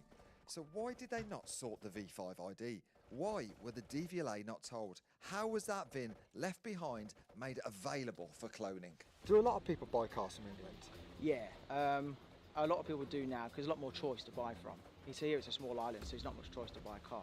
So if you want a particular colour and certain car, interior, all that type of stuff, you can choose the spec you want in the UK. But is that not expensive when you bring it here then? Well, it is. They actually add on 30%. 30 when it gets it. That's massive. Yeah. So it's more expensive a car here for definitely? Oh, 100%, yeah. Cyprus, like most places in the world, has a lower government tax rate on the money you earn. It also has a big yellow circle in the sky called a sun, so many expats, British people, emigrate for a nicer life. But many of those are high earners, sick and tired of the government taking such a large percentage of their graft. So many can afford to import nice cars, the cars they want, often requested a certain make, model and spec. So importing high performance, top end cars from the UK is very common. And as we are now about to learn, this opens up gates to our cars being stolen at home. So the big question is, whoever brought that M3 into Cyprus, are they in on it? Did they know that this car had been cloned and that V5 was left behind? How was your mum? What? Like when we spoke to Napsis before we made this trip, they said that Cyprus, especially the north part, was on their radar, that they knew that this thing was going on. Stolen cars were coming into here, all the exports of V5s were stopping into the UK, so they know this is happening. It's obviously a regular thing. So, big question, is this a one-off or does it happen all the time? There is a big loophole here. This is obviously a great profitable business, importing nice cars. But there is a much bigger business making way more money. Fraudulently obtaining and selling V5 IDs these exported cars are leaving behind. It's crazy that exporting your car can literally feed this highly profitable scam. Who is the crook? The person exporting, the person importing, someone at the docks, or someone at the DVLA? From our research, the responsibility to register a car as exported is down to the person in charge of that V5. So if the person who exported or imported Matt's car didn't inform the DVLA, then they would be able to sell on the left behind V5. But somebody decided not to do that for fraudulent profit. And the crazy thing is, that could be anyone involved in the process. But one thing is for certain, this little piece of paper, a V5 with that VIN number on, is worth thousands of pounds in the OCG criminal world. £1 billion con happening right under our noses. Scarily, for every V5 ID that bad guy gets hold of is another car stolen from us. It's because that piece of paper and that VIN number is worth so much money. And the twin car is taken from someone's drive for that cloning. It's a horrid byproduct of exporting cars, which is costing us millions. These clone cars are getting untraced for years. Matt Armstrong's car had been stolen 2.5 years ago and had multiple owners since then. Nobody knew. The only reason this was flagged was because 3.5 million people saw that car on his YouTube video. And the BMW enthusiasts, well, they joined up all of the dots. Thieves are making tens of thousands of pounds a week, and yet again, it's us, you guys, that suffer. Our cars stolen, increased insurance premiums, cars getting seized. It's definitely hurting all of our pockets. Now that we understand more, at least we know how Matt ended up with a clone car. And with thousands of cars being exported every year, there is going to be a huge number of cars purposely not registered as a permanent export. Eventually, we had the call from Denby to say the owner of the car was ready to meet us. If you are enjoying the video and you're excited to see this M3, hit the subscribe button now, as we'd love to get to 1 million and then Jane can get our carpets. I'm nervous. We finally get to see if Matt's car is a stolen clone. Fingers crossed the VIN on the car we are about to see here in Cyprus identically matches the car in the UK. And then we can FaceTime Matt and show him the evidence that he has a cloned car. Is that it? Oh my God.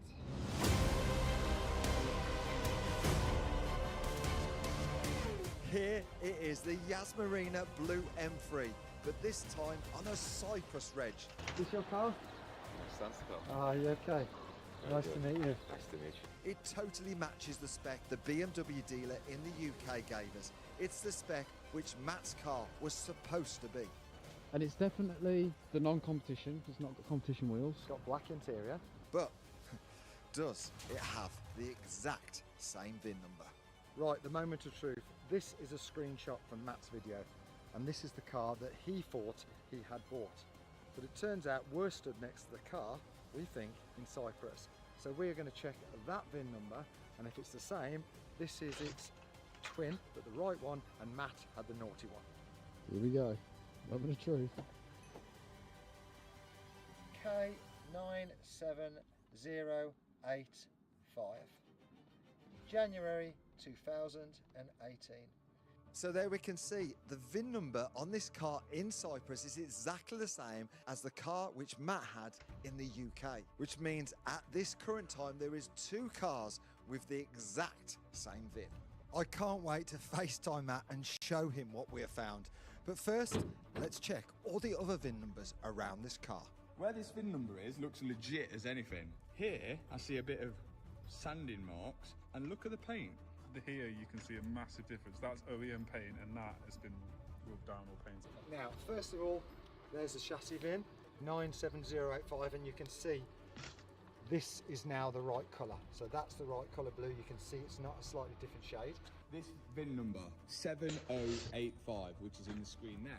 And the windscreen again, as you can see, 97085.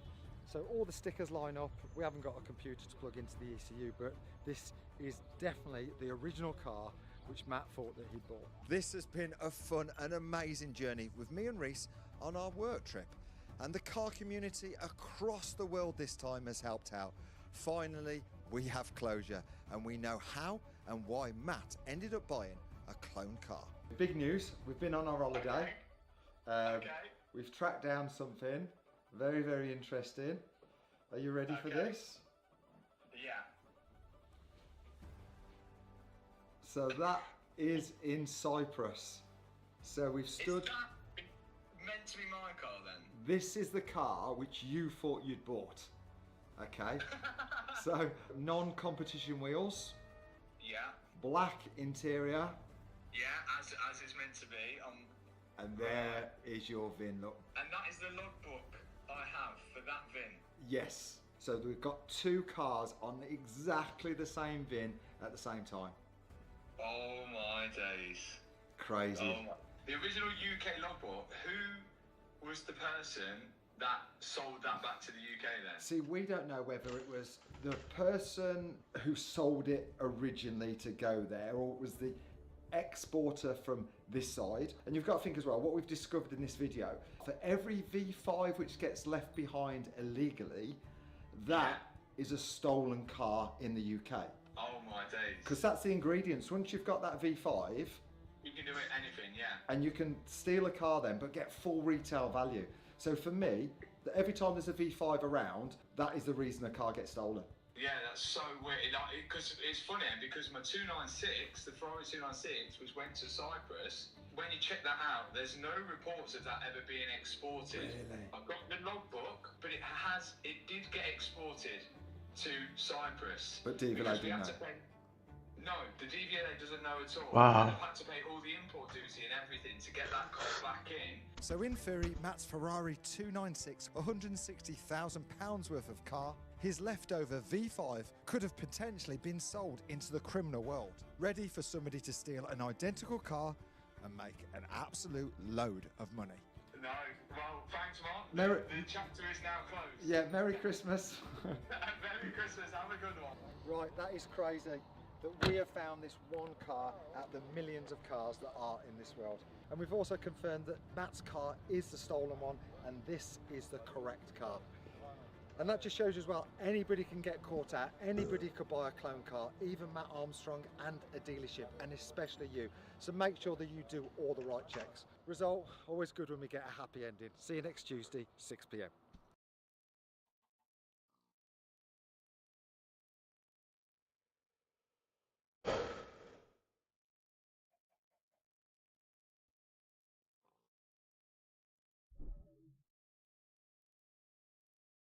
Top 100 plays last 25 years. Let's go with the top 10. All right, we'll go top 20. Oh my God! Wait, this is a great one.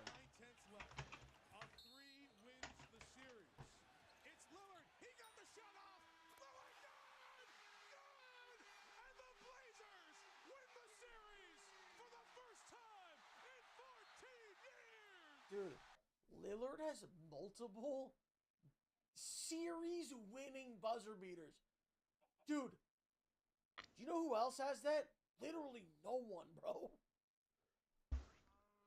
I'm not talking about a game winner. I'm talking about you won the series. Do you know how crazy that is? Fans certainly remember Baron Davis. Curry splits the defense behind the back. Fires a three. Oh, he puts it. That's better than Lillard's series game-winning buzzer beater. All right, bro. I guess. Take me to the moon. I guess so. What are you?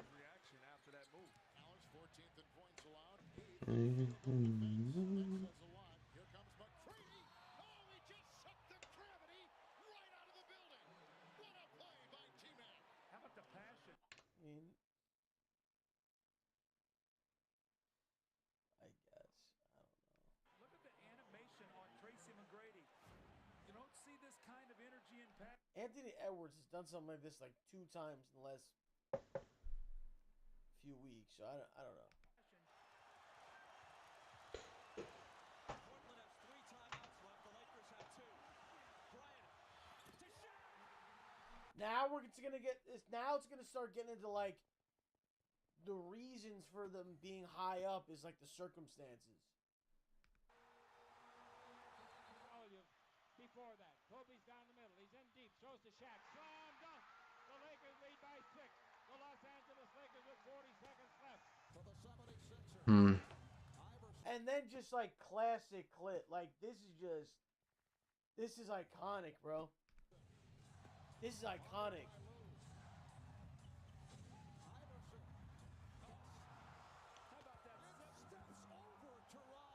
It's iconic. 7 straight points by Iverson. Looked like he was dead in the water. The Sixers by 4. 40 seconds left. And over. Dude, stepping over him is crazy, bro. Juwan Howard, he's their second leading scorer. They need some help. Long run out by Kobe Bryant. That's crazy. That's crazy, bro. What Kobe does best, and that's bring people to their feet with a sensational play in the open court. Lillard. Guys.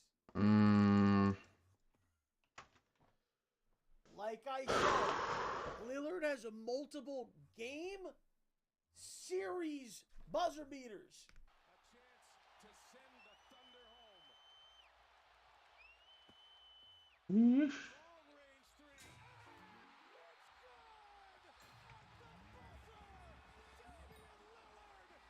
Lillard with 47 tonight. Working it down to 2-1. A deep 3. Oh! Blazers win the series. A walk-off 3 from Lillard. Again, Alonzo. Dude, this Vince Carter dunk is crazy. Changing a shot. This lead of 8, Miami's largest Dude. in the game, but talk about large. How about Like, that slam dunk? now when you watch it, it doesn't look insane, but I remember this clip being insane, bro. Vince Carter, what body control and what power by Carter. They're not calling anything. No call, too. Letting them play. It's a physical game.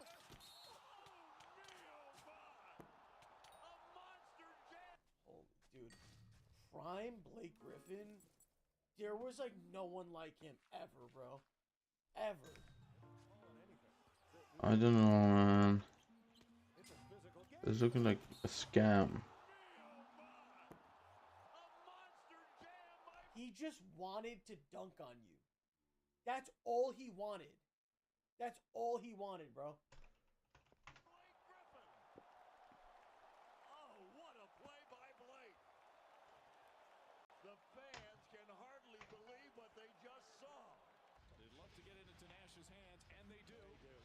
Ball knocked away, stolen by Parker. Here comes George to Kobe Bryant. Bryant inside. It's good. It's good. Tie game. 7/10 of a second remaining. A 1-point game. Walton can tip it.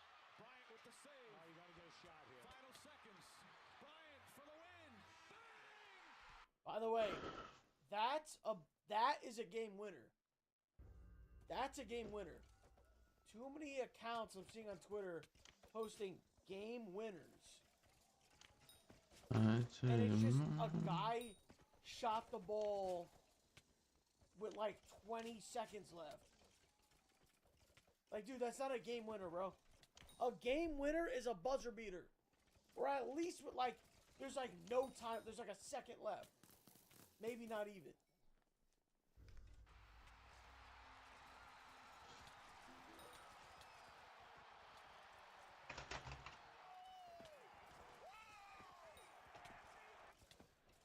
Knocked away and stolen.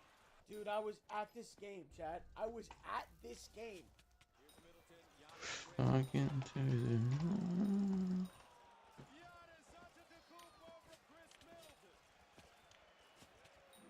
Cross-court passes. But he jumped over him, bro. Antetokounmpo throws it down as Middleton lobbed it up perfectly. And there's your highlight play tonight.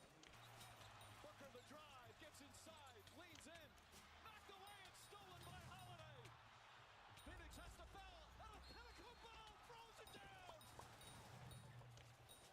Turning the basketball over and then off to the races. Could have held it out. Instead, made the right read. Throws it up with only Giannis. Obviously upset with Manu. Here's McGrady for three. Dude. Yeah, this isn't even a... Dude, at this point, this isn't just like a clip. Like, this is like... Chad, look at the score, by the way. They're down 8 with 35 seconds. 35 seconds to go. By 7. Rockets looking for quick shots. It's all over. McGrady foul is picked up. Tracy McGrady. Barrett can't find anybody. They have no timeouts remaining. Finally gets it in to McGrady. McGrady over for three. Yes. Tracy McGrady from Brett Barry gets it in.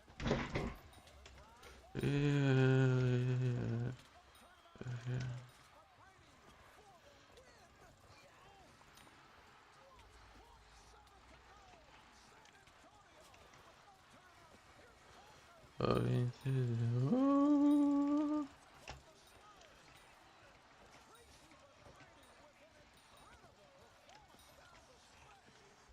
Here comes Chris Paul. The lob. What a monster jam by DeAndre. The lob. Oh, what a monster jam. Here comes Chris Paul. The lob. Oh, what a monster jam by DeAndre Jordan. I want to see it again. This could be as good as anyone we saw from Blake. Come on, man. That's as good as anybody anywhere. Are you kidding me? Won't go. Rebound taken by Iguodala. They do have a timeout. Decide not to use it. Curry way downtown. There's no way you're putting this... There's no way you're putting this above the T-Mac. Nah, this is bad, bro. This is actually bad. This is actually bad, bro. Guys. Guys, do not bang. Do not say bang to this. There's no fucking way this random ass three, like, dude, every NBA player today shoots deep threes like this now, bro. This is not, this clip did not live up. Nah, this is bad. This is bad. Oh, what a shot from Curry! With 6/10 this is better than all those clips we just saw. How is this better? How is this better than the Lillard game winner? Like what? Nah, this is bad.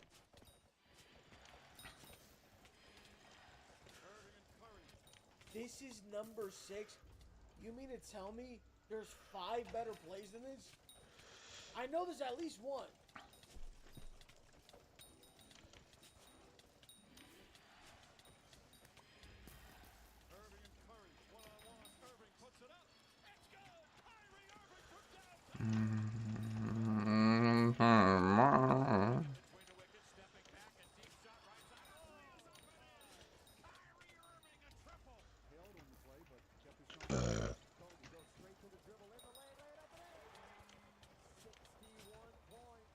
Kobe scoring 81.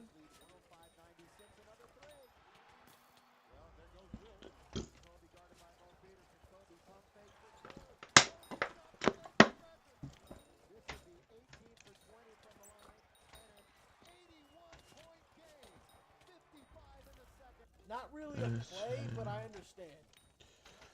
As Kobe Bryant, 81 points to Duncan. He gets doubled. Shaq all over him. He gets away a fadeaway. He makes it with 4 tenths left. Unbelievable.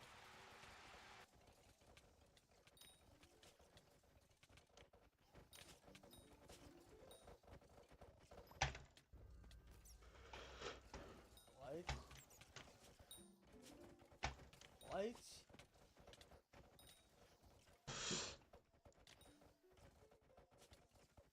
Oh, I'm playing. It's Derek Fisher's buzzer beater. Okay. I was about to say, dude, I actually almost got really angry. Watch that, watch. Watch. This is actually insane. Here they go. This is actually insane. They get it to Fisher. He scores! Derek Fisher! That's actually insane, bro. The buzzer. It's still up. Ball has to be out of his hands. Ball's out. Yeah, it's out of his hands. It's out of his hands. Wow. That's literally insane. I still think it's too high. Oh, hell no, bro. Oh, hell no, bro. Oh, hell no.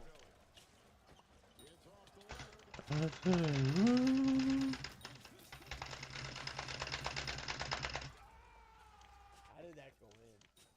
How the fuck did that go in, bro?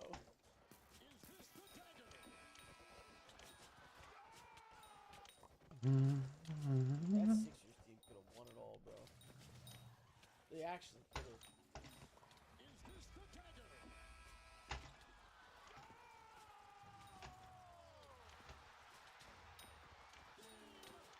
This is game 7, right? Yeah, this is game 7 buzzer beater.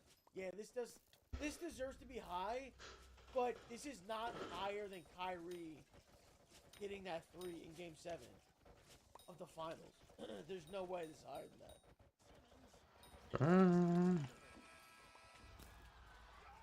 There's no way. That's game 7 of the NBA finals, bro.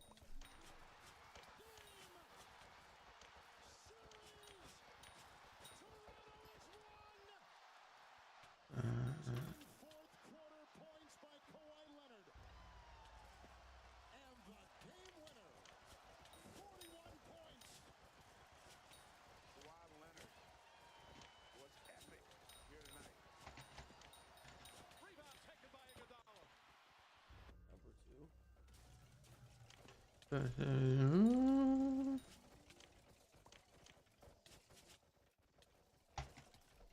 Number 2, bro? Are you fucking serious? Are you fucking serious? Iguodala to Curry. Back to Iguodala. Up for the layup. Oh, blocked by James. LeBron James with the rejection. Dude, that's literally the best play in NBA history. Picked off by Iguodala to Curry. That could be the most iconic play in NBA history. Iguodala to the rim. Oh, great block. James out of nowhere. Skies to the rim. James catches, puts up the... Okay. Okay. You know what?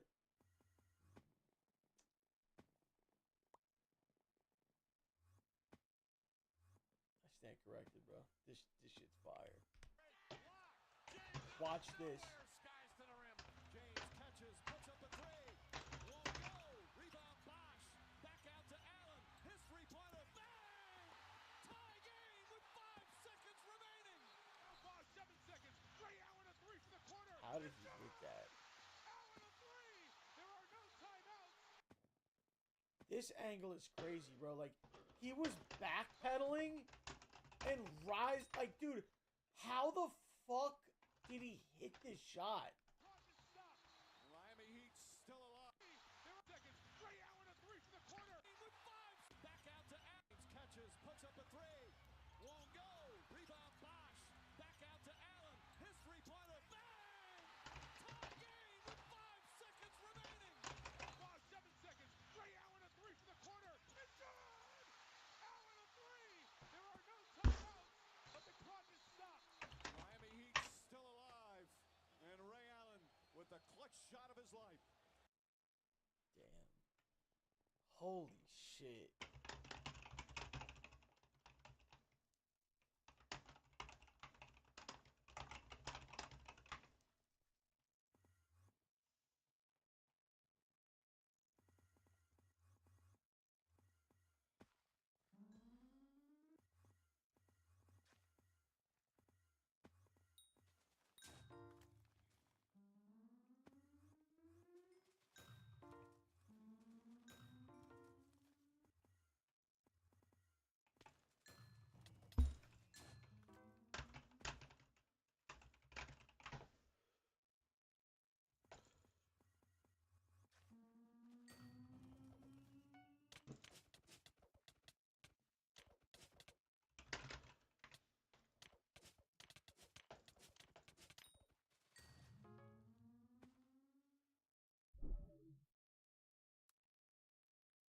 Best delivery driver videos of the decade? Love that. This could be good. Love Best that. driver videos from the past 10 years. I love this. I love this so much. Oh my god! Oh my god!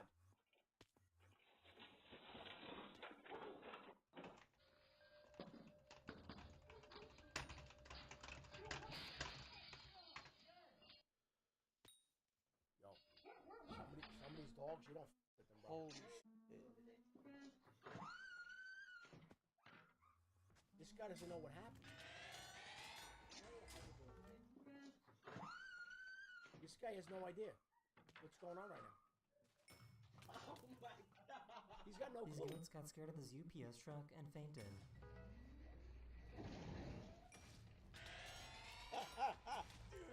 Dude, goats, that's their reaction to getting scared. They just freeze. They just pass the fuck out. They just pass out. If they get a little scared, look. That's it. They just freeze up. This delivery driver thought this lady was being rude, so he decided to not give her the package, put it back in his truck, and drive away. Are you able just to leave the parcel near my door? Yeah, just do that and I'll be there shortly. I'm literally 5 minutes away. It doesn't work that way. Please? Please. Yes.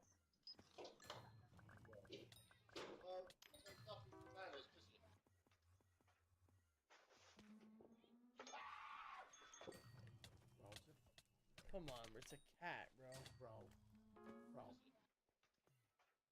Come on, man. You ran? Like, as soon as you see it's a cat, are you like, oh, okay, cool. Bro, like, it's a cat, man. Come on, bro. He was waiting for someone to come out and sign his package.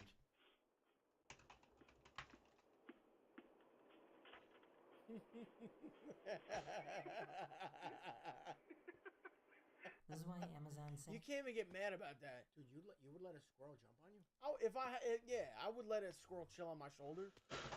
A squirrel. Some Jack and Daxter shit. I would let it chill. You wouldn't worry about, like, rabies and all that other shit? I don't know, dude. Dude, Zappos. You ever get... I've gotten so many shoes from Zappos. It's amazing. It's a great website. Holy shit. He finally had enough of all the Halloween decorations.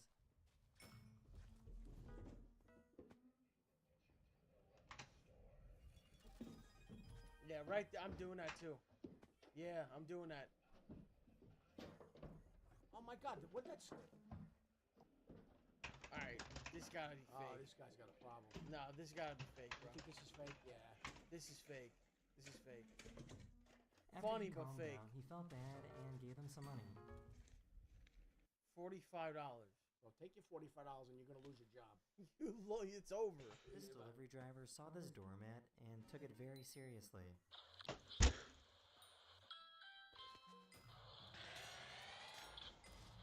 Oh, hey, how's it going? Package? No, I don't. Oh. No, I'm telling you about the dark gospel of Jesus Christ. We're actually eating dinner now. Okay, sorry to bother you. Okay, thank you. Now keep in mind that this delivery guy is only dropping off $20 worth of food. There you go. Thank you. I just want to say it's a nice house for a $5 tip. Oh, dude, it's $20. Bro, that's a good tip. That's a 25% tip. That's a good tip for $20. What are you doing, man? That's insane to What say. are you doing? And it's none of your fucking business about my house. What do you want me to do? Give you a 100% tip? So should I give you a 20? Wait, that's a 25% tip, bro. I just said that. Oh, I thought you said 20.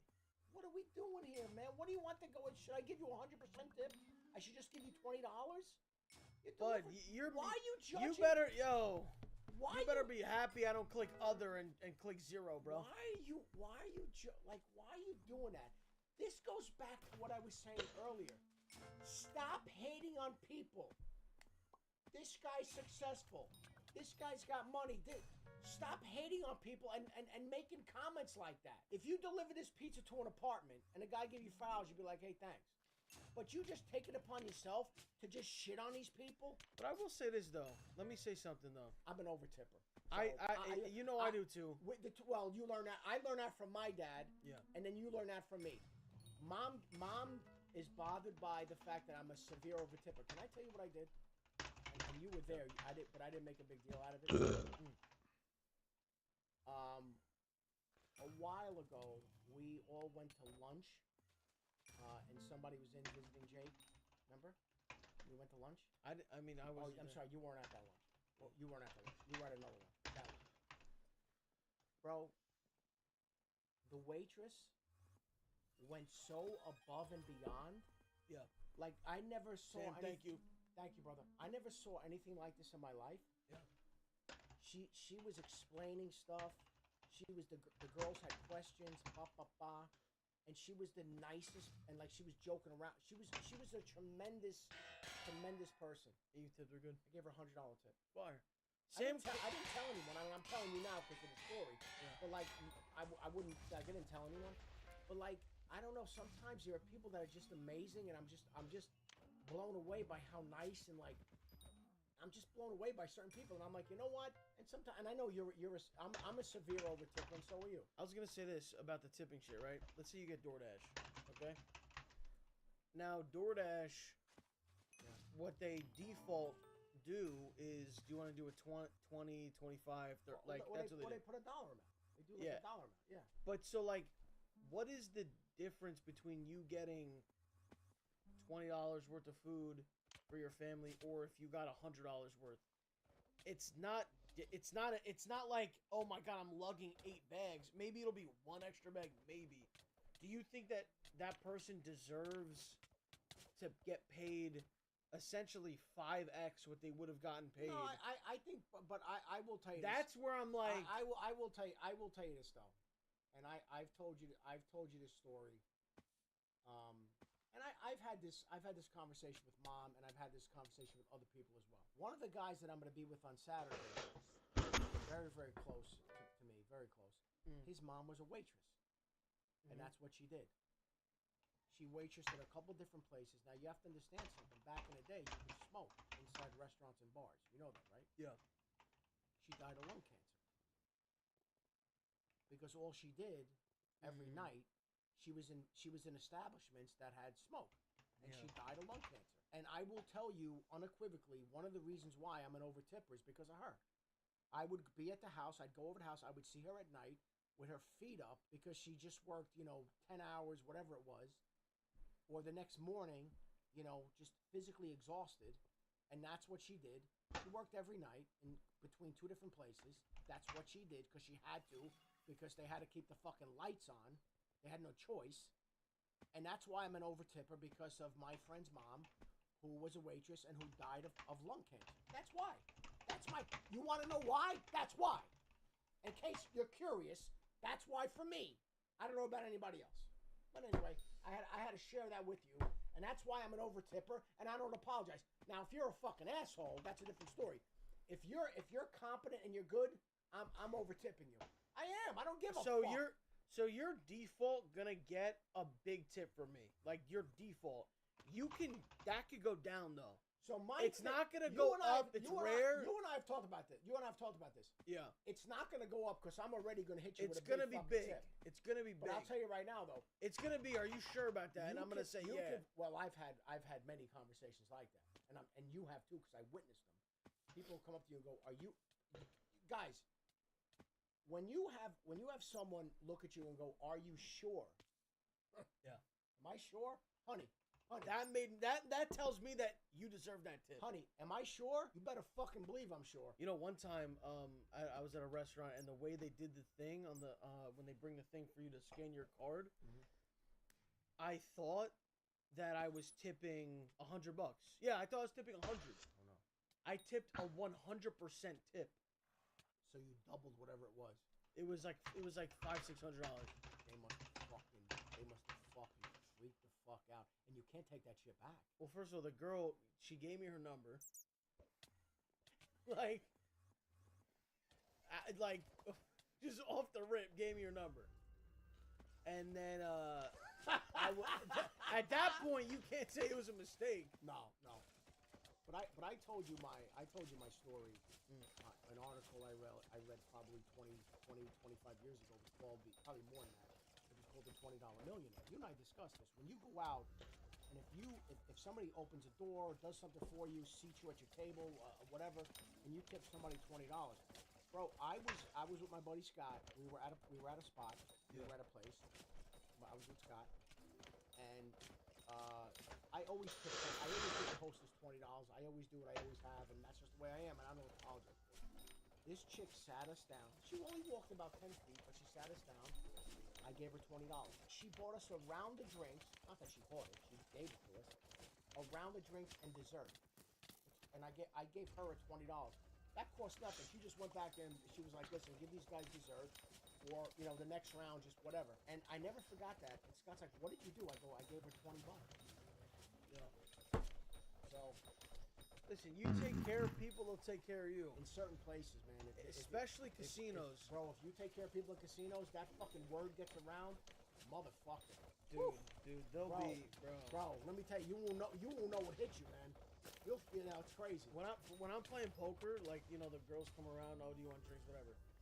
These dudes, they give them like $1. They give them like, sometimes they don't even tip them. Dude, I'm giving them $20, $25. If I just want a hand, you might get 50.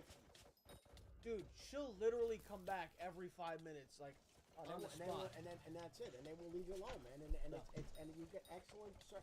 Bro, my move, like I know you do this because I taught you this. If we go to an event where there's like a bar and like there's like a tip jar, maybe it's like a wedding or an event or something, bro. I walk right up to the bartender and I go off the rip. I'm sorry, go ahead. No, because the dude's saying you're rich, bro. It's a. Think about what he just said. It's a waitress, bro. Rich. You're giving her $1, bro. What the fuck's she gonna do with $1, bro? Bro, I was doing this. Just give her $20. Bro, I was tipping people. Give her $10 when I was fucking broke.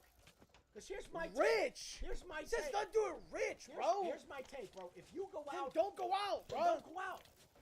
It's perfectly. Don't go out. $1? Come on, man. Who tips $1? What do you mean, bro? She's running around getting everyone drinks. You're giving her $1? The hell's she gonna do with $1? I'm not trying to sound like that. This really bothers me though. Instead of just taking a $5 and moving on, you gotta throw a shot at these people. And then why? To make them feel shitty? Like why? Because you feel better? Thank you. I just want to say, it's a nice house for a $5 tip. You're welcome. This pizza man had to make a delivery at a military base and stopped to show respect when the Beagles started playing.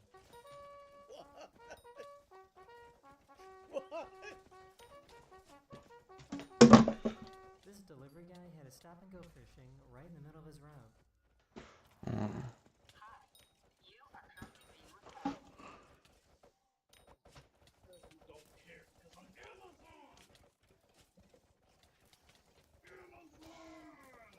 This guy went through the trouble of delivering a package just to end up doing this.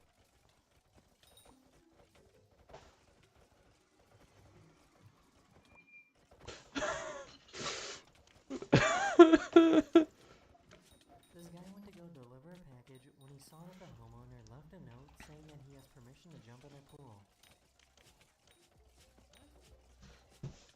What?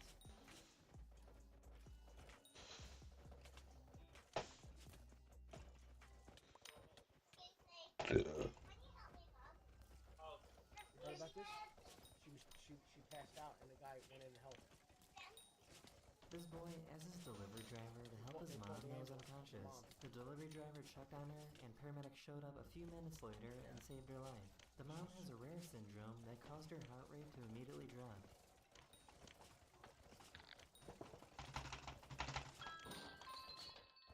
These dogs are wild, This man. poor guy had to run for his life.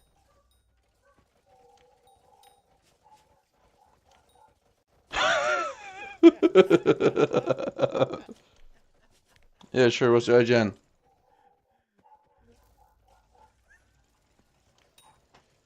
What kind of dog is that? Is that a killer? What is that? Even that's like a black lab. What are you doing? It's a fucking go pet it. Hey, it's a whale. It was wagging its tail. What the fuck? I mean, I probably would have done the same. Yeah, I don't. You don't know these fucking dogs. No, dude. If you see, dude, If I see a dog if coming you at see me, a pit bull running at you, oh, you're good. You're good. dude. Those dogs are fucking. Those dogs are like land sharks. I still don't understand. I still don't get it. I don't understand why. I don't understand the urge to own that dog. I don't get it. I have a friend who owns like 4 of them, and he loves them. Yeah, good And for him. they're good. They don't do anything. Yeah, until they kill your family. Actually, I think they attacked a neighbor. Of course they The do. worst delivery driver of all time, right?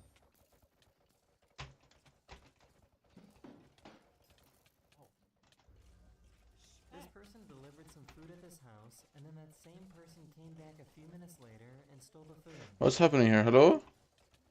I'm stuck. Dude, I don't know if I told you one time I ordered it was like KFC or something.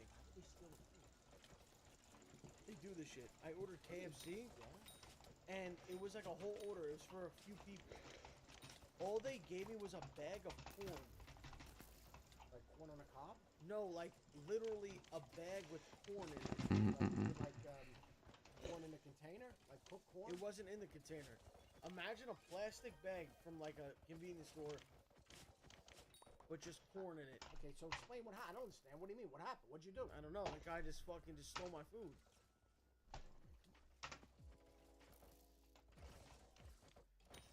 Hey, Sam, thank you for the 10 gifted. Due on their day off. Damn, Aiden raid?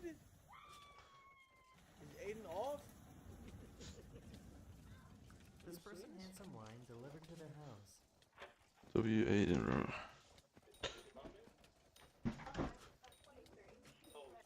I don't think this is who they were expecting to open the door. Dude, I think this is the monkey one. It's like a monkey wearing full clothes. Why would a monkey do? Why would you have a monkey? I'm not buying it.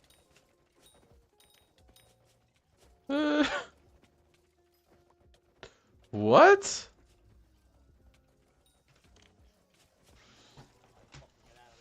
Bro, look how he walked! I'm getting out of there. He's wearing sneakers? He's wearing fucking he's wearing Nike Air Force. No.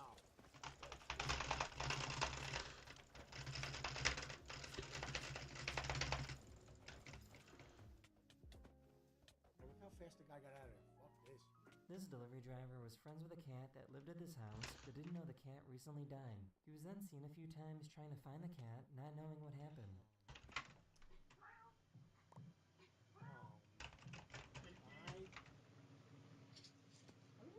Oh my Someone god, had that's some food terrible. delivered.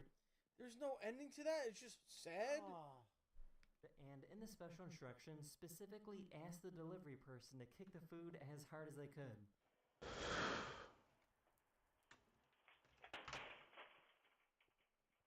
This guy was stopping by to help them with their delivery. Why are people so fucking stupid, bro? What are you doing? Why are people so fucking stupid? You thought you were gonna land that shit? So why? Anybody on? What do you call those things? You gotta stop with those things, bro. It's a Segway. You gotta Segway. stop with that shit. This You guy don't know was what you're stopping doing, by bro. to help them with their delivery. You're gonna jump on a Segway, you stupid bastard! You break your head. I know that hurt. Hey, I don't know if anybody's home, but if you recorded that, send me a video, please. This delivery guy found something in the grass.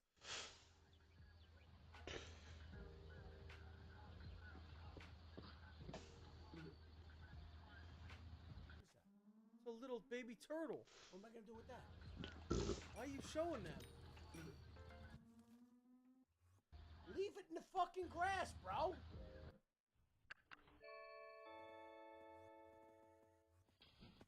Whoa. Bro, fuck you. Dude, that was fucking good, bro. Yo, that dog? Bro, that's not... Yo, see that thing? Damn. This might be the angriest delivery driver of all time. Seen this. This is on the news, bro. This is on the news. Why? Why? This delivery guy gave zero warning about how heavy this box is.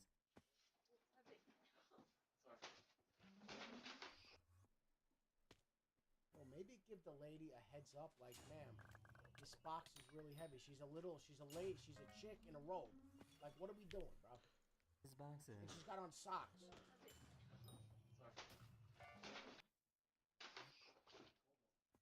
I mean, could you help her up? This FedEx guy saw that this person was about to drive away with their coffee still on their car roof.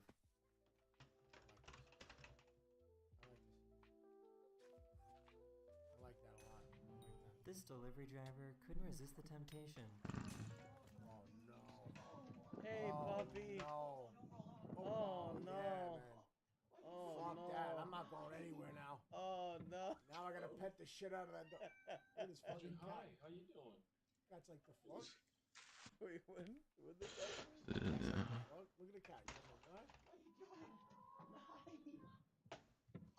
Oh. Hi, how you doing? Literally just... The cat just said hello. Cat's like, what up? Oh. Hi, how you doing? This poor delivery... Dude, I want to get a black cat. I want Tino and the black cat to be friends. No, that can't happen in life. driver was in for a surprise. It's gonna happen. Watch this, bro. Look at this shit. Bro. That's a Cane Corso. Holy shit! Is that a Cane Corso? You don't fuck with. Is that a Cane Corso? I don't know. Which one is that? Dude, what the fuck? I'm not sure. Is that or not? I don't know. I don't think it's a Cane Corso. I think they're saying it is. It is. It's a King Corso. Yo, you don't fuck with those dogs, bro.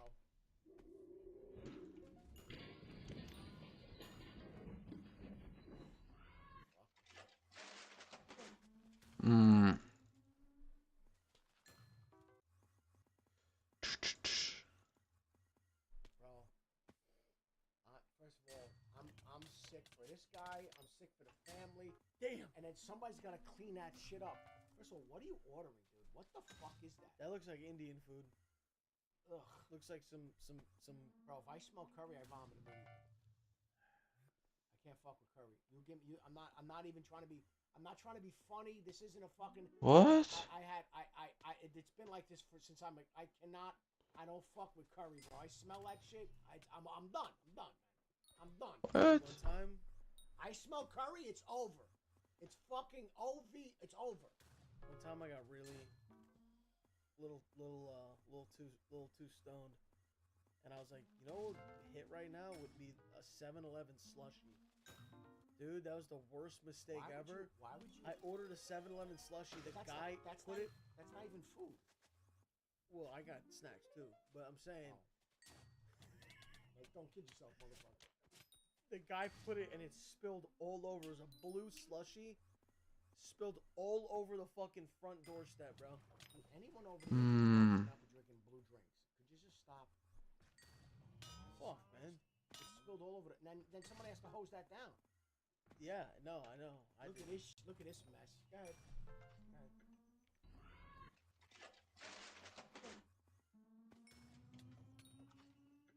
15, huh? At that point, yeah, you just walk away, and that's it. And you go work for another Delivery driver was upset that this customer didn't leave a tip, so she left this note in her bag, only to realize that she made a mistake. Ignore it. You keep that. Why? Because I didn't see a tip on the app, and I put a little card in there. So a little card. What did she write? Lucky for you, I didn't bother the food, but next time consider tipping your driver. You're threatening to, like, poison the food? You're threatening to poison me, or shit, or piss, or put a bodily fluid, or some sort of a chemical in my food? You're threatening E. coli? You're threatening to kill me? Because what? Some people don't want to tip on the app. They're going to hand you the tip. Oh, no, I got a weird-ass one. I got a note once when I was in California. I ordered from, do you know what BJ's is or no?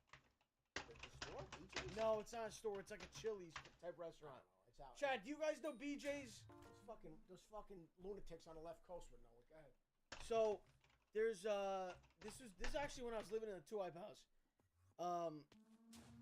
We got food, and one of the things I ordered was queso. Queso dip.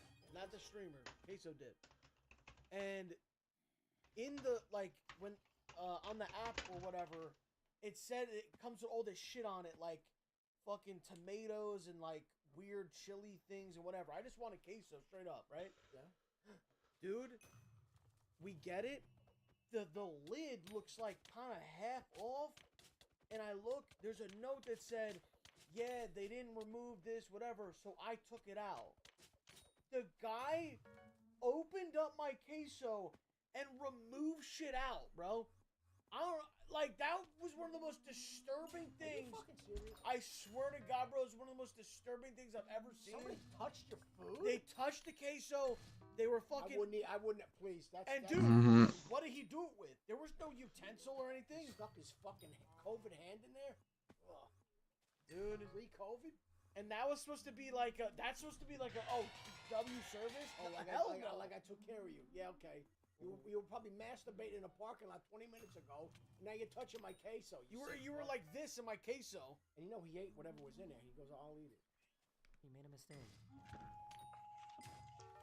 ignore it. You keep that. Why? Because I didn't see a tip on the app, and I put a little card in there. So please keep that. I'm sorry. No, I just had cash. Please take It's okay. It's okay, because... It's okay. Thank you. He didn't seem to care that his truck was on fire. Like one of those things on a highway where they get the chase. They're doing a highway. This police officer arrested a DoorDash guy, but still managed to deliver the food. No, I'm not who you're expecting, but your driver got arrested for things he had to take care of. So I figured I'd complete the DoorDash for you. This UPS guy didn't have the patience to use a proper detour.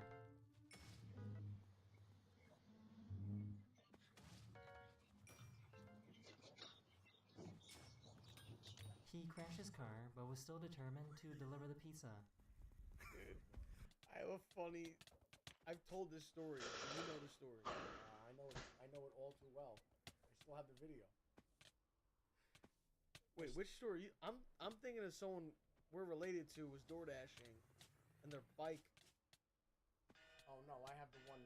Oh, which one are you? I have the video when the guy came to deliver food and you had somebody answer the door. Wait, what the fuck is that one? When you and Raph had the apartment in Hollywood. Oh, yeah, well, let's not forget that one. All right, but yeah, there's a funny video there. But no, just somebody I know was door dashing for a while. This was the dead of winter, and he's not allowed to drive cars, and so he took his bicycle. And the DoorDash delivery was like 8 point something miles away. His tire popped stops halfway, and his dad had to come pick him up, load the bike in the truck, and go finish the DoorDash delivery. You couldn't make that up. Oh my god. No, it's not Jake. No, it's not Jake. No, it wasn't anybody. Jake's not DoorDashing, and he's also not DoorDashing with a bicycle. Yeah, no, This is not. It's not anybody you know. You don't know them, but it was a family member. And you know what was really fucked up? Like when we it was like it really wasn't like the craziest thing. They're like, yeah, so this happened, and we did this, and we're like looking at him like, what? Oh yeah. Oh my god, bro. Why? Okay, yo, can we mods? Like this is the kind of shit I'm talking about. Like, watch, look at this. Look, see? How is someone able to just keep spamming the same message? Like, what are you fucking typing? You want to say something? You're just typing the same thing. Like, yo, get this fucking guy out of here, bro. Who wants a threesome? I'm confused. Weirdo. What the fuck? Oh god. Just weird, bro. Some strange fucking birds out there. Crashed his car, but still delivers the pizza. This FedEx guy stopped by to shoot some hooves.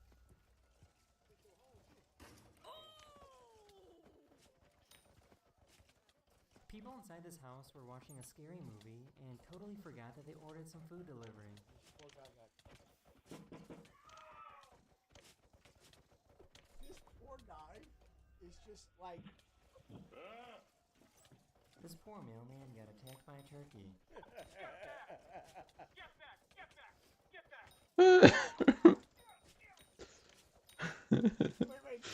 Wait. Go back to the. Wait. I didn't get a chance. Go back to the guy who scared the family.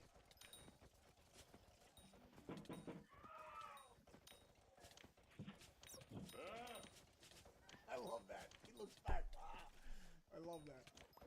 This poor mailman got attacked by a turkey. This guy's trying to do his job.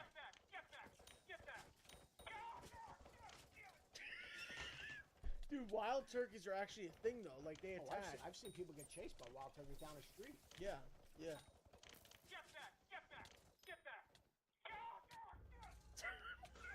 Why is that fucking so funny? But he yells as he's going down.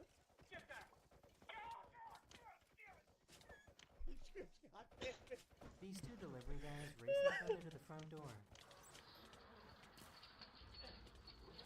About that. I never think about that. It's a rare thing that happens. Rare thing. It's rare. You have a term for that? I don't know. You ever? This is some big back activity type shit. I'm gonna speak on for 2 seconds. Have you ever ordered 2 different things and they show up at the same time? Food? 2 different places? I can be honest with you. I've never experienced that. Well, I know because this is you're not a DoorDasher type guy. That's before your time. But I'm saying something. You can do more than one DoorDash? You can. I don't know how does that work. I've done multiple. I've had a guy pick up a soda from Wendy's and like Chinese food. It's so random. Why? So he only got a. Why? He got a drink from Wendy's and then just Chinese food. I like a Diet Dr. Pepper. And a guy picked up. Actually, I'll tell you no. The last one that I did like that, I got a Jersey Mike sub, and he picked up a soda from Wendy's. So you double dashed. That's called double dash. You're saying you could actually order from two different people? I don't think you can do that.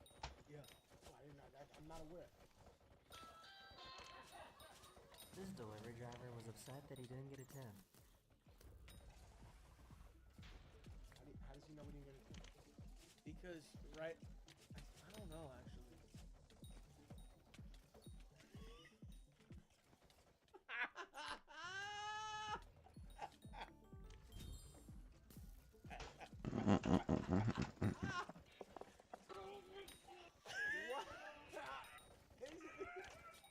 This delivery guy.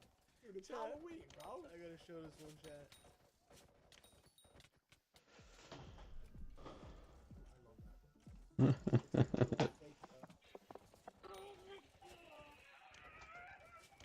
This delivery guy. Match the energy of this spooky doorbell message. Hurry and leave a message before it's too late. I've got a parcel for you. I will leave round the park. See, that's man. Why can't everyone just live like that, Listen, man? You gotta just listen, man. You know what? So much easier to just. Says to hide any delivery packages. Apparently, this is a thing.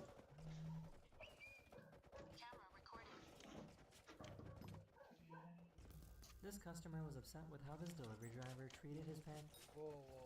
You're doing that in front of me? Bro, go back to that guy who covered it with the mat. That was the coolest shit I've ever seen in my life. That was... Bro, that's a This veteran. customer was upset with how this delivery driver treated his package. Nah, we're fighting, bro. Again, why would I throw my package, though? That is the end of this video. We hope you enjoyed. And I'll see you guys again very, very soon. Later. I understand. What are you going to do? That's your package. I'm just throwing it now? That was These a are the dumbest fantastic... Whoever sent that, I don't know where you got that from. That was a great video. Dude, that was great. I That want to was see a that on fun... YouTube. That was a fun... That was awesome, dude. I love that I want to see that on YouTube.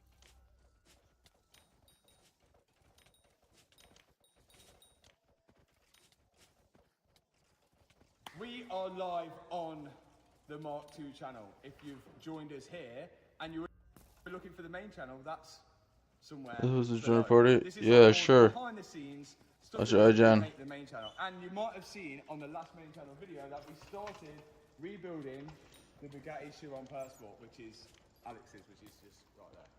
So, and what we're going to do now is we've got to get the rest of this interior out because we're going to have it all trimmed. Whilst we're there, we might as well make this car completely crazy. So we're going to take out every single piece of interior and drop it down to Matt at E3 Customs and get this thing trimmed. He reckons he can do it in about a month or so, which means when we come back, we should be able to put it all back in. Well, our original plan was when we come back to do the interior separately, that's one thing done with the airbags, then move on to the front end and do the engine part last. But after seeing that damaged gearbox in the last video, we're now a little bit worried about it, and we want to actually crack on with that and get that fixing out the way. So after we get this interior out, we do want to start taking this engine out, and it looks like the engine doesn't just come out like a regular car. It looks like we're going to have to separate the whole car in two. But that's another conversation for another day. Now, our main goal is to get this interior out, so we're just going to start pulling it away, piling it all up, dropping it down the road. That's the plan. Let's do it. First step, I'm going to figure out how this door card comes off. I think that'll be a good start. But also, it's literally the day after we posted the first video. So, regards to update on whether Bugatti are messaging us or not, nothing yet. Well, it's a matter of hours. It's not even the day after. It's like a couple of hours after we posted the first video. So, no updates yet. We've had loads of emails from you guys. If you do want to help and you have any idea where we could get parts, make parts, repair parts, we've made an email, buildabugatti@gmail.com. Email that, help us out. For now, let me get this door card off. It looks like T30, and yank it. Go. Alex, do you think we're going to be able to fix this car without Bugatti's help? No doubt in my mind, bro. You got confidence? I got no doubt in my mind. I mean, I actually have no other option. You know? Alex actually upset Bugatti. You know, my intentions weren't to be that aggressive, I'm not gonna lie. I just got carried away. When the clips pop up of the clipping accounts, I look at the clips sometimes and I'm like, that was so unnecessary. There was a bolt in this. You know what? That's like a pull. Nice. This is going to be a scary moment now. Scared. I don't know how much that door card is. I know. I want that to come out. Yeah, I think that should come out. I haven't got plastic trim tools. Oh yes, oh yes. Oh, there's a bolt. Is that going to be the last bolt? Still feels like around here. Is there a bolt in there? I mean, how are you going to rebuild it without any sort of... Oh yeah, I felt like a big release of tension there as I did that. Felt like the door card just wanted to come off now. Here's a good one that we always ask about in the unit. If you had a superpower, what would your superpower be? It'd be the pause time. Really? That was the same as mine. Yeah. That was the same as mine, yeah. That would be the pause time. What would you do if you could pause time? There's just times where I wish I can have more time doing things, like either to think or to make a decision. Like right as I was about to crash, I wish I would have just paused. I need to do that. Back in time. It's just stop it for a second and let me have more time to make a decision. Right, I think that bolt, yeah, it's sort of just hanging out now. Oh. Okay. Oh, good spot. Now we talking. Yeah, boy.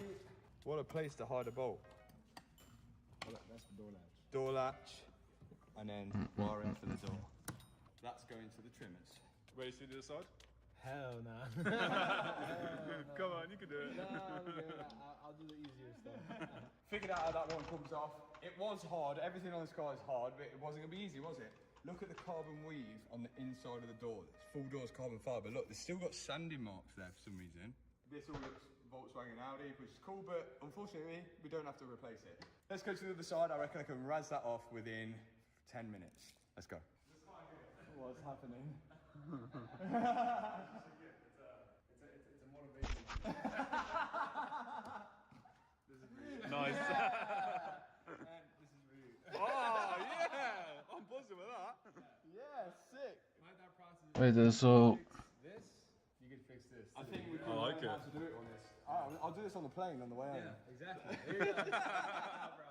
We've got to get used to building these Bugattis if we want to get like a certified Bugatti certificate from them. Because I think that's what they're going to do it after when we do this. Check this out. Midway through taking this off and there's a little hole here. It's like a magnet bit of carbon fibre. And look. How would you know that that is in there? You know, if you have an accident, I guarantee Alex didn't use that when he crashed. There's the triangle in there. I've gotten into the seat 1,000 times and I didn't even know this was there. That's crazy. Well, we'll keep it out for now. This door card should come off. Yes, look at that. Mechanic. I'm gonna get the trim out in the middle, and then I want to see if this leather separates from the carbon. That would be nice. Because of the colour this car's going, this bronze needs to be changed. Whether that gets wrapped or painted up, I'm just worried about taking it out. And because the big C is in the middle there, that's also going to be scary to take out. We're going to figure it out. Right, let's get this off first. It looks like the most easiest. Everything we're doing, we're figuring out as we go along. Because I don't know. almost 1 bill crown. But there's no YouTube tutorials on how to do this. So it's going to be so much easier to put back together. So we just know how it comes apart. I feel like there's going to be bolts under that. Oh, this is just stuck in. Nice. That's really Bugatti. Just double-sided taped in. And it's just a bit of aluminium wrapped in Alcantara. That's good quality. I'm going to say that's weight saving. The more you know. Now I can access these bolts.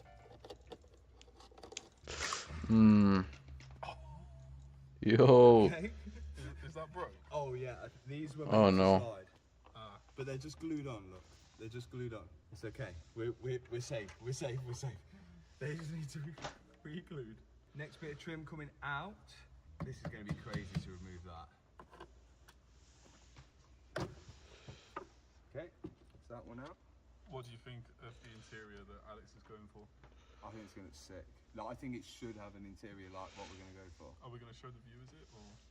No, they're going to have to see it. Because I think it's going to look better than the photo. I think it's going to look better. It's going to be wild.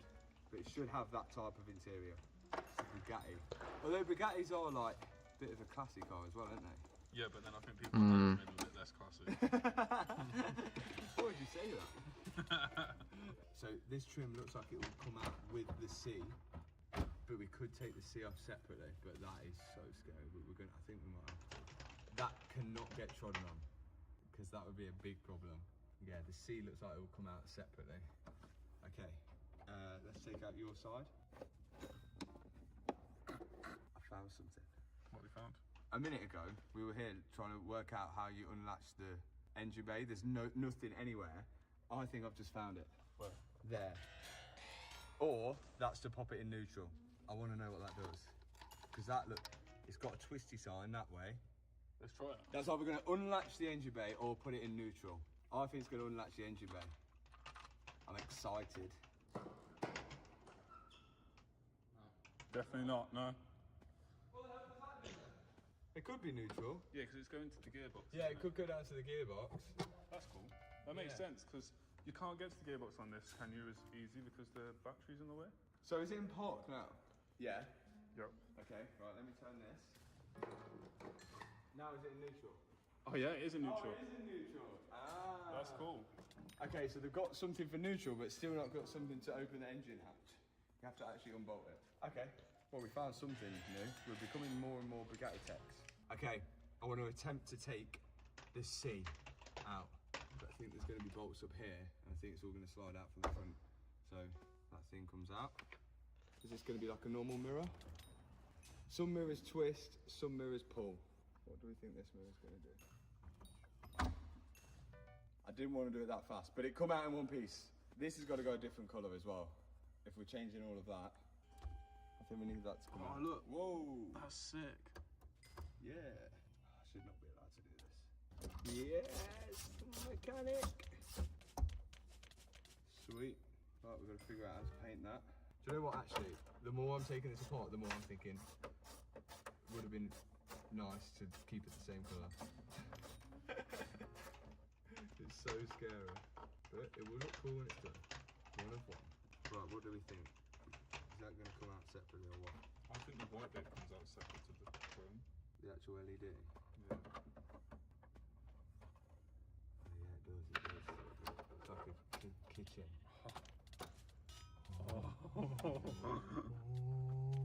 Please don't break.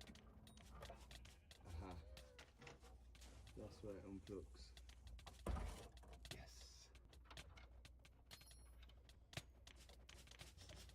That is scary. It feels so flimsy, that does. Okay, at least that's out of the way now. That was the one thing I was scared of in here. Okay, now all of this trim. There's loads more bolts inside the sea. Forward. Oh, there we go. That's cool. Okay, next part. Making progress. Du vet alla är sant. Ja. Now the top part. I can't believe how many bolts are actually undone. What do you think of the quality? Hello? I think it's alright. There's nothing like that I didn't expect. What would you compare it to car-wise? The leather feels like this feels very McLaren-y, but the way it's put together is very outer. Like, you know, like a million bolts don't make sense where you put them. Här kommer här. Jag spelar Skyblock, menar du? Spelar du Skyblock eller? We're nearly there, we're nearly there. I want to get all this top out, and then I'm going to give my knees a break, because my knees are, you know, from BMXing, they ain't great, but they are 32 these knees. They're basically PvE. Player versus entity, MMO. 93, born in 93. So that's 7 plus 25. 26. Yeah, but it's not your birthday in January. Oh yeah, yeah. 7 plus 26. That would make you 33. This year? I think I'm 32. Yeah, that would be right. 7 plus 25 would make you 32. How do you feel about that? Jag burrows, men jag väntar till att göra något. Som är sån 30 sekunder. Det är sån big ass party, bro. Det är sån 20 folk. Det är bara ett monster. There's no more information you could feed your brain. Like now I'm learning how to do this Bugatti, but I feel like Bro, wouldn't subscribe to my brain to be able to do this. Huh? Yeah. Like my storage is full. 25 storage is full. Game's gone now. Like I think stuff is erasing to make room for this. I think that's 25. I don't feel any different. Family Guy. Right, aldrig sett Family Guy. Feels okay. It's a bit more achy in the mornings, and it takes a bit more time to recover the bounce off the floor riding. Det är inte något speciellt, men okej. Jag kan... Athletic is 20, 21. Så. Feels the same. Would you say you're in your prime?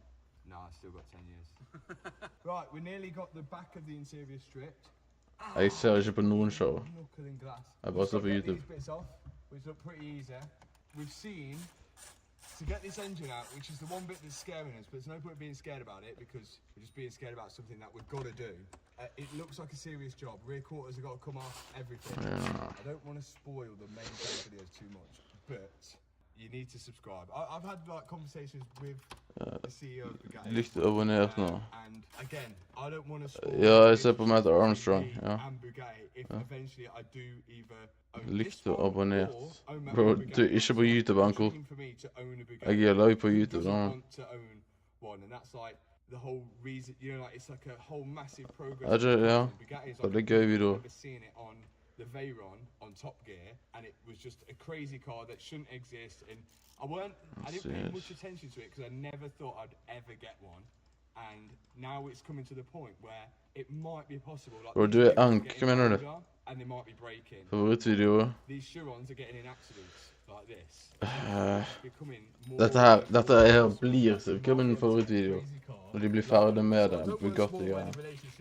For det er liksom helt solo hele greia. Det er ikke. Det er noe mange synes det. Skolen i vann? Nei. Hva ville du gjort for 25 år?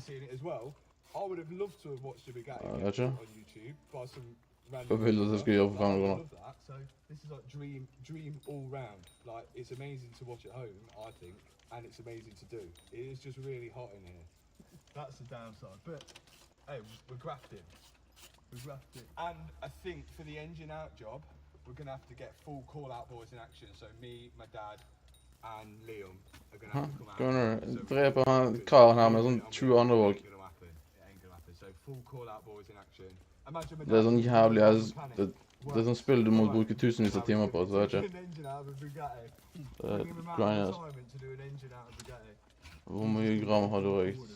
If we manage to rebuild this, we should have some certificate. Jeg må putte en sko på hodet for 500 kroner. We'll just make our own certificate. Okay. Service to pay her først, ja. Is that bit out? That looks Ellers så gidder jeg ikke. It's just like plastic. Nothing crazy. That is mad. Full carbon fibre. It's cool in here. Are you qualified enough for that? Definitely not. I don't think I'm qualified enough for a Fiesta. Just imagine the geezer who put that in years ago. Jeg ligger innbud på sko, hva faen? And they never thought that bolt would ever come back Hæ? out again. Ever. And especially they didn't think a Brummie would take it out.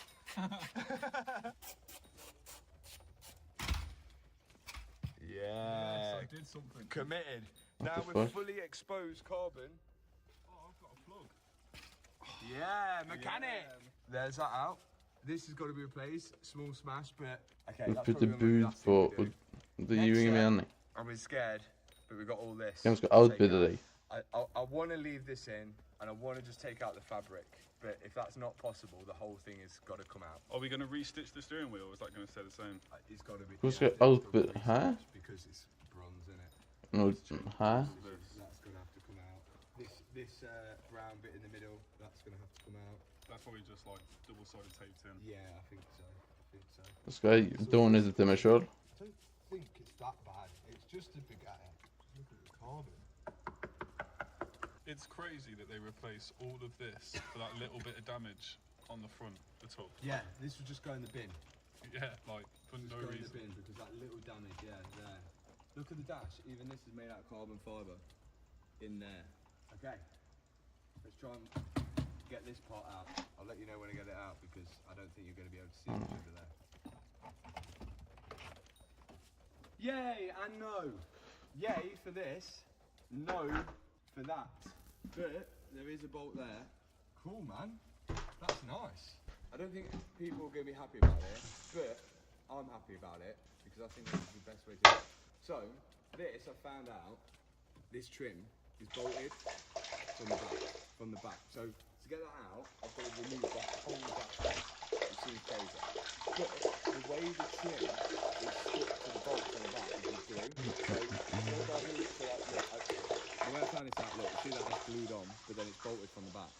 So what's to say, if I just pulled this off and then just applied the glue back onto there afterwards and then stick it back in, there's no difference to OEM. But that's a mechanic. That's mechanic. I think so. Like, look, I'm not harming anyone. I'm not doing anything bad. I'm just taking a shortcut. Boom! Okay, look. That's what it's meant to be like, but the tab is just glued on. So, I just pop on the glue when I refit this, back onto the tab. Life hack. Okay, that bit's got to be trimmed. Now, is that side. That's the side I'm most worried about. But we're nearly there. As soon as we can get this out, we can go home.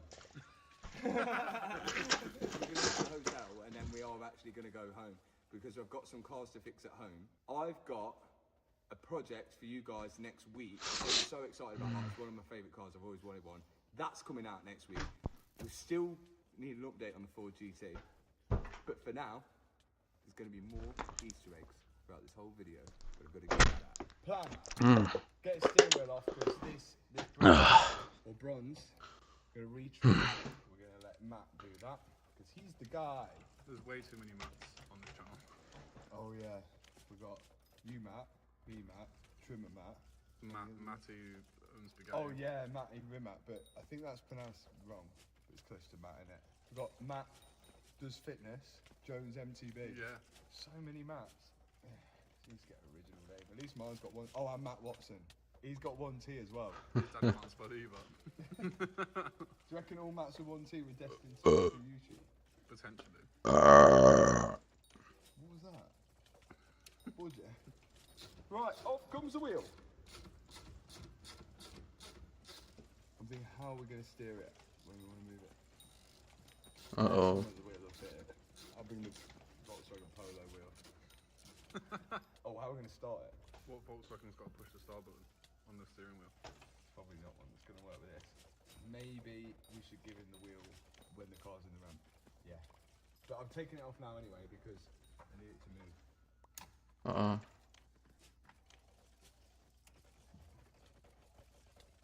And that is one Bugatti steering wheel. I think a Porsche wheel will go on.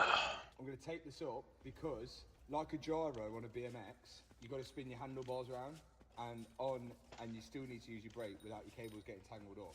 And on a steering wheel on a car, you need to be able to turn the car around, but you need the buttons, and you don't need the wires getting tangled up as they go around. So they use this thing called a clock spring, which is like a BMX gyro, and in there's a ribbon, which allows it to spin around without wires getting tangled up. But if you overspin this, it can break the ribbon, and all the buttons on the steering wheel won't work. And if we can't get one from Bugatti, we have had it, because we won't be able to start the car then, because the steering wheel start button is on the steering wheel. So I'm going to take that and make sure that doesn't move from where we took it off, so it goes back in the exact same position. Right, that's out. Clock spring. Now we've got to figure out how to get all this out. Come on. Oh, yes. That could be the key. Hopefully I'll get this out. It'll be easy to put the bolts back in. I didn't need to take it out, but this is insane to work on. I look like a crazy scientist. Yeah, yeet! Here's a question for you. Do you prefer the Chiron or the Veyron? I prefer the Chiron to look at. Really? Yeah, I think it just looks so mean and like it's got so much wider. How long would a solo horseman take? Like the Veyron still looks mean, but Maybe I should just... Bubbly and fun. Yeah, no, it's like a bit more bubbly. Like, you know, like the back end on the Veyron is a bit round, like a Volkswagen Lupo, but it's still cool, but I think the Chiron's just got more presence. But the Chiron has got that kind of image of like, you know, that image, being a Chiron owner. What does Chiron owners look like? You know, just use that guy. This is like, you know, like David Beckham and so on. Although Cristiano Ronaldo drives a Chiron, but he's him, innit? He's him. That's what Yeah. kids say, don't they? The one thing it does He's him. don't have the like V12 sound, does it? But can't have it all, can you? Will this thing come out? Look at it. It's so close. These clocks. This game is just undo every single bolt until it comes out. Fun game? Is it over? Oh, if you put carbon fibre on clips, you're the devil. This is built like an Audi, never to be taken apart. But these are meant to be well reliable, these cars, aren't they? That's probably one of the best things about them. Yeah, you can literally daily them if you're really rich. Oh my god, I can't believe it. Oh, yes! Chocolate die. What? It ain't gonna start up now. How many of these are made? 60. 60, yeah, something like that. That's mental, innit? And I'll get to work on one of them. Oh! Yeah! Another bit of leather trim. Next thing, this trim. We know how that thing goes.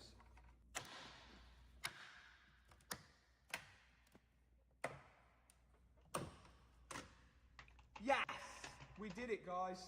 We did it.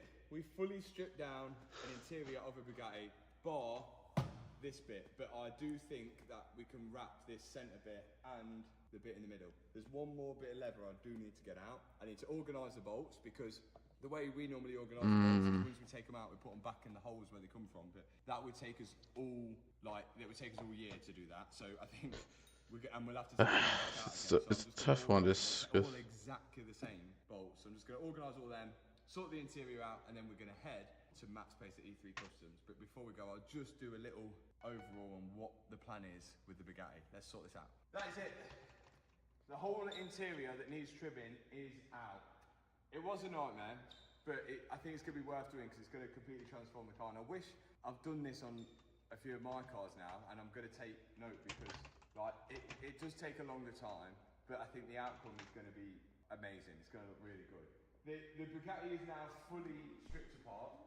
This part here, I think we are going to wrap or paint, one of the two. I don't know yet, because there's other bits that need doing exactly the same thing. So whatever we do to one piece, we've got to do to the rest of them. Structural parts, we're pretty confident that we can get that fixed. It's just aluminium. It's just aluminium parts. That part there at the front is going to be a bit of an issue, but again, it's just aluminium. I think we can make that, copy that. We've had a lot of people come down and check this out, and actually, instead of making a whole new one, they think they can repair this by making sections of it, which is going to be amazing. But I do still think there's no point trying to make it look like a standard Per Sport. A lot of you guys might have sent me, well, I've seen already, you've sent me standard Bugatti Chiron parts, which could be worst case scenario. But instead of trying to make it look standard, because it's never going to go back to that, let's just try and make it look crazy. So these guys who can make these body kits said they can sculpt it in any way. I think we can have crazy fins on the side, make the front splitter more aggressive, which I think would be cool. The bonnet is pretty much, we haven't really shown you guys the bonnet. I don't know how, but he's got away with it. So if you didn't know, he hit a pickup truck, and the bonnet actually is just missing the inner structure. Look how flimsy this is. It's so flimsy, but the bonnet is still in one piece, and we think this can literally be remade. The majority of it's there, which is good actually. That is really good that we've got that. So that's one good thing. But I do think we should put some vents in it and crazy stuff. Seats have got to go to Matt, both seats. And then it's the issue with the engine and the transmission. But again, it's just metal that's broken. I'm sure we can remake or weld it. Sounds optimistic, but we've got to be optimistic at this point. We can't give up. We've come this far. It's at this point now where we've literally got to build it up. Interior stripped, looking clean. Glass on top, again, we can make that. If not, we can panel it with plastic like the McLaren. The McLaren, I had glass on the top, that smashed, we replaced it with carbon fibre. No one would know. We've got to load up all the high car up with all the trims, take it down to Matt at E3 Customs. I am boiling. Let's go get them there. Wallop! And here we are at E3 Upholstery, aka E3 Customs. I'm not even going to lie when I say this. These guys do the best interior I've ever seen, better than OEM. If these were in the UK, I'll be taking it to the UK, but you got Stradman's Aventador, Houston's Bugatti, DDE's Murcielago on the interior of that. Anyone online, any YouTuber or any car you've seen at SEMA, usually it's these guys that have done it. The quality is absolutely nuts. I'm just going to show you this car in here, this BMW 1 Series here. This is a joke. They've not even finished it yet. Look at that. Full blue Alcantara. They've done the roof line and done everything, and the quality is literally better than OEM. They've done the airbag cover. They've done everything. It looks ridiculous. And what we're going to do with the Bugatti is going to be a special, one of a kind trim and print on the seats. It's going to look so good. I'm really excited to see what it actually looks like. Alex showed me the kind of design that he thinks it should go like. I think it looks good as well. It's going to look so good. The interiors he's got to do are nuts. We're going to unload it now. We couldn't fit everything in the hire car, so the guys are going to have to go back and get the seats, but we've got the majority of it all, and we're hoping they can do it fairly quick for us so we can get it all back in the car within like a couple of months or so, because what we don't want to do is leave it out for really, really long, and then I forget how it goes back together. So let's get it out the car, get it loaded in. Back on the BMW, nobody seems to be able to get it going at the moment, but we haven't checked to see whether the starter motor's working. And how are we going to do that? So we're going to see, first of all, if we can find it, because we have had a quick look and it's not visible. Come on, let me get rich. This dice will make me rich. Items off the vehicle. So we're going to remove this. Yes! We might be able to see it, because it's somewhere up here. Best start on doing things, isn't we? Let's do it. Right, can we see the starter motor? No.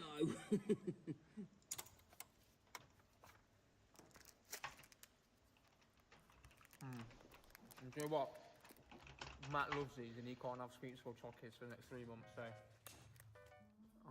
I'm going to leave a bit of... Oh, the tables have turned. Well, I'm going to put... wow. Tony, have you got a New Year's resolution? I haven't. Yes. No pipe. Oh! What? All the coolant went out of it.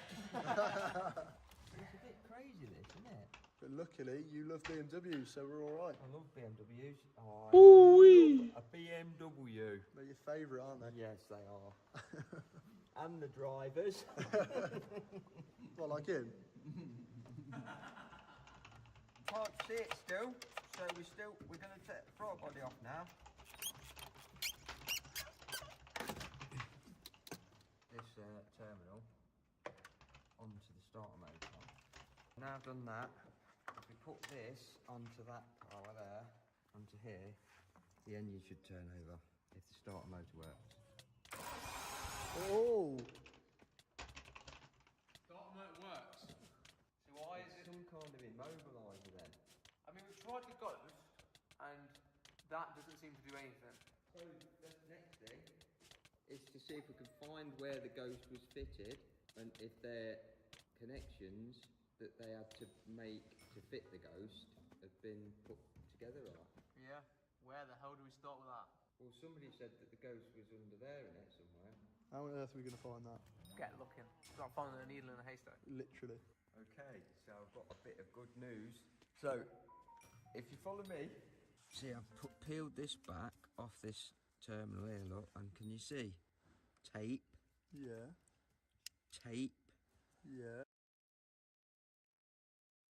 Chad, lock in with me, bro. Online gamer gets played by detectives. Shout out to Stay Awake, JCS inspired. You know I love these, bro. And I love to see an online gamer, aka one of you, get played by the cops. Not saying you guys are murderers. Not saying that.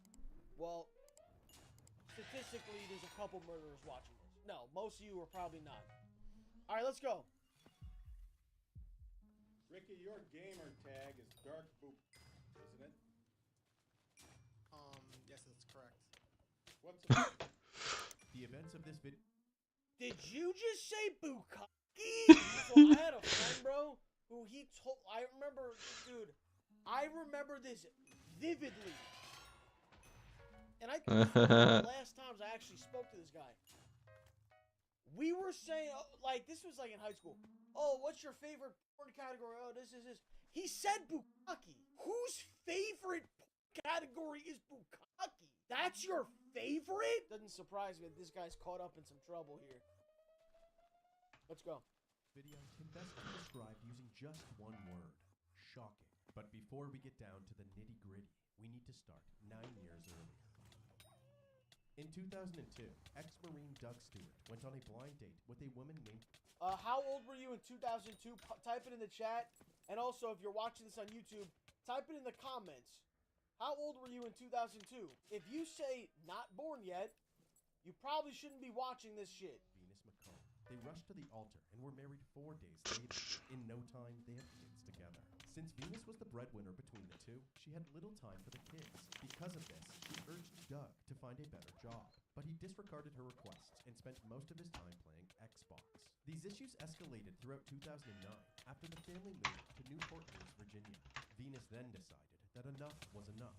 In February of 2010, she up and left with the kids and moved back to her parents' home in Colon, Michigan, leaving Doug and the apartment in Newport News. 2 months later, on April 26, 2010, a 911 call was received by the Colon Police Department. The caller was Venus's father, Larry McComb. She's just not there? Yeah. Is there a vehicle missing or anything? The vehicle is here, her kids are here, and she's gone. Okay. Have you tried calling her or anything? Yeah, we can't get hold of her. The last time Venus's mother saw her was at 6 a.m. while leaving for work from their Michigan home. Venus was dressed in a gray shirt, pajama bottoms, and brown Crocs. 2 hours later, Larry was awoken by his rambunctious grandkids making noise in the living room. He quickly realized that they were unsupervised and that Venus was missing. He urgently dialed 911. Michigan State Trooper Aaron Steensma promptly arrived at the residence. His initial observations painted a disconcerting picture. The gravel in the driveway had been disrupted, as if a struggle had taken place. And on the tank beside the driveway was a footprint presumed to be Venus's. Also, on the ground was a pink hair tie and the plastic wrapping for a blue 8x10 tarp from Walmart. This wrapper had a fingerprint on it, which was sent in for testing. Through questioning Venus's parents, Steensma learned about Venus and Doug's tumultuous relationship, which recently culminated with Venus winning custody of their children. Since Doug lost the custody battle, detectives were concerned with Venus's disappearance. So naturally, they were eager to speak with him. They were able to reach him via cell phone later that night. They asked about his whereabouts earlier that day, and Doug said that he was in Virginia running errands. One of these errands was dropping by Wilson & Wilson, his attorney's office, to make a payment early in the morning. Sure enough, authorities spoke with the secretary and another employee at Wilson & Wilson, and they confirmed that Doug had come in to make a cash payment that morning. They even described Doug's appearance, which was later confirmed with surveillance footage from Doug's apartment building. He was wearing a baseball cap, a hoodie, and sunglasses. This placed Doug 11 hours away from where Venus disappeared in Michigan. It seemed that Doug had a solid alibi, but police weren't ruling him out just yet. They applied for a search warrant of Doug's apartment and truck, and while they waited for the green light, a different search was taking place in Michigan. A search continues tonight for a Colon Township woman missing for 2 days now. News had broke about Venus's disappearance, and dozens of volunteers, along with a helicopter and search What the fuck? spent hours upon hours assisting in the search efforts. Investigators searched for hours today looking for any sign of Venus Stewart. Acres upon acres of fields, briars, overgrowth, and scorching heat. It's very thick, briars. It's very hot in there. There's no wind in there. Is that where those guys are at? Dozens searched all day for any sign of Venus Stewart. While the search took place, Venus's parents were left in shambles, only able to guess what may have happened to their daughter. It's numbing. We go from numbness to hysteria. Around 7 Monday morning, the McComb's daughter, Venus Stewart, vanished. Venus was staying with her parents after leaving her husband in Virginia. Her father says he immediately noticed what looked like the remnants of a scuffle in the gravel of his otherwise perfect yard. You can see there's a footprint or two, and my daughter's footprint was up on the tank here. Police located Venus's estranged husband, Douglas Stewart, in Virginia, but didn't find Venus. Missing for 3 days, leaves her parents fearing the worst. Yeah, like, what do you mean low-key sounds like something Los would do? Are you a fucking sick fuck?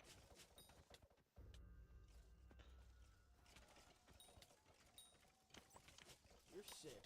Right there, he parked his car there and snuck behind the wood pile, waited for her. And when she came out to put the mail in the mailbox, he grabbed her. She didn't make it to the house. She was the best mommy in the world. Mm-hmm. And I know she would never leave on her own. There's no way she would ever leave on her own. Her parents were convinced that Doug was responsible for Venus's disappearance. The spotlight on Doug was coming from all angles, and to make things worse, the media even dug up this police report from 2000. Even dug up. Ooh, see what he did there? That detail the couple's tumultuous relationship. In 2008, Venus requested a personal protection order saying, quote, "I am scared to death. Every day I live in constant fear. I'm constantly looking over my shoulder, wondering when he will appear again." And 7 days after this discovery, a letter from Venus was found hidden in a drawer. Tensions mounting as a note left behind by Venus Stewart is discovered in her home. That paper containing disturbing details of abuse. Detailing allegations of molestation against Doug Stewart, Venus's estranged husband, involving one of their daughters. Doug could not catch a break. Not only were the police honing in on him as a suspect, but his image in the court of public opinion was looking rough. And to top it all off, Doug was simultaneously fighting to regain the custody of his children, who were in the temporary care of Venus's parents as a custody battle ensued. Oh, we're just horrified, you know. Doug Stewart, Venus's estranged husband, now in the midst of a legal snarl, attempting to gain custody of his kids. On the phone with her father, Larry, he tells us before Venus disappeared, she was afraid. Now, Venus was so scared that when she came back to Michigan, she took out a will 3 weeks before she was abducted. And it said in her will that if anything happened to her, she wanted the children to go to me and my wife. The McCombs say they're hiding the children for their safety.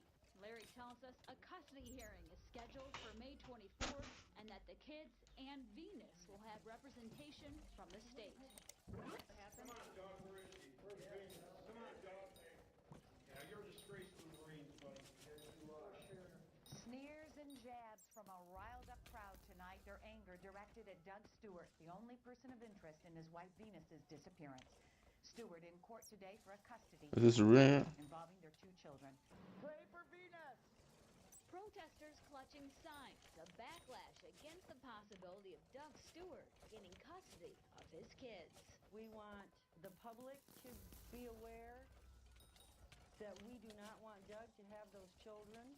A Child Protective Services worker took the stand and answered questions, citing concerns with placing the children in Doug's care following allegations from one of the girls of inappropriate sexual contact. What the fuck? Even though charges were never filed in connection with those allegations. A final decision was not met during this hearing, so the children would continue to be in the care of Venus's parents. Relieved. I feel real relieved.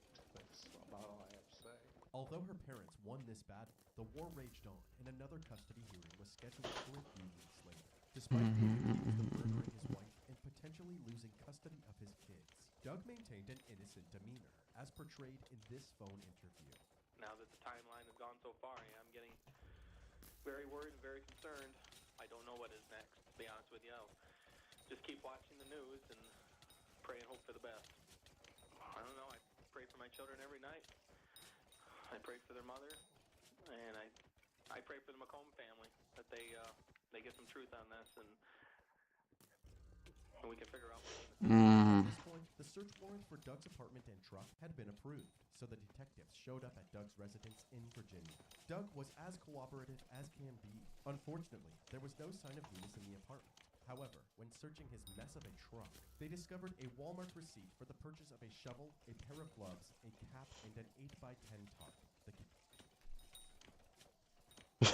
What a fucking idiot. Bro, are you fuck? Mouth breather. We've seen some dumb What? people, bro. We've seen some stupid ass people in these videos. Because at the end of the day, these people who commit these crimes and these are dumb people. Bro, what the fuck is wrong with you? You leave the receipt of the murder weapon and tools. Receipt for the purchase of a shovel, a pair of gloves, a cap, and an 8x10 tarp, the counterpart for the plastic wrapper found in Venus's parents' driveway. The receipt was from a Walmart in Van Wert, Molecule. which happens to be en route between Newport News, Virginia, and Colon, Michigan. The date was smudged, but investigators Shaking my head, bro. purchase in the Van Wert Walmart's transaction records. They determined that the purchase took place the evening before Venus's disappearance. This is the last one here. I'm kind of tempted to try and do this solo Surveillance footage confirmed that Doug was in Virginia. and see if I can get lucky.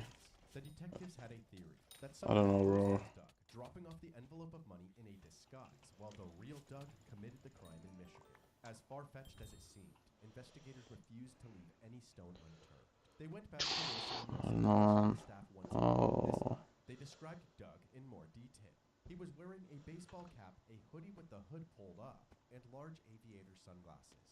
A concealing outfit like this typically isn't a fashion statement, but rather a strategic way to prevent others from identifying you. And if that was this man's intention, it worked. Now the Wilson employees could say with 100% certainty whether it was Doug or someone posing as Doug. If this really wasn't Doug, and instead was someone posing as him, that meant that Doug had an accomplice.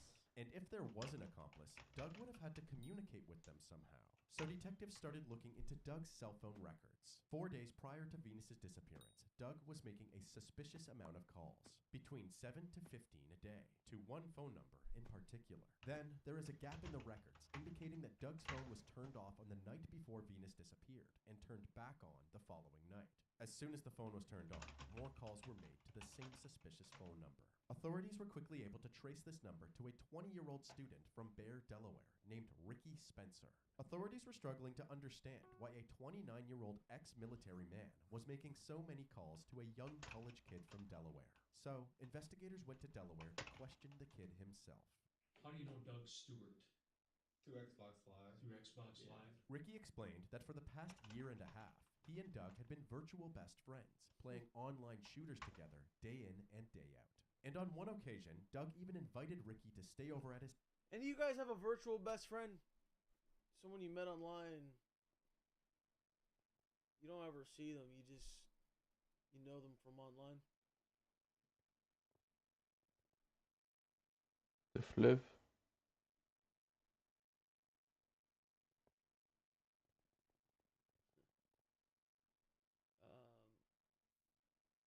Yeah. Cheeser, mouth breather. Yeah, we're not friends, bro. I hate to break it to you, bro. During his spring break, Ricky agreed, and the two met in person for the first time on April 1st, 2010. We were trying to go to the clubs, but... I wanna see if someone in guild might want. Oh, you're not 21 yet? No. Okay, okay. And then we played Xbox. I mean, he was a chill guy, but it was just awkward, you know? Yeah. Because he's like close to his 30s, and I'm like in my 20s. Right. When's the last time you saw him? My spring break. I can't. Okay, how much gold should I buy? It might be in the beginning of April. Let me think. Based on Ricky's phone records, detectives figured that this was a lie. The morning before Venus's disappearance, Ricky was where he turned off his phone directly after a call with Doug. Then, the next morning, he briefly turned his phone back on, pinging a phone tower just north of Doug's apartment. He then turned his phone back off. The next time his phone was powered on, he was back at his home in Delaware. As the interview continued, Ricky recounted Doug notifying him of Venus's disappearance. He was like, Ricky, she's missing. I'm like, what, dude? Because he was telling me, like, she does weird stuff, like weird stunts. Ricky had already lied during this interview, so the detectives were hesitant to believe anything that he said. To increase the pressure, they proceeded to lay their cards on the table. I'll be blunt. Doug Stewart abducted and killed his wife. Okay. We also know that somebody went into a legal office down there in Newport News, Virginia, to pay a legal bill for him. We also know that you were down in that apartment during that time. Wait, for what? On the 25th of April and the 26th. Of April? No, that was only during spring breaks. Ricky would not admit to being in Virginia at the time of the disappearance. He also made it clear that after learning the public details of the investigation, he had distanced himself from his virtual pal. What would you do if someone slapped your girl? That person wouldn't be walking around anymore, bro.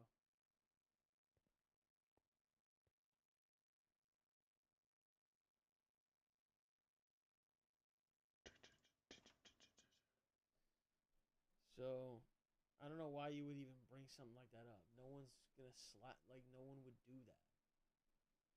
But if you ever did do that, 800. you're no longer, an earthling.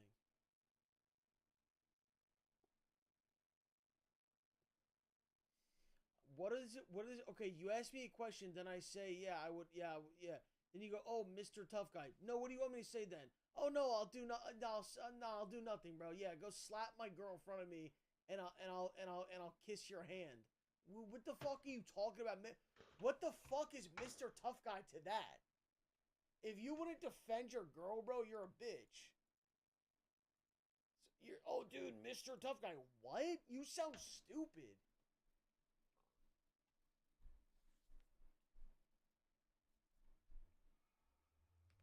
Doug.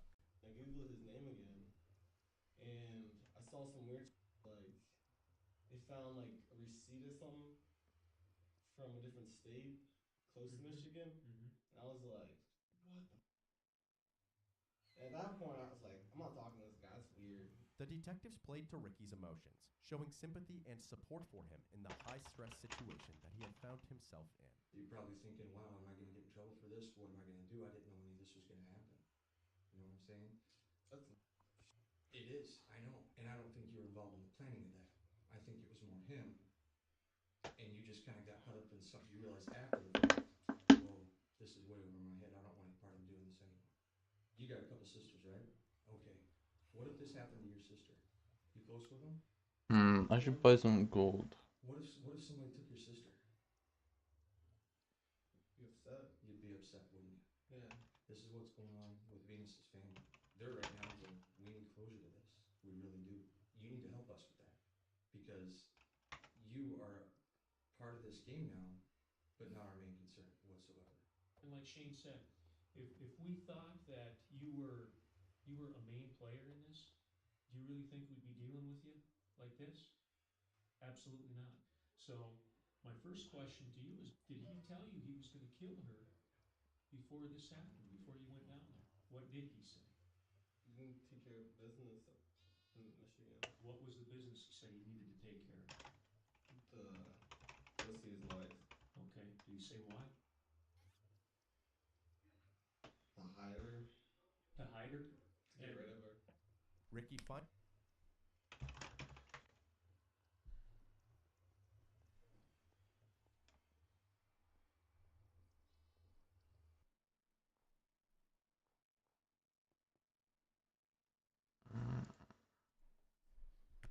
Finally opened up to the detectives and admitted everything. Doug was currently staying with his parents in Michigan for his ongoing custody battle. So following this interview, police tracked him down and arrested him outside of Thrasher's pit stop. Here in Fulton, where everyone seems to know everyone else, Doug Stewart's arrest has sent shockwaves through his small hometown. Does that guy understand that he just like is not gonna go to jail because of this? Especially for those who have known Doug's Why would you family admit for that? years. Mike Ducat goes back 20 years with Doug Stewart's family and doesn't think Doug did it. He saw Doug's father just this morning. I imagine it's hard on him seeing this happen. But he's strong. He's a strong individual, and he'll get through this too. But Doug's parents are not sharing their feelings with our cameras. I'm sorry, you're trespassing. We've got it posted. Thank you for coming. We have no permit. All I heard happened was that... Dude, this guy looks like Matt. In the chat. He came into town and went over to the store to shop. And then the police swarmed him in the store and slapped the cuffs on him and dragged him away. There was no incident at all. You know, he was, like I said, very cooperative. Although Venus was still technically a missing person, police declared her dead and charged Doug with the first-degree murder of his wife. What'll happen will happen. You know, we can only hope that truth wins out. That's all we can hope for. It's easy to make accusations. It's tougher to prove them. Shortly after this arrest, about 50 people attended... Bro, this looks just like Matt, bro. This is fucking crazy, bro. It's tougher to prove them. Shortly after this arrest, about 50 people attended a vigil that was held for Venus. We come together to honor Venus and her family. Such a beautiful young woman, a mother, a daughter, a granddaughter, a sister, an aunt, a niece, a cousin, and a friend. With candles and heavy hearts. At a time like this, it's impossible to understand why, isn't it? I mean, you just can't understand why these things happen. Wearing purple and blue ribbons in honor of domestic and child abuse victims, friends and family of Venus Stewart joined together Sunday to pray for the missing mother of two and her family left behind. It just felt awesome that the community was here to support us and how much they loved and cared for us and our family. About 8 months later, in February of 2011, Doug's trial began. People of the state of Michigan versus Douglas Stewart. Even while facing life in prison, Doug remained cool, calm, and collected in the courtroom. The prosecution's opening statement outlined the abundance of evidence that they would present in the trial. They were certain that Doug had killed Venus, and were convinced that by the end of the trial, the jury would be confident as well. Douglas Stewart caused the death of Venus Stewart. Doug's defense team refuted this sentiment, saying that with no eyewitness placing Doug in Michigan, no body, and nothing else to prove that Venus was dead, the idea that Doug had killed her was merely speculation. Guesswork. Guesswork. When you think about anything in this case, I want you to think about the word guesswork. I believe at the end of this case, the prosecutor is going to ask you to guess. Once the opening statements wrapped up, the prosecution began by calling several key players to the stand, starting with Michigan State Police Trooper Aaron Steensma. Steensma described his first observations upon arriving at the scene and the distressed parents that awaited him. I pulled in the driveway and I was met by a female who was hysterical and crying. And what did you do next? She told me that he took her. Speaking of Venus's parents, they were next up to testify. The prosecution aimed to show the jury that they were caring and stable individuals who raised their daughter to be a good mother herself. Was it odd that your daughter would have left her children alone? It was more than odd. It was something that would not happen. Following Larry's testimony, prosecutors called a security guard from the Van Wert Walmart to help introduce the surveillance footage as evidence. In this footage, Doug can be seen casually walking around in his eye-catching Hawaiian shorts, buying the same items that were on the receipt. The Walmart employee who had helped Doug that day, a woman named Donna Stifler, was also called to the stand to describe her encounter. Most people weren't wearing shorts at that time. I said, welcome to Walmart, can I help you? And This is so critical, so what? lime. Not this lime. This lime. Covering a body with lime is well known to aid decomposition while covering up the horrible stench. Unfortunately for Doug, Walmart wasn't selling the lime that he was looking for, so he groaned in disappointment and went on with his shopping, ending back up at Donna's cash register minutes later. Do you remember what that person bought? A tarp, shiny shovel, silver, duct tape, gloves. Do you see that person in the courtroom today? Yeah. What was that? Yes. Could you point him out and describe what he's wearing? I'm so nervous. Silver. What is he wearing? A white vest. This wasn't the only shady shopping that Doug did.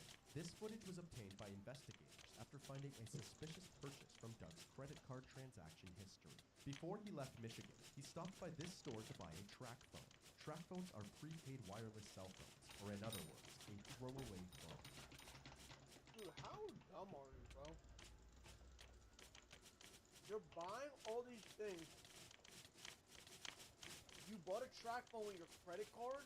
What's the point of it then? These devices are usually untraceable, unless a card is used to buy them. In this instance, a digital footprint is left behind, and the track phone's unique ID can be traced through GPS like any other phone. Detectives were able to track Doug's movements and place him less than 7 miles away from where Venus vanished around the time of the disappearance. If that wasn't enough, another thing tying him to this location was the fingerprint found on the plastic tarp wrapper, which did, in fact, belong to Doug. This evidence was damning to say the least, but the prosecution still had one more person to testify against Doug. Their star witness, Ricky Spencer. Please call your next witness and we'll have him sworn in. Oh, Ricky Spencer. You swear to tell the truth? Yeah, I swear. How do you know Mr. Stewart? I met him on Xbox Live, December of 2008. How often did you play Xbox Live with Mr. Stewart? Anywhere from 6 to 10 hours a day. Yeah, on a daily basis. Did you say he was your best friend? Yes. He called us brothers from another mother. Brothers from another mother. When spring break was on the horizon, Doug made a proposition. He suggested that Ricky should spend his spring break in Virginia at Doug's apartment. You can party, you can drink, and I can help you with your papers. Ricky went on to describe his trip. For the first few days, Good luck. Thank you, Uncle. Gardens, drank alcohol, and played video games. But on the 4th day, Doug's true intentions were revealed. He's like, hey Ricky, I want to play something. It's really important. Let me finish before you interrupt me. Doug confided in Ricky about his rocky relationship with Venus. He characterized her as an abusive mother that jeopardized the well-being of their children. Something drastic had to be done. And he's telling me that he was gonna go kill his wife. When he was telling you this, what were you thinking? I was just shocked. I couldn't believe what I was hearing. Okay. He said, "This is where I want you to come in, Ricky. I don't want you to be my alibi. Just pretend to be me and live in my apartment." I was like, "No, dude, I don't want to hear anything about this." And he didn't talk about it for the rest of the day. When Ricky declined, Doug seemed to take no for an answer. Oh. He dropped it for the time being. But over the next few days, Doug fed Ricky bits of information implying that Venus was a liability that had to be dealt with.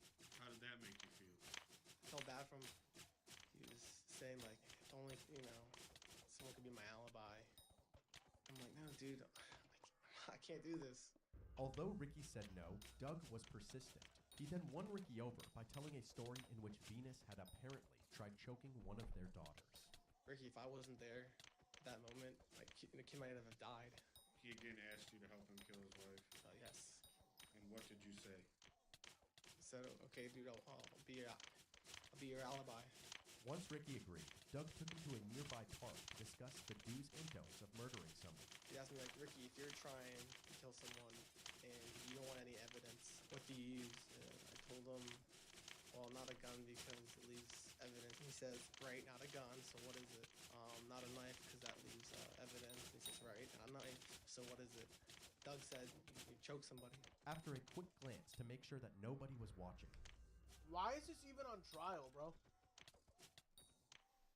Like, dude, you're literally so cooked, it's not even funny.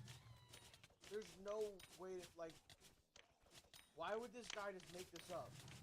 Doug placed Ricky in a military chokehold. He puts me down, I'm like out of breath. He says that if you do that to somebody for 10 seconds, they pass out. If you do it for over 30 seconds, they're no longer alive. Over the remaining days of spring break, they fleshed out their game plan. Ricky then went back to Delaware to wait for Doug's signal, which came on April 15th, 2010. They met up at a gas station in Bethesda, Maryland, where Doug gave Ricky his clothing, cell phone, keys, and a credit card. This area where I met with Doug Stewart. Where did you go? Virginia. Where did Doug tell you he was going? To Michigan. He said we take care of business. Ricky drove to Virginia, buying Wendy's with Doug's credit card along the way before arriving at Doug's apartment. Why did he want you to use the credit card there? To make it look like that he was in Virginia. Unfortunately for Doug, his plan was foiled when he was pulled over on his way to Michigan for weaving lanes. He said, hey dude, it's done. I killed her and her dad. I was like, wait, what? And he says, no, I'm just kidding. I told him that wasn't funny. So he said he was kidding and you told him it wasn't funny? Yeah. He said, the plan's off. And I was relieved to hear it. Despite this hiccup, Doug was still laser focused on his goal and made that clear to Ricky. Hey Ricky, I want to try doing this again. I told him I didn't want to. It was like a one-time deal, and I didn't want to do it the first time. Wait, yeah, bro, it's me. Shout out to Los Pullen for reacting to my video. Wait, who that?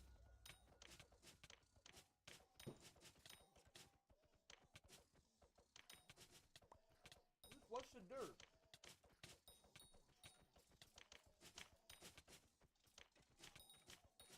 The guy in the video.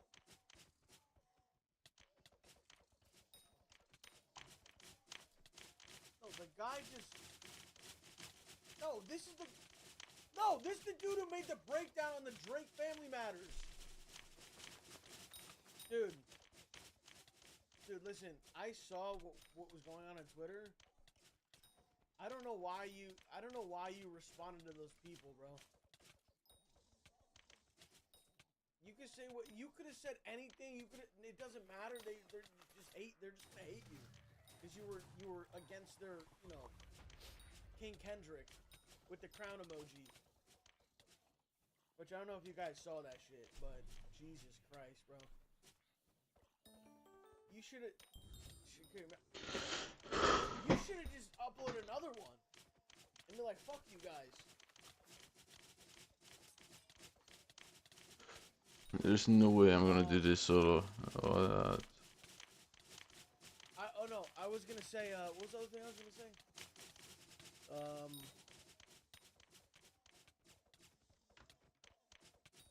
Yeah, this guy, oh fuck, now I lost my train of thought. God damn it, I'll think of it again. Doug was still laser focused on his goal and made that clear to Ricky. hey Ricky, I want to try doing this again. I told him I didn't want to. It was like a one-time deal, and I didn't want to do it the first time. In response to Ricky's reluctance, Doug upped the ante. He said that if he couldn't do it discreetly with Ricky's help, he would have no choice but to do it in a more straightforward manner. He was talking about going in there and killing anyone that was inside the house, besides his kids. So what did you do next? I told him, okay, dude, we'll do it again. I'll be your alibi again. The second attempt began on April 25th, 2010. This time, Ricky called into Doug's work pretending to be a sick Doug. And I said in a sick voice, like, hey, Bobby, this is me, Doug. I'm feeling like, dude, I can't get to work. He said, all right. So Doug didn't have to come to work on Monday. At 7 a.m. the next morning, after arriving at Venus's parents' house, Doug called Ricky using the track phone and said, Ricky, I want you to leave anywhere from 8 to 8:15. Nothing later. Following this phone call, Ricky left during his instructed time slot, disguised as Doug. Do you recognize that photograph? It's me leaving the apartments on the 26th. Ricky then went to Wilson & Wilson to make the legal payment. Just hand her the envelope, say who you are, and tell them that you're in a hurry, and tell them to mail you the receipt. Did you do that? Yes. Then, around 9 a.m., Ricky received another phone call from Doug. He said, okay, dude, it's done. I was kind of shocked. Here we go. Here's one of the K-bots. Wait, is this the guy that was dick-sucking Drake's song and making up random stuff to seem like the song was deep? You know what's so insane, bro, is that Get off of Kendrick. no one had any problem with him breaking down the Kendrick song. That's perfectly fine. That's perfectly fine, dude. If Kendrick hums in a certain tone, it's related to the certain, oh my god, it's the excellence of the... But, oh no, break down a Drake song, oh, you're a dick sucker. Got it, bro. You understand how fucking stupid you are? Do you know how fucking dumb and stupid you are, bro? You're not even, like, how do you even, like, live with yourself? Seriously, bro. How are you that fucking delusional? Like, obviously, I'm a Drake fan. I can appreciate or see, oh, okay, this means that in the song, this means that. I'm not gonna sit there and be like, oh yeah, the Kendrick song is fake deep. You are fucking stupid, dude. You're dumb. And that's exactly why all these people freaked out on Twitter, yelled at him, said all this shit, called him all these names. Dude, I feel bad for that guy, bro. Like, that was really fucked up. What did this guy say? Oh yeah, everything Kendrick. Oh, dude, you should see every single frame of every video is on Twitter. Like, are you serious? Every frame? You're analyzing frames? Give me those. Dude, it is the biggest, like, these guys are fucking weirdos, bro. Seriously, dude, these guys are fucking weirdos. Oh, but then if you say that about Drake... Oh, no. Like, what? Dude, just shut the fuck up, bro. You're weird. I hear that. I said, what happened? He said that he called Venus's parents' house in Michigan and said that the mailman had a package for her, and she came outside and he jumped out, and he said that there was a scream. She only screamed once, and that he tried putting up a fight, but he was able to get in that headlock, and a drop of blood came from her nose. I asked him if it was worth it. He said it was, to protect his kids and give them some type of future. He told me that he was gonna call me later because he was gonna go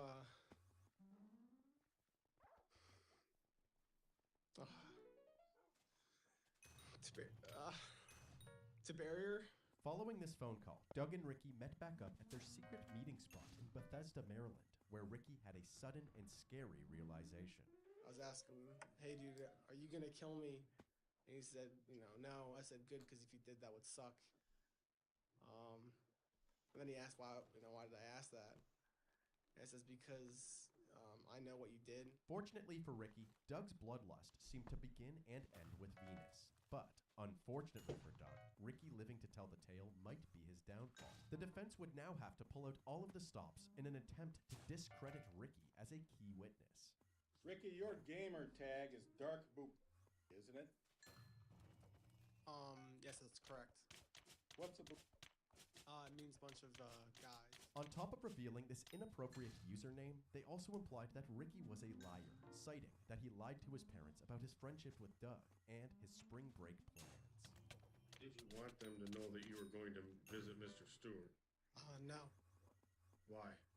Because it seemed kind of strange to go meet up with somebody that you played Xbox Live with who's a lot older than you.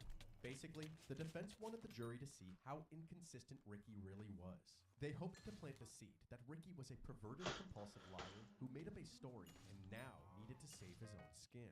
To back up this claim, they also reminded the jury that Ricky only testified because he made a plea deal with the prosecution. This deal dropped his charge of conspiracy to commit murder to a lesser charge of conspiracy to commit manslaughter. Thank you. So I have your... With no witnesses called by the defense, it was now time for the closing arguments. Defense rests. We're ready for closing argument. Can I say something? I don't think I've ever seen two obese lawyers go at it. I've never even seen one obese lawyer before. The fact that both... Dude, tell me I'm wrong. And the judge is obese? It was now time for the closing arguments. What is going on here? Defense rests. We're ready for closing argument. The prosecution felt that the evidence spoke for itself and reiterated the main points of their case. On the other hand, the defense claimed that the prosecution was lacking the right evidence to prove Doug killed Venus. You guys are a bunch of K-dots. K-bots. Buddy, you just typed "you're a fat loser." Why the fuck are you in this stream, bro? Who just sits around and spends their days watching a fat loser in your words? Who the fuck does that? You have nothing else you could do, bro?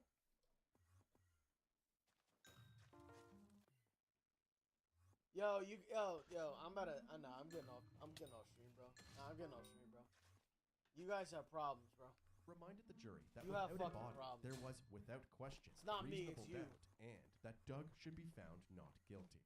What evidence of that kind, in this case, do you have to demonstrate to you that Venus Stewart is dead? They argued that if Doug was about to commit a murder, why would he walk around the Van Wert Walmart in high-key Hawaiian shorts, asking for assistance from Walmart employees? Is he trying to hide things?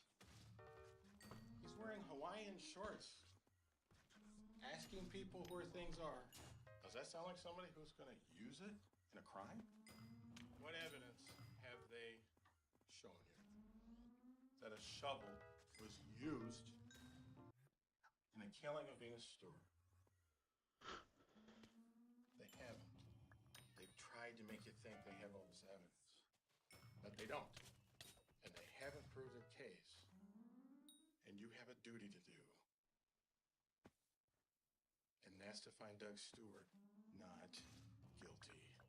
Following a hard-fought legal battle, it was time for jury deliberations. On the record, the People versus Stewart, the jurors indicate they've reached a verdict. On March 11, 2011, after only 3 hours, the jury found Doug Stewart guilty of first-degree murder, premeditated murder, and conspiracy to commit first-degree premeditated murder. At his sentencing, Doug continued to maintain his innocence. I'm innocent. I did not do these crimes. Regardless of what Doug wanted the court to believe, his conviction was set in stone, and the judge did not go easy on his sentencing. Sentencing the defendant to life in the Michigan Department of Corrections without the possibility of parole. After receiving his sentence, he was escorted to the Saginaw Correctional Facility to serve his time. Ricky, who pled guilty to the lesser charge of conspiracy to commit manslaughter, was sentenced to 1 year in county jail. Authorities say that he helped Doug Stewart kill his wife. This afternoon, Ricky Spencer was sentenced for his crime. Today's sentencing actually ended with one of Venus Stewart's family members yelling at Ricky Spencer as he walked out of the courtroom, asking Spencer if he would come. Wait a second. You mean to tell me that this fucking weird guy named Bukaki knew about a murder, helped him, literally helped him, didn't stop it, and he gets 1 year in county jail? Dude.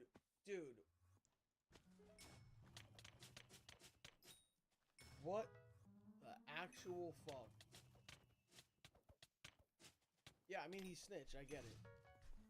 Helped them search for Venus Stewart's body. This gives you an idea of how emotional it was here in the courthouse all day.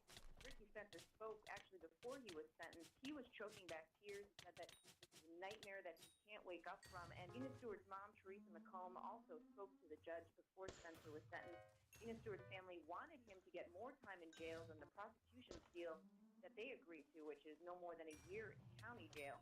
Despite these sentences, there was still another chapter of this case that was unresolved. We're just gonna keep looking. I know she's out there somewhere, Gary. I just hope he would tell us, but I don't think he's gonna give up that power. Not long after Doug's trial, the search for Venus's body was back in full swing. Going off of cell phone calls Doug Stewart made around the time his wife disappeared, searchers tell us they're focusing their efforts on this circle, a 5-mile radius in Kalamazoo County. But there's still a lot of land to cover, so they've been putting signs up in this area looking for help. But somebody has been taking them down a couple hours after we put them up. That's why we've been up there three weekends in a row.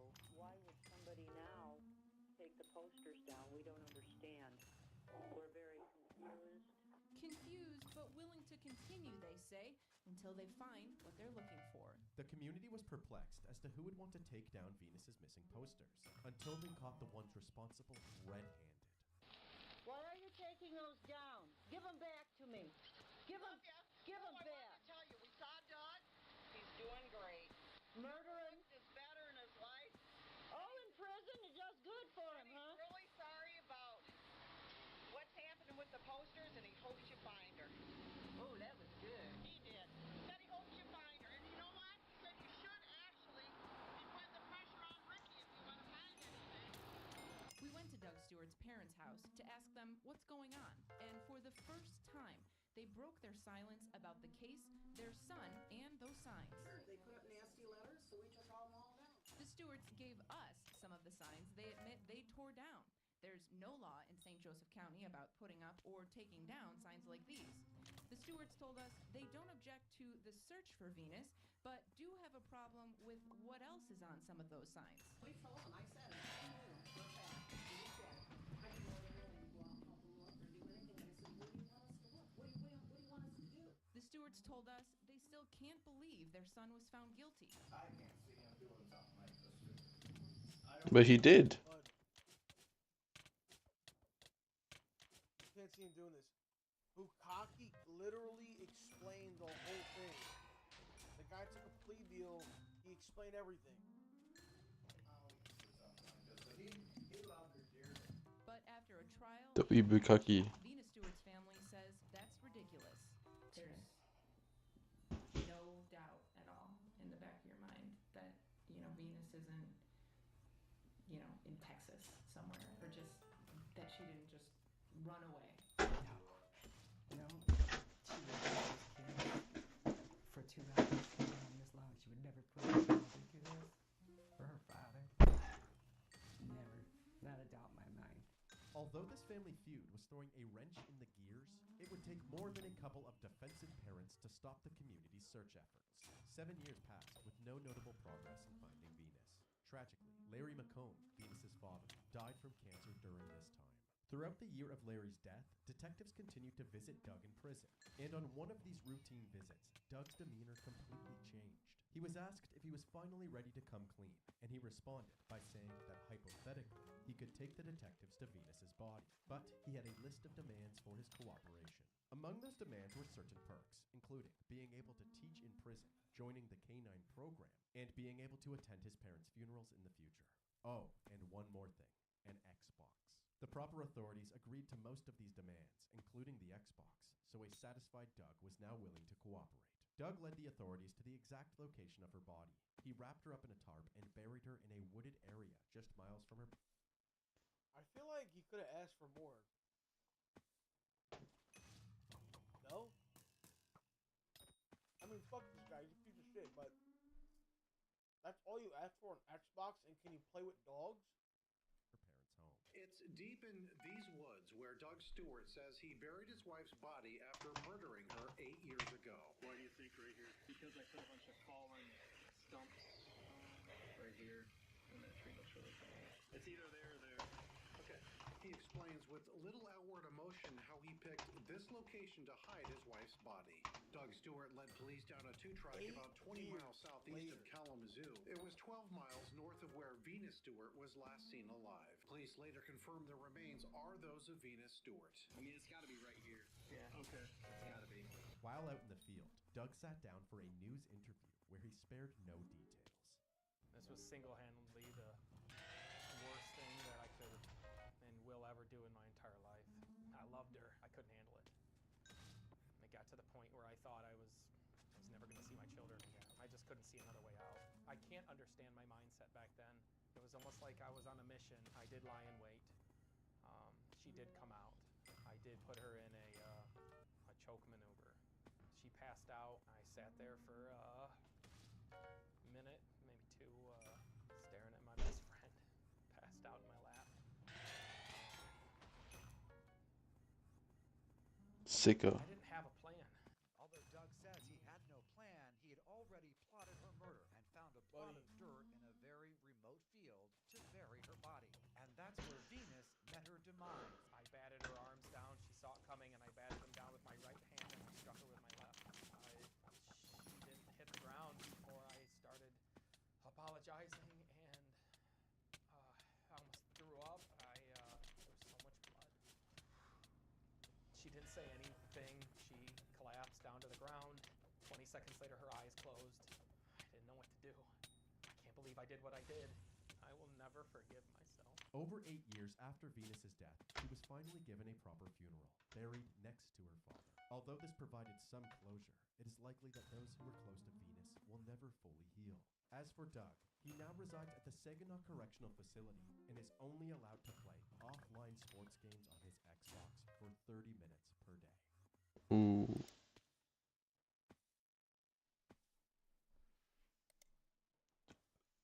What are your thoughts about this case?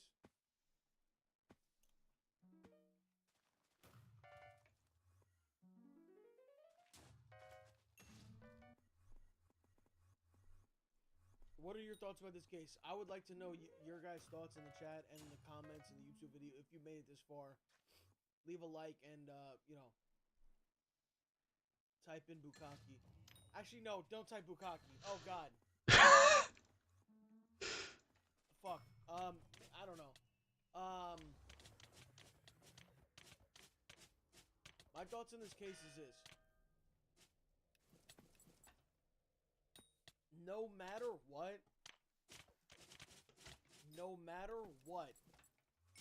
this is never an option. You might hate your wife. You might have the worst. Well, this was sent to me many times. So, they obviously want us to react to it. Alright. So, yeah, this title's disturbing. Killer chases victim down in broad daylight. What the hell? I'm like, Junior, what? He said, I done killed them, and my heart dropped. I said, what are you talking about? Where are you? He said that he cut him up with a machete. Guests at the Country Inn and Suites in Bedford, What New the fuck? Hampshire are settling down for a quiet evening indoors. Bedford, New Hampshire? At a f***ing quiet, what? Dude, New Hampshire's so chill. Whoa. Bedford, New Hampshire, in like a quiet inn. And there's a mass murder running around with a machete? Is suddenly shattered. As investigators gather the facts, they're unaware of another utterly harrowing secret hidden inside one of the hotel rooms. The following report is should based on they? police records, and most of the footage has never been seen before until now. What? Please note that while the following CCTV footage is intense, it does not show anyone being physically harmed or injured. Shortly after 4:30 on August 21st, 2021, two men check into the hotel. The one on the left is 28-year-old Nathan Cashman, and the other is 42-year-old Theodore Lucky. What? While nothing seems amiss at first glance, one of the... Bro, you got a 42-year-old man and a 28-year-old man checking into a hotel? Like, can we be perfectly honest? Magic Johnson? Son? Am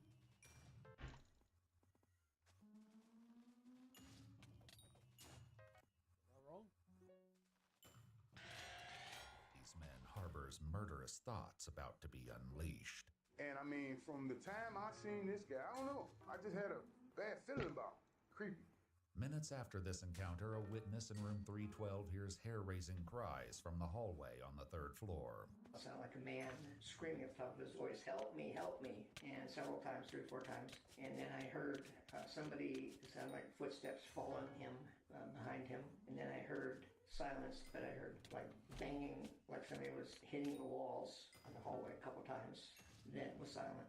And this is all things that you heard? I heard, yeah. Did you see anything? No, I was not going to open the door. Okay. Although most witnesses stayed inside their rooms to Why would avoid you the leave the danger, the hotel security camera captured the unfolding violence. A witness staying in room 218 notices 2 men at the end of the hallway engaged in an altercation. When I got off the elevator, there was 2 men at the end of the hallway, one of which was beating one man with the hose of a fire extinguisher. And when they heard the elevator ding, they turned and one guy was screaming, "Get the police." And the other guy started moving toward me that was beating him. So I ran to my room as quick as I could and got in with my key. And then I called the main desk about 8 or 9 times and couldn't get through. And then about... Dude, I got news for you guys. Just so, in case you were wondering, there's nobody at the front desk. No one's answering the door. Nobody cares. Call the fucking police. Oh, the front desk doesn't know what to do. There's a guy there making $8,500 an hour, fucking jerking off, watching porn on his phone, hiding in the back. Nobody's at the front desk. Nobody cares. Nobody's coming to your rescue. That's true. Something pop off in a hotel. Call the fucking police. Jesus Christ. And don't leave your fucking room. Never leave your room, ever. I got news for you. When I check into a hotel, I don't leave. 10 minutes later, I had police knocking on my door. Photographs taken of the crime scene show glimpses of this encounter near the 2nd floor window as guests struggled. I just typed in the chat, fuck you, no disrespect. Literally one of the most disrespectful things you can say to someone, to be honest with you. I don't know what's been happening the last few days, but these have been fucking banger trolls, though. I mean, yeah, it's a good one. Bro, if you just say to somebody, hey, fuck you, no disrespect. I mean, that guy's just low-key a genius. Nothing is ever going to be Lowe's thinks he matters. I think that should go on a t-shirt. That should be on a fucking hoodie or a t-shirt. Lowe's thinks he matters. That's fucking brilliant. Are you To shitting avoid me? the bedlam, one of the witnesses describes a desperate decision. That's a word you don't hear that often. This word?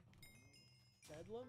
Photographs taken of the crime scene show glimpses of this encounter near the 2nd floor window as guests struggle to avoid the bedlam. One of the witnesses describes a desperate decision Nathan was forced to take in a panicked attempt to save himself. And when I came out, I look up. I said, oh man, this dude jumped out the window trying to save his life. You know what I'm saying? Blood all on the window. The frame of the window's on the ground right there. And then that's when the other maintenance guy that's here sitting in his car, I went over and told him, I said, man, did you see that? He said, no, I didn't see nothing. I was down on my phone. I said, man, look, you just jumped out the window.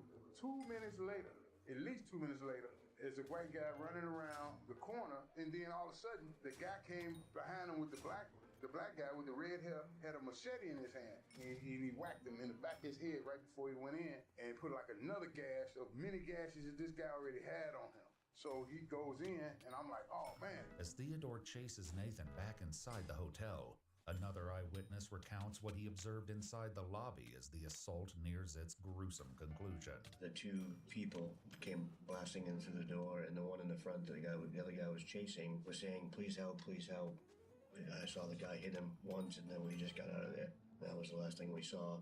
Security camera footage further underscores Nathan's desperate struggle to escape the malicious assault as witnesses look on in horror.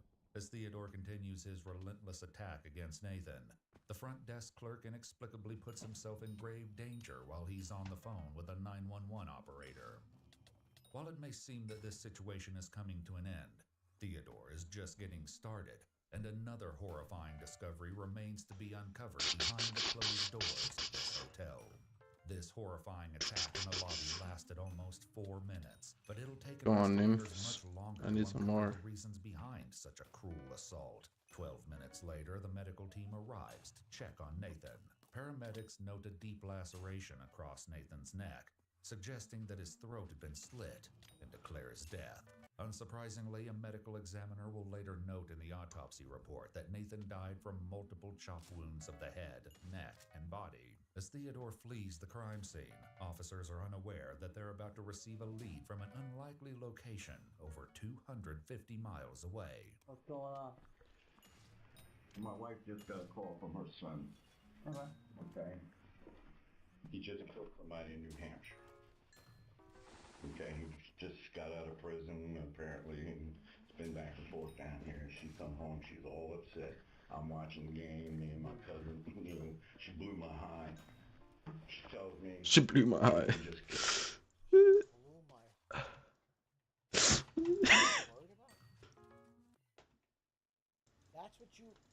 That's what you share with the police?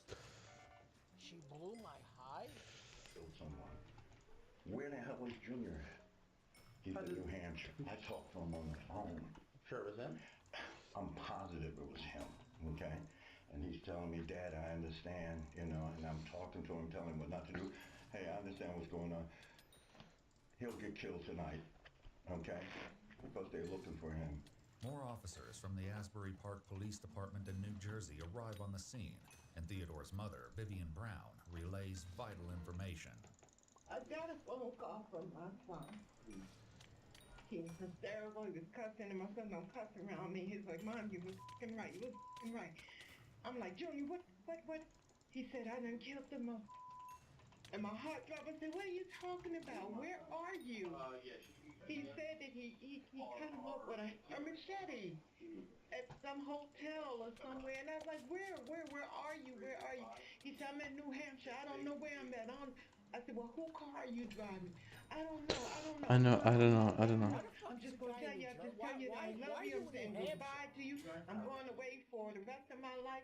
I don't give a damn. He's dead. I'm covered in blood. I don't know. Yeah.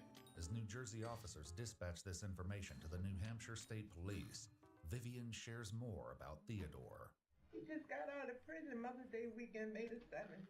Have you ever acted out like this before? That's why he was in prison the last time. According to online reports, Theodore was convicted of sexually assaulting a 13-year-old minor in 2004, and in 2012 Disgusting. he pled guilty to 2 Disgusting. counts of kidnapping. How is he? How is he out? How is he out? How is he out? Do you know anyone by a Nate or a Nathan? He just got out of prison too. Okay. Evidently they were lovers in prison. Jesus Christ! What a fucking disaster! Dude, this guy's a sexual predator, child molester, kidnapper, and for some ungodly reason, instead of this guy being behind bars for the rest of his life, they release him with his lover Nathan, and then they go to a bed and breakfast in New Hampshire, and this guy hacks. If I ever died at the hands of a gay lover with a machete when I'm trying to just mind my own business in New Hampshire, that's the craziest thing you've ever... in your entire life, that's the craziest thing you've ever uttered. What are you talking about? That is the most insane thing you've ever said. I'm really outraged. Like, I don't dude. What? You were just in there banging your boyfriend, and then now you come out with a machete, And now I gotta die? And you're telling me Theodore, who just was released from prison after being convicted of pedophilia and 2 counts of kidnapping, now the guy's back on the street, and he's with his lover, Nathan, and they go to a fucking bed and breakfast, a B&B, in New Hampshire. Something happens, and I'm chasing him down the hallway with him. Why do you have a machete? How are you able, as a convicted felon, to get a machete? Why would you have a machete on your person? It makes no sense. Well, at what point? I got out of prison. At what point did you purchase your machete? I don't know what the plan was. By what? Got out of prison too. Okay. Evidently, they were lovers in prison. Shocked by what their son has just admitted to doing, Vivian has reached her emotional limit with Theodore. I understand. I'm not. Honey, as long as he's alive, that's what matters. Okay? When he took that boy's life, he should have took his right along with it. That's the way I feel about it. You don't go around here killing nobody. I don't care what they do to you. You don't take nobody's life. I understand that. You don't honey. do that. I just don't want him to die for being stupid. He took someone's life. I don't want to hear that. He should have took his life right along with it. If he I wanted to take understand somebody's that, life, he honey. should have took it. Theodore's parents and the officers don't know yet that this is only a part of the crime he committed What? that day. What are you Soon, talking a call about? comes in that changes the entire dynamic of the What the situation fuck are you inside the saying? apartment. Hello? Dude, what the fuck is this? What else did he do, this maniac? He turned himself in. He's ready to walk in. Junior? Yes, Mom. Why, baby? Why? I love you, Mom. I love you too. Where you at? What police station you at? What police station is this? Bedford. Yeah. I took somebody's life, Mom. I did. As Theodore speaks with his parents, I took somebody's life, Mom. I did it?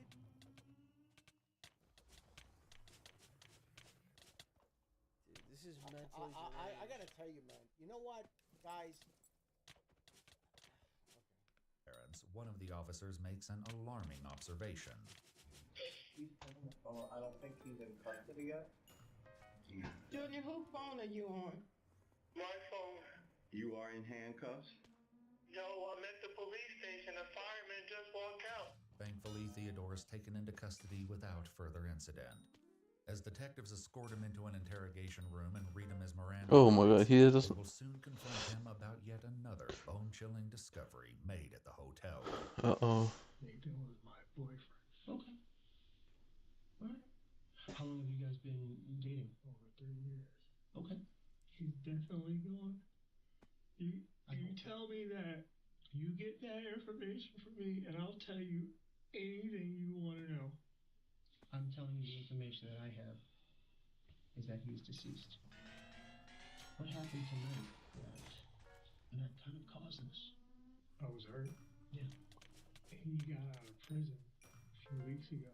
Theodore claims that he drove from New Jersey that morning to see Nathan and arrived at the hotel around noon.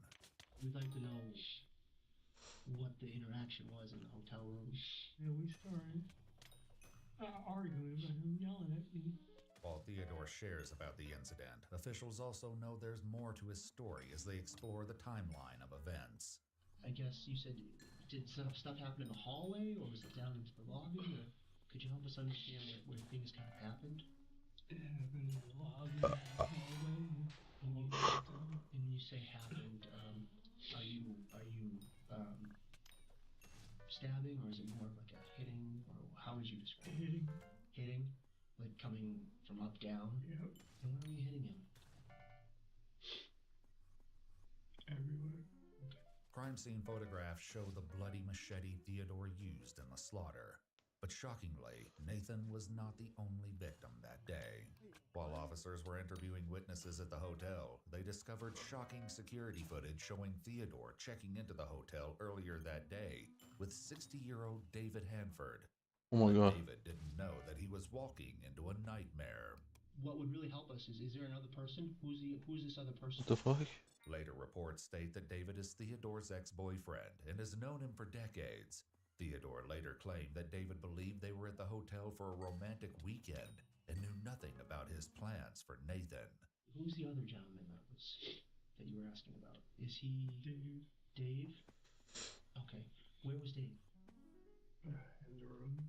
So Dave was also in the room. In another room. Oh, okay. Did he come up with you from New Jersey? Okay. As officers started clearing the crime scene, they received information that there may be a second victim. What? As they cleared the hotel's third floor, No way, they stop. knocked and received no response from one of the rooms. Upon opening the door, officers found David completely incapacitated. So you're in the hotel with Dave, and how is he, he's bound to like the bed or tied to the bed? Yeah. Okay. And did he do that sort of voluntarily, or was that something that you decided to do?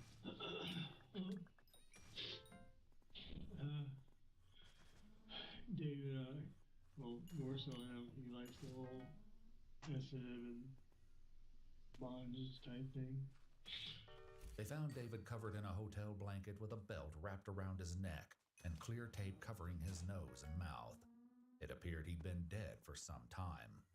While it's still unknown what prompted Theodore to commit this horrifying act, the eventual answer is something none of the detectives anticipated. I told Dave that I was hoping for the best, but preparing for the worst. I told Dave I didn't want to hurt him. I wish that I could leave you in the room like tied to the bed. But then I told you everything. You like, yeah, you're telling me. But I said, well, things go south. I knew what I was gonna do. You didn't want him to get out. No. You mentioned you didn't want him to say what you had said about Nathan. Yep. Theodore claims that he kept David inside the room and eventually suffocated him to death because David knew about his plans. He feared that David might have escaped and warned Nathan about the impending attack. But to understand what motivated Theodore to attack Nathan, detectives must explore their relationship. 2 weeks prior to the events at the hotel, Theodore and his friends drove up to visit Nathan and noticed something odd about him. But then I came outside and I was talking to him and I noticed that there was a hickey on his neck. A week later, when Nathan calls off their relationship, things spiral out of control. And he said that he was breaking up. I said, why? That's when he told me he had slept with some girl. Less than 2 weeks ago, you were telling me that you want to be with me, you want to marry me, and now you're moving in with your ex-girlfriend. He told me that he wanted to see me. Of course, I wanted to see him. Was that the plan today, just to meet up and to talk, or was... Yeah. We laid in the bed together. He told me that it felt weird, because in his head, he'd say he felt like he was cheating on his ex-girlfriend. Minutes after this statement, the attack begins. I wanted to hurt him. I wanted him to feel the pain that I felt. Theodore's rage and feelings of betrayal led to the murders of Nathan and David. On November 7th, 2022, Theodore pled guilty to 2 counts of murder in the first degree. He received 2 life sentences without the possibility of parole. He's currently incarcerated at the New Hampshire State Prison. After writing... Bro, dude, what the fuck was that? I know we live our lives and we go about our business. There are some really sick fucks walking around amongst us, man.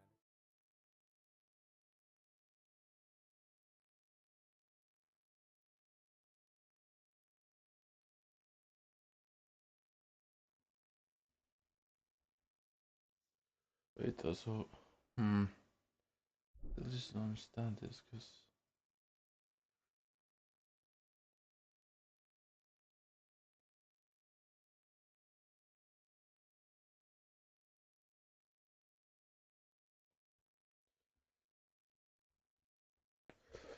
This Ashraf. Cool. 5.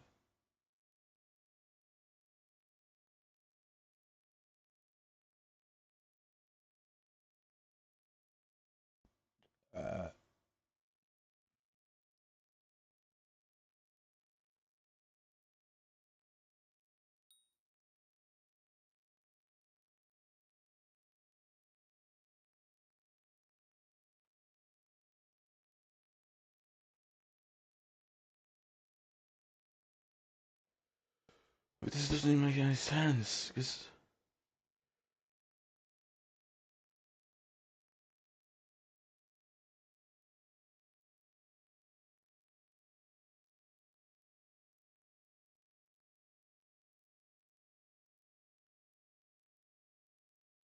I need to do this twice, right? I don't understand. Why?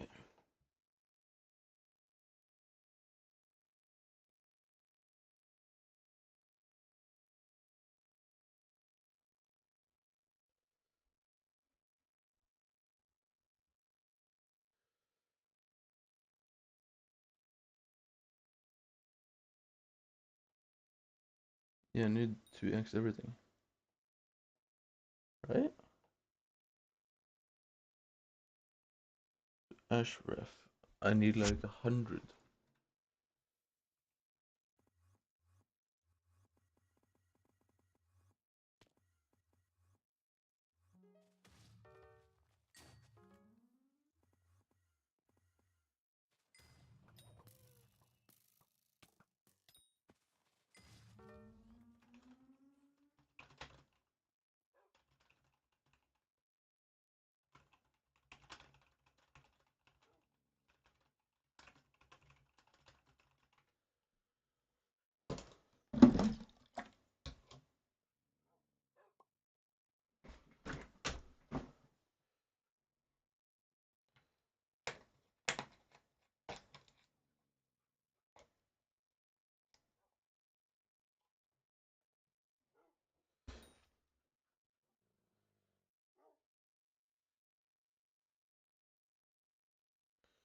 I just spilled water again.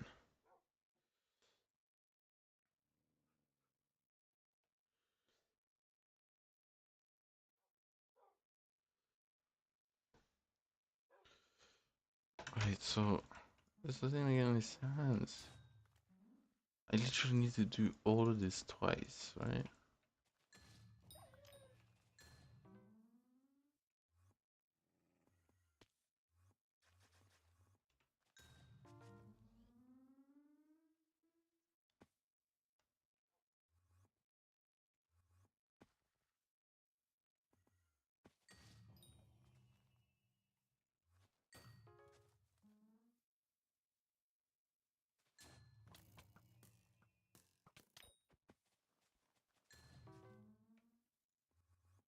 Huh.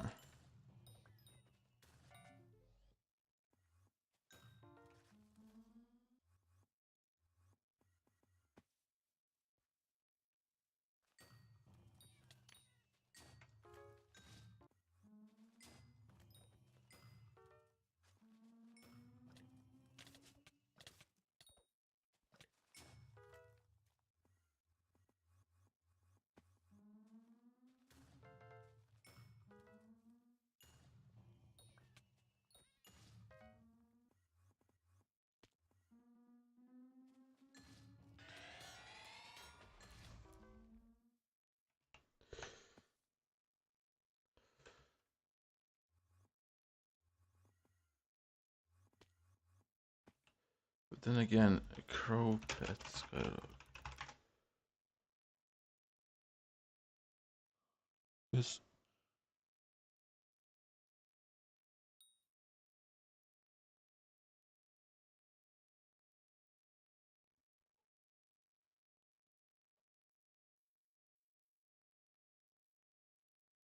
Eight, do not eat mushroom. What the fuck is that?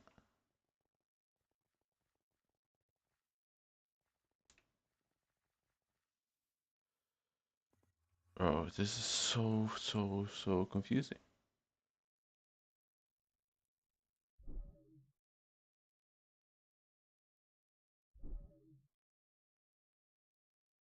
YouTube's darkest videos 7. Shout out to Nick Crowley. Always has good videos. Chat, say hi to YouTube, by the way. Say hi. And YouTube, if you can't see their comments, that means it's blurred because they decided to say, I don't even want to say it because it's instantly demonetized. Okay, they were saying, that's why it's blurred. Dude, it's blurred. Yeah, that's why it's blurred, bro. Let's start the video. Let's go.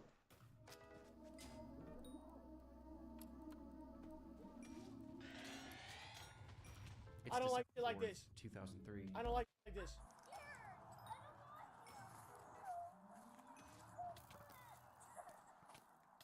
I'm gonna go try to get them to stop doing that. A police officer walking in a local park in Arlington, Virginia, is approached by a concerned family, claiming that someone in a nearby neighborhood had been shooting off a flare gun. The officer could hear it too, and following the sound, he eventually found himself at the home of 56-year-old James Yu. The man lived alone in his half of this duplex, and was described by neighbors as a recluse known to exhibit unusual behavior. Across his social media, he made posts claiming that he was the victim of fraud at the hands of all sorts of government agencies, as he had a deep distrust of the US government as well as law enforcement, and he believed that numerous people were attempting to kill him, like his ex-wife, the FBI, and even his neighbors. His posts seemed entirely nonsensical, and so did many of his actions. In the months prior, he had covered up all of his windows with garbage bags and aluminum foil, and he had wrapped his trees in toilet paper. And though these actions were entirely harmless, on this day, things were becoming far more troubling.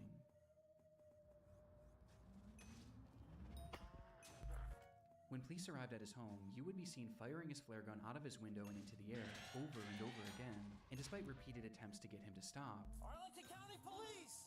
Stop shooting the flares! Mr. Yu! he didn't let up, shooting 41 flares in the span of just 25 minutes. Is he on And he tilt? did it all with no explanation. In fact, he didn't even say a single word. Understandably, police were... That's got, like, I just lost my parlay by 0.5 again written all over it, bro. This guy's angry at something. He's just letting some steam off. Like, that's really what this is. I don't even think this is a crime. Honestly. Were eager to get you Yes, out of course it is. questioning, as at this point, it wasn't obvious whether or not he was a threat. And so, for hours and hours, they called out to him, first asking and then demanding that he exit his home. James, Arlington Police, come to the front door with your hands up. Do it now. We have your building surrounded. But still, there was no response. Growing impatient and worried that you might be planning something, the police would eventually bring in a specialized vehicle to bust down the door and spray the inside of the home with gas, all in an attempt to draw you outside. James, stay away from your front door. Stay away from your front door, James. And in response, you began firing once again. Only this time, he wasn't using flares.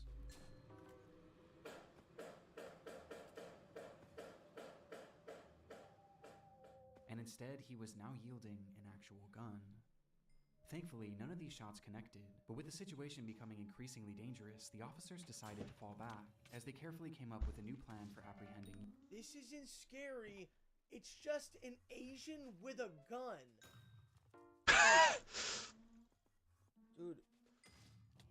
This, first of all, the title is not even scariest. It says darkest.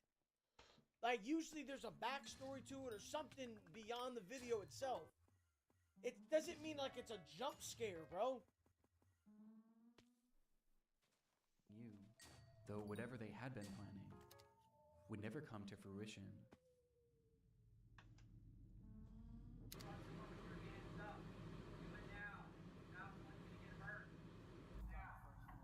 Yeah.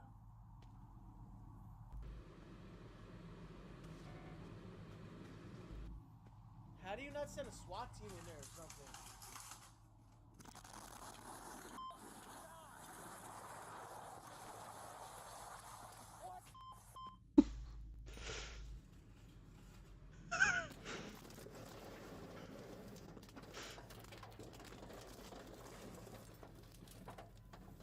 What the fuck? In a split second, the home was gone, as a massive explosion rang out from inside the house, reducing the entire structure to rubble. Inside the house, you had stored 55 gallons of gasoline in his basement, which he saved for that moment to ignite, with no warning and no explanation. Based on the footage, it's been theorized that Yu's actions were an attempt to lure police into his home, so that he could then set off this explosion and take them all out along with his neighbors, as he genuinely believed that both parties were conspiring to kill him. Though somehow, when the smoke cleared, no civilians or police officers had so much as been injured. All that was found in the rubble was the remnants of a single body. You suck. You suck, Though for bro. a moment, This wasn't the You end did all that and you just died, bro. You're ass, bro. of James Yu's story. I'm like still in like Fortnite mode. Like I'm like, what am I even saying, bro? You're at, dude. I'm actually like cooked. I'm cooked. This is brain dead. I'm so sorry. I'm so sorry, bro.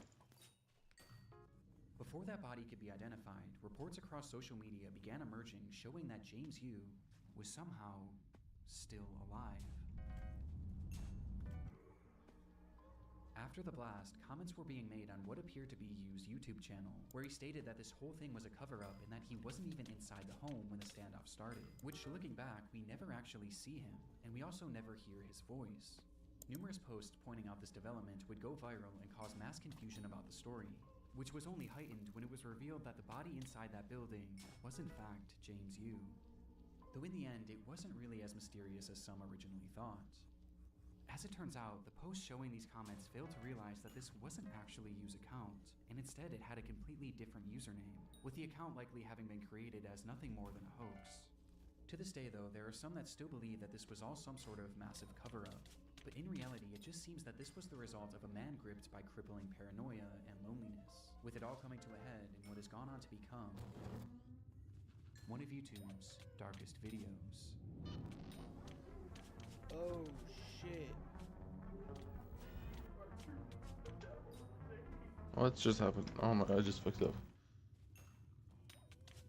Oh, it's okay. You get a second chance. Thank you. The internet is a dark and disturbing frontier. This year alone, countless people have fallen victim to high-profile data breaches, raising serious concern about personal information security. Is this NordVPN again, dude?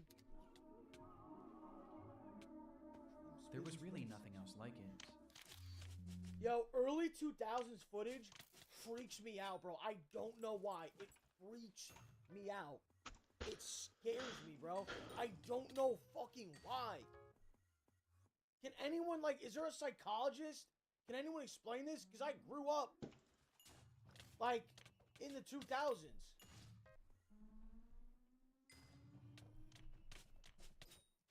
You got bullied.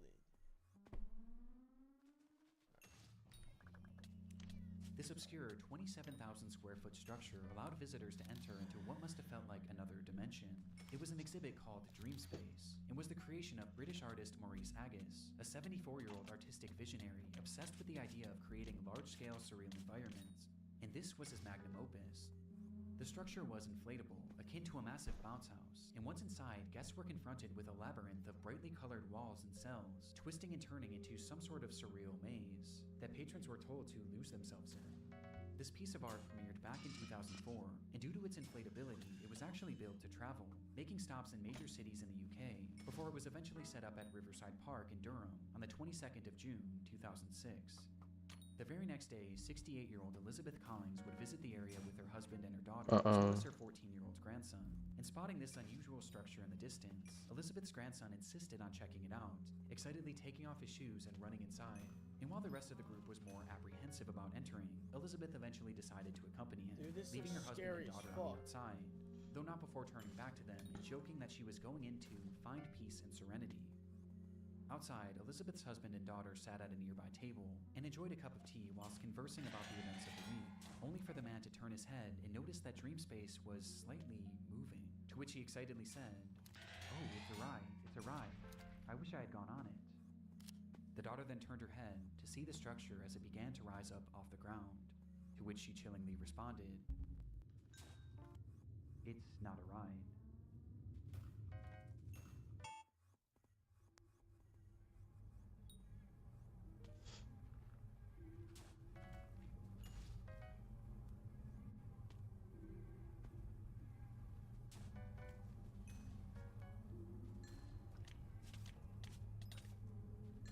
Uh-oh.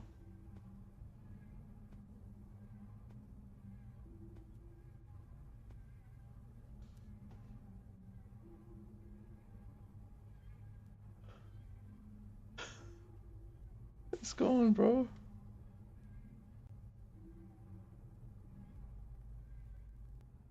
In that moment, Dream Space had snapped from its moorings and was blown into the air by a massive gust of wind. Agus just so happened to be standing at the entrance as it began to shift, and noticing what was happening, he grabbed on as he desperately tried to hold down his entire life's work, though clearly this was of no use. And after being lifted in the air, his grip failed, sending him falling back to the ground below, where he lay staring up at his creation that was now flying 30 feet above him.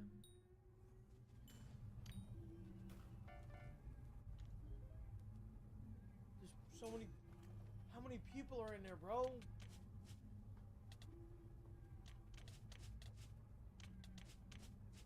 Dude. Inside, there were as many as 30 people who were now being thrashed around this giant inflatable structure in a scene that I truly can't even imagine. The claustrophobia of it, the dizzying colors, the screams. It's genuinely one of the most horrific scenarios I've ever heard. The inflatable structure was airborne for well over a minute, folding into itself before finally crashing back down into a parking lot, leaving behind what was described by witnesses as a field of bodies. Worst of all, the majority of those in attendance were families with small children, with one 7-year-old girl recounting her experience, saying, "It was very scary and people were screaming. I saw a lady clinging on and then falling out, and then she was lying on her back with people around her. I think she died." This lady was most likely 68-year-old Elizabeth Collins, who had been ejected from the structure when it was in the air, with her injuries being catastrophic and unsurvivable. Of all the others now sprawled throughout this field of grass, most were left injured but thankfully not in serious condition, though this wasn't the case for 38-year-old Claire from Edge, who had been inside during the accident with her 2 children, and despite her kids surviving, she was sadly not so lucky, with Claire and Elizabeth being the sole fatalities of the incident.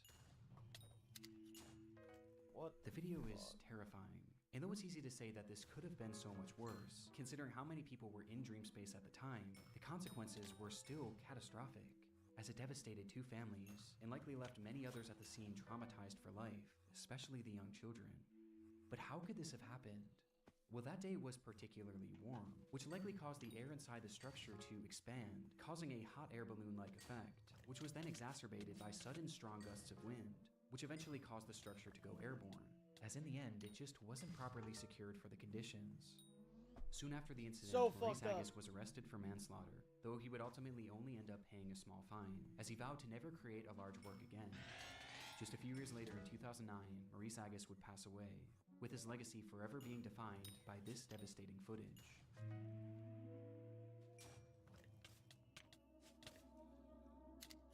Happy birthday to you. Happy birthday to you. Happy birthday, Serena. On October 2nd, 2006, police entered the home of 31-year-old Elaine Campioni, where inside they found the woman speaking incoherently. Next to her was a VHS camera, depicting a series of disturbing events that had transpired within the home over the previous months and days, with the footage eventually finding its way onto YouTube.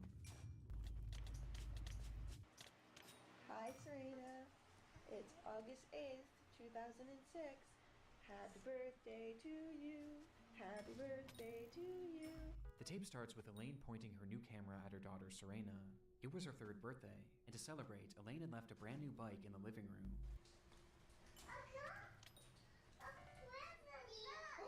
What is it? Days later, the footage continues, showing Serena once again as Elaine asks, How does Mama love you? This much. Oh, I love you more than that.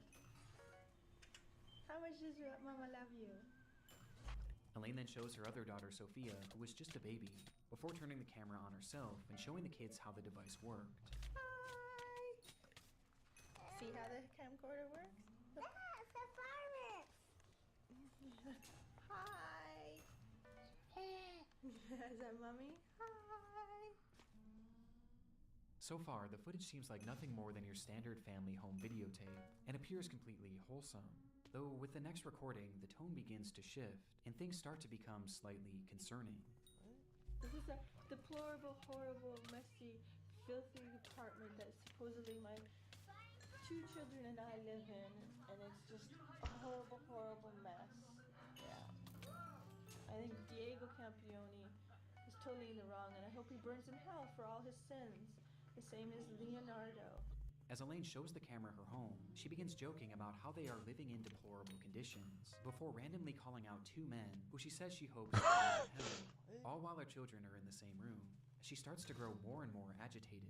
All I wanted to do was take care of my 2 little girls and live happily ever after the 3 years of physical, emotional, and mental abuse that I endured tremendously by Leonardo Campione, and then the past year from Anna and Diego Campione's mental and emotional abuse. Outright saying that she was abused by a man named Leonard Campione, who happened to be her ex-husband and the father of these children. And she goes on from there, with each moment clearly making the kids more and more anxious. And I want justice to my family for what they have all done to us. I cried out for help. They should have charged him for the assaults he did to me. Eventually causing Elaine to snap out of it and stop the camera. And my poor 3-year-old, I did everything to protect. And what are you saying, Sophia? What do you want? The video then skips forward once more, with this footage being taken just days before the police were called, showing Serena coloring on the floor as Elaine asks, Who loves ya? Mommy. Who loves you the most? That much? Oh, I think I love you more than that. The scene that unfolds next was recorded on that very same night, just hours later.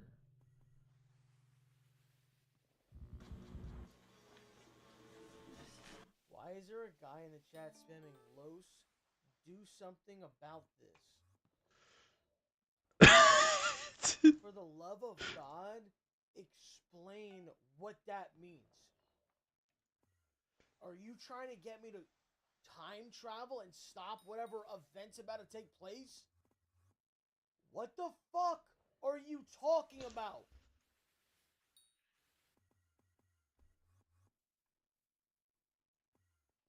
If you started tapping on your screen on YouTube, you're a piece of shit. I want you to know that. Recording this because Leo and there, are you happy? Everything's gone. You wouldn't give peace. You wouldn't tell the truth. You didn't care about our babies. You didn't care about me. You care about yourself. All you did was hurt us. In the video, Elaine states that everything is gone, as she speaks to Leo directly, accusing him of having ruined their lives with his constant abuse. You are truly the devil. And I hate you.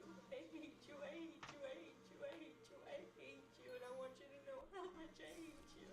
Disturbingly, the children were nowhere to be seen in this footage, with Elaine eventually addressing them by saying, God believes me.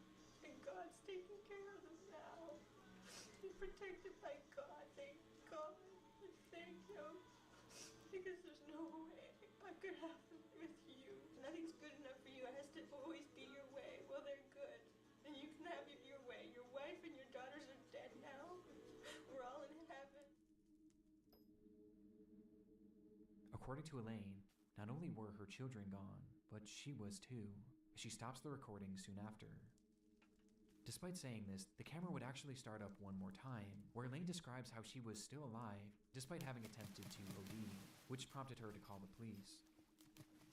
When officers arrived at the home, both Serena and Sophia were found laying in her mother's bed, holding hands, and wrapped tightly in rosaries.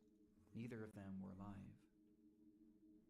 2 nights prior, and directly before filming this message, Elaine had brought them both into the bathroom, as it was time for their nightly baths. And once in the tub, she told them to play a game, one where they would place their heads beneath the water and blow out bubbles. When they did this, Elaine held their heads down, and she didn't let go until she was certain they were gone. This footage is some of the most disturbing that I've ever seen, as we get a glimpse into Elaine's descent into madness, in the moments directly before she stole her children's lives. But all of this leaves one obvious question. Why? Well, it was noted during her investigation that the abuse she alleged from her ex-husband Leo seemed to be very real and well documented over the years, leading to Leo not being able to see his children for over a year, with this causing the two to separate, which is when Elaine's mind began to deteriorate. She began believing that people were following her and were going to kill her, with this fear of people eventually shifting to a fear of aliens, as she claimed to have seen them on numerous occasions, believing they were following her. Because of this fear, she refused to let her children out of her sight, not even allowing her own parents to— This is giving me weird vibes, bro. I hate these vibes, dude. I hate these vibes, bro. This is freaking me the fuck out. Wait, so I need to take this. So attached to these children that she genuinely began to believe that they were all one entity, which made things incredibly concerning when she became suicidal and eventually attempted to take her own life. Despite Leo's more than troubled history, he had supposedly turned his life around in the years leading to this footage, and was eventually allowed to start visiting the children on a limited capacity. And seeing the children and seeing the way their mother was behaving, he began to grow incredibly concerned, and eventually attempted to gain full custody. And it was this bitter custody battle that seemed to be the ultimate factor that led to Elaine ending the lives of her children. God's taking care of them now. You're protected by God, thank God. Thank you. Because there's no way I could have them with you. That's so crazy. Like, if you think about it, like, let's just play devil's advocate here, right? Obviously, she's mentally insane and murdered her kids and is a literal, like, actual piece of shit, like, everything. Right? Like, but let's just say that she's not, just for a second. What if this guy was such a piece of shit? I mean, I'm not justifying this. What if this guy was literally so, like... Because the way that she's describing it is that he abused her, all this shit, and then now he's trying to take full custody and take her kids away from her? Dude. That sounds like evil, bro. I know she's evil.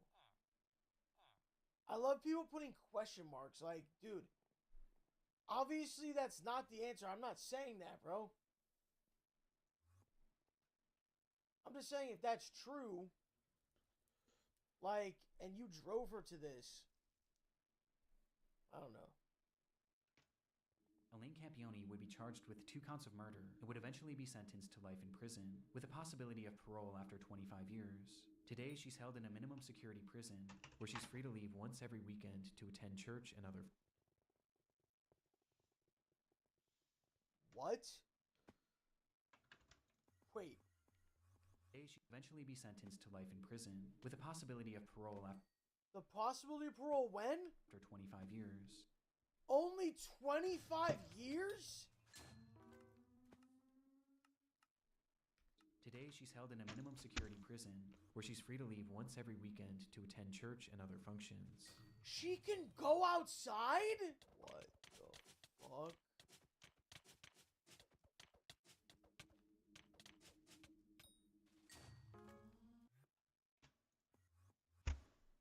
I don't want to know any more about that.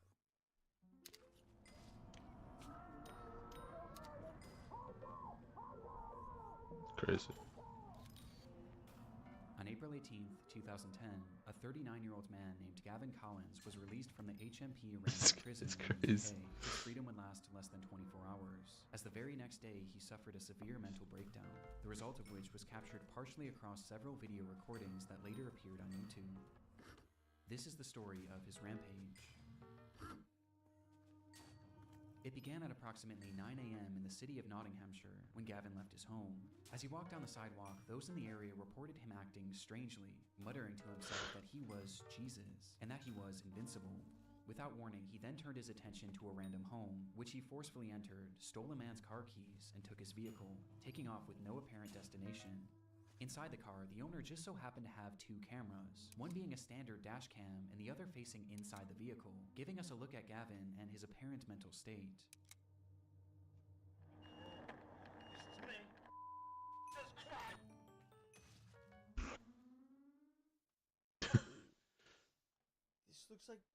This looks like that TikToker. I don't know if he's a YouTuber, TikToker.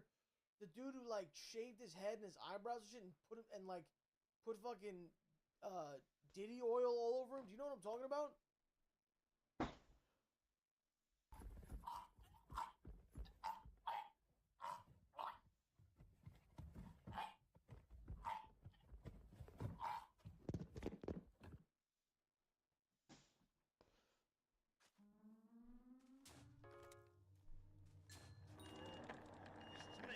Tell me that doesn't look like it, bro. Jesus Christ! I'll show you how good a eyesight's I've got. Hey, don't eat this. Come on, let's go, bro. Start getting rid of all the crap hairs. Let's go! Let's go! Just at a glance, it's obvious that Gavin is completely unhinged. For some reason, he was utterly filled with rage, ripping off the rearview mirror and yelling obscenities and incomprehensible threats at no one in particular. I'm enraged! I'm Jesus! I'm descendant of God! And you lock me up! Watch this! You... And most concerning of all is the speed in which he's traveling, as he starts driving faster and faster, swerving in and out of cars as he passes through busy residential areas, as he reaches speeds that have been estimated to be anywhere from 85 miles an hour to well over 120. Watch this now! I'm getting stronger and stronger by the second! But somehow, despite countless close calls, every time he avoids collision, at least for the time being.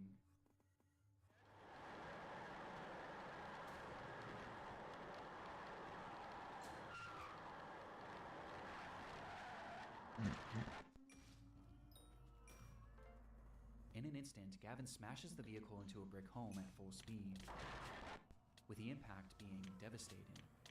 And yet somehow, through the destruction, Gavin was not only still alive, but completely unharmed, and also completely unfazed. He pulled himself from the wreckage and immediately turned his attention to a woman driving nearby, and within moments he had forced his way into the vehicle, and was behind the wheel once again, continuing this deranged driving spree, until once again he crashed. And much like the initial collision, he survived, walking away unscathed before turning his attention to another random home. In pursuit of stealing his third vehicle, he grabbed a nearby concrete slab and began to smash through the home's doors, bloodying his hand in the process, before eventually making entry. Inside were a mother and her 2 children. So this random insane person goes on a fucking, like he's a lunatic, insane, just going on a rampage, somehow avoiding death, and this is like, imagine like this is how it ends. Fuck, man, please tell me there was like a dad in the house with a gun or something. One of which was 5 years old, and the other wasn't even a year.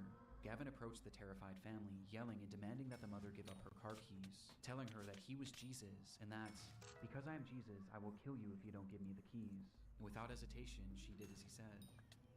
Gavin then went to each member of the family, and with his injured hand, he drew crosses on their forehead, out of his own blood, before taking off with his third stolen car.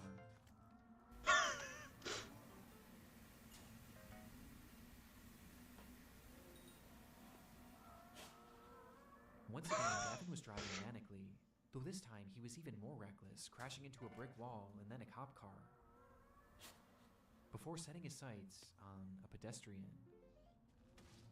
While speeding through a neighborhood, Gavin would see a man standing innocently near a bus stop, and for whatever reason, the sight of this man enraged him, causing Gavin to slam on the brakes and reverse the vehicle, stepping on the gas as hard as he could, and crashing directly into him, leaving him lying there with devastating injuries. Gavin quickly exited the vehicle and found the man lying motionless on the ground, prompting him to shout, "I've killed him. I've killed the devil." Minutes later, Gavin would crash yet another car into yet another home, though this time the police weren't far behind. This guy's on a rampage.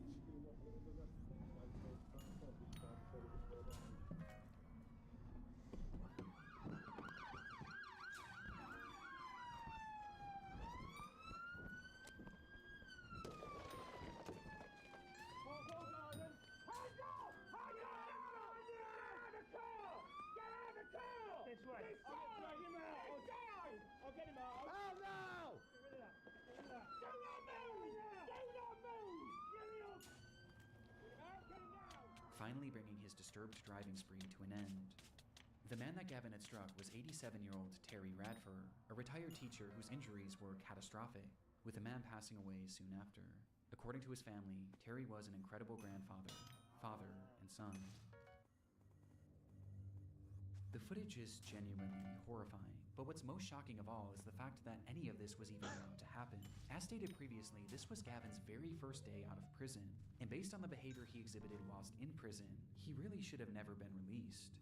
Gavin was granted an early release in March of 2019 for charges based around burglary, but just as he was set to be freed, it was discovered that he had submitted an adulterate drug test, which caused his case to be re-examined and resulted in his release being postponed. In response, Gavin lost his mind, Later that month, he assaulted a prison guard before spraying him with an unknown liquid that contained bleach, before proceeding to set his cell on fire and attacking another officer with a piece of wood. Due to his actions, Gavin was placed into an isolated cell, where less than a week later he started yet another fire, and when an officer entered his cell to put it out, Gavin struck them in the head and pulled out a plastic knife, threatening to slash him, stating that it would be a thrill to kill him. Gavin's stay in prison clearly hadn't rehabilitated him. In fact, it seemed to have made him more violent than ever before, and more mentally disturbed. Though shockingly, despite all of these additional crimes, Colin's release would go on to be approved less than 2 weeks later. That judge needs to be fucking... That judge, dude, people died. Like, how could you let him free? With Gavin being set free on April 18th, and within just 24 hours, Terry Radford would be brutally killed. Bro, crazy. Gavin was sentenced to 21 years in prison, and during his trial it was revealed that no drugs were found in his system, and instead this all seemed to be the result of some sort of psychotic episode that just so happened to be captured on camera in one of YouTube's darkest videos.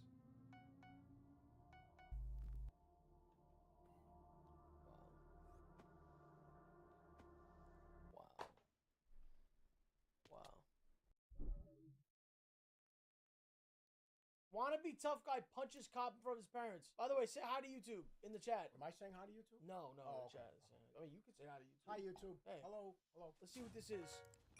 2023, police were dispatched to a residence after receiving calls about an individual acting in a reckless manner.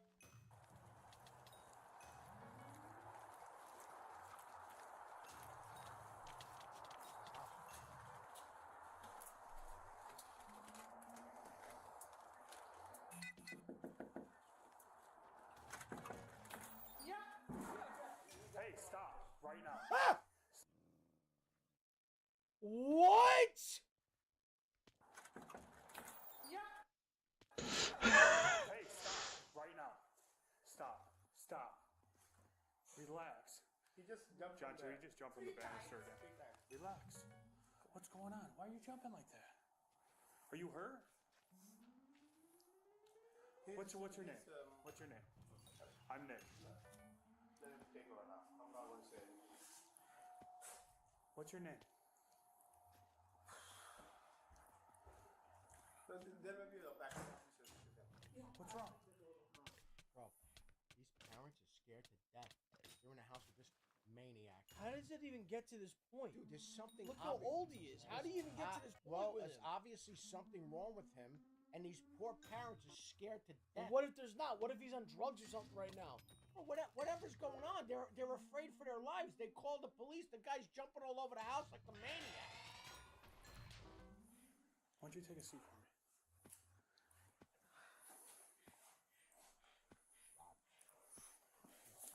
This is so bad, bro. What's your name? Do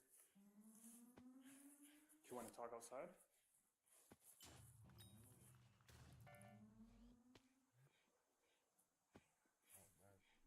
Like, bro, you're not mysterious, bro. You're not Playboy card. You have no aura. Just stop. What is this? Dude, I don't think he's. What are you doing? You're just sitting there staring, bro. Dude, he's not in his right mind, this kid. He's not in his right mind. Look at the poor parents. I understand, but what the fuck is this? This makes no sense. What's going on? See, this is why I could never be a cop, and I feel like most people shouldn't be, because you need to have patience. And obviously, we've seen some cops don't have patience. But dude, if I was the cop in this scenario, if you don't respond to me after the first thing, guess what I'm doing? I'm literally throwing you into the couch and handcuffing you. Immediately. You don't have the temperament for the job. No. And I might hit you in the leg with my stick. You don't have the temperament for the job. Are you hurt?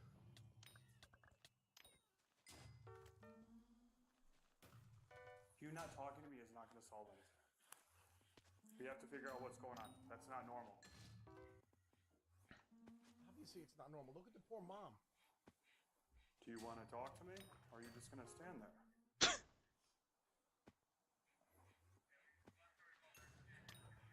What's his name? Adish? A-N-I-S-H. Okay. Can you not step towards me, please?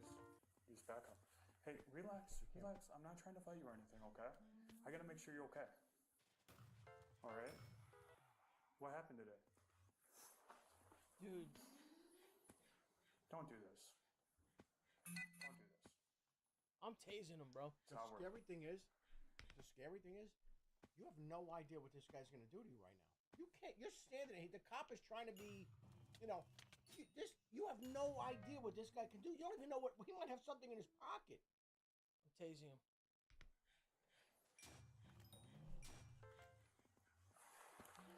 Does he take any medication?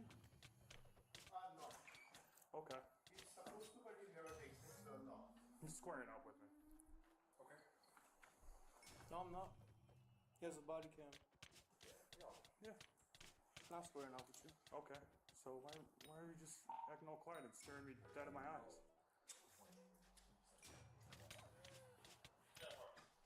What Oh, happened? now you want to talk because now there's another cop. But when it was one-on-one, you're trying to act cool. Now it's another. Oh no, I'm not squaring up. Meanwhile, he was. What is that? Something happened today?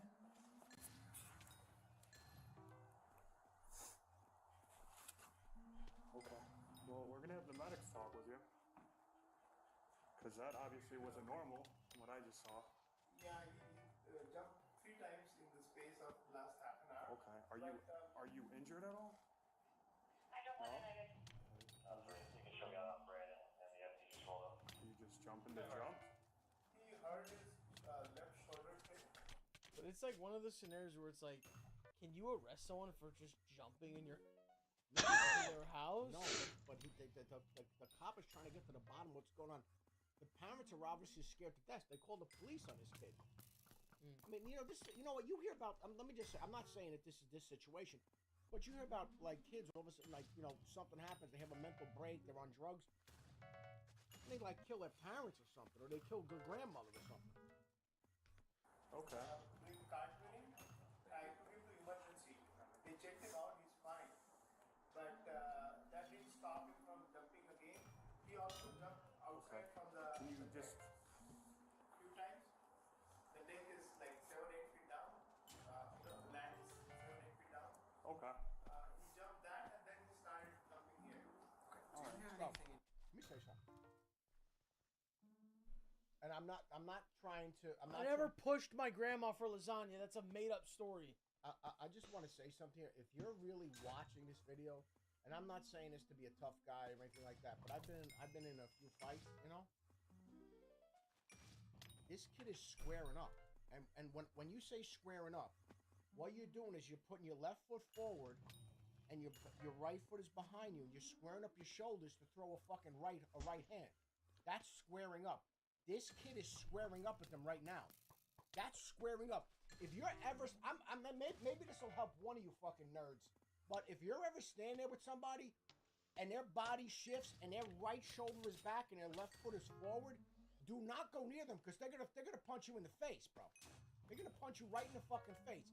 And I just watch this kid. Go ahead. All right, go ahead. Pockets right now. Can you take your hands out of your pockets for a second? Okay. There's nothing in there. Okay. All right. So, buddy, do you want to go to the hospital? Are you hurt? Hey, over here.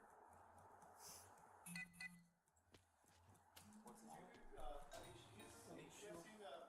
You don't gotta touch. Here. Legally, you don't have to touch. I'm in my space.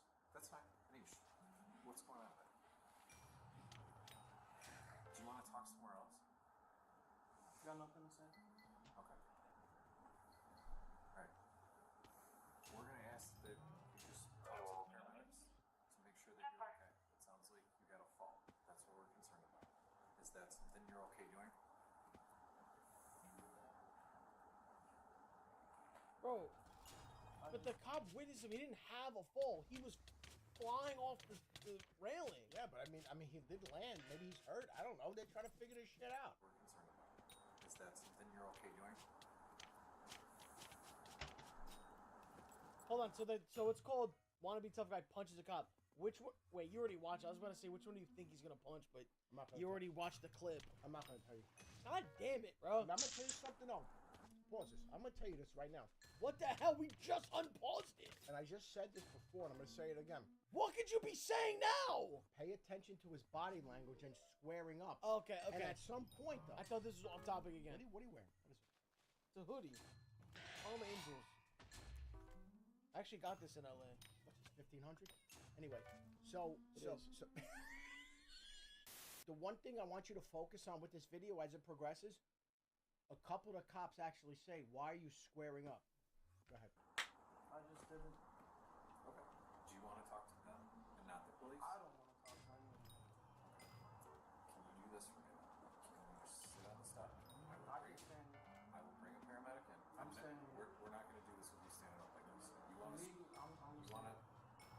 You're taking a very aggressive posture. I'm not touching you. I'm not saying that you.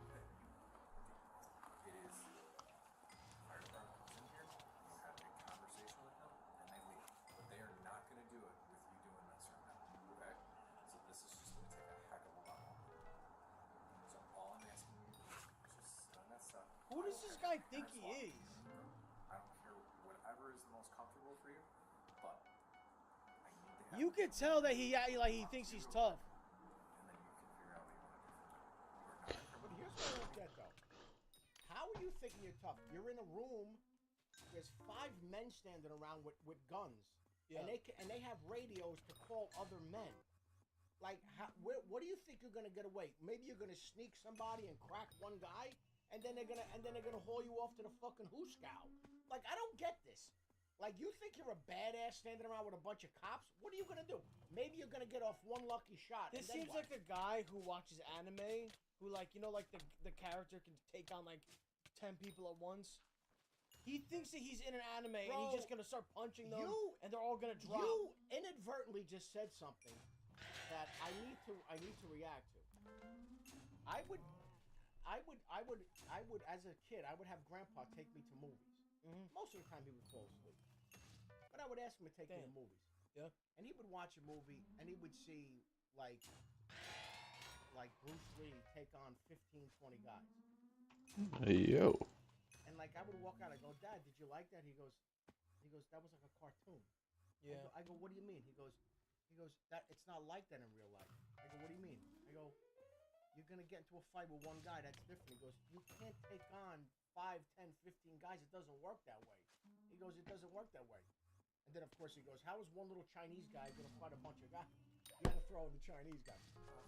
Tell them that. You guys got it. And we'll get out of here. Okay? I'm just going to sit here and ask you questions until you answer them. So I don't care if it takes an hour. I don't care if it takes 2 hours. My parents are concerned. The paramedics are here. There's 4 police officers here. They're not going anywhere. This isn't safe for you. It's not safe for your parents. Well, they can't Tell me how you would like to do this. They're all waiting outside for you. But from what I saw when I first walked in and you jumped in the sun, you could really hurt yourself. And what's to say that you're not going to do something more when we leave? So therefore, we're obligated to make sure They can't you leave. get the right Cops can't attention. leave. They're not You leaving. can't just get up I got and news leave. for you. Okay? So you gotta figure You gotta something make out. sure you're okay. You can either step outside, I need to or just... you can sit down and they can come talk to you. You can call the shots, but we just need to find a route to go down so we can help you. That's it. Nobody's in trouble or anything. The fact that you keep moving and shuffling towards me like you're about to like swing on me or something is disturbing for me. I see what you're doing. You're trying to get into some type of position to try and flank me or whatever you're trying to do. And we're not gonna go down this route, okay? Or you're gonna try and run. You're not going anywhere right now, okay? Dude, You're being what is detained for he your own doing? safety and for your Dude, parents' this safety. is one of the I cringiest. told These are one of the cringiest videos I've ever I watched. told you what he's doing. And I tried to explain it earlier, and then some of you were like, "Oh yeah, you're a tough guy." I'm not a tough guy, dude. But I'm telling you the reality of the situation. When you're with someone who's gonna square up, their body language is they're putting their opposite shoulder forward. This is what this guy's doing. And mark my words, that's exactly what's gonna happen, man. stay all quiet and act like you're gonna try and hurt me or whatever you're trying to do or be intimidating. Because I'm not going anywhere. I'm not scared of you, okay? So you can either talk to Sergeant Jump here, or me, Officer Nelson, or you can talk to the fire department. We're not leaving. Dude. Okay. He's moved from here to there. Like, at some point you have to just grab him. Like, at some point you have to just tase him or grab him or something.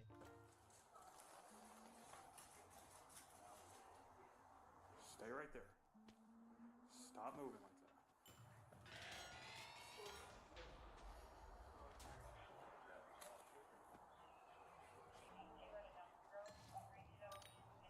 I just say something real quick, totally off subject. I was in a gym the other morning, and there was a dude in there. He had on a shirt. He had a Playboy shirt. There was a naked woman on the back of it. Fire. I'm gonna put you in handcuffs if you keep doing it.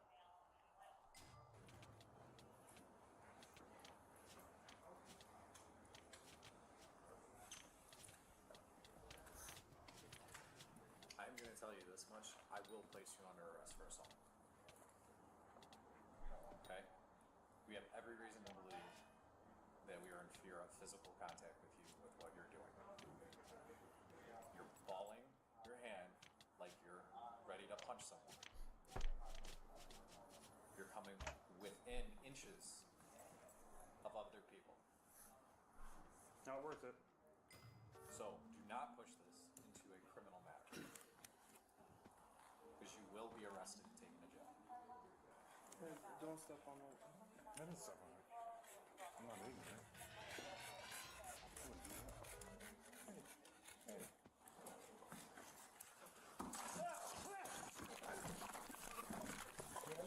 Fucking see what I mean? You see what I fucking mean, bro? I called it. I knew it. Get in the head position.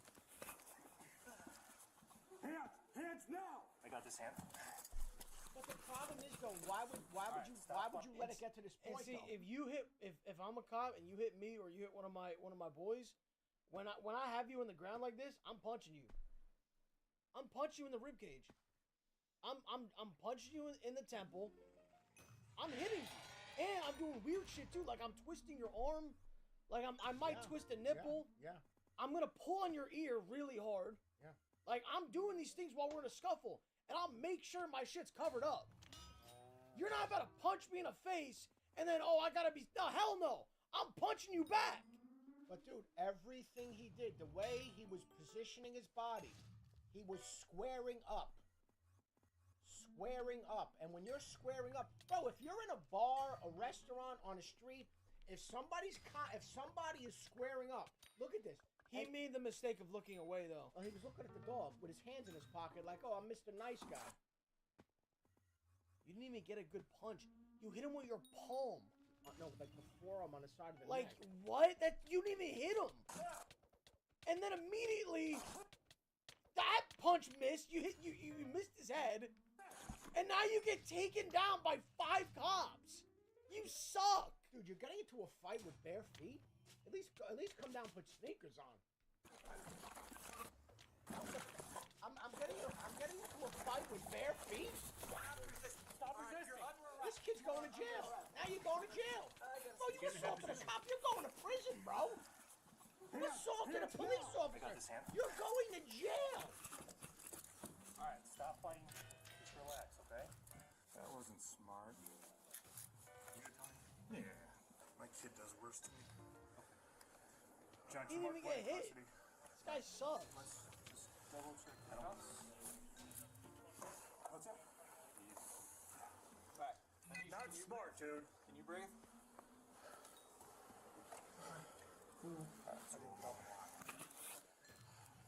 Guy's going to prison. Fucking moron. For what? For what? For what? Well, that way. I think he's got mental issues, though. He's got mental issues, though. I mean, honestly, there's something wrong. He's still kicking people. He's kicking them. Are we going to the hospital or are we going to jail? I feel jail would probably be good, seeing that you just punched me in the face. Yeah, jail is definitely. Dude, it's like he took that drug from 21 Jump Street. Yeah.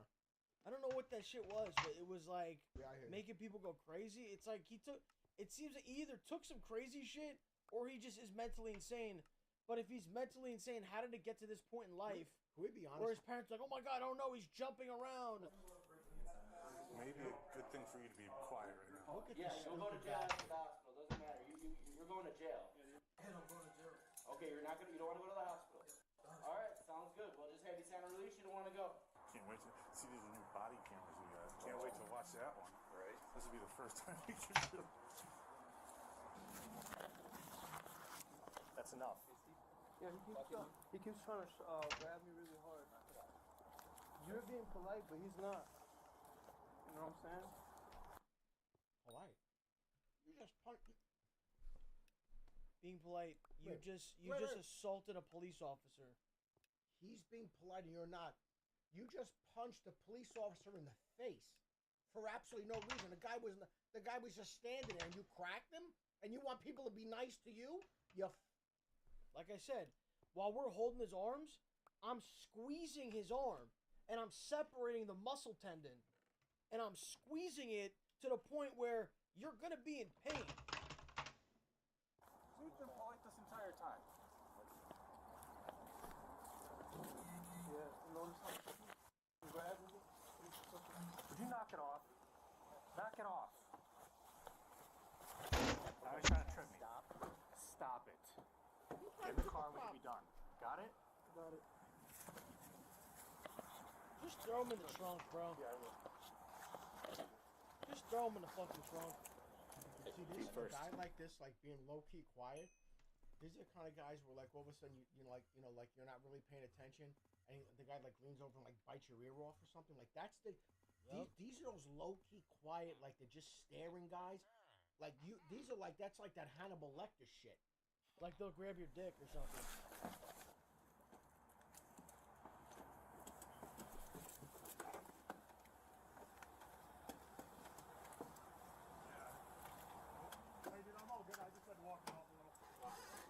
Just, you need to... Alright, well, fuck this guy. What? It's not over. It's not over? It's over. Sign it. You're done. Sorry. Go to jail. Go to jail, dumbass. That was a good one.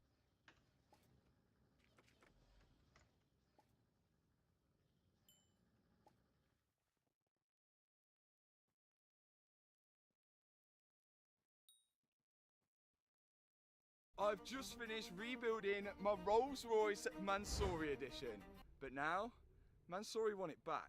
Mansory, the home of customization on high-end cars for high-value individuals. They create completely unique body kits and interiors bespoke for that customer, but it comes at a price. 1,300. What for that? The guy behind all of this, Chorus Mansory, and now he wants me to bring my Rolls Royce back. Everything is wrong. What do you fix the car? Everything is shit. But there's one problem. Mansory's in Germany and we're in Spain. I've had the car shipped out here to Spain. I then plan on doing a road trip of a lifetime. No, we're getting pulled over. Oh shit. It is so noisy in here. Before finally arriving in Germany. Because potentially this could be the last time I ever drive this car. Did you do a good job? Who? Matt. He. 3, 2, 1, go! Our first stop, Circuit Navarra. Located in the north of Spain. Not quite the place for a Rolls Royce, but who's gonna stop me? This is not the car for the racetrack. I do not know what is going on here. Oh my god. It's a boat! And inevitably, it wasn't long until my boat got its first problem. Broke it already.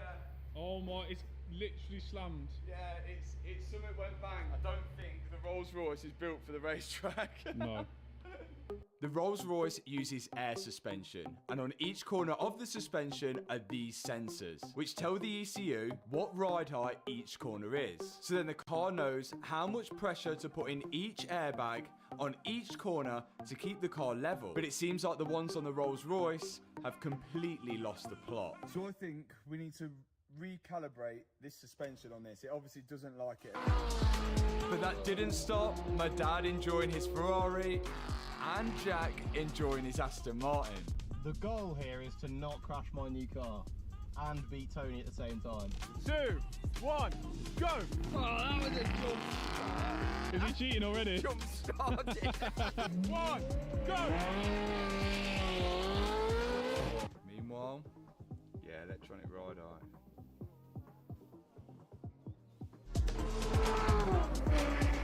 Both my dad and Jack have manual V8s, so naturally they wanted to see which one was quicker. Slow, I think. Going by the sensors, 736, 737. We don't know what we're doing, we're just going for it. To recalibrate the suspension, I've got to measure from the outer lip of the wheel to the wheel arch on each corner. 745. Then input that into my computer. That way the sensors will know exactly what ride height the car's sitting. Once the car knows that, it can adjust the pressure in the airbags to make the car sit level.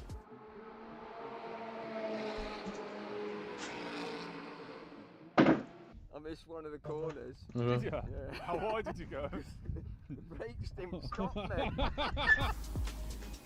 That is mental. But now it's time to find out which one of the manual V8s was fast around the track.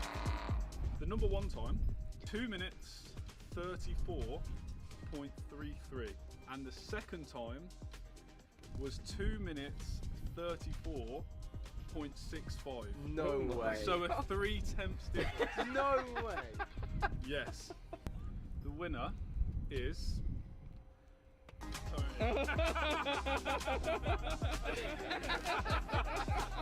I mean, look, it could have been worse, but I am gutted. It wasn't massive, was it? I just needed. Oh. And back at the Rolls, I seem to have made progress. It's going up. It's going up. It's going up. Yes. Yeah, we're at ride height. Is that it? Yeah. Yes, it's got the track. Is it too late? It was too late. But at least now, I have a working Rolls Royce for the rest of the road trip. Hopefully. So maybe it was a bit ambitious taking a Rolls Royce to a racetrack, but we're working now and everything is moving. Now we're heading to Monaco. This is going to be one hell of a road trip, and a different type of road trip for me as well, because normally we're in these crazy sports cars, which the guys behind are, but we're in a Rolls Royce, and it's going to be probably one of the most relaxing road trips ever. But the next stop is probably going to be more Rolls Royce suited than the other two. Let's see. So the next location we'll be heading for is Monaco, which is around 658 miles away, which gave me an idea. I have a V12 twin turbo. My dad has a naturally aspirated V8, and Jack has a naturally aspirated V8 as well. We're all going to fill up now, and then fill up when we get to Monaco. Whatever the fuel cost is, has to be gambled on red or black at the Monte Carlo Casino. I did not agree. Alright. So now it's down to who's going to do the better miles to gallon. But this could be a free trip if we win. I've got cruise control. And yeah, it could be free. It could be a free trip. Let's go with a positive mindset. It could be twice as expensive. It could be twice as expensive. Have you got cruise control? No. With all of us now having a full tank, we're made our way to Monaco.